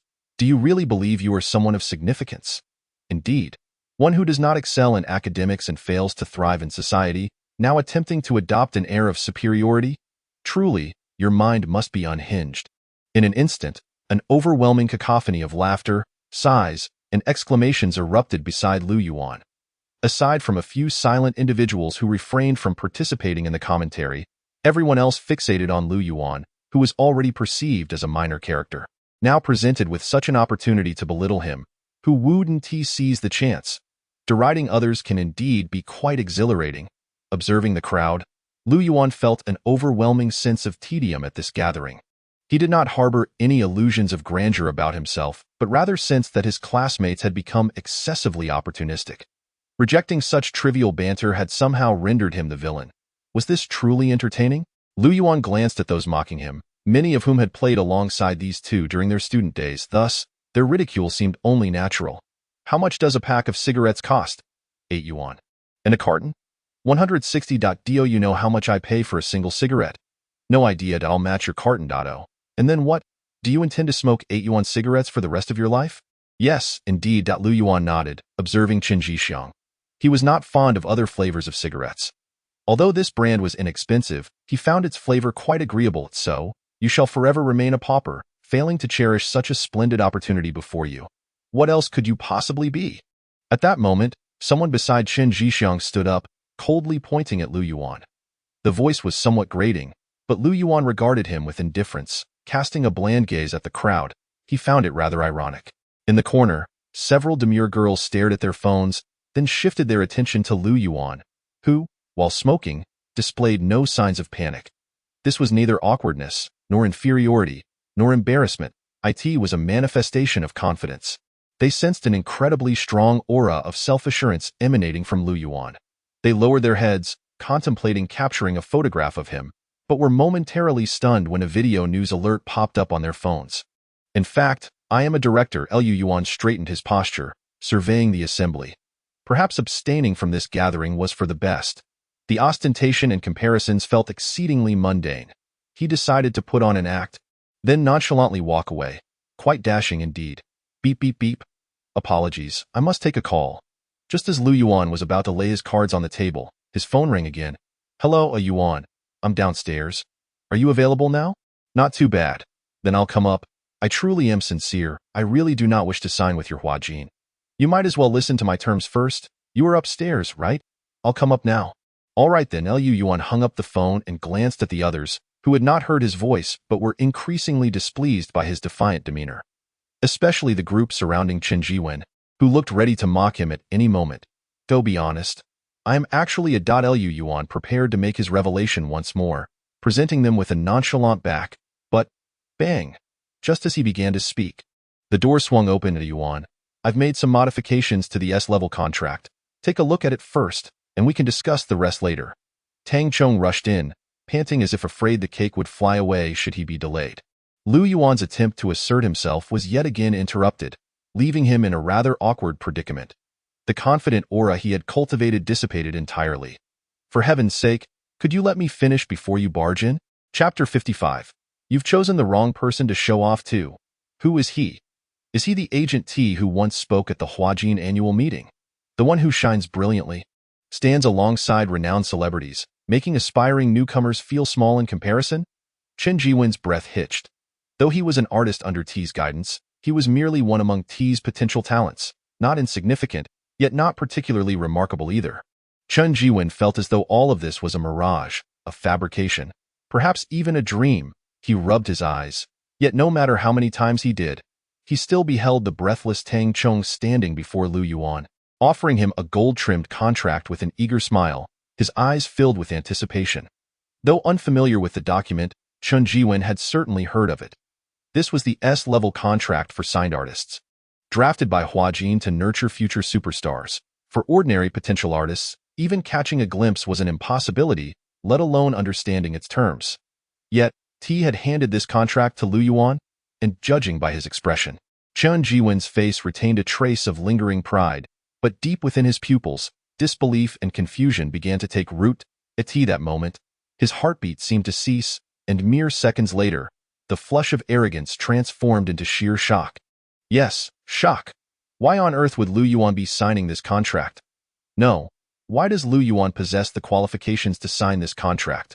Wasn't he merely a dispensable loser, a lowly individual? Hadn't he been inconspicuous since high school, with poor academic performance and financial struggles, presenting an utterly humble existence? How could this be possible? It must be a fabrication, a jest. Could this be a farce? But who could make T play the role of a mere supporting character in such a farce? Regardless of how imaginative or clever he may be, it is utterly impossible to associate an S-level contract with the failure that is Lu Yuan. After all, such a notion is nothing short of a fantastical absurdity. Although others may not be acquainted with Brother T, they are not fools. Upon witnessing the expression on Chen Jiwen's face, a heavy silence enveloped the room. A few classmates, well-versed in the intricacies of S-level contracts, gaped in astonishment, as if their mouths could accommodate an egg. They were left utterly bewildered. Their imaginations had spiraled beyond their grasp. My apologies, but at this moment, I truly have no intention of signing with Huajin. Hence, I shall refrain from reviewing the contract. Under the dim lights, the venue fell into an eerie silence. Lu Yuan glanced at the contract, and after a brief moment of contemplation, or perhaps hesitation, he ultimately shook his head and returned the contract to Tang Chong. For him, this agreement was not one he could endorse, and no matter how favorable or impressive the terms may be, he understood that he possessed little talent. He was acutely aware of the perils of soaring too high only to crash down devastatingly. Thus, he declined. As I mentioned during our phone call, I am earnest in my intentions. You might consider the terms outlined in the contract, which are even more liberating than typical S-level agreements, ensuring no hindrance to your directorial pursuits. Furthermore, should your script prove satisfactory, we could provide additional investment, assist in promotion, and offer a fair profit-sharing arrangement, without undue deductions. Moreover, Huajin is among the foremost companies within the Huaxia circle, a fact you can rest assured of. At this moment, Tang Chong was consumed by thoughts of signing Lu Yuan, his tone tinged with urgency. He had gathered insight into Lu Yuan's identity and other pertinent information, realizing that Lu Yuan was a veritable treasure trove of talent, and securing his signature would undoubtedly yield benefits. Moreover, it was imperative to act swiftly before he rose to prominence. I apologize, but I truly lack the capability, and currently, I have no plans for further development. Lu Yuan shook his head once more, firmly rejecting the offer. There are too many people here. Shall we find a quieter place to converse? Sweat trickled down Tang Chong's forehead, and in that moment, he felt as though he had returned to the time of signing his very first artist upon joining Huajin, utterly at a loss. Yet he remained undeterred, gazing intently at Lu Yuan. The S-level contract has been revised? More liberating? Directorial opportunities? Additional investment, with no deductions? An S-level contract, meticulously amended, turned down by Lu Yuan? And without so much as a word of explanation? I can't believe it. Chen Jiwen gasped, his mind a tempest of disbelief. Feeling as though the ground beneath him was spinning, he was on the verge of fainting. The others were equally stunned. They struggled to comprehend their own ears and eyes. Everything felt surreal, like a vivid dream. What on earth has transpired? Who am I, where am I, and what am I doing? It seemed as if they could hear the sound of slaps echoing, one after another. Never mind, the gathering is nearly over. It may be best to step outside. Liu Yuan hesitated for a moment, gazing at the others, and then straightened his chest. Under the illumination of the lights, he felt the need to put on a fade before leaving. I mentioned before that I have work to attend to, and I am quite busy. Then he added, shall we head to your CAF? We can delve deeper into our conversation there. Allow me to drive you. Upon hearing these words, Tang Chong immediately grasped Liu Yuan's hand. This is the third time you've interrupted me today. Liu Yuan opened his mouth, only to find his words caught in his throat, struggling for quite some time before finally managing to utter a single phrase. What was initially a splendid opportunity for ostentation had now turned quite awkward. The tension was unbearable. Oh, then go ahead and speak now. Forget it, I'm leaving. Liu Yuan shook his head, a pained expression crossing his face, and without further ado, he turned and strode towards the door, entirely devoid of the grandstanding demeanor he had envisioned. TG, hello, I doubt you know me. Hello, I am Chen Jiwen, from your team, the one signed this year. Associated with Lu G.O. I have a vague recollection now. You are also a classmate of Yuan? Yes, we are classmates. Splendid, I understand now. I shall speak with you next time. I must take my leave. Please, continue your gathering. Tang Chong's eyes lit up upon seeing Chen Jiwen, and he nodded as he followed Liu Yuan, who had already exited. Chun Feng opened his mouth, initially believing he was dreaming, then slapped himself across the face. It seemed to sting. The sensation of pain confirmed that he was indeed awake, and everything was, in fact, real. He had thought that by bringing along someone less fortunate, he could create a sense of presence, a contrast to highlight himself. Yet now, who was contrasting whom? When he? Chun Jiwen swallowed hard. He felt as if he had been dealt a resounding slap, one that left him unrecognizable even to his own grandmother. On the other hand, Chun Jixiang fared a bit better. At least he felt that the blow was directed at Chen Jiwen rather than himself. However, his mood was still quite unsettled, as if an inexplicable, somewhat irksome sensation lingered, even tinged with a searing pain. Silence, an overwhelming stillness enveloped the space, leaving everyone at a loss for words to shatter the profound awkwardness. Suddenly, at that moment, wait, is this an exclusive interview video? Is that reporter Zhou Shuai? Hold on, this video is titled Lu Manzi's Identity Exposed? Lu Manzi's identity has been revealed. Goodness, this is major news. Wait, who exactly is Lu Manzi? In an instant, a few female classmates in the corner seemed to have witnessed something shocking, and they suddenly screamed, breaking the silence of awkwardness. Subsequently, Chen Jiwen and Chen Jixiang turned abruptly to glance at the corner, perplexed by the commotion. Heh, you've completely misidentified the person to show off. They then heard the cold laughter of Chen Shambin from the corner, who slightly raised his phone. Chapter 56. Is it true that you are the rumored boyfriend of Xiao? No, we are merely friends. Did you truly compose the song Invisible Wings? Are you Lu Manzi, Lu Erguzi? My real name is Liu Yuan, with Lu meaning land and Yuan meaning distant. Why would she approach you for writing? If I recall correctly, she sought Lin Yu. Not you, and prior to your exposure, you were simply an inconspicuous individual. Indeed, I do not dispute that my acquaintance with her was purely serendipitous. I penned a screenplay titled Buried Alive, secured some investment, and fortuitously encountered Xiao. I had no idea your connection was so coincidental, so the call made during Xiao's livestream was indeed from you. Yes, that was. I doubt you may compare the voice from the call to ascertain its authenticity. I have already compared it, and it is undeniably your voice. Well, that confirms it. You claim to be a director? Yes, Buried Alive has been completed and is set for release on September 1. I heard that Buried Alive is a film featuring a single actor? Is the lead an acclaimed actor? Indeed, he is a distinguished actor. What kind of film is this? It is a captivating, suspenseful, motivational film. This is a video lasting approximately 10 minutes. While it cannot be classified as a short video, it is indeed brief in comparison to the hour-long featurettes that are commonplace. The video showcases a somewhat dimly lit room, with the interviewer being the well-known industry figure Zhou Shuai, while the interviewee is a man seated in a chair, earnestly gazing into the camera. His expression is calm. Although one might initially perceive him as unremarkable, prolonged observation reveals a certain allure and depth to his character. He is neither a youthful heartthrob nor a charismatic older gentleman. Yet this does not detract from the effectiveness of the interview. The man addresses the camera, recounting the creative process behind Invisible Wings and his growing familiarity with Xiao, while also responding to various other inquiries. Notably, during his responses, whether intentionally or unintentionally, he promotes Buried Alive, as the topic arises over 20 times throughout the 10-minute interview, which is decidedly overwhelming. His voice remains natural, untouched by any post-production alterations. In fact, individuals have compared the audio from the segment and found it to be identical. This man.is none other than Lu Yuan, who just departed. Lu Manzi is indeed Lu Yuan. The rumored creator with a bounty of 500,000 is Lu Yuan.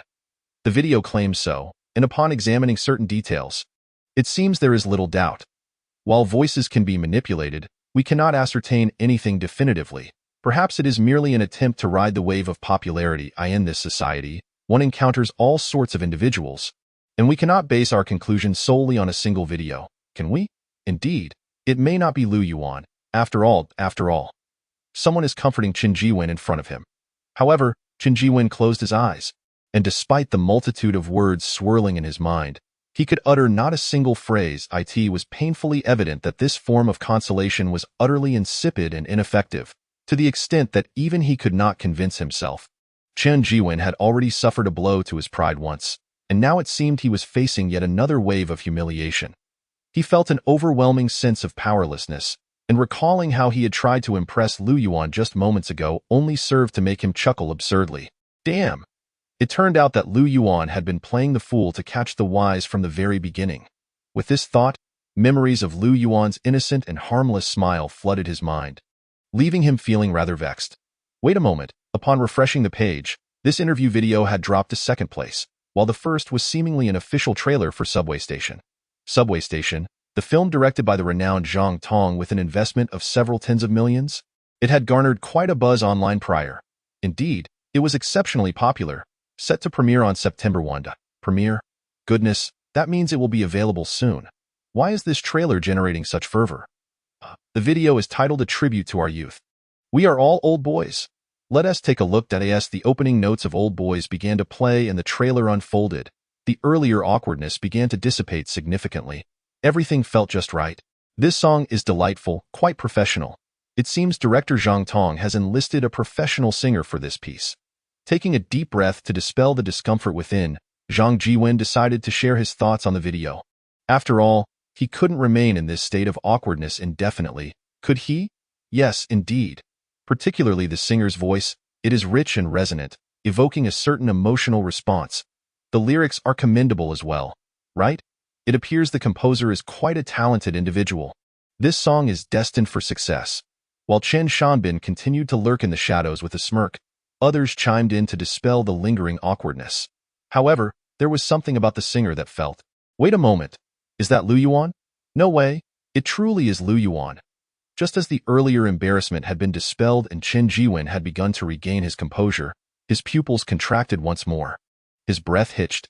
His heart seized. A wave of nausea washed over him. The third wave of shock hit him suddenly, and this time it was even more brutal, more piercing. The social media exploded. What is happening? There was a video on Weibo, seemingly featuring Lu Yuan as well. It appeared to be a poetry recital. Lu Yuan has written poetry? The fourth wave of shock left everyone utterly disoriented as they gazed at the trending topics on Weibo. Alongside the two videos, revealing the exposure of Lu Yuan in the entertainment headlines. Poems from the poetry recital. The creator of Old Boys, $1 million investment. Could it yield a remarkable film? An Oscar-winning actor? Who could it be? That night felt as though a bomb had dropped, exploding across the entire internet, sending everyone into a frenzy. Chen Jiwen took 2 steps back and plopped down onto the adjacent chair, his mind echoing with Lu Yuan's endearingly foolish response. Actually, I have work. I'm quite busy. Thank you for your kindness. Do you intend to smoke $8 cigarettes for the rest of your life? Yes, indeed. The words looped incessantly. Within this repetition, it seemed accompanied by the sound of slaps echoing in succession. Who could possibly enlighten me on what the hell is happening in this world? I merely wished to make a splash at the reunion. Yet why was my moment overshadowed by Lu Yuan? At this moment, a wave of dizziness swept over me, accompanied by an incessant MMP. Tell me, what on earth is going on today?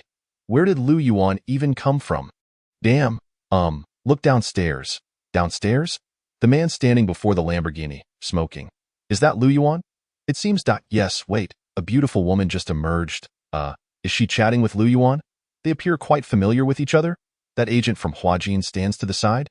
Lu Yuan just got into the woman's car. This time, Chen Jiwen took a deep breath, politely closed his eyes, and recited a few civilized expressions in his mind. Jealousy, anger, envy, yet he must maintain composure. I bought a watch last year. As for Chen Jiwen, well, his complexion had turned ashen. Now, his mind was filled solely with the sound of slaps. Ouch. Has the reunion concluded? Not yet. Are the female classmates beautiful? A few are rather lovely. Stop smoking. Huh? I said, stop smoking. Quit it. Lu Yuan, cigarette in mouth, frowned and gazed into the distance. Can you be a bit more serious? Do I appear unserious? Extinguish that cigarette. No way. I just lit it. Putting it out now would be a waste. And wasting is shameful. Lu Yuan, you're surely going to die of lung cancer one day. Impossible. I'm in excellent health, by the way. I'm planning to meet a Yuan for coffee. Do you think? Tang Chong, beside Lu Yuan, glanced at Wang Jinshued. I want to discuss some film matters with him tonight. I am his film investor. Can you reschedule this? Tang Chong looked at Lu Yuan, then nodded. I'll come find a Yuan tomorrow. Wang Jinshue exuded a commanding presence, and Tang Chong found himself inexplicably subdued, recognizing her familiarity, and ultimately decided to put the contract away. What about the film? Lu Yuan finally extinguished his cigarette, looking at Wang Jinshue. Preparations before the release. Preparations? Come, let's get in the car. Where to? Get in the car. Chapter 57. Some choices last a lifetime. Lu Yuan felt that Wang Jinshue held a deep-seated disdain for him, the kind that was rooted in the very core of her being. Naturally, Lu Yuan did not alter himself due to Wang Jinshue's disdain. When one truly considers their relationship, it could only be described as a cooperative friendship. You invest in me, and I shall exert my utmost efforts to complete the film and promote it. If the box office performs satisfactorily, a share of the profits would suffice to deem the endeavor a success. Thus, Lu Yuan felt no imperative to effect any changes, particularly with regard to quitting smoking. The notion of abstaining from cigarettes was utterly implausible. Smoking was his means of alleviating boredom. What else would he turn to for distraction? Chewing gum? Of course, after stepping into the Lamborghini, Lu Yuan ceased smoking altogether. At times, one must not overstep boundaries. At the very least, there should be a moral baseline. Have you made contact with other brands regarding advertising sponsorship for the film? No. What's the matter? It's nothing. If not, I shall secure an advertising sponsorship slot myself. You'll do that? Yes. What kind of advertisement? Clothing sales. Lu Yuan nodded. He held little ambition regarding sponsorships. After all, the entirety of the film's funding was provided by Wang Jinshue, so she could do as she pleased. Do you have any thoughts on your next film? The next film?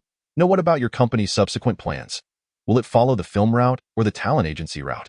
Wang Jinshue discreetly glanced at Lu Yuan, who was leaning against the window, chewing gum. At that moment, Lu Yuan's gaze was profound, as though he were mapping out some grand scheme.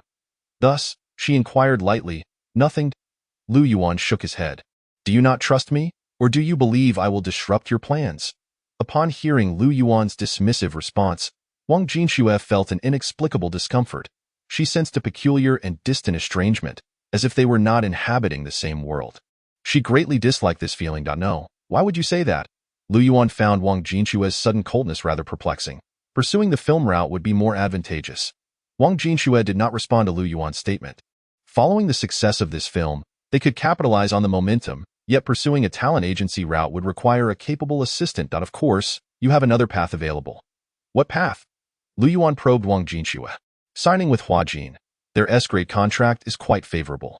With your current talent and voice, you still have the opportunity to ascend to the ranks of A-list stars, though I am aware you would not choose this path.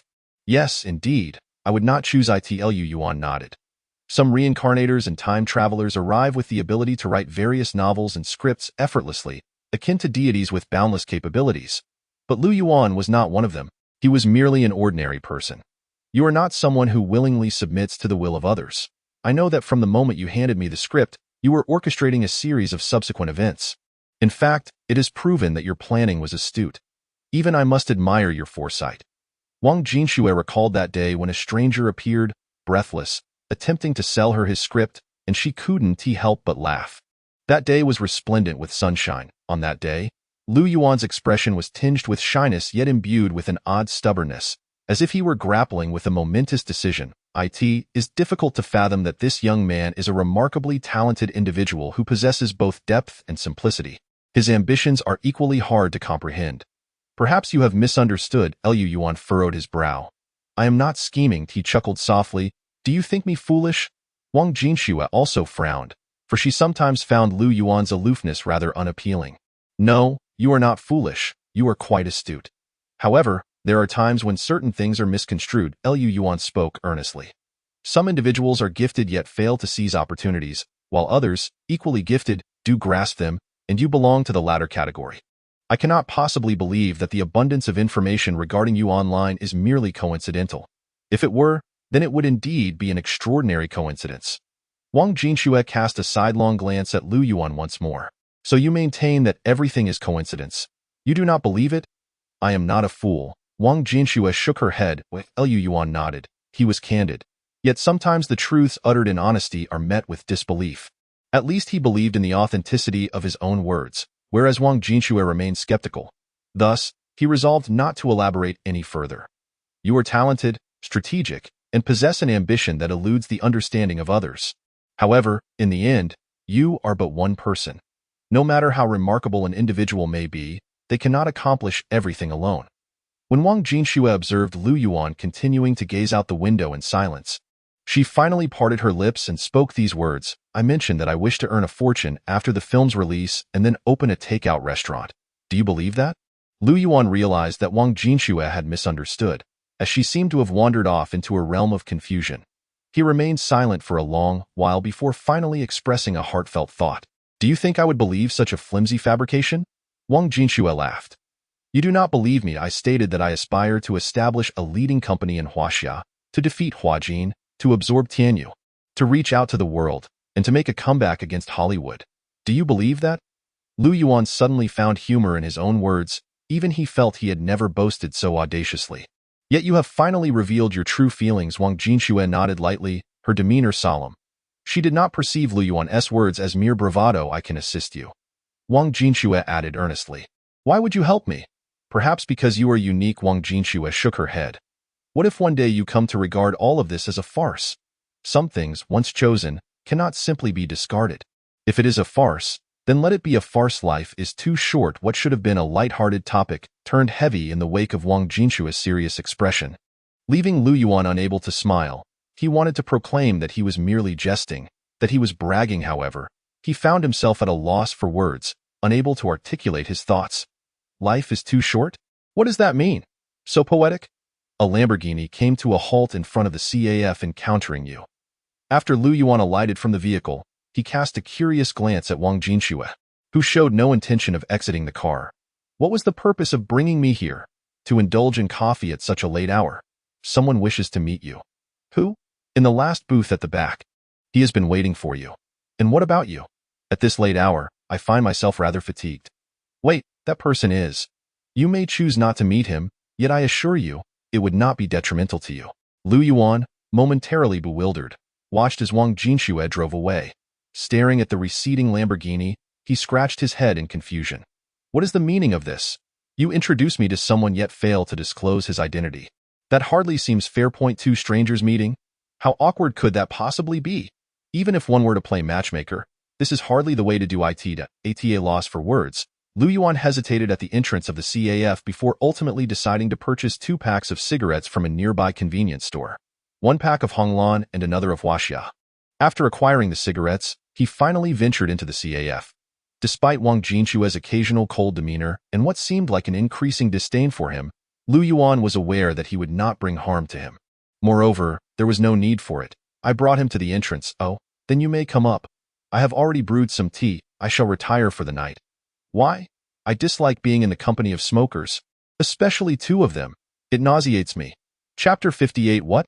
You call me Wang Gu? The familiar CAF, the subtle fragrance, and the well-known piano melody enveloped Lu Yuan as he paused for a moment. Today, the piece being played was not the girl from Ipanema, but rather Fr. Elise. Naturally, he recognized the pianist, Zhou Yao. Her deft fingers, graceful demeanor, and a hint of a pristine white dress, illuminated by the gentle CAF lights, exuded an unusual ambience. Lu, you've arrived.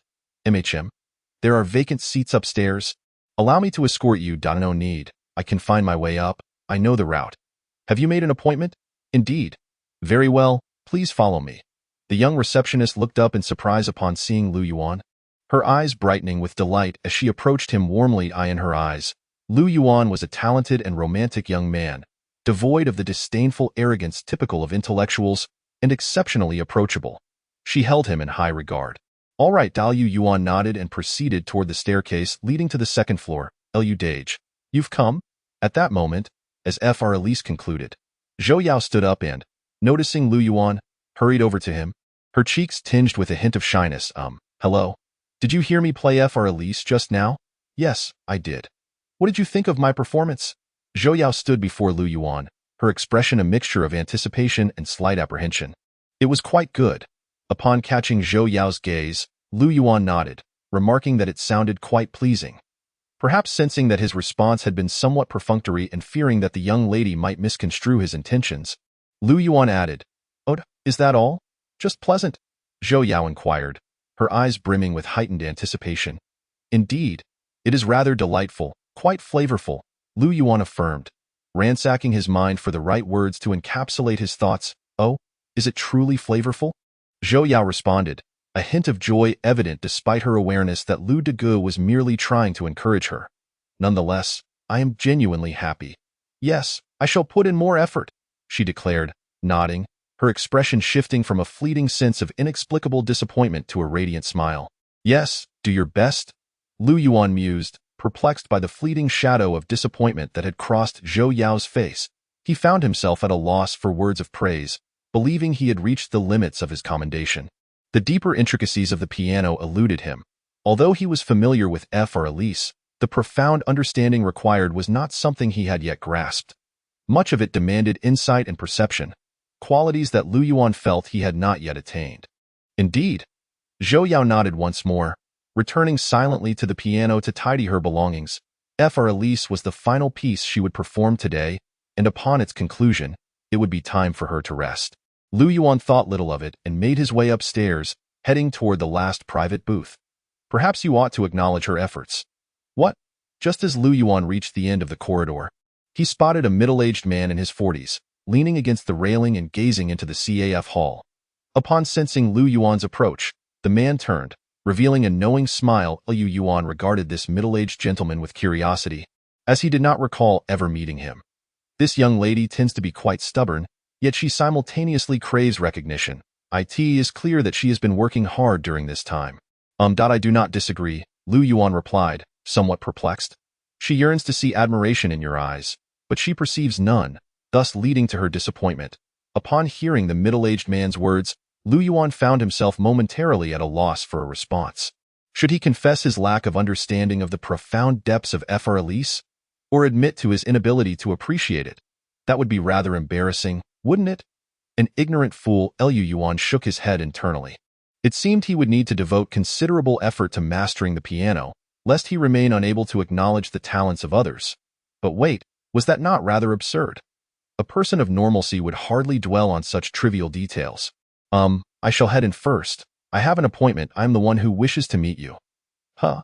I have heard that you enjoy smoking. Not too much. How much do you smoke in a day? Well, not an excessive amount. How much is not excessive? About a pack, roughly. The middle-aged man scrutinized Lu Yuan, suddenly feeling that this young fellow was being rather disingenuous. A pack a day hardly seemed not excessive. What would be deemed excessive then? It has been many years since I last indulged in a pack a day, hasn't it?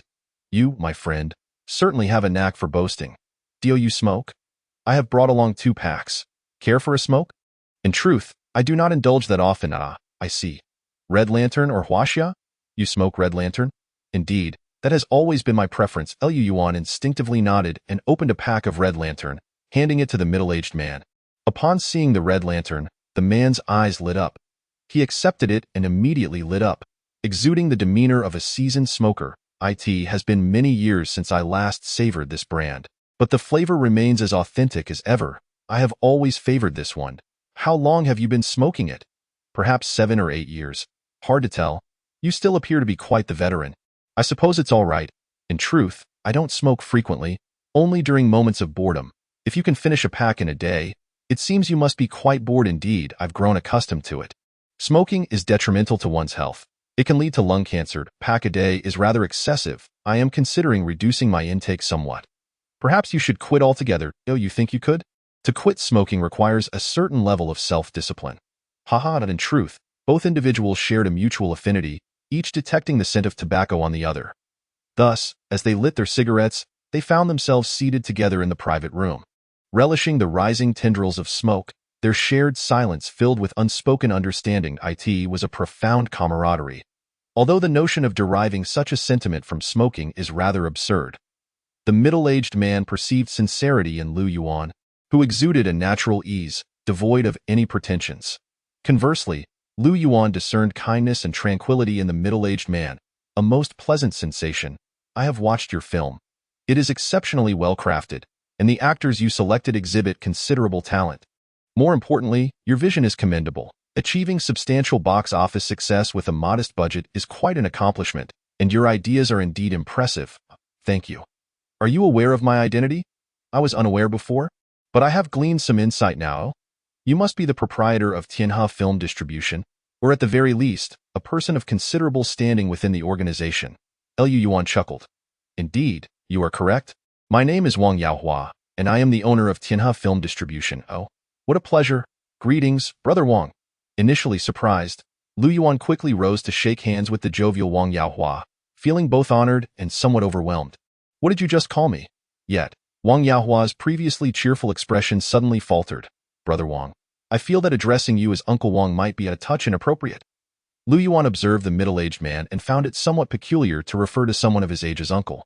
Brother Wang it is, then. Wang Yaohua shook his head in bemusement. What are your plans for this film? I am simply awaiting its release. No. Will you be taking it to Berlin or to Taiwan? Or perhaps both? What difference does it make? Upon witnessing Wang Yaohua's expression, Lu Yuan suddenly comprehended. The Berlin Film Festival or the Golden Horse Awards in Taiwan. After all, for art films, there remains a chance to garner accolades. Box office performance is secondary. The pursuit of awards is paramount. Berlin will take place in March next year, while Taiwan's event is in November. Of course, prior to their screenings, submissions can be made to both. There is also a film festival in Spain that could be considered for submissions. Do you believe there is a possibility of winning? Art films may not achieve significant box office success.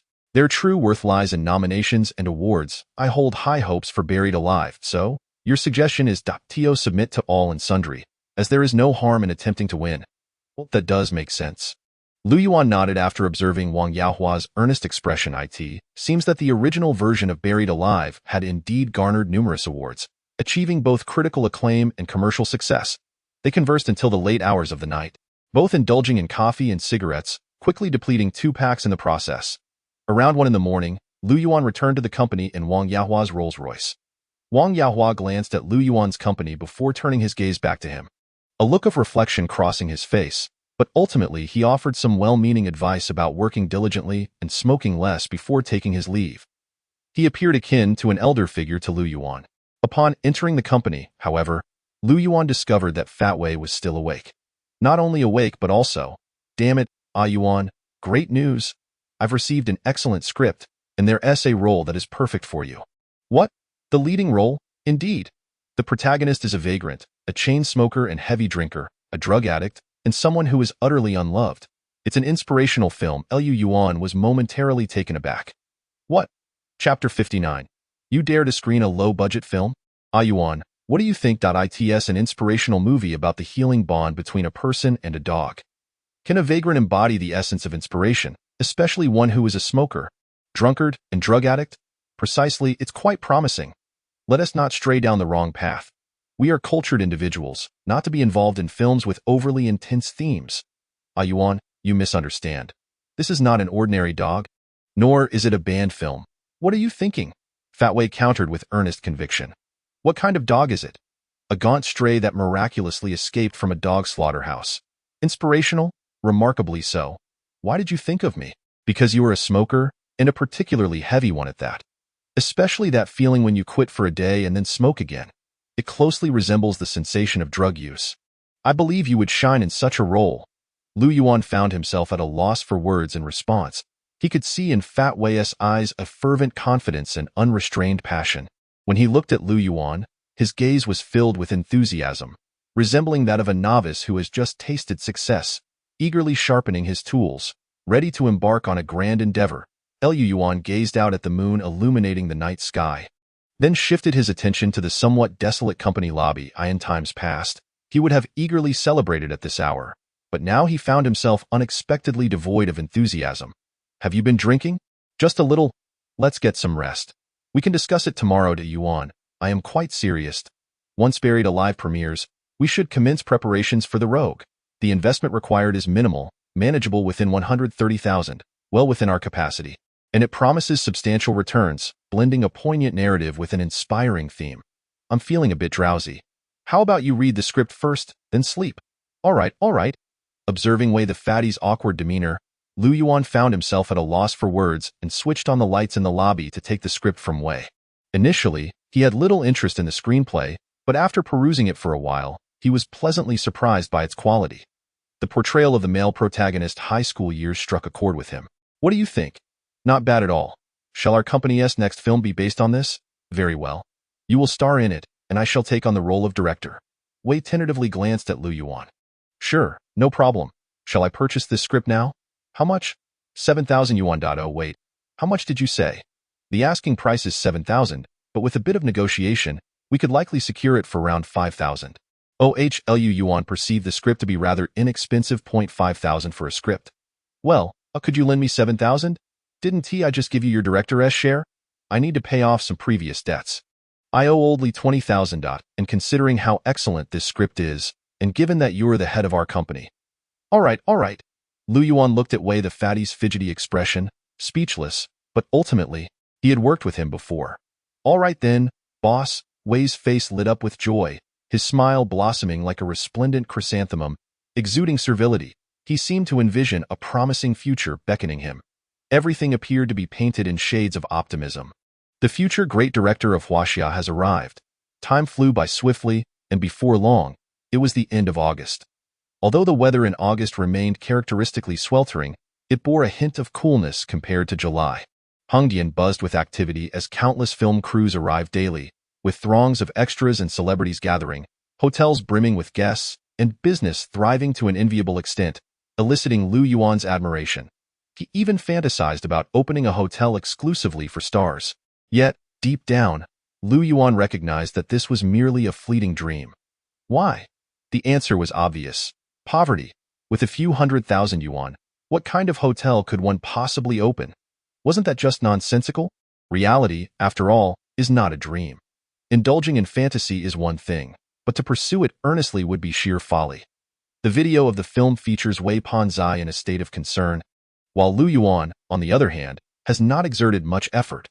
During this time, he has been engrossed in reading various books on performance arts and occasionally turns on the television to watch a few artistic films from this world, learning from them, finding much to appreciate, of course. What do you call that person? Call him brother. What's the matter? Beep, beep, beep. During this period, Wang Jianxue made a brief phone call to Lu Yuan. After he answered her questions, she promptly hung up. Lu Yuan was left somewhat bewildered, as after the call, Wang Jianxue's phone was turned off. In the following 10 days, Wang Jianxue did not reach out to Lu Yuan again. As if she had vanished into thin air. Women are truly remarkable creatures. Lu Yuan found himself unable to comprehend this and could only shake his head, choosing not to dwell on it. Of course, he did not admit to having low emotional intelligence. Even those with high emotional intelligence can sometimes fall into a misunderstanding, can't they? It is entirely normal to find oneself in such a predicament. Moreover, he is not one to delve into psychology. Another noteworthy event in August is that Lu Yuan achieved fame. Although it was not as dramatic as an overnight sensation, his various updates dominated the headlines of major portal websites for a solid 2 days. Particularly, that exclusive interview video held the second spot on the Yousu video platform for an impressive 4 days. Although it was overshadowed by nearly 3 times the views of the first place. What was the first place, you ask? Naturally, it was the trailer for Subway Station.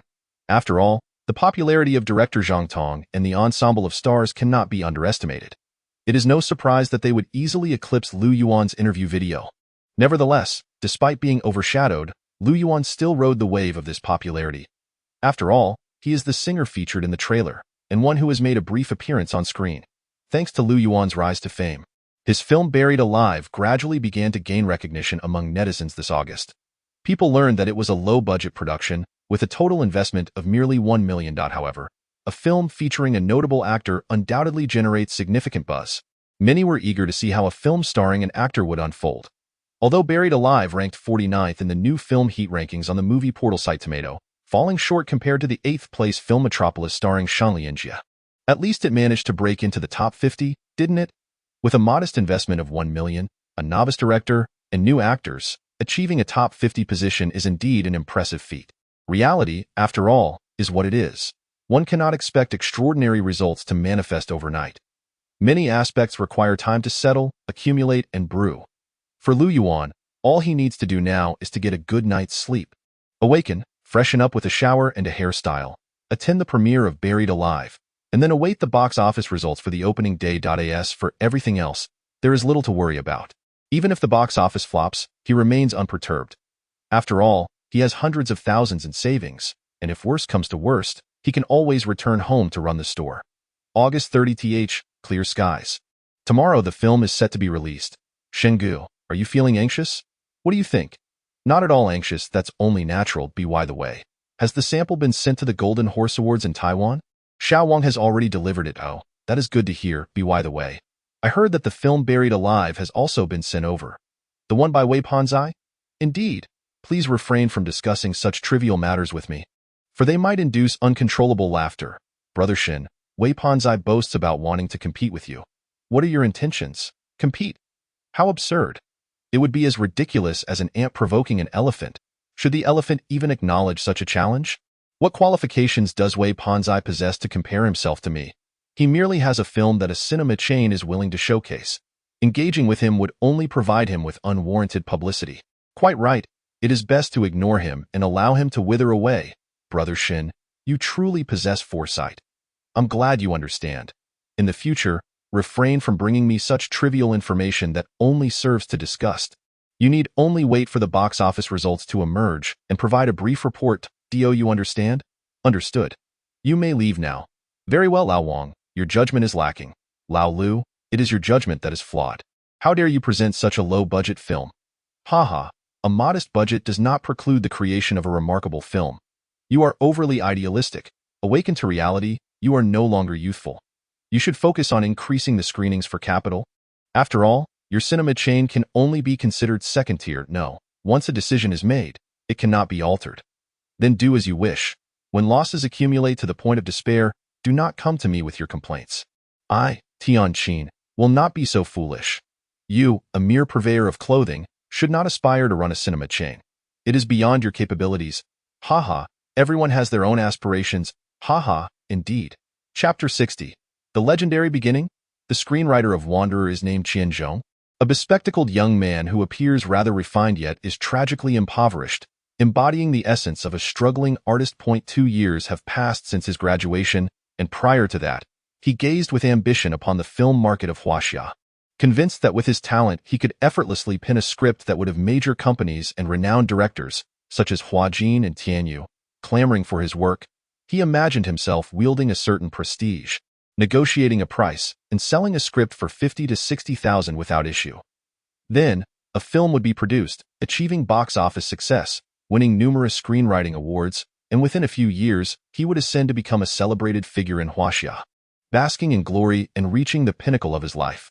Alas, reality proved to be exceedingly harsh. The meticulously crafted scripts he submitted to Hua Jin and Tian Yu elicited no response for extended periods. On several occasions, when those individuals received his scripts, they appeared enthusiastic and sincere. Yet upon his departure, he would discreetly observe them toss his work into the trash bin, treating it no better than refuse. Reality is no fairy tale. While there may be instances of meteoric rises, such fortune requires luck. Clearly, Qian Zhong lacked such luck. The repeated rejections and failures left him in profound despair, yet he could not resign himself to a mundane existence. Working a typical office job or becoming a clerk, he was unwilling to do so. His dream, after all, was to become a screenwriter, to create extraordinary films that would catapult him to fame. 2 fleeting years have passed. and the once spirited youth has matured with the passage of time. Despite his unwavering determination to pen screenplays and submit them to various production companies, only to meet with failure time and again, he has succumbed to a sense of despondency, lamenting the absence of a discerning patron in this world. One fateful day, while indulging in barbecued delicacies and drowning his sorrows at a roadside stall, he encountered a corpulent man. The rotund figure sat across from him, and as he contemplated his script, preparing for yet another submission, this time, hoping to capture the attention of a mediocre director, the man boldly initiated a conversation. "Are you an actor? No, then what are you doing?" "I'm reviewing a script. Isn't that something only actors do?" "I am a screenwriter." "Oh? Have you written any films?" "None." Upon witnessing the chubby man's enthusiastic demeanor, Qianzhong closed his eyes, letting out a long sigh. His response reduced to a mere 2 words. For reasons unknown, the usually resilient man found himself overwhelmed with emotion as he reflected on the trials he had faced over the years. His resolve to hold back tears faltering as his eyes grew misty. "I know a remarkable screenwriter too, but he doesn't weep at the slightest provocation like you do. What can I do? No one appreciates my scripts, and no one is willing to produce them. Can't you direct it yourself? How absurd that I lack the funds. Look at you. You seem far older than my friend, yet the disparity is staggering." Wei, the rotund man, shook his head. "Is your screenwriter friend comparable to me? Of course not." "Huh? He writes his own scripts, secures his own funding, directs himself, and even aspires to act in his own films. Moreover, his movie is set to premiere next month. Do you think that's the same? Goodness." Upon hearing this, Qianzhong's eyes widened in astonishment, and he instinctively uttered 2 exceedingly polite words. "This person must be a marvel, right? Show me your script, lad. I too am a director."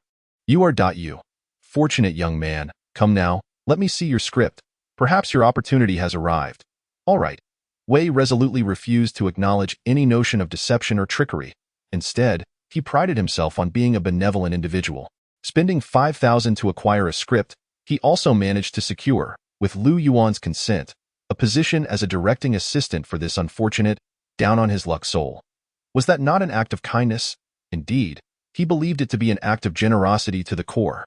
He felt as though he had rescued a commendable screenwriter from the clutches of despair, considering himself a worthy patron of talent.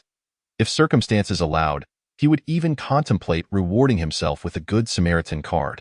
With a promising script, his own prodigious directorial skills, and a naturally gifted actor, everything would undergo a transformative metamorphosis. He brimmed with confidence regarding the film Wanderer, and on the very day he acquired the script, he drunkenly dialed Li Qing. "Old Li, join Yuan and me. Let us revolutionize the entire film industry." Upon hearing this statement, Li Qing was profoundly moved and enthusiastically responded with 3 words: neurotic. Despite this retort, Li Qing acquiesced and casually inquired when Wei Pengzi would commence filming. Lu Yuan, however, refrained from commenting, as he could not afford to dampen Wei Pengzi's enthusiasm. Ultimately, he devoted himself to intensifying his studies in the realm of performance art while eagerly anticipating the premiere of Buried Alive. Regardless of his inner thoughts, it was evident that his remote entertainment venture had gained an additional member. Qianzhong, a bespectacled, seemingly timid screenwriter, who, upon seeing Lu Yuan, incessantly referred to him as Brother Lu with a look of adoration akin to that of a starry-eyed fan. The reason was simple. Wei Pengzi had once delivered a rather pretentious yet artistic proclamation to him. "What you are witnessing is the rise of a legendary team, and this legend begins with this film, Buried Alive. As for our remote entertainment, do not let its current status as a modest company deceive you. In the future, it will grow to an unimaginable scale. Are you ready?" Wei Pengzi's words were both captivating and inciting, reminiscent of a pyramid scheme. At that moment, Qianzhong's interest was piqued. On August 31 ST, under a clear sky, Buried Alive was set to premiere precisely after 11:59 p.m. This was an exceedingly inconvenient time, more so than the typical midnight screenings, and could be regarded as the only film to debut at such an ungodly hour recently. Industry insiders paid little attention to this film. Even Shan Lianjia was reluctant to mention it. No matter how much Wei Pengzi boasted, Shan Lianjia remained unresponsive and refrained from posting any derisive comments about the film online. He could not fall into Wei Pengzi's trap, as a somewhat reputable director in the industry. Mocking the film would inadvertently serve as an advertisement for it, an endeavor only a fool would undertake, and he was no fool. Though September 1st was not October 1st, numerous films were slated for release on this date. Many mid-budget and low-budget films deliberately avoided the explosive crush of the National Day holiday, opting instead for the relatively less competitive September 1st. Nevertheless, September 1st still boasted its share of formidable contenders, including Zhang Tong's Subway Station, Shan Lianjie's Metropolis, Su Xiaoming's Battle Night, and various youth-oriented artistic films. In the midst of such competition, Buried Alive had little chance of survival. Even Lu Yuan's online promotions and headline appearances failed to secure it a spot among the top 10 films releasing in September. As noon approached, Lu Yuan donned a suit and styled his hair in a mature fashion, preparing to visit the cinema to check out other films when his phone rang. To his surprise, it was a long-awaited call from Wang Jinxue. "Where are you?" "At the company. We're on our way. We? Haven't you checked Weibo?" I haven't. What's up?" "I wonder if you could pay a bit more attention to your own film?" "I care deeply." "Then take a look at Zhao's Weibo." When the call ended, Lu Yuan unlocked his phone and scrolled through Weibo. Upon opening a post by Zhao, he was greeted by an image accompanied by a line of text. "On the dawn of September 1st, I will be attending a screening of Buried Alive at Tianhe Cinema. Everyone is welcome to join. The first 10 cinephiles will receive a signed photo from me. As for which location of Tianhe, that will depend on your luck." Chapter 61. Sold out? Brother Wei, do you think Lu Gu and Zhao are really involved? "What business is it of yours?" "No. It's just that it was all the rage online recently, and I was a bit curious." "Curious about what? Did you buy the movie ticket?" "Movie ticket? No, you didn't buy it." "No. I thought you would take care of it. I'd love to help you buy it, but you need to support the company's development. You know, every ticket sold contributes to the box office." "What is real? Do you understand? We don't deal in illusions. I have no money. Did I not spend 5,000 on your script?" "Brother Wei, speaking of which, I am a bit upset." "What are you upset about?" "I asked for 7,000. Lu Gu clearly gave you 7,000, yet you deceived me into believing you only had 5,000. If I hadn't insisted on the 5,000, you would have deducted another 500. Deduct? Can we even talk about deductions when it comes to a major director? Forget it. Forget it. Don't look at me like that. Consider it my misfortune. Today, Brother Wei will treat you to a movie. A man must have a broad mind. With such a narrow heart, what great things can you accomplish? Well, you can cover the drinks." "All right. Wait, why should I pay for the drinks? I, a prominent director, invite you to a movie and bring you to such a promising company, and you still expect me to pay for the drinks? Do you understand the rules? No wonder you're struggling." Qianzhong observed Wei Pengzi's scolding expression and, for some reason, felt a sudden sense of being duped.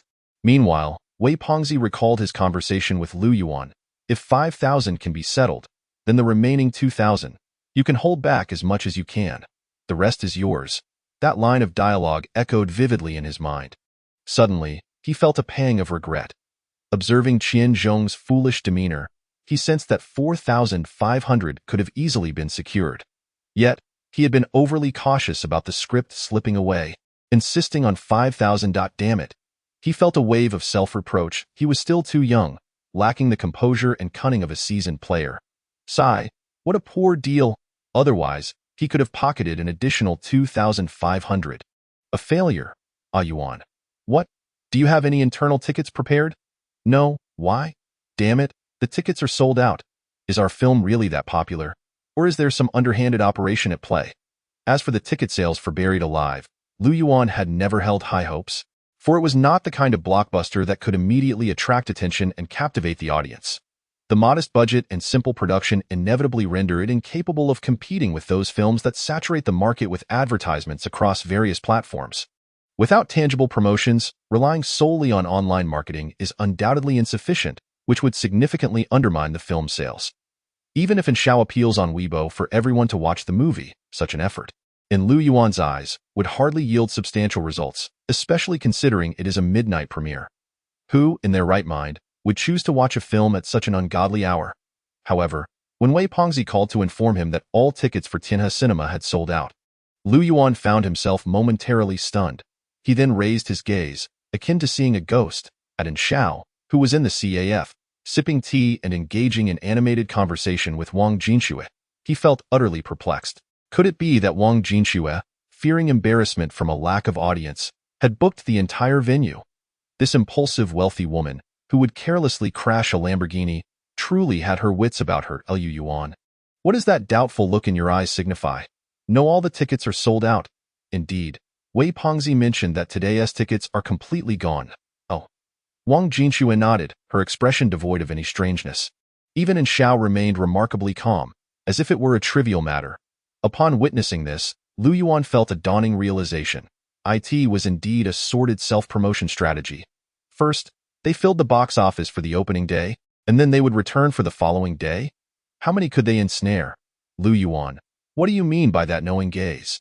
Do you suspect I'm manipulating the box office? Wang Jinxue furrowed her brow. Ahem, no. It's just that often we are quite aware. Lu Yuan refrained from nodding and merely chuckled. I am not as unscrupulous as you imagine. These tickets are all purchased by real people, not ghost tickets. Wang Jinxue found Lu Yuan's gaze discomforting. Her previously cheerful demeanor while conversing with Xiao suddenly darkened. Lu Yuan looked at Wang Jinxue, who appeared steadfast in her assertions, feeling somewhat bemused.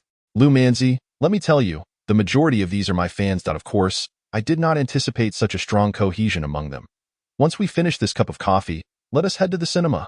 Upon observing Lu Yuan's expression, Xiao also grew dissatisfied. Fine, who are you calling Lu Manzi? Don't haphazardly assign nicknames. Oh, Lu Ergo. Damn. What makes you think I should go to this dreadful film? Buried alive, as a film critic? Are you out of your mind? It's the dead of night. I refuse to go. Let Xiaozhang handle it. Bullying a newbie? How am I bullying a newbie? Is there anything wrong with a newcomer watching a new film and writing a review? That's settled then. I'm hanging up. What did you say? Zhou Shuai has already bought a ticket and is sitting there. Has this person lost their mind? Unbelievable, I'm not going. Let Xiaozhang go. I'm going to sleep. The waiting always proves to be exasperating. In Xiao, adorned with a hat, sunglasses, and the quintessential starlet ensemble, walked into the VIP section alongside Wang Jinxue. Lu Yuan glanced at the 3 tickets in his hand, then at Wang Jinxue and her companion entering the VIP box, feeling a twinge of discontent. Surely, Wang Jinxue was doing this on purpose. They secured him a ticket in the front row, positioned right at the side, with his entire head facing the large screen, which appeared exceedingly exhausting. Was the premiere of his very first film destined to be such a disappointment? Ah, Yuan, this ticket enough with the complaints. Just sit back and watch. The premiere is not being held due to our limited funds to attract star power for promotion.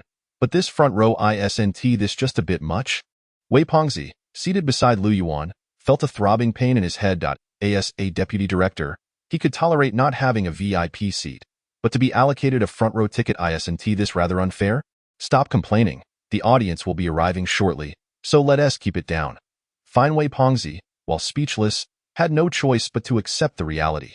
Meanwhile, Qianzhong silently observed the noisy audience trickling in, marveling at the spectacle. At such an hour, with this film and this form of promotion, how could there be so many viewers? This defies logic.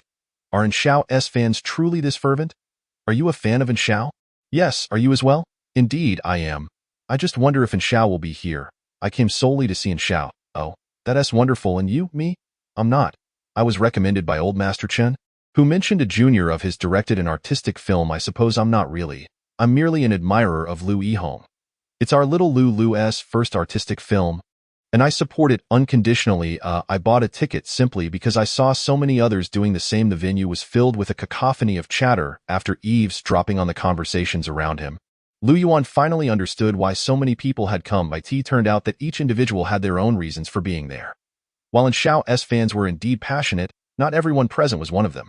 He suddenly felt a wave of gratitude towards the old master. Of course, none of that truly mattered. Lu Yuan believed that the most significant aspect was the film itself. If the movie garnered enough acclaim, it could generate its own promotional effect. The original world's Buried Alive had been a tremendous success. What about this world?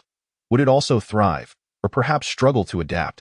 The once calm Lu Yuan suddenly felt a surge of anticipation. Grandfather, do you believe he can create a good film? I'm not sure, but I've read the script, and it's quite commendable. He is a talented young man, and I hold him in high regard. This individual lacks manners. Haha, talented people tend to possess a certain arrogance, much like yourself. Wouldn't you agree? I am not like him. Well, the movie is starting. Let us hope it's a good film. With an investment of 1 million, what kind of remarkable film can emerge? But let us just watch. For now, the title of director is rather prominently displayed, as if to ensure everyone knows Lu Yuan is the director. Ahem, young people can be a bit reckless, after all. Chapter 62. What does this mean? What a ridiculous advertisement. This is a thrilling mystery film. The opening credits appear rather disorganized, with the names Li Qing, Lu Yuan, and Wei Wuji seemingly monopolizing the entire crew list. Of course, there are a few scattered staff members, but they hardly seem significant. What is this editing? Indeed, this technique feels exceedingly outdated. How can there be no sound effects whatsoever? It's so quiet. I've heard Lu Yuan is a remarkably talented composer. Why doesn't he incorporate some sound effects into his own film? It seems yet another cinematic disaster is upon us. As the opening credits rolled, most of the audience began to murmur amongst themselves. Aside from Lu Yuan and Lu Yihong, the viewers were largely unfamiliar with the other names, and coupled with the increasingly bold font devoid of any appropriate sound effects, the film exuded an unmistakable aura of mediocrity from the very beginning. Some individuals began to express their disappointment. This group had been encouraged by the esteemed Chen Guanchuan to attend the screening.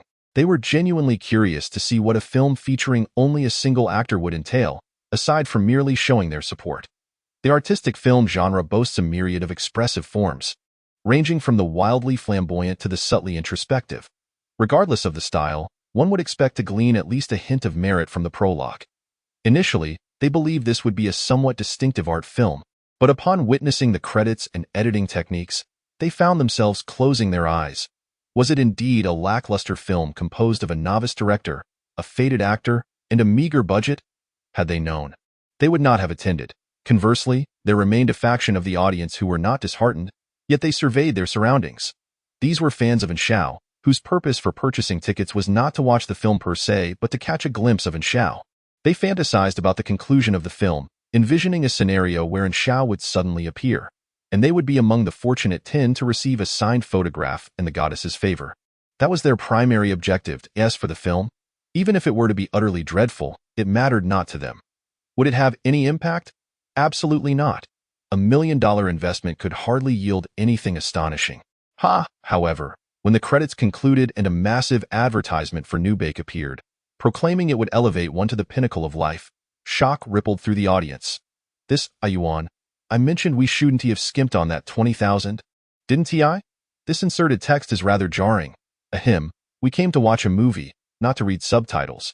What does it mean to insert a New Bake suit advertisement so prominently? We are here for an art film, not an infomercial. Wasn't Wang Jinshua supposed to sponsor this, Yuan? Which is why I said we shouldn't have cut that 20,000. Sponsoring credits should never dominate half the screen. This is rather degrading, isn't it? Funds should be allocated judiciously. Wei Pongzi opened his mouth, initially intending to curse the miserly boss and the financially constrained production crew, but then he recalled that he, too, shared this same plight. After a moment's contemplation, he swallowed his words, feeling an overwhelming sense of shame in the VIP box. Shui.lu. Yuan, this bastard. As Wang Jinshue beheld her clothing advertisement abruptly and clumsily inserted into the prologue, she nearly choked on her indignation, her delicate frame trembling with fury. At that moment, she desperately wished to leave the VIP box and rush to the front row, disregarding the astonished gazes of those around her, to deliver a fierce kick to Lu Yuan, that scoundrel. She found herself unconcerned about maintaining her ladylike demeanor. This person truly, I permitted you to include an advertisement, but I did not authorize such a brainless insertion. Could you not have added a touch of artistic finesse? If word of this spreads, how shall I ever face anyone again? The film in which I invested, the advertisement I funded. You are tarnishing my reputation. And Xiao took a deep breath, suddenly at a loss for words. This is a dreadful film. No, not merely a dreadful film, but one that surpasses the abysmal standards of domestic productions. The editing of the prologue alone reveals this truth. I initially believed that despite its inherent disadvantages, this film could at least achieve the quality of a subpar domestic release, but it seems I was gravely mistaken. A few film critics hiding in the last row had already begun to jot down their impressions of this cinematic disaster, and several had even risen to leave. It was the dead of night.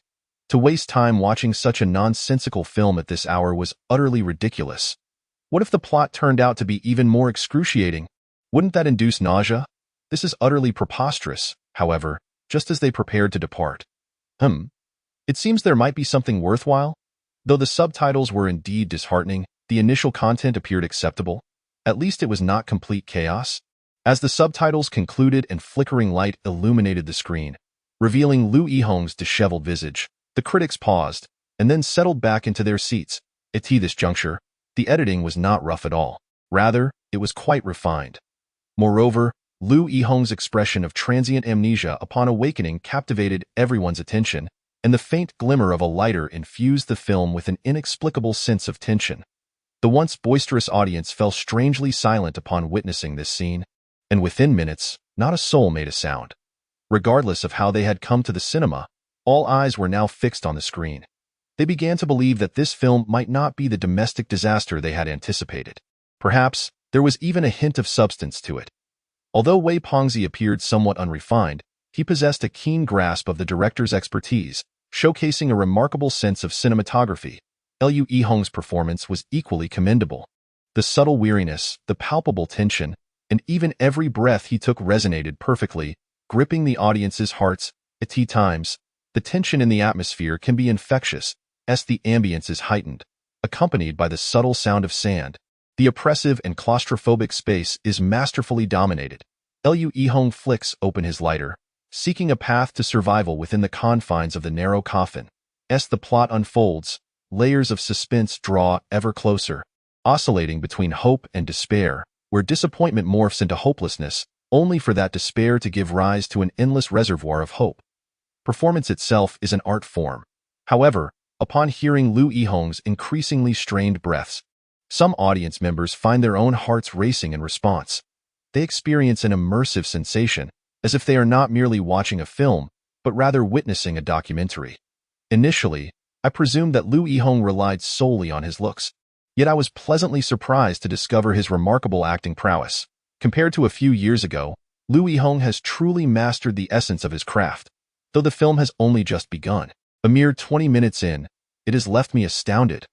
I have a premonition that if the latter half of this film does not falter, Lu Yihong may rise to prominence once more.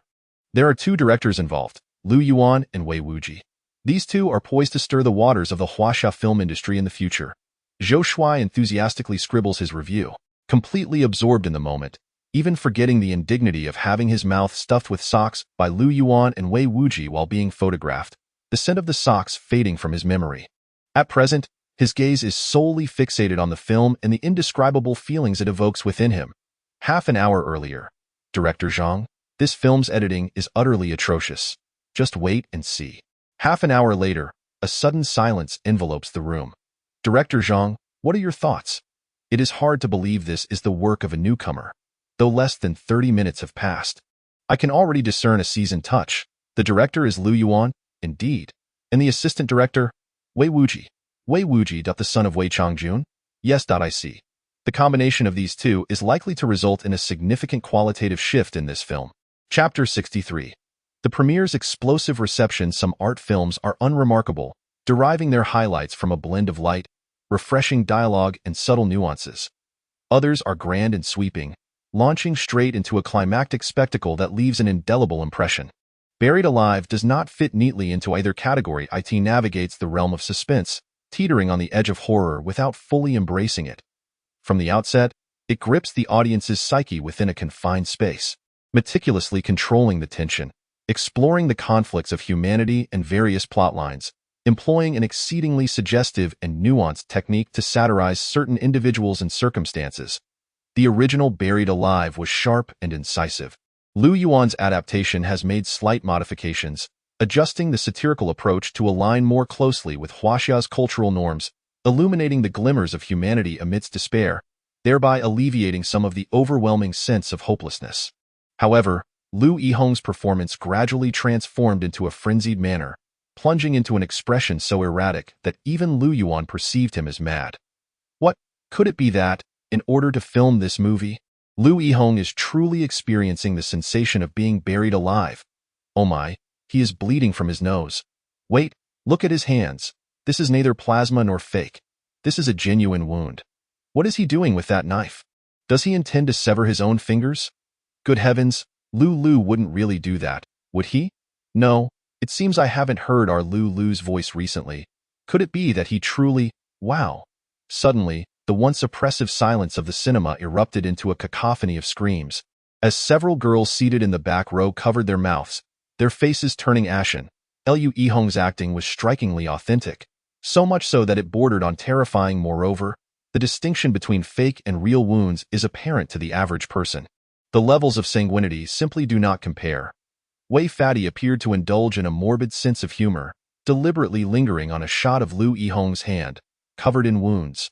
While it was not grotesquely bloody, it evoked a visceral sense of gore, not overtly sanguinary, yet one could almost smell the metallic scent of blood. The realism was overwhelming. Simultaneously, the character portrayed by Liu Yihong in the film had pupils laced with blood vessels, exuding an aura of exhaustion, yet he continued to gasp for breath, unable to find rest, thus creating an immensely palpable sense of reality. Even Lu Yuan, seated in the front row, was left entranced. Although during filming he perceived Liu Yihong's intensity, witnessing the movie now engulfed him in a wave of insanity.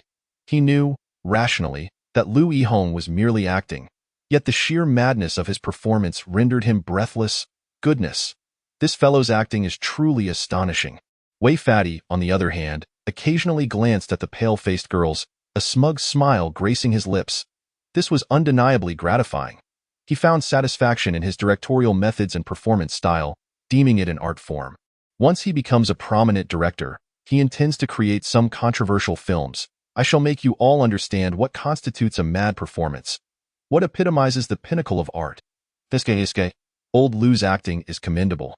For such films, let old Liu take the lead role. Meanwhile, seated beside him, the seemingly frail Qianzhong was left utterly stunned. The novice filmmaker was profoundly shaken within. An investment of 1 million has yielded such a detail-rich film. Remarkable, simply remarkable. He then glanced at Liu Yuan. Initially, he had presumed that Yuan Entertainment was merely a fraudulent shell company, and that Liu Yuan was a dubious boss, yet he never anticipated the exquisite quality of the product that emerged. In that moment, he felt a swell of pride. After all, he was now an employee of this establishment. Strangely, he began to harbor a slight admiration for Liu Yuan. So, what kind of film would his own Wanderer be upon its release? He felt a surge of anticipation. This expectation even dulled the frustration over the script he had sold at a low price. Didn't you say you wouldn't come? Humph. I merely wanted to see what this inept young man could possibly produce. He is attempting to make films before he has even learned to fly. Old Wei, why must you harbor resentment towards him? After all, he is our son. This is an entirely different matter. I have never taught him any wayward paths. Old Wei, your era has already passed. The future is an age of flourishing diversity. Must you compel him to be as steadfastly devoted to the mainstream as you are? Humph. This film, I find quite commendable.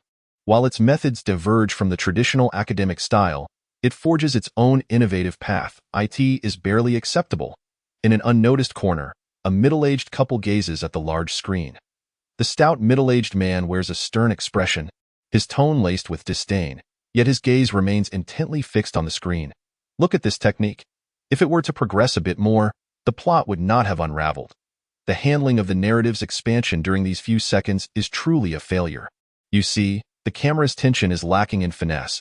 A stream of critical remarks escapes his lips.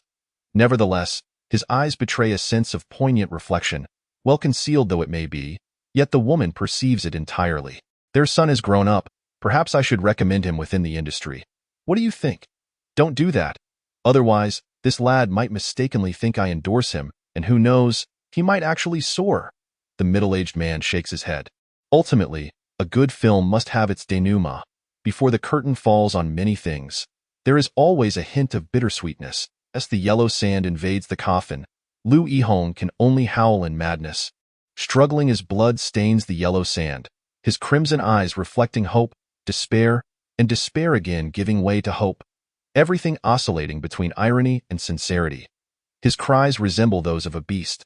The lighting fluctuates, and the pace quickens that I'm sorry.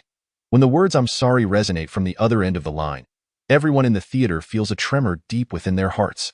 Several individuals instinctively burst into tears. The yellow sand erodes Liu Yihong's body, and the air grows increasingly thin. There is no light. The lighter extinguishes, the phone's glow dims, and labored breaths grow heavier as sand seeps into his nostrils, obscuring half of his form. His gaze intensifies with a fiery red, Filled with rage and defiance, he chooses to believe in everything. Yet everything seems to mock him with deception.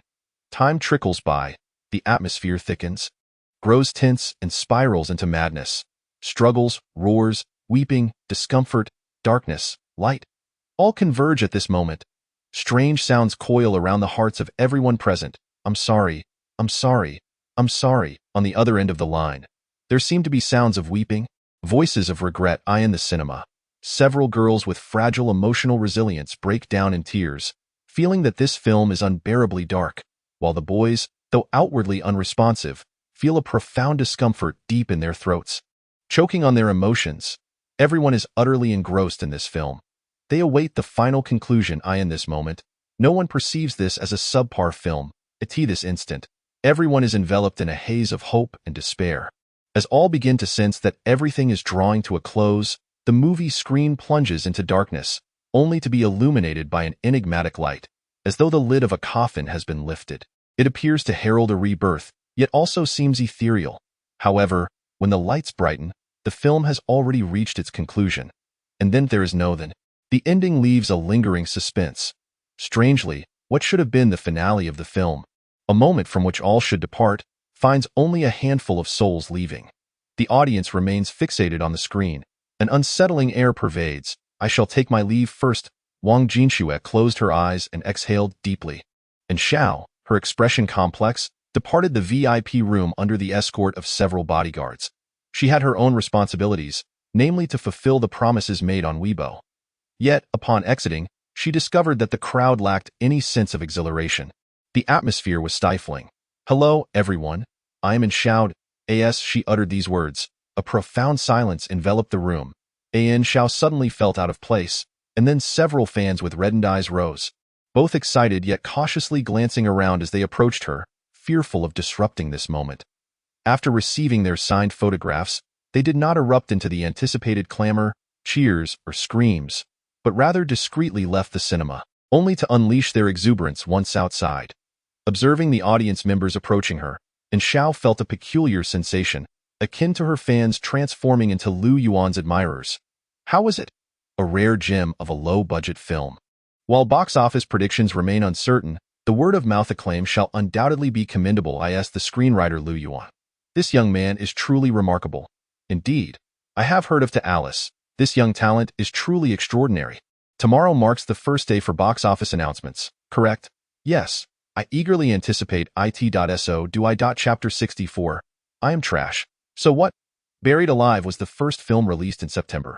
After the premiere, the head of Tianhe Cinemas conducted a tally of the attendance rate that evening, revealing that virtually every city's cinema boasted a full capacity.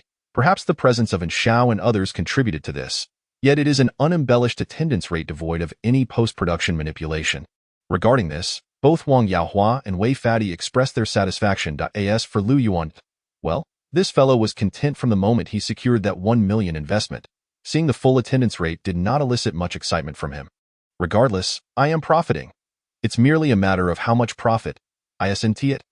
After the premiere, he returned to the company, indulging in sleep, reading, contemplating the script, and casually wandering the streets in search of suitable locations for a fast food venture, seemingly detached from concerns about attendance rates, box office final tallies, or revenue sharing at a state of zen. Indeed, it embodies a rather laid-back attitude, and of course, the attendance rate during the premiere is not particularly indicative, as even the most modestly budgeted films tend to draw decent crowds upon release. Although Buried Alive made a noteworthy debut, it is not an extraordinary achievement. The true test lies in the subsequent performance. In the early hours of September 1 st, the Huaxia Surrounding Entertainment News published a dedicated film feature, offering an in-depth analysis of Buried Alive. Zhou Shuai, who is not well regarded in the entertainment industry and is considered one of the most despised paparazzi among stars, has garnered a poor reputation online. He frequently exposes the private lives of other celebrities and has mercilessly critiqued numerous high-grossing films, filling pages with negative reviews, to the point where it is virtually impossible to find a single film he deems worthy of a passing grade. Besides being a dreadful paparazzo, he is also a notorious critic. However, today he has lavished praise upon Buried Alive, extolling its cast, filming techniques, atmosphere, and creativity in a manner that has left netizens questioning their own existence. Buried Alive is indeed a remarkable film. Its narrative style, attention to detail, and cinematographic angles are exceptional. This film is unequivocally the finest I have encountered in my career as a journalist, and I will not entertain any rebuttals. Of course, my critique pertains solely to the film itself and not to its directors, Liu Erguzzi and Wei Pengzi, both of whom I find to be lacking in integrity. They are boorish, unreasonable, and, crucially, shamelessly subpar. I have never witnessed such unrefined new directors, particularly Liu, who strikes me as a literary rogue. I am not disparaging him. I am merely stating a fact. From the moment I first laid eyes on Liu Yuan, in addition to his effusive praise for the film, Zhou Shuai has also showcased his characteristic critical nature. Initially, he targeted both Liu Yuan and Wei Pengzi, but eventually, feeling somewhat dissatisfied, he focused solely on Liu, labeling him as stingy, despicable, shameless, and a cultural rogue. In summary, he incited a fervor among netizens, contrasting sharply with his earlier commendations of Buried Alive. The online community initially believed that Zhou Shuai had experienced a change of heart. However, after witnessing this tirade, they realized he remains the same Zhou Shuai, with the familiar formula and flavor intact. Regardless of how harshly Liu Yuan is criticized by Zhou Shuai, it does not detract from the film's reputation online. By around 6 o'clock in the morning, the rating for Buried Alive on Tomato Film soared to 9.5, with the overwhelming majority of reviews being exceedingly positive, aside from a few troublemakers. Various film forums have also seen a surge in discussions about Buried Alive, with all posts brimming with praise and accolades. The film's ranking has climbed from 45th to 20th place, and its popularity continues to rise. With a modest budget yet grand execution, Liu Yihong's Buried Alive may very well represent the pinnacle of his acting career to date. Yesterday, I found myself moved to tears, unable to sleep through the night. This film is intoxicating. I heard the screenplay was written by Liu Yuan. Alas, I am not familiar with him, making it difficult to assess. But the film itself is indeed commendable. An investment of 1 million has astonishingly yielded such an exquisite film. It is truly remarkable, simply extraordinary. Indeed, this cinematic masterpiece is quite delightful. However, its sole drawback lies in its somewhat oppressive atmosphere that fails to offer any release. Perhaps it is a niche film, after all. The box office performance of such an artistic endeavor is unlikely to be particularly impressive, which is why I am contemplating a second viewing. Yes, I am too. Let us go together. Excellent. Wait, why is there only a screening on September 3 RD? Have they sold out? Is it truly this popular? Seriously? How infuriating. Could it be that the investors have booked the entire venue and purchased ghost tickets? After all, such an art film could not possibly achieve this level of success, right? Indeed. I suspect those are ghost tickets. How ridiculous. It must be a publicity stunt. An art film cannot possibly sell tickets so fervently. The investors must be anxious about the box office performance. Hence they secured 2 days to bolster appearances. Quite so. Foolish investors. Ugh, well, if the third day is what it is, then so be it. These foolish investors are truly touching in their naivety. Just as the film's reputation began to flourish by noon on September 1 ST, a group prepared for their second viewing only to discover that tickets for the third evening screening were already sold out. This left them speechless, and online film enthusiasts suddenly began to vent their frustrations at the elusive investors. Are you all insane? Why would the investors need to book an entire screening for a film with a 1 million investment? They aren't exactly flush with cash. Yes, considering the novice director, the art film, and the underappreciated actors, do they truly need to exert such effort? Hold on, that does make sense. So if perhaps these tickets are indeed legitimate? Damn it, while I was busy chatting with you. The tickets for the third day have also been snatched up. The pre-sale tickets for the fourth day have been released. I'll grab some. Wait, why are they gone again? Damn it. Why aren't there more screenings? Only 4 in total throughout the day. Are they out of their minds, leaving money on the table? Foolish cinema chains, damn. The crux of the matter is that this film is not available in other theaters. How infuriating. Subsequently, netizens unleashed their ire from the investors to the Tianhe cinema chain, attacking them mercilessly.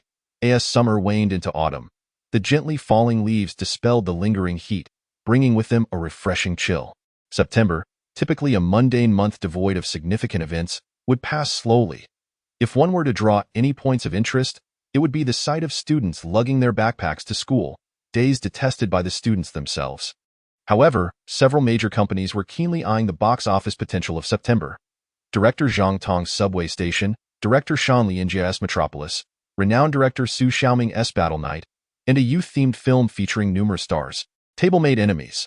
September was destined to be a fierce showdown, rivaling even the atmosphere of the National Day celebrations on October 1 st. All the prominent figures in the industry believed that the box office champion for September would emerge from one of these films, with no one paying any heed to Buried Alive. The artistic film Buried Alive, if executed well, is unlikely to fare poorly in terms of reputation, and with a stroke of luck, it might even yield some profit. However, to expect it to compete at the box office with films boasting investments in the millions is quite absurd. They are not the type of naive youth chasing after some underdog dream. A decent reputation is sufficient. What more could one desire? The headquarters of remote entertainment. Wei, my dear fellow, why are you acting so flamboyantly today?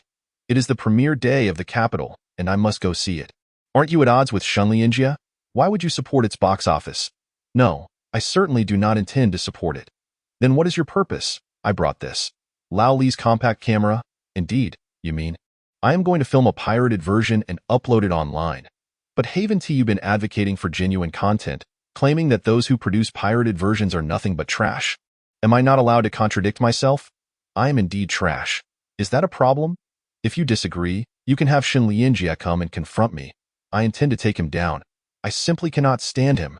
Lu Yuan set down the script, observing Wei in his sunglasses, strutting out with Qian Zhong. Exuding an air of arrogance, Lu Yuan felt a wave of helplessness. You call yourself trash. How am I supposed to respond to that? Yet, how can one be so thoroughly despicable? Who taught him such behavior? Bah, being in the company of such a person makes me feel as though my own standards are being diminished. Never mind, I must rise above the filth and not allow such low-quality individuals to affect me. Shaking his head, Lu Yuan resumed his self-reflection and continued to delve into the script, pondering his character. Chapter 65. What? I've been nominated for an award. The film The Capital has a total investment of 30 million. Thus its advertising and promotion are ubiquitous. Even within Tianhe Cinema, the promotional posters for The Capital adorn the elevator entrances and mall entrances. Lu Fengfei, the female lead, possesses a certain fan appeal. Hence, when Wei and his companions squeezed in to purchase tickets amidst the throng of spectators, an inexplicable pang of envy and bitterness washed over him. The scale of their own film cannot compare with that of The Capital. If one could be likened to a wealthy and handsome man, the other would be akin to a portly, hapless fellow, even verging on the pathetic. The premiere of The Capital was extravagantly opulent, with pre-sale tickets flying off the shelves, complemented by Lu Fengfei's various signed photos and merchandise, creating an atmosphere of unparalleled festivity. Everyone believed that The Capital would be a resounding success, potentially even the box office champion of September. After witnessing the premiere, even Wei found himself sharing this sentiment. As Wei glanced at the trailer for The Capital outside the cinema. He shook his head and entered. Wei, should we film? Film what nonsense. Put that away, though. Once inside the cinema, when the film commenced, Wei ultimately refrained from recording a pirated version.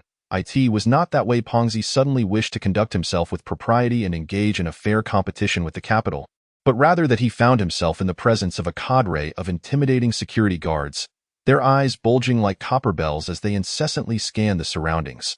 Wei Pengzi feared that should he dare to produce his camera, he would be met with a beating so severe that even his parents would not recognize him. Thus, he chose to swallow his resentment and dutifully watch the film. He felt powerless. After all, those who recognize the times are the true heroes. He believed that as a young man of talent, he ought to be adaptable and resilient. The film soon commenced. One must admit that The Capital had indeed made a substantial investment. The male lead, Li Yunyan, was strikingly handsome, and the female lead, Lu Fengfei, equally so. The props, the grandeur, and the special effects were all exceptionally well executed. As Wei Pengzi watched, he became increasingly aware that his own Buried Alive was destined for tragedy. A tragic outcome seemed quite reasonable, did it not? To pit an 800,000 investment in a low-budget production against a 30 million investment in a grand cinematic spectacle, goodness, how had he ever thought that was feasible? Had he lost his mind? This drink was truly not to be indulged in. If he continued, he might find himself emboldened enough to storm the imperial city and challenge the big shots. Wei Pengzi felt a pang of regret, sensing that his chances were exceedingly slim. However, every situation has its turning points. Halfway through the film, Wei Pengzi's mood took a sudden turn for the better. Why? because the capital, for reasons unknown, presented a disjointed plotline and erratic pacing. A significant portion of the budget seemed to have been allocated to star power and special effects, while director Sean Leangi's attempt to inject a sense of artistry left the details and narrative feeling utterly convoluted. What should have been a straightforward commercial film had devolved into a perplexing muddle of pretentiousness that was neither artistic nor commercially viable, with many scenes appearing painfully awkward. What a letdown. Seizing the opportunity, Wei Pengzi glanced at the other viewers and, upon witnessing their equally bewildered expressions, felt a wave of relief wash over him. It seemed Shun Lianjia was bound to falter. What on earth? All I see are props flying about. Where has the plot gone? What does this even mean? Did the female lead die? This is utterly disheartening. What transpired here? Such a sudden turn of events feels exceedingly lazy. I suddenly felt it was not worth my while. Initially, I had intended to support Miss Lu Fengfei twice over, but now it seems futile. Support. What for did I think I'll go watch Subway Station instead? Yes, I'm going to watch Subway Station as well. I've heard Buried Alive is quite good. Can you get tickets? No, I cannot. Then what is the point of discussing this? As the film concluded and Wei Pengzi overheard the departing audience. A wave of joy surged through him. He even felt a sense of elation in his stride, almost compelled to burst into song. Hearing others criticize Shun Lianjia's film while praising his own. Who wouldn't he feel delighted? Wei Pengzi was utterly ecstatic. What a thrill. Beep, beep, beep. What are you doing? Reviewing the script? Did you not go see the film? No, do you not wish to gauge the strength of your rival? Or perhaps you are resolute in your conviction. Well, I simply lack interest. Do you not watch other films? Occasionally, I do. What genre do you prefer? Horror films, I suppose. There is a horror movie that is quite decent. Would you care to watch it tonight? I would rather not, as I need to retire early this evening. Beep beep. In the evening, Lu Yuan received a phone call from Wang Jinxue, the conversation seemingly imbued with an enigmatic undertone that left Lu Yuan somewhat perplexed. Naturally, the call was abruptly terminated midway through Wang Jinshua's dialogue. Lu Yuan paid it no mind, for it was not uncommon for their conversations to end abruptly without warning. He had grown accustomed to it. After organizing his thoughts regarding the performance, Lu Yuan shook his head, intending to venture out for some takeout.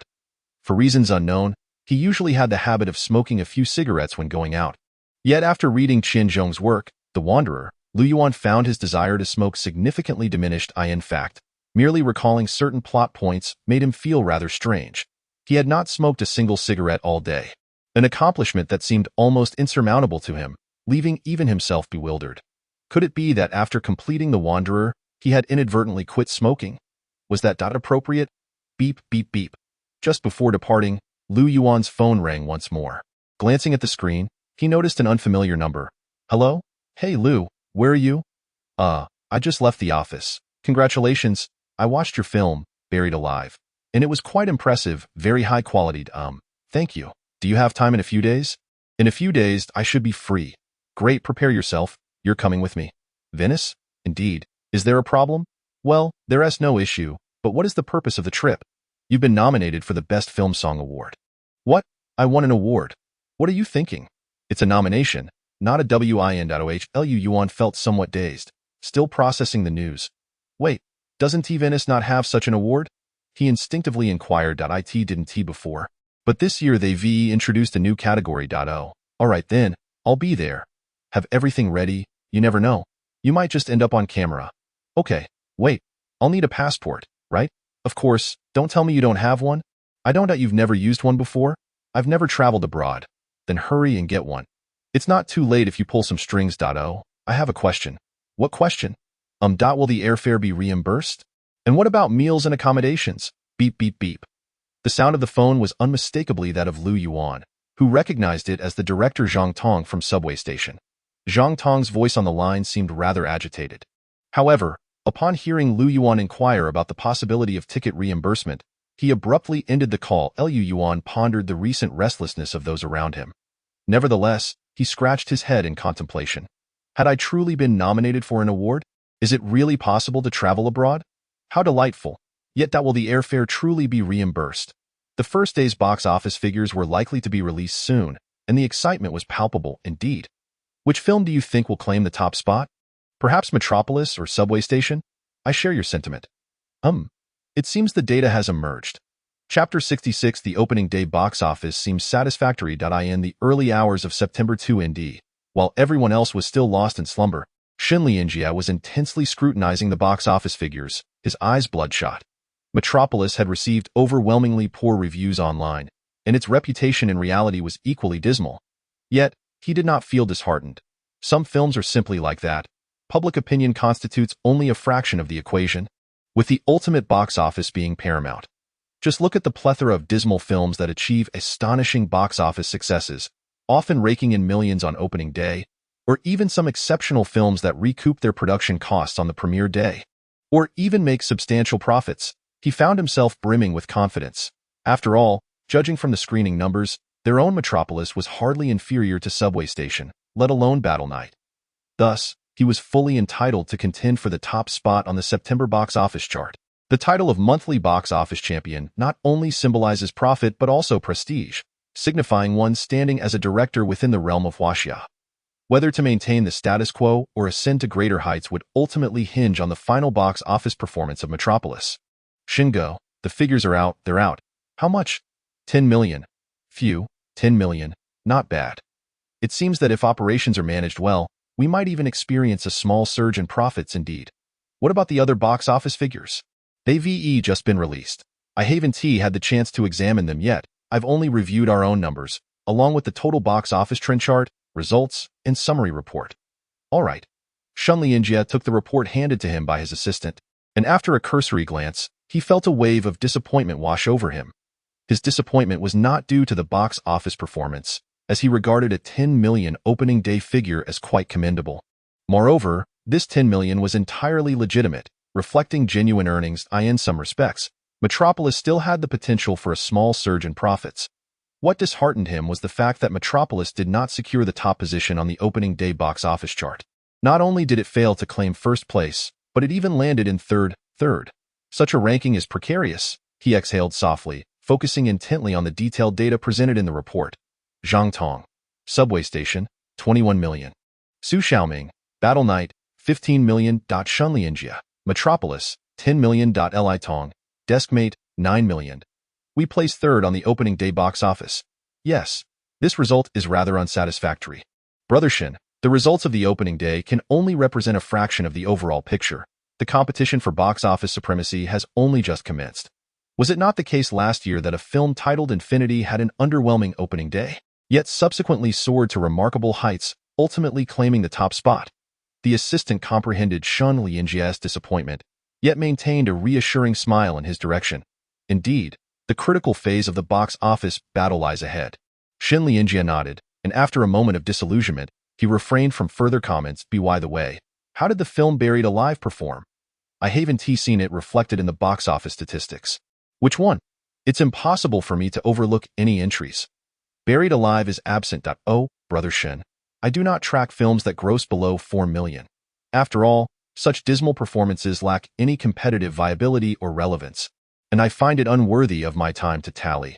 Yes, that makes sense. Even the mightiest ant remains merely an ant. Shun Lianjia smiled faintly, realizing how absurd his earlier emotions had been, fixating on a film destined for failure. It appears that my own courage has diminished of late. Such low-budget films could never pose a threat to my Metropolis. What an international joke. Ha! They don't even qualify as competitors in the box office arena. What audacious claims. Simply disregard them. Continue to ignore them. Great figures naturally concern themselves with matters of great significance, while lesser figures are preoccupied with trivialities. For instance, while everyone is fixated on the opening day box office figures, Lu Yuan is comfortably reclined in bed, having just finished perusing a newly acquired comprehensive cookbook, yawning, and then drifting off to sleep. His slumber is blissful, and he even dreams delightfully of a restaurant's grand opening and prosperous business, reaching the pinnacle of life. However, just as he envisions lifting the red veil at his wedding, the world around him suddenly begins to tremble. Goodness, is there an earthquake? We exploded. Ayuan. We exploded. We burst forth. Holy moly! In a whirlwind of confusion, Lu Yuan initially suspects that the restaurant's gas tank has detonated, and in sheer fright, he jolts awake, hastily throwing on a few articles of clothing as he prepares to rush out the door. only to be met by the lewd grin of Fat Wei and the excited visage of Qian Zhong, both perched at the foot of his bed. Lu Yuan takes a deep breath, his expression turning exceedingly grim. What on earth are you howling about in the dead of night? Have you eaten too much or gone mad? Yuan, you've exploded. You're the one who has exploded. No, know what I mean. Our film has exploded. Don't interrupt. Let me finish. 4 million. Our opening day box office reached 4 million, not only recouping our costs but also yielding a tidy profit. We even have funds for our next project. Fat Wei clung to the edge of the bed, his excitement akin to that of a 300-pound child, utterly jubilant. 4 million. Upon hearing that figure, Lu Yuan was momentarily taken aback, but his grim countenance soon transformed into one of joy, albeit not as exuberant as Fat Wei's. The notion that the box office for Buried Alive would not incur losses is inherently logical, especially considering that it has already grossed over 10 million. And that is in US dollars, 400,000. Well, if the opening box office is over 400,000, it's quite respectable. Yuan. The total investment was merely 800,000. To achieve such box office figures on the first day is nothing short of a miracle in the annals of cinematic history. I dare say that in the chronicles of Chinese cinema, we stand alone in this achievement, warranting our place in the historical record. Wei, overwhelmed with excitement, sounded as if he were under the influence of euphoria. Of course, at this moment, he deliberately chose to disregard the box office performance of Shun Lianjia's Capital. It was a time for celebration, free from any bothersome thoughts. This instant, all he desired was joy, to revel in the merriment. Enough, enough, I understand. Time to sleep. To be by the way, why was your phone off when I called earlier? In the dead of night, do you expect me to allow you to disturb my peace? Am I unwell? Yuan, shall we toast to this occasion? Nonsense, I'm going to sleep. You all carry on. Lu Yuan yawned, completely ignoring the excited gazes of Wei and Qian Zhong, as he climbed into bed and closed his eyes. Wei gu, Lu gu, he. What is the rush? This is merely the first day of box office figures. Why the excitement? Yuan likely anticipated the box office results long ago. Is he that formidable? Naturally, he is the screenwriter, the director, and this film is his brainchild. He secured the investment single-handedly. How could he not be impressive? If Lu gu is not going, shall we go drink? Drink my foot? It's time for sleep. Did you not just say you wanted to go? Did I ever say that? Wei shot a frown at Qian Zhong. No, that's incorrect. It was I who said that. In truth, I wanted to drink. But if we're not drinking, then so be it. Qian Zhong's spirit waned, and he hastily shook his head. Since you are so keen on drinking, I'll graciously allow you to treat me. What? Qian Zhong stared at Wei, who wore a look of mockery, momentarily stunned. He couldn't help but feel a surge of indignation. Is there truly such a brazen individual in this world? The number you have dialed is unavailable. Beep, beep, beep. The number you have dialed is unavailable. Wang Jinxue, holding her phone, took a deep breath and, in a fit of frustration, hurled her phone to the ground, her chest heaving with exasperation. What had begun as a splendid mood had been utterly shattered. The box office soared, and she had intended to share the joy with that person, yet who could have anticipated his reaction? Truly invincible. Wang Jinxue even knew precisely what he was up to, either smoking and drinking or sleeping. Lao Wang, I need to discuss something with you. What is it? Can you provide me with a copy of Buried Alive for screening at Tianjin? I'll arrange the schedule. Buried Alive has only signed with Tianhe. We at Tianhe hold exclusivity. I can offer you a higher share. Is that not sufficient? Given our relationship, who are we to each other? Did you not once claim my vision was lacking? You said a mere clothing vendor like me shouldn't run a cinema? Old Wang, after all these years of our friendship, can you still hold such grievances against me? I was merely jesting. In the dead of night. What has possessed you? My heavens, Qin has been mercilessly criticized online, accused of lacking discernment and vision. So you see. Chapter 67. If you do not cherish it, what can I do? Buried Alive continues to gain traction on the internet, even ascending to the top of the review charts on major film critique websites within less than a day, rivaling the acclaim of Deskmates, Subway Station, and Battle Night. Those in the industry can tell at a glance that Buried Alive is poised to surpass these three films based on its burgeoning reputation, with a strong likelihood of becoming the new frontrunner in the praise rankings. Various forums and media outlets have begun to take notice of this low-budget film, and gradually, some outlets have dedicated a minute or so to provide objective reviews of Buried Alive. These critiques have left netizens quite satisfied, for the first time feeling that the media is not blindly promoting those chaotic so-called blockbusters, but rather siding with fairness. Of course, there are detractors of Buried Alive as well. What? You say the quality of this film is commendable? What a joke. Did you see the large characters of Lu Yuan at the beginning?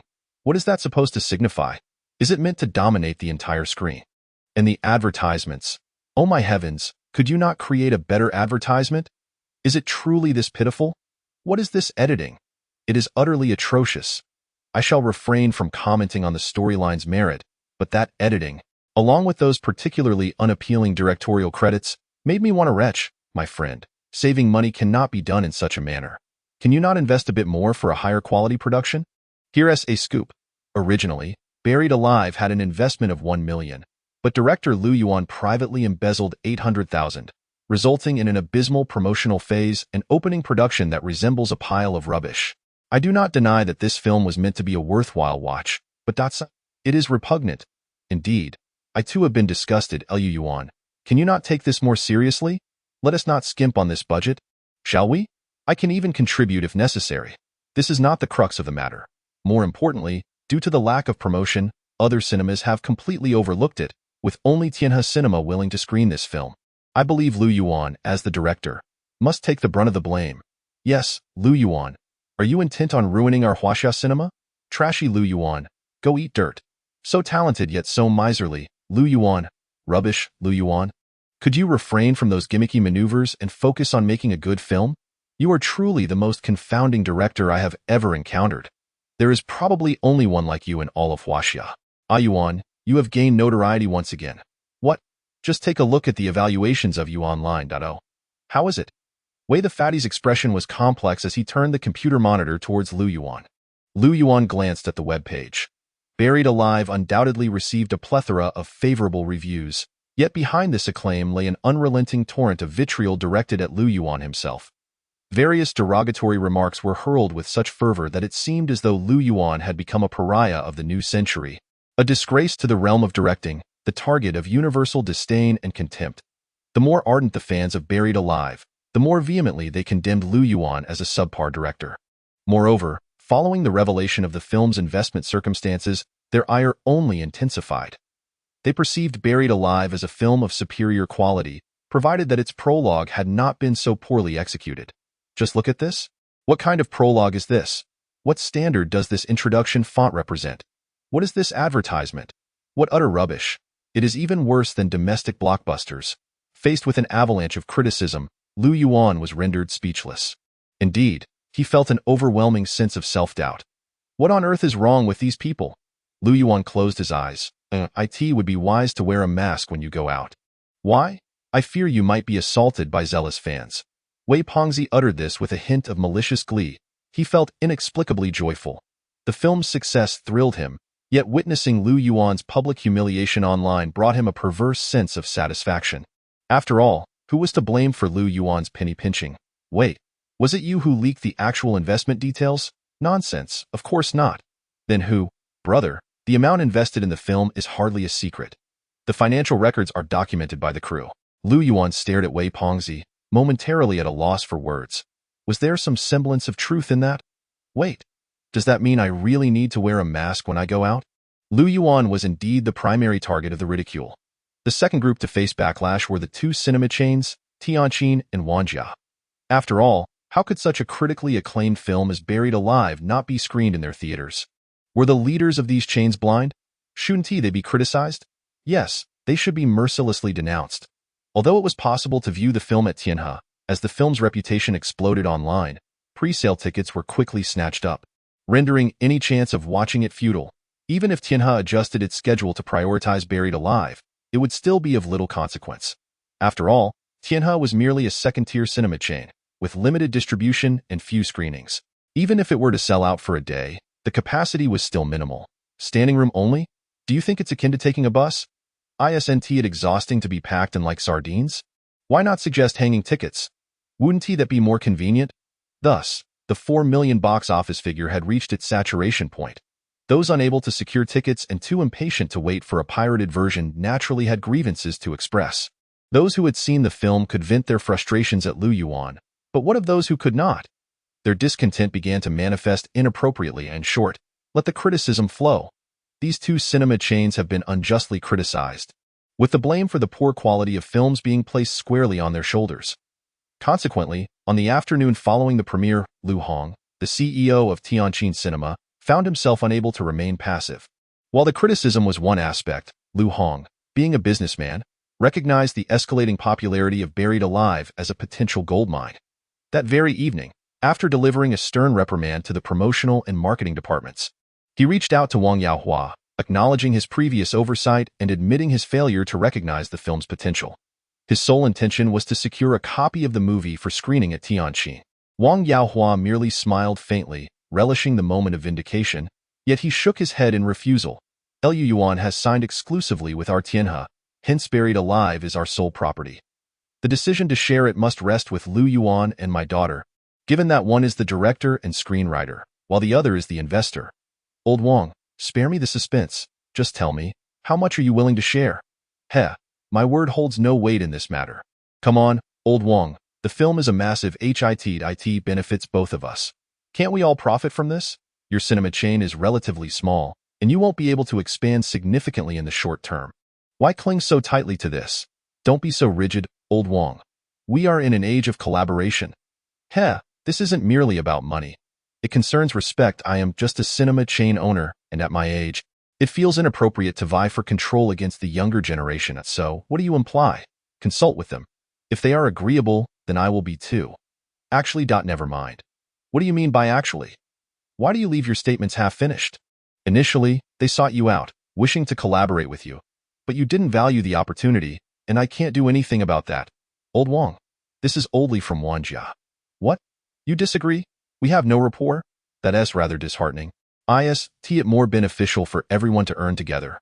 What? Is that true? Did this film slip away from under my nose? Good heavens, what kind of incompetent fools do I have working for me? Truly, I've told them to keep their eyes peeled. Yet they refuse to listen. Damn it. What a significant loss. Chapter 68. I have always suspected the presence of a hidden figure. September 3rd brought a drizzly ambience. After enjoying his breakfast, Wei Pengzi fixated on the online box office reports, filled with a buoyant sense of excitement. Yet, his elation was not due to the box office performance of Buried Alive, which had remained stagnant at 4 million, showing no change from the previous day. If nothing unforeseen occurred, this was likely the film's cap, being the sole cinema chain involved. What delighted Wei Pengzi was the realization that Metropolis had not experienced the same upward trajectory as other films. Rather, it had plummeted by 3 million, leaving its second-day box office at merely 7 million. Although it remains an insurmountable mountain for Buried Alive, is but a trifling obstacle for the capital, which has invested 30 million. Are you jesting with me? On the first day, the box office garnered 10 million. On the second day, 7 million. What shall it be on the third day? While others see their numbers swell, yours seem to dwindle. You are truly in a peculiar situation, my dear fellow. Wei, the rotund one, gazed at the pre-sale tickets online, observing the bustling seats, and could not help but chuckle with a pig-like snort, reveling in schadenfreude. How delightful, Wei Gu! Is it appropriate for us to take such pleasure in another's misfortune? What do you understand? I bear a grudge against him. Oh, what grievance? The theft of a spouse. Some matters are not meant to be inquired about. You know? Oh, I see. I in the office of the remote entertainment company. Qianzhong instinctively glanced at the top of Wei's head, suddenly perceiving a tinge of green upon it. Yet, upon catching the malevolent glint in Wei's eyes, he refrained from further questioning. Everyone possesses a chapter in their past that is best left unexamined. Only by traversing this river of time can one truly grow. It appeared that Wei had indeed matured. Suddenly, Qianzhong recalled this sentiment. What are you two fussing about? Lu Yuan emerged from the bathroom after brushing his teeth, stifling a yawn. He had remained confined to the company for the past few days, his phone perpetually powered off. His mood had been gloomy as of late. The power of internet trolls is formidable. The moment Lu Yuan switches on his phone, 3 or 4 sensational advertisements bombard him, and one of them invariably disparages him. The vitriol is diverse, and their capacity for misinformation is staggering, with daily reminders of fans demanding Lu Yuan to exit the directing realm, claiming he has tarnished the glory of Chinese cinema and set a lamentable precedent. Lu Yuan found this utterly exasperating. I merely embezzled 210,000. Must it be portrayed as such a grave offense? Insanity. Initially, Lu Yuan contemplated clarifying matters on Weibo, but then he pondered, what is there to clarify? Should he admit to embezzling 210,000 rather than 80,000? Good heavens! Wouldn't that be a slap in his own face?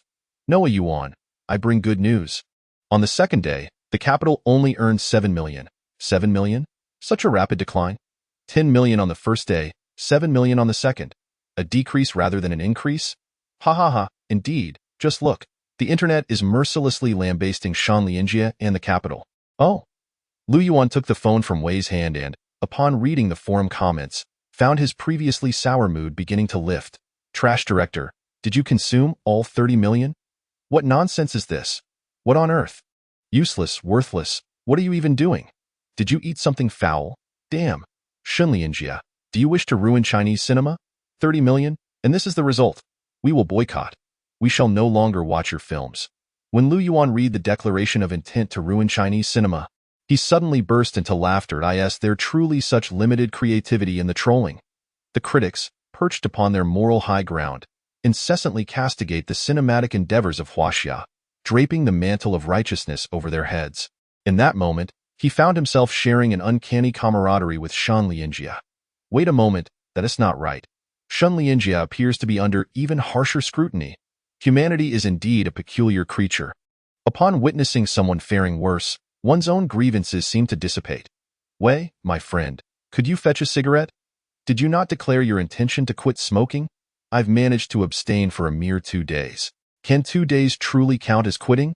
I cannot provide you with one. Did you not request that I supervise your efforts? 2 days is ample. You must have grown weary from overseeing me. Given your struggles with the box office these past 2 days, shall I not allow you some respite? Such compelling reasoning. Xiaozhong, do go and procure a pack of cigarettes. Must it be me again? Of course. If you do not go, who will? Did you not hear Yuan lament that I am utterly exhausted these days? How could I possibly go buy them? As for the money, what need is there to discuss money? What sort of relationship do we share? This is rather impersonal. Do hurry along. As he observed Qianzhong departing in silence, Lu Yuan furrowed his brow, directing a piercing gaze at Wei. I find your behavior somewhat shameless. Yuan, you are hardly an angel yourself. Who claimed otherwise? I am not of your ilk. Indeed, we are not of the same kind. Your wickedness knows no bounds. I cannot even fathom the malicious notion of tossing firecrackers into someone's vehicle. In truth, I consider myself quite innocent. Lu Yuan sighed deeply, gazing out the window, revealing a hint of nostalgia. Life has rendered me less than pure. Bah! The more Wei scrutinized Lu Yuan, the more he deemed him repulsive, spitting vehemently before preparing to light a cigarette and ponder the filming schedule of Wanderer. Just then, the company's door swung open, and Qianzhong returned, hands conspicuously empty. Where is the cigarette? It seems a guest has arrived. A guest? What guest? Wei instinctively glanced towards the entrance, only to see 3 or 4 vehicles parked outside, accompanied by several familiar faces adorned with eager smiles. Wei stared at the group in astonishment. Lu Mingrui, vice president of Tianjin Film Distribution, Li Cong, the son of the Wanjia CEO, and Lu Yuan's affluent girlfriend? While the presence of Lu Yuan's girlfriend was not particularly surprising, the arrival of the other two raised questions. Wei narrowed his eyes suspiciously. Lu Yuan, on the other hand, stretched lazily, donning a faint smile. Considering the buzz online and the critics' narrative, he began to comprehend the situation.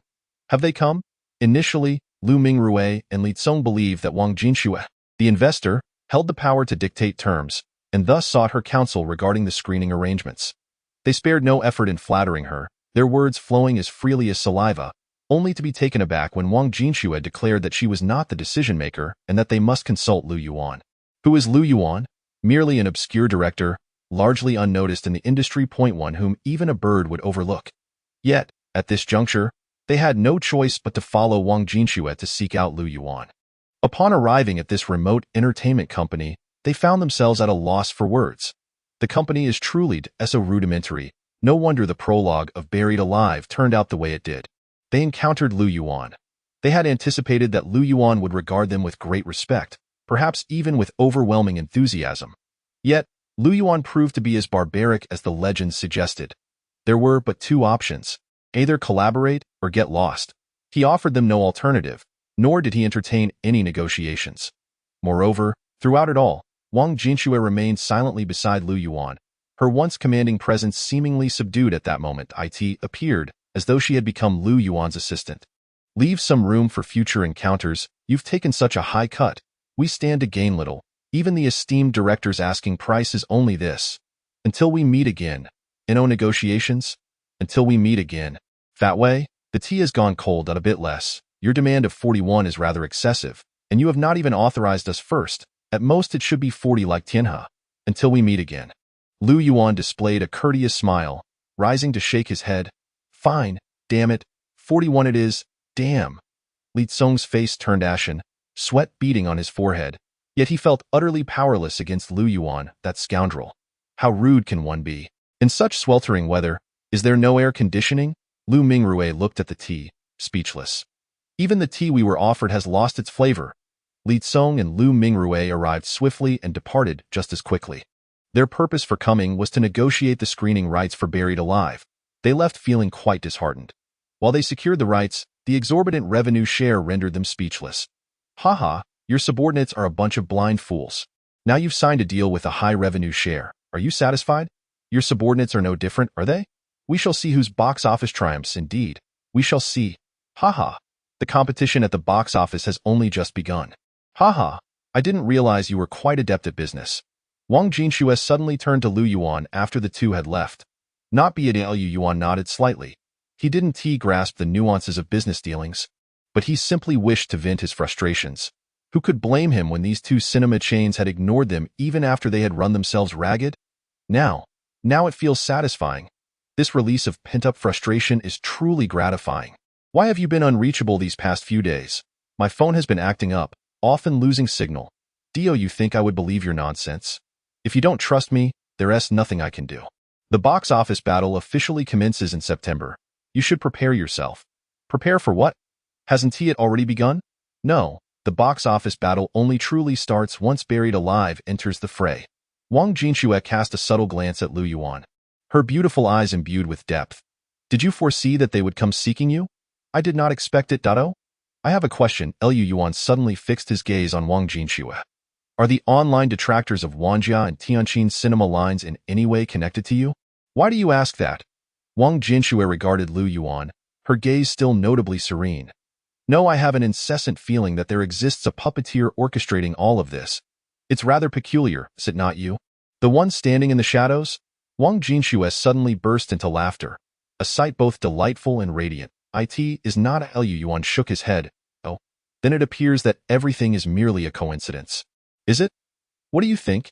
Hee, it should indeed be a coincidence. Lu Yuan nodded, gazing out of the window. The battle for box office supremacy has truly commenced. Buried Alive. Is that acceptable? Chapter 69. What is the box office total? Shun Lianjie was utterly astonished. Upon viewing the box office figures for the day, Shun Lianjie could scarcely believe his own eyes, as if he had encountered a ghost. 7 million. What? 7 million? What sort of data is this? Are you certain this is the second-day performance of my capital?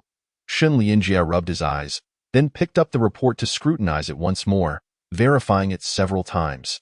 Yet, upon seeing that astonishing figure again, he was left utterly flabbergasted. Zhang Tong. Subway station 15 million. Su Xiaoming. Battle Night 13 million. Li Tong. Desk made 11 million. Shun Lianjie. Capital 7 million. Originally placed fourth, Desk mate unexpectedly surged, surpassing Capital by a formidable margin, and leapt ahead of the day's 4 million, claiming the third position. As for himself, he had fallen to fourth place, trailing behind the 7 million, low-budget Crazy Life by a mere 3 million. Everyone else is advancing, achieving new heights at the box office, yet Capital has contrarily taken a downturn, plummeting by 3 million. This sensation is no longer just about being let down. It has left Shun Lianjie feeling utterly disoriented. Nonetheless, being an old hand at this, Shun Lianjie took a deep breath and then opened the film ratings on Tomato Network. Better not to have opened it. Once he did, he nearly spat blood. He was aware that his film's online rating was poor, but this data. The top rating was Buried Alive at 9.5, followed by Subway Station at 9. As he continued down the list, he finally spotted his own Capital in the 20th position. Capital had ultimately received a rating of 4.2, and this figure seemed to be on a downward trend. placing it on par with those abysmal domestic films, scoring around 3.0. For the comments below. They were nothing short of a tirade, full of scathing remarks, with not a single positive review to be found. Shan Lianjie shut his eyes, the sensation of dizziness intensifying. I reckon I must be the most reviled director among this year's releases. The assistant glanced at the online reviews, somewhat hesitant. Speak the truth, is it or is it not? Shan Lianjie fixed his gaze upon the assistant. It is not that. The assistant shook his head after perusing the list of negative reviews. Not? The director most harshly criticized is Liu Yuan of Buried Alive. Brother Shan, you are still in second place. The assistant pointed to the first position on the negative review list, glancing at Shan Lianjie. What? Buried Alive enjoys such acclaim, yet he is the one being lambasted. Shan Lianjie cast a curious glance at the comments berating Liu Yuan for skimping on an investment of 800,000, and promptly closed his eyes once more. In that fleeting moment, he found himself at a loss, uncertain whether to weep or to laugh. Naturally, he was incredulous. The notion of cutting corners on an 800,000 budget for a film had already become a farce. Filming with a mere 200,000, what could they possibly use? Their heads? Brother Shan, perhaps I should reach out to Lu Fengfei and a few others to organize some events. This situation cannot persist. Well, go ahead. There is still time before the final hour. Very well. Oh, by the way, what is the box office figure for Buried Alive? Is there any data on that? Still 4 million. Upon hearing this figure, Shan Lianjie felt a pang of discomfort. One film was destined to incur losses, while another was raking in profits. This was indeed quite complicated. September 3 RD. The fervor of box office competition remained unabated. However, film enthusiasts found themselves somewhat bewildered. On that morning, as they clutched their tickets, ready to head to the Tianhe cinema to watch the film, they were taken aback to discover that Buried Alive had suddenly been pulled from the lineup, accompanied by a notice regarding a half-day rectification. Rectifying what? What could possibly require rectification? What kind of international joke is this?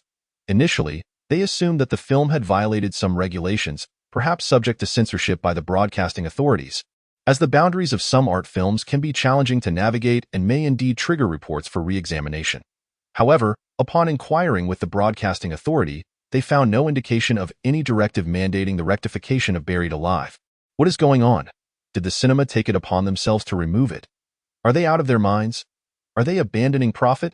Naturally, film enthusiasts were quite dissatisfied, fervently venting their frustrations across various forums, websites, and social media platforms.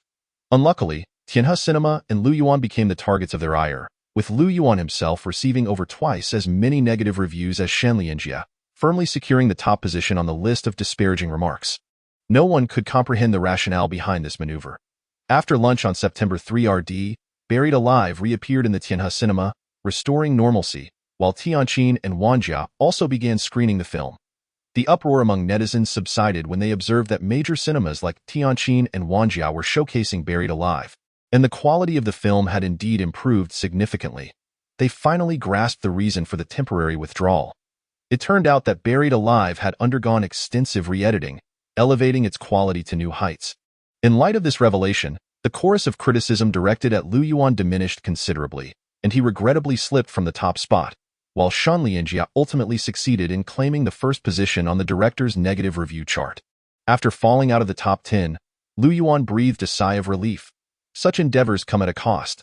50,000. Liu Yuan spent a total of 50,000 to re-edit the rough cut and once again meticulously refine certain details overnight, enhancing the overall quality of the film. Although this approach was rather audacious, unprecedented in its impact on box office revenue, Liu Yuan resolutely pursued it. Why? Day after day, netizens lambasted Liu Yuan for cutting corners on the investment, even exaggerating it to a staggering 800,000, causing him considerable distress. He could not allow his reputation to be tarnished in such a manner. What could he do? Is it possible that one could claim to have merely embezzled 200,000? Such matters cannot truly be clarified, for this would effectively amount to an admission of one's own avarice. How can this be acceptable? Ultimately, a resolute decision was made to invest heavily in rectification. At the very least, judging by the reactions of netizens, one might consider oneself somewhat exonerated. The box office for half a day? Regardless, the investment has been recouped, and the impact of a mere half day is negligible. In the early hours of September 4th, the box office statistics were released once more. When the assistant entered Sean Lianjier's office with the box office report, he observed that Sean appeared rather haggard. "What is our box office for today?" Sean Lianjier inquired, raising his head. 10 million. Phew. It seems that Lu Fengfei's promotional efforts have borne some fruit. At least she has a considerable number of devoted fans. Indeed, by the way, Brother Shin, there is a matter I am uncertain whether to mention. I believe it could be quite significant. What is it? Speak up. The box office for Buried Alive on its third day is 6 million. 6 million? That does not pose a threat to us, does it? Given that it was pulled from screening for half a day, it essentially did not have a full day of showings, but rather a mere half day. What? Half a day? 6 million in half a day? Shin Lianjier's eyes widened in disbelief, hardly able to trust his own ears. Here is the report. Please take a look. As Sean Lianjier grasped the box office data for Buried Alive, a shudder coursed through him. In that moment, he seemed to recall the lewd grin of Wei the Fat. 6 million. Good gracious. Could it be that it has truly exploded in popularity? So what about tomorrow? In the early hours of September 5th, how much did Buried Alive earn? 9 million. And we? 4 million. What? How much? 4 million. Damn. Chapter 70. Director Shin, how is your heart holding up? Has Buried Alive made a comeback? Has it joined the box office battle? It was about time for a comeback. With the quality of this film post-rectification, I believe it is entirely qualified to compete. But that is an art film. Art films and commercial films are not on the same level at all. What of art films? Are they inherently inferior? That is not my point. I mean, its total investment was not substantial.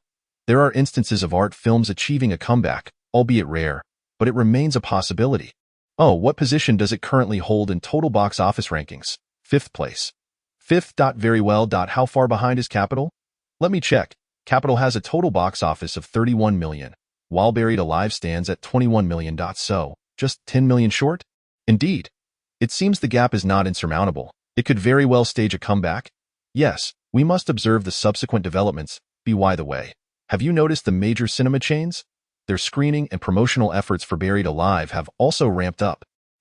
These cinema chains have finally demonstrated some intelligence, realizing that a gold mine is indeed worth excavating.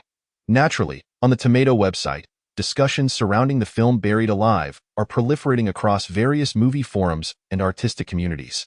The film's popularity is breaking new records daily, and within just 6 days, it has ascended to the 10th position on the overall film ranking page of the Tomato site. The resurgence of this indie film is something many netizens have eagerly anticipated, and the refined production quality of the revamped Buried Alive has rendered it a delightful viewing experience. A segment of the artistic community is so enamored with this film that they obsessively analyze its profound themes and debate whether its conclusion is ultimately bright or dark. Countless contentious threads have contributed to the rising acclaim for Buried Alive, with everyone marveling at the film's innovative concept, managing to carry the entire narrative with a single actor. This undeniably marks a historic transformation. Indeed, such a film has never graced the annals of cinematic history. In stark contrast, The Metropolis has not received such favorable reviews. While the forums remain lively, the discourse predominantly consists of harsh criticism, accusations of poor acting, incomprehensible plotlines, shoddy details, commendable special effects overshadowed by a feeble storyline, and disdain directed at director Shin Lianjie for spending so long crafting such a lackluster piece. The disparity in reputation, online buzz, and box office attendance has led several cinema chains to begin adjusting their screening schedules.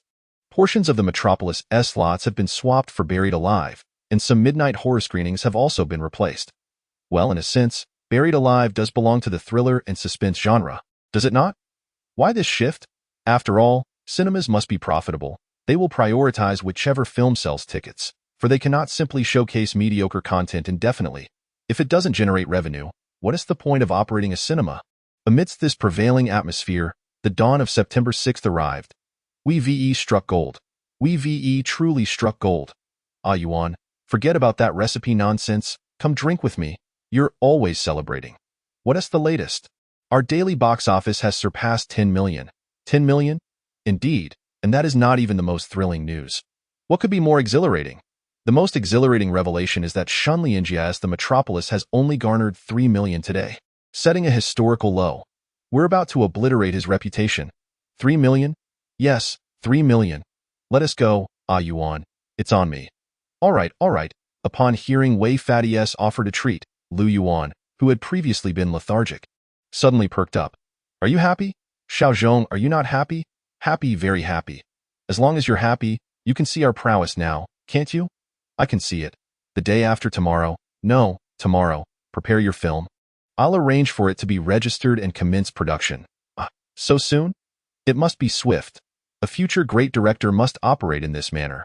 Having indulged in alcohol and savored barbecue delights, Wei Pengzi, with a pocketful of cash, merrily strolled into the distance, humming a cheerful tune. A glimmer of pride sparkled in his eyes. Isn't it true that youth is often accompanied by a touch of recklessness? Though he may not be young anymore, audacity is certainly a requisite. Life is flourishing. Has he ascended to the pinnacle of existence?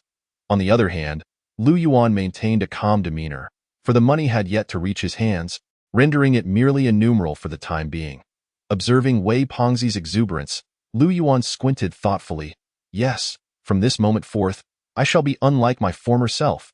No one will look down upon me again. Wei Pengzi bellowed with glee, swaying slightly. Wouldn't it be fitting to have a ceremony to bid farewell to the past? A mischievous grin suddenly spread across Lu Yuan's face as he regarded Wei Pengzi. What kind of ceremony?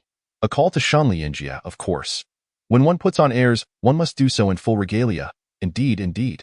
An idea has struck me. Xiao Zhong, may I borrow your phone? Huh? Why my phone? I fear that Shanlianjia might not answer my call. In stark contrast, amidst the dim lighting, Shanlianjia bowed his head, scrutinizing the data report alongside the dwindling number of screenings and attendance rates. 3 million at the box office. Is this truly my film? I invested a total of 30 million. I haven't even recouped my costs. At that moment, he was at a loss for words. The atmosphere was heavy and oppressive. Just then his phone rang. Beep, beep, beep. Hello, is this Director Shin? Yes, this is he. Who am I speaking with? Director Shin, how have you been lately? Oh, how is your heart? Head, I have some heart medication here. Shall I send some your way? Get lost with that. As the original voice morphed into that of Wei Pengzi, Shun Lianjia's eyes bulged crimson with fury, and he violently hurled the phone out of the window. He could almost envision Wei Pengzi's triumphant expression, despicable, infuriating, and filled with a smug, triumphant grin that was utterly detestable. Clap, clap, clap. Yuan, are you asleep? I was, but you've awakened me. Why are you calling me at this ungodly hour? Our box office has soared. I am aware. Did you anticipate this surge? To some extent, yes, Yuan. I must confess, you are a rather formidable man. What exactly are you implying? In truth, all of this has been within your control. Hasn't it? I don't quite grasp what you're saying. Huajin wishes to renew my contract, a 10-year S-level agreement, promising one top-tier IP film or television series each year, along with various advertisements. That sounds splendid. So, are you grateful and planning to treat me to a grand feast? No need for a feast. In the future, whenever I require your presence, just come by, or if it weighs on your conscience, you could always send me your fees and shares in the future. Lu Yuan recalled his childhood dream of opening a restaurant and suddenly chuckled. Perhaps everything is not merely a dream after all. Yuan, I no longer wish to sign with them. On the other end of the line, Lu Yihong shook his head, his voice seemingly resolute. Do you wish to switch jobs? Have you made contact with other entertainment companies? Lu Yuan felt a twinge of curiosity upon hearing this. Then what do you intend to do? Have you been in this industry long enough? Yuan, let me join you. Wei Fatty mentioned that you are preparing your next film. Wanderer does. Oh, what? I might as well sign with your remote entertainment and become your company's first contracted artist. After finishing their drinks, the exhilaration fading, Wei Fatty and Qianzhong succumbed to a deep slumber. Following Lu Yihong's phone call, Lu Yuan found himself unable to sleep. He stepped outside, gazing at the moonlit sky, then glanced at the sign for remote entertainment, suddenly realizing it appeared somewhat askew. Sign with our remote entertainment? Has old Lu lost his mind? To abandon Huajin and sign with our fly-by-night company? What madness is this? Are you out of your mind? Sister Xia, I am not insane. I have seen a grand opportunity. Madness indeed. To forsake such a colossal company as Huajin for a mere shell company like Remote? Sister Xia, you do not understand Yuan. You have no idea what kind of person he is. As if you do, I only know he is a thoroughly audacious rogue. Indeed, I understand. He is not a rogue. He is a person of great ambition and aspirations, endowed with remarkable wisdom. The meteoric rise of Buried Alive attests to the meticulous planning he has undertaken. I have a fair inkling of what he has been orchestrating, and moreover, this team has brought me the greatest joy since my debut. Everyone is elated, filled with dreams, which is why I wish to join. You are insane. You must be out of your mind. I shall call the mental hospital. I am going to remote company the day after tomorrow. What for? I wish to speak with him face to face. After all, he has turned me down. Turned you down? Chapter 71. Have I become famous? Buried Alive has become a sensation. On the sixth day, the box office reached 11 million. Although it does not compare to the top 3 films, it can certainly be deemed a blockbuster. In contrast, Metropolis has floundered, regardless of how diligently the lead actress Lu Fengfei promoted it, or how many channels Shen Lianjie contacted for publicity. The downward trend could not be halted. With the 6-day box office only increasing by 2 million, the daily box office stands at 5 million. Buried Alive has amassed a total of 32 million over 6 days. Metropolis has garnered 36 million in the same time frame. The gap between the two is merely 4 million. All perceptive individuals recognize Buried Alive as the inevitable box office dark horse, while Metropolis emerges as September's most significant failure. One was invested with 30 million, the other with a mere million. Well, and that million is riddled with discrepancies. This is a profoundly ironic reality. When Shen Lianjie learned of this, he suddenly became withdrawn if possible. He wished to leap from a building. Several months prior, he aspired to ascend to the pinnacle of box office success in September with this film. Yet now, goodness, the prospect of Ducheng achieving commercial triumph has entirely evaporated. The pressing concern now is how to justify such monumental losses to the investors. After all, recouping the initial investment seems utterly impossible. He suddenly felt that everything had begun to unravel since the sound of those firecrackers. Liu Yihong is a failure, at least. He once was a failure. He disregarded the company's directives, shunned the idol-driven path of television dramas, and insisted on pursuing a more thespian route. The company deemed him incapable of generating profit, leading to his being shelved and enduring years of obscurity. Hua Jin had never entertained the notion that Liu Yihong could stage a comeback. Even upon hearing that Liu Yihong had taken on Huamai, a rather artistic film, everyone believed he had lost his mind in his quest for cinematic glory. They all prepared to relish in his downfall and were poised to sever ties with him by the year's end, as they considered him devoid of value. However, unexpectedly, Huamai became a sensation. This film's success catapulted Liu Yihong back into the limelight, transforming him into the perfect uncle figure in the eyes of netizens, handsome and talented. Other entertainment companies, including Tianyu, took notice and dispatched personnel to lure Liu Yihong away, hoping for collaboration. The terms offered were exceedingly generous, rendering them impossible for an ordinary star to decline. Hua Jin, sensing both Liu Yihong's newfound potential and a looming crisis, personally sent representatives to negotiate a renewal of his contract, proffering an S-level agreement. They believed that this actor would certainly not refuse such an offer. In person, Liu Yihong did not outright reject it. Instead, he expressed that he would consider it. However, in his heart, he had already dismissed any thoughts of remaining with Hua Jin and had not even contemplated the possibility of staying. Tianyu is indeed a colossal company. Moving there might afford him a reasonable chance of continued success. Yet a fish, no matter how formidable, is still just a fish in the vast ocean. Are there not countless other formidable fish in those waters? Tianyu certainly does not lack for stars like Liu Yihong.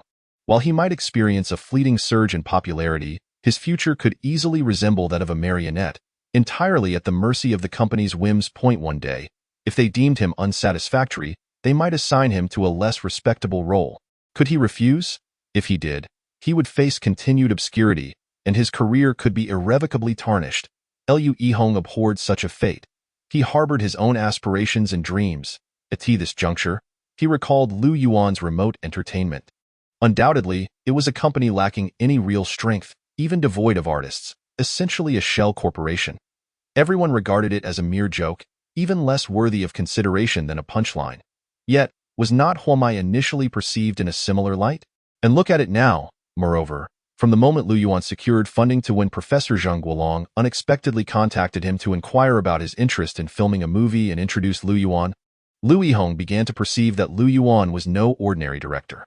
After all, creating something from nothing is an arduous endeavor, yet Liu Yuan had accomplished it and demonstrated that his work was indeed valid.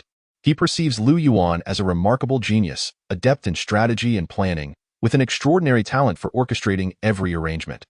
From the moment the company Remote Entertainment was established, Lu Yihong sensed Lu Yuan's ambition. Yes, ambition. He believes that Lu Yuan is truly exceptional. Lu Yihong is convinced that his decision was not misguided. Thus, he aims to become a prominent figure in the future company, at the very least. An elder statesman, Lu Yuan found himself plagued by insomnia. After arriving in this world, it was the first time he experienced sleeplessness, an entire night without rest. Sometimes, one can suddenly feel lost, uncertain of which path to take or what actions to pursue. Steamed buns, fresh out of the steamer.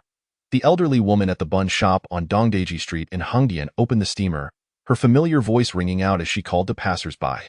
Not far off, a group of people, hearing her calls, hurriedly gathered around, seemingly oblivious to the grime on their faces from last night's filming. In a corner, Lu Yuan lit a cigarette, silently observing the crowd of extras and the bun vendor. Then glancing at the other bustling individuals on the street, in that moment, a sense of bewilderment washed over him. It appeared that everyone had their own pursuits, leading fulfilling lives what should his future self aspire to do? Become a star?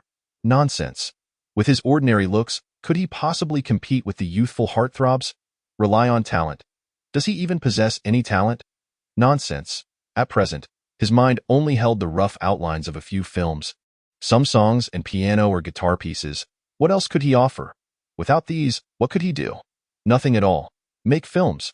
Although he had been diligently acquiring knowledge about filmmaking lately and had been attentive while shooting Buried Alive, he knew that compared to Wei Ponzai, he was worlds apart. Some gaps simply cannot be bridged overnight. The chasm was just too vast. Acting? He had never truly shot a film. Could he genuinely claim to be an actor? Writing novels? The narratives of protagonists traversing worlds and crushing obstacles seemed rather unrealistic to Lu Yuan. He lacked the extraordinary memory to replicate popular novels like Zhu Xian or Do Putsang Qiong. Nor could he craft a complex screenplay. He could only manage simpler plots and remember straightforward storylines. He was acutely aware that his success had been largely fortuitous, likely aided by unseen benefactors. Most probably, Wang Jinxue was supporting him from the shadows. A faint sense of perplexity enveloped him. The intoxicating allure of a glamorous world is indeed tempting, offering a sense of fulfillment. However, one must not lose their wits. Acknowledging his own inadequacies, Lu Yuan had been fervently striving to master acting techniques, directorial skills, and the codes of conduct for actors. He did not wish to find himself one day rendered utterly lost, devoid of the ability to navigate life in this world. Regardless, he resolved to first excel in The Wanderer, as it presented an opportunity to prove his capabilities. Moreover, it was a role that called for authenticity. If necessary, he could simply reshoot a few times. There should be no significant issues. The establishment must also be addressed. However, it shall have to wait until after the filming of The Wanderer is completed, when I find a bit of free time to attend to it. The rent is due today. I had initially anticipated departing after the release of Buried Alive, but it appears that, for the time being, I cannot leave. I suppose I shall pay for another 2 months and see how it goes. Oh, by the way, I am supposed to wander around Venice with director Zhang Tong tomorrow. My passport should be ready today, so I can prepare for the trip to Venice. Venice, this legendary city of waterways, is a place I have yet to visit. Speaking of which, I have never been on a boat. If I go there, I must take a boat ride. After all, now that I have some money, I should treat myself, shouldn't I? That will suffice for now. As these thoughts crossed his mind, the confusion in Lu Yuan's gaze lessened slightly. He extinguished his cigarette and stood up. It seems that everything must be taken one step at a time. At the very least, I am better off than when I first arrived in this world. Utterly destitute, aren't I? Boss lady, I would like 2 buns and a bowl of soy milk, please. Certainly, just a moment. Wait, are you Lu Yuan? Wow, it's really Lu Yuan. You are so much more captivating in person than in the MV. Wow, Director Lu. What are your plans for your next film, Director Lu? I heard you are going to Venice with director Zhang Tong tomorrow. Director Lu. Is it true that you have no relationship with Shao? Director Lu. I heard that you embezzled 800,000. Is that true? Director Lu, I believe in you. Don't let the online trolls shake your confidence. I look forward to your new film. Yes, I believe in you too. Wow. Lu Yuan, who had intended to buy some soy milk and buns to take home, was suddenly taken aback by the throng of men and women surrounding him. What is happening? Have I become famous? Chapter 72. The future of Huaxia, destined to be turbulent. Lu Yuan found himself somewhat unaccustomed to being encircled by everyone, bombarded with questions. He had merely wished to purchase a few buns and soy milk to enjoy before taking a nap, and then prepare the essentials for his impending trip to Venice. However, the enthusiastic crowd surrounded him, pressing in from all sides, inquiring about an array of bizarre gossip, and it seemed the number of people was only increasing. Lu Yuan shut his eyes, feeling somewhat at a loss for words. I'm sorry, I know nothing. Embezzlement? I have not taken a single cent from the production team. Isn't a director's salary a salary? Aren't the daily expenses of the crew considered wages? Don't screenwriters deserve to be paid? And what about costumes and the actor's remuneration? Embezzling 800,000. If you think a film can be made for 200,000, why don't you give it a try? Rumors, they are all mere fabrications. I apologize, but Shao and I are simply ordinary friends. At most, we can be considered collaborative acquaintances. Yes, just ordinary friends. All right, I have some matters to attend to. I must take my leave. What? I don't know. Director Zhang Tong is quite a good person, and Director Shan Lianjia is also very nice. We have no conflicts. The capital? The capital is quite good. Goodness, there's a stunning woman over there without any clothes on. What? Where? Where is she? Where is Lu Yuan? Although Lu Yuan is not particularly seasoned in the ways of the world, he is acutely aware that he must refrain from offering imprudent responses to inquiries at this moment. Aside from clarifying that he is neither guilty of embezzlement nor corruption, he has opted for vague answers to all other questions. When asked about others, he readily affirms their commendable qualities, and when confronted with contradictions, he simply denies their existence. After enduring this charade for what seemed like an eternity, Lu Yuan, feeling somewhat helpless, devised a clever ruse. He pointed towards the distance and let out a sudden shout. And then, seizing the moment while everyone was momentarily distracted, he swiftly darted into the crowd. By the time anyone realized he was missing, it was as if Lu Yuan had vanished into thin air. All that remained on the ground were a few squashed buns and cups of soy milk, as though he had never existed at all. This is a story that is neither tragic nor particularly sorrowful, but rather perplexing in its nature. Undoubtedly, Lu Yuan had garnered a modicum of fame. With Zhang Tong's subway station becoming a sensational hit, Lu Yuan's old boy also gained considerable recognition, especially following the series of comedic events surrounding Buried Alive, which catapulted him from obscurity. Many occurrences in life are unexpectedly jarring. People are inherently different. Some individuals aspire to be in the limelight, yearning for adoration, and thus pursue stardom by any means necessary. Conversely, others feel overwhelmed by the chaotic throngs of fans, reporters, and onlookers. This sensation is akin to those inside a walled city longing to escape and those outside yearning to enter. Lu Yuan belongs to the latter category. He detests being surrounded by incessant questions. It renders him feeling as though his privacy is laid bare before the public eye. Will he, in the future, have to don a mask when venturing outdoors? Upon returning to the entertainment industry, Lu Yuan pondered this dilemma. He soon shook his head, dismissing it as overthinking. However, the entertainment realm is one that thrives on sustained popularity, and the fame he had achieved, albeit modest, was hardly monumental. After all, how many overnight sensations have faded into obscurity within a few months or a year? Why should he be concerned? With a calm demeanor, Lu Yuan tossed the empty cigarette pack into the trash and changed into a different outfit to retrieve his passport and prepare for his impending journey abroad. Wei Pengzi and Qian Zhong did not awaken until the afternoon. Once they stirred, Wei Pengzi, brimming with enthusiasm, immediately took Qian Zhong's script and shooting documents to file for production approval. After a flurry of activity, he contacted Li Qing to finalize the shooting schedule and identify available time slots. The sudden success of Buried Alive allowed Li Qing to recognize Wei Pengzi's capabilities. After a brief display of pretentiousness, he agreed to the terms. Once all arrangements were made, Wei Pengzi returned to the office, just in time to see Lu Yuan packing his luggage. Are you really going to Venice tomorrow? Indeed, not to receive an award? Just a nomination, not winning is uncertain. Oh. When will you be back? Probably in just a few days. If only you were going to Japan. Huh. If you went to Japan, I could download your action movie online. Lu Yuan gazed at Wei the fatty, who was clad in a suit with an earnest demeanor, and suddenly could not restrain himself from delivering a swift kick.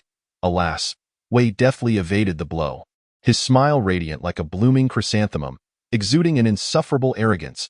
Lu Yuan was struck by the realization that since Wei's participation in the film Buried Alive, he had shed his former slovenly persona, exuding an air of confidence that was once completely suppressed. Aside from his mischievous grin, he had transformed into a remarkably presentable individual. Did you not say you disliked wearing suits? Lu Yuan sighed deeply, finding Wei's transformation rather disconcerting. Indeed, I once abhorred them, and alas, I have finally become the very embodiment of what I once detested. There is no turning back. Wei shook his head and sighed, his tone filled with poignant regret. Get lost? Lu Yuan chuckled as he scolded, by the way. I will be going out tomorrow. I am entrusting the company to you for the time being, so do refrain from causing any trouble. Rest assured, Yuan. What kind of trouble could I possibly stir? I will not let you down. Do you not trust me?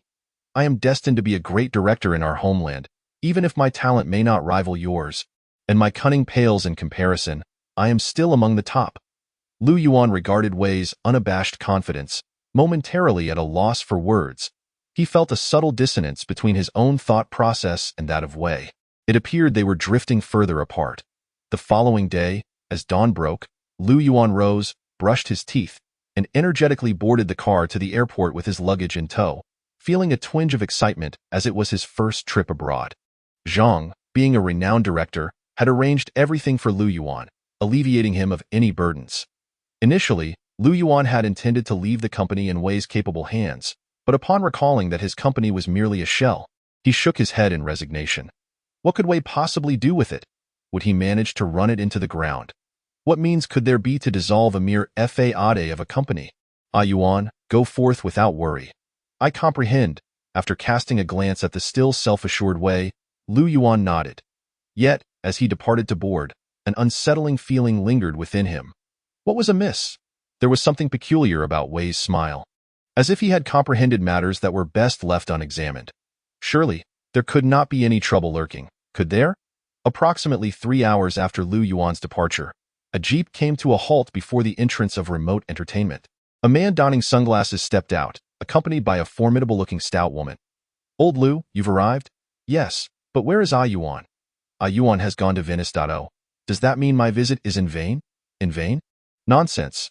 Yuan has temporarily entrusted the company to me. I understand. Entrusted it to you. Indeed. Do you know why I have come today? While I am not entirely certain, I possess a general idea. Oh, let us collaborate. Wei Pengzi lit a cigarette, tilting his head slightly as he gazed into the distance. The sunlight illuminated his face, and his gaze appeared somewhat profound. The future of Huaxia is destined to be a tumultuous one,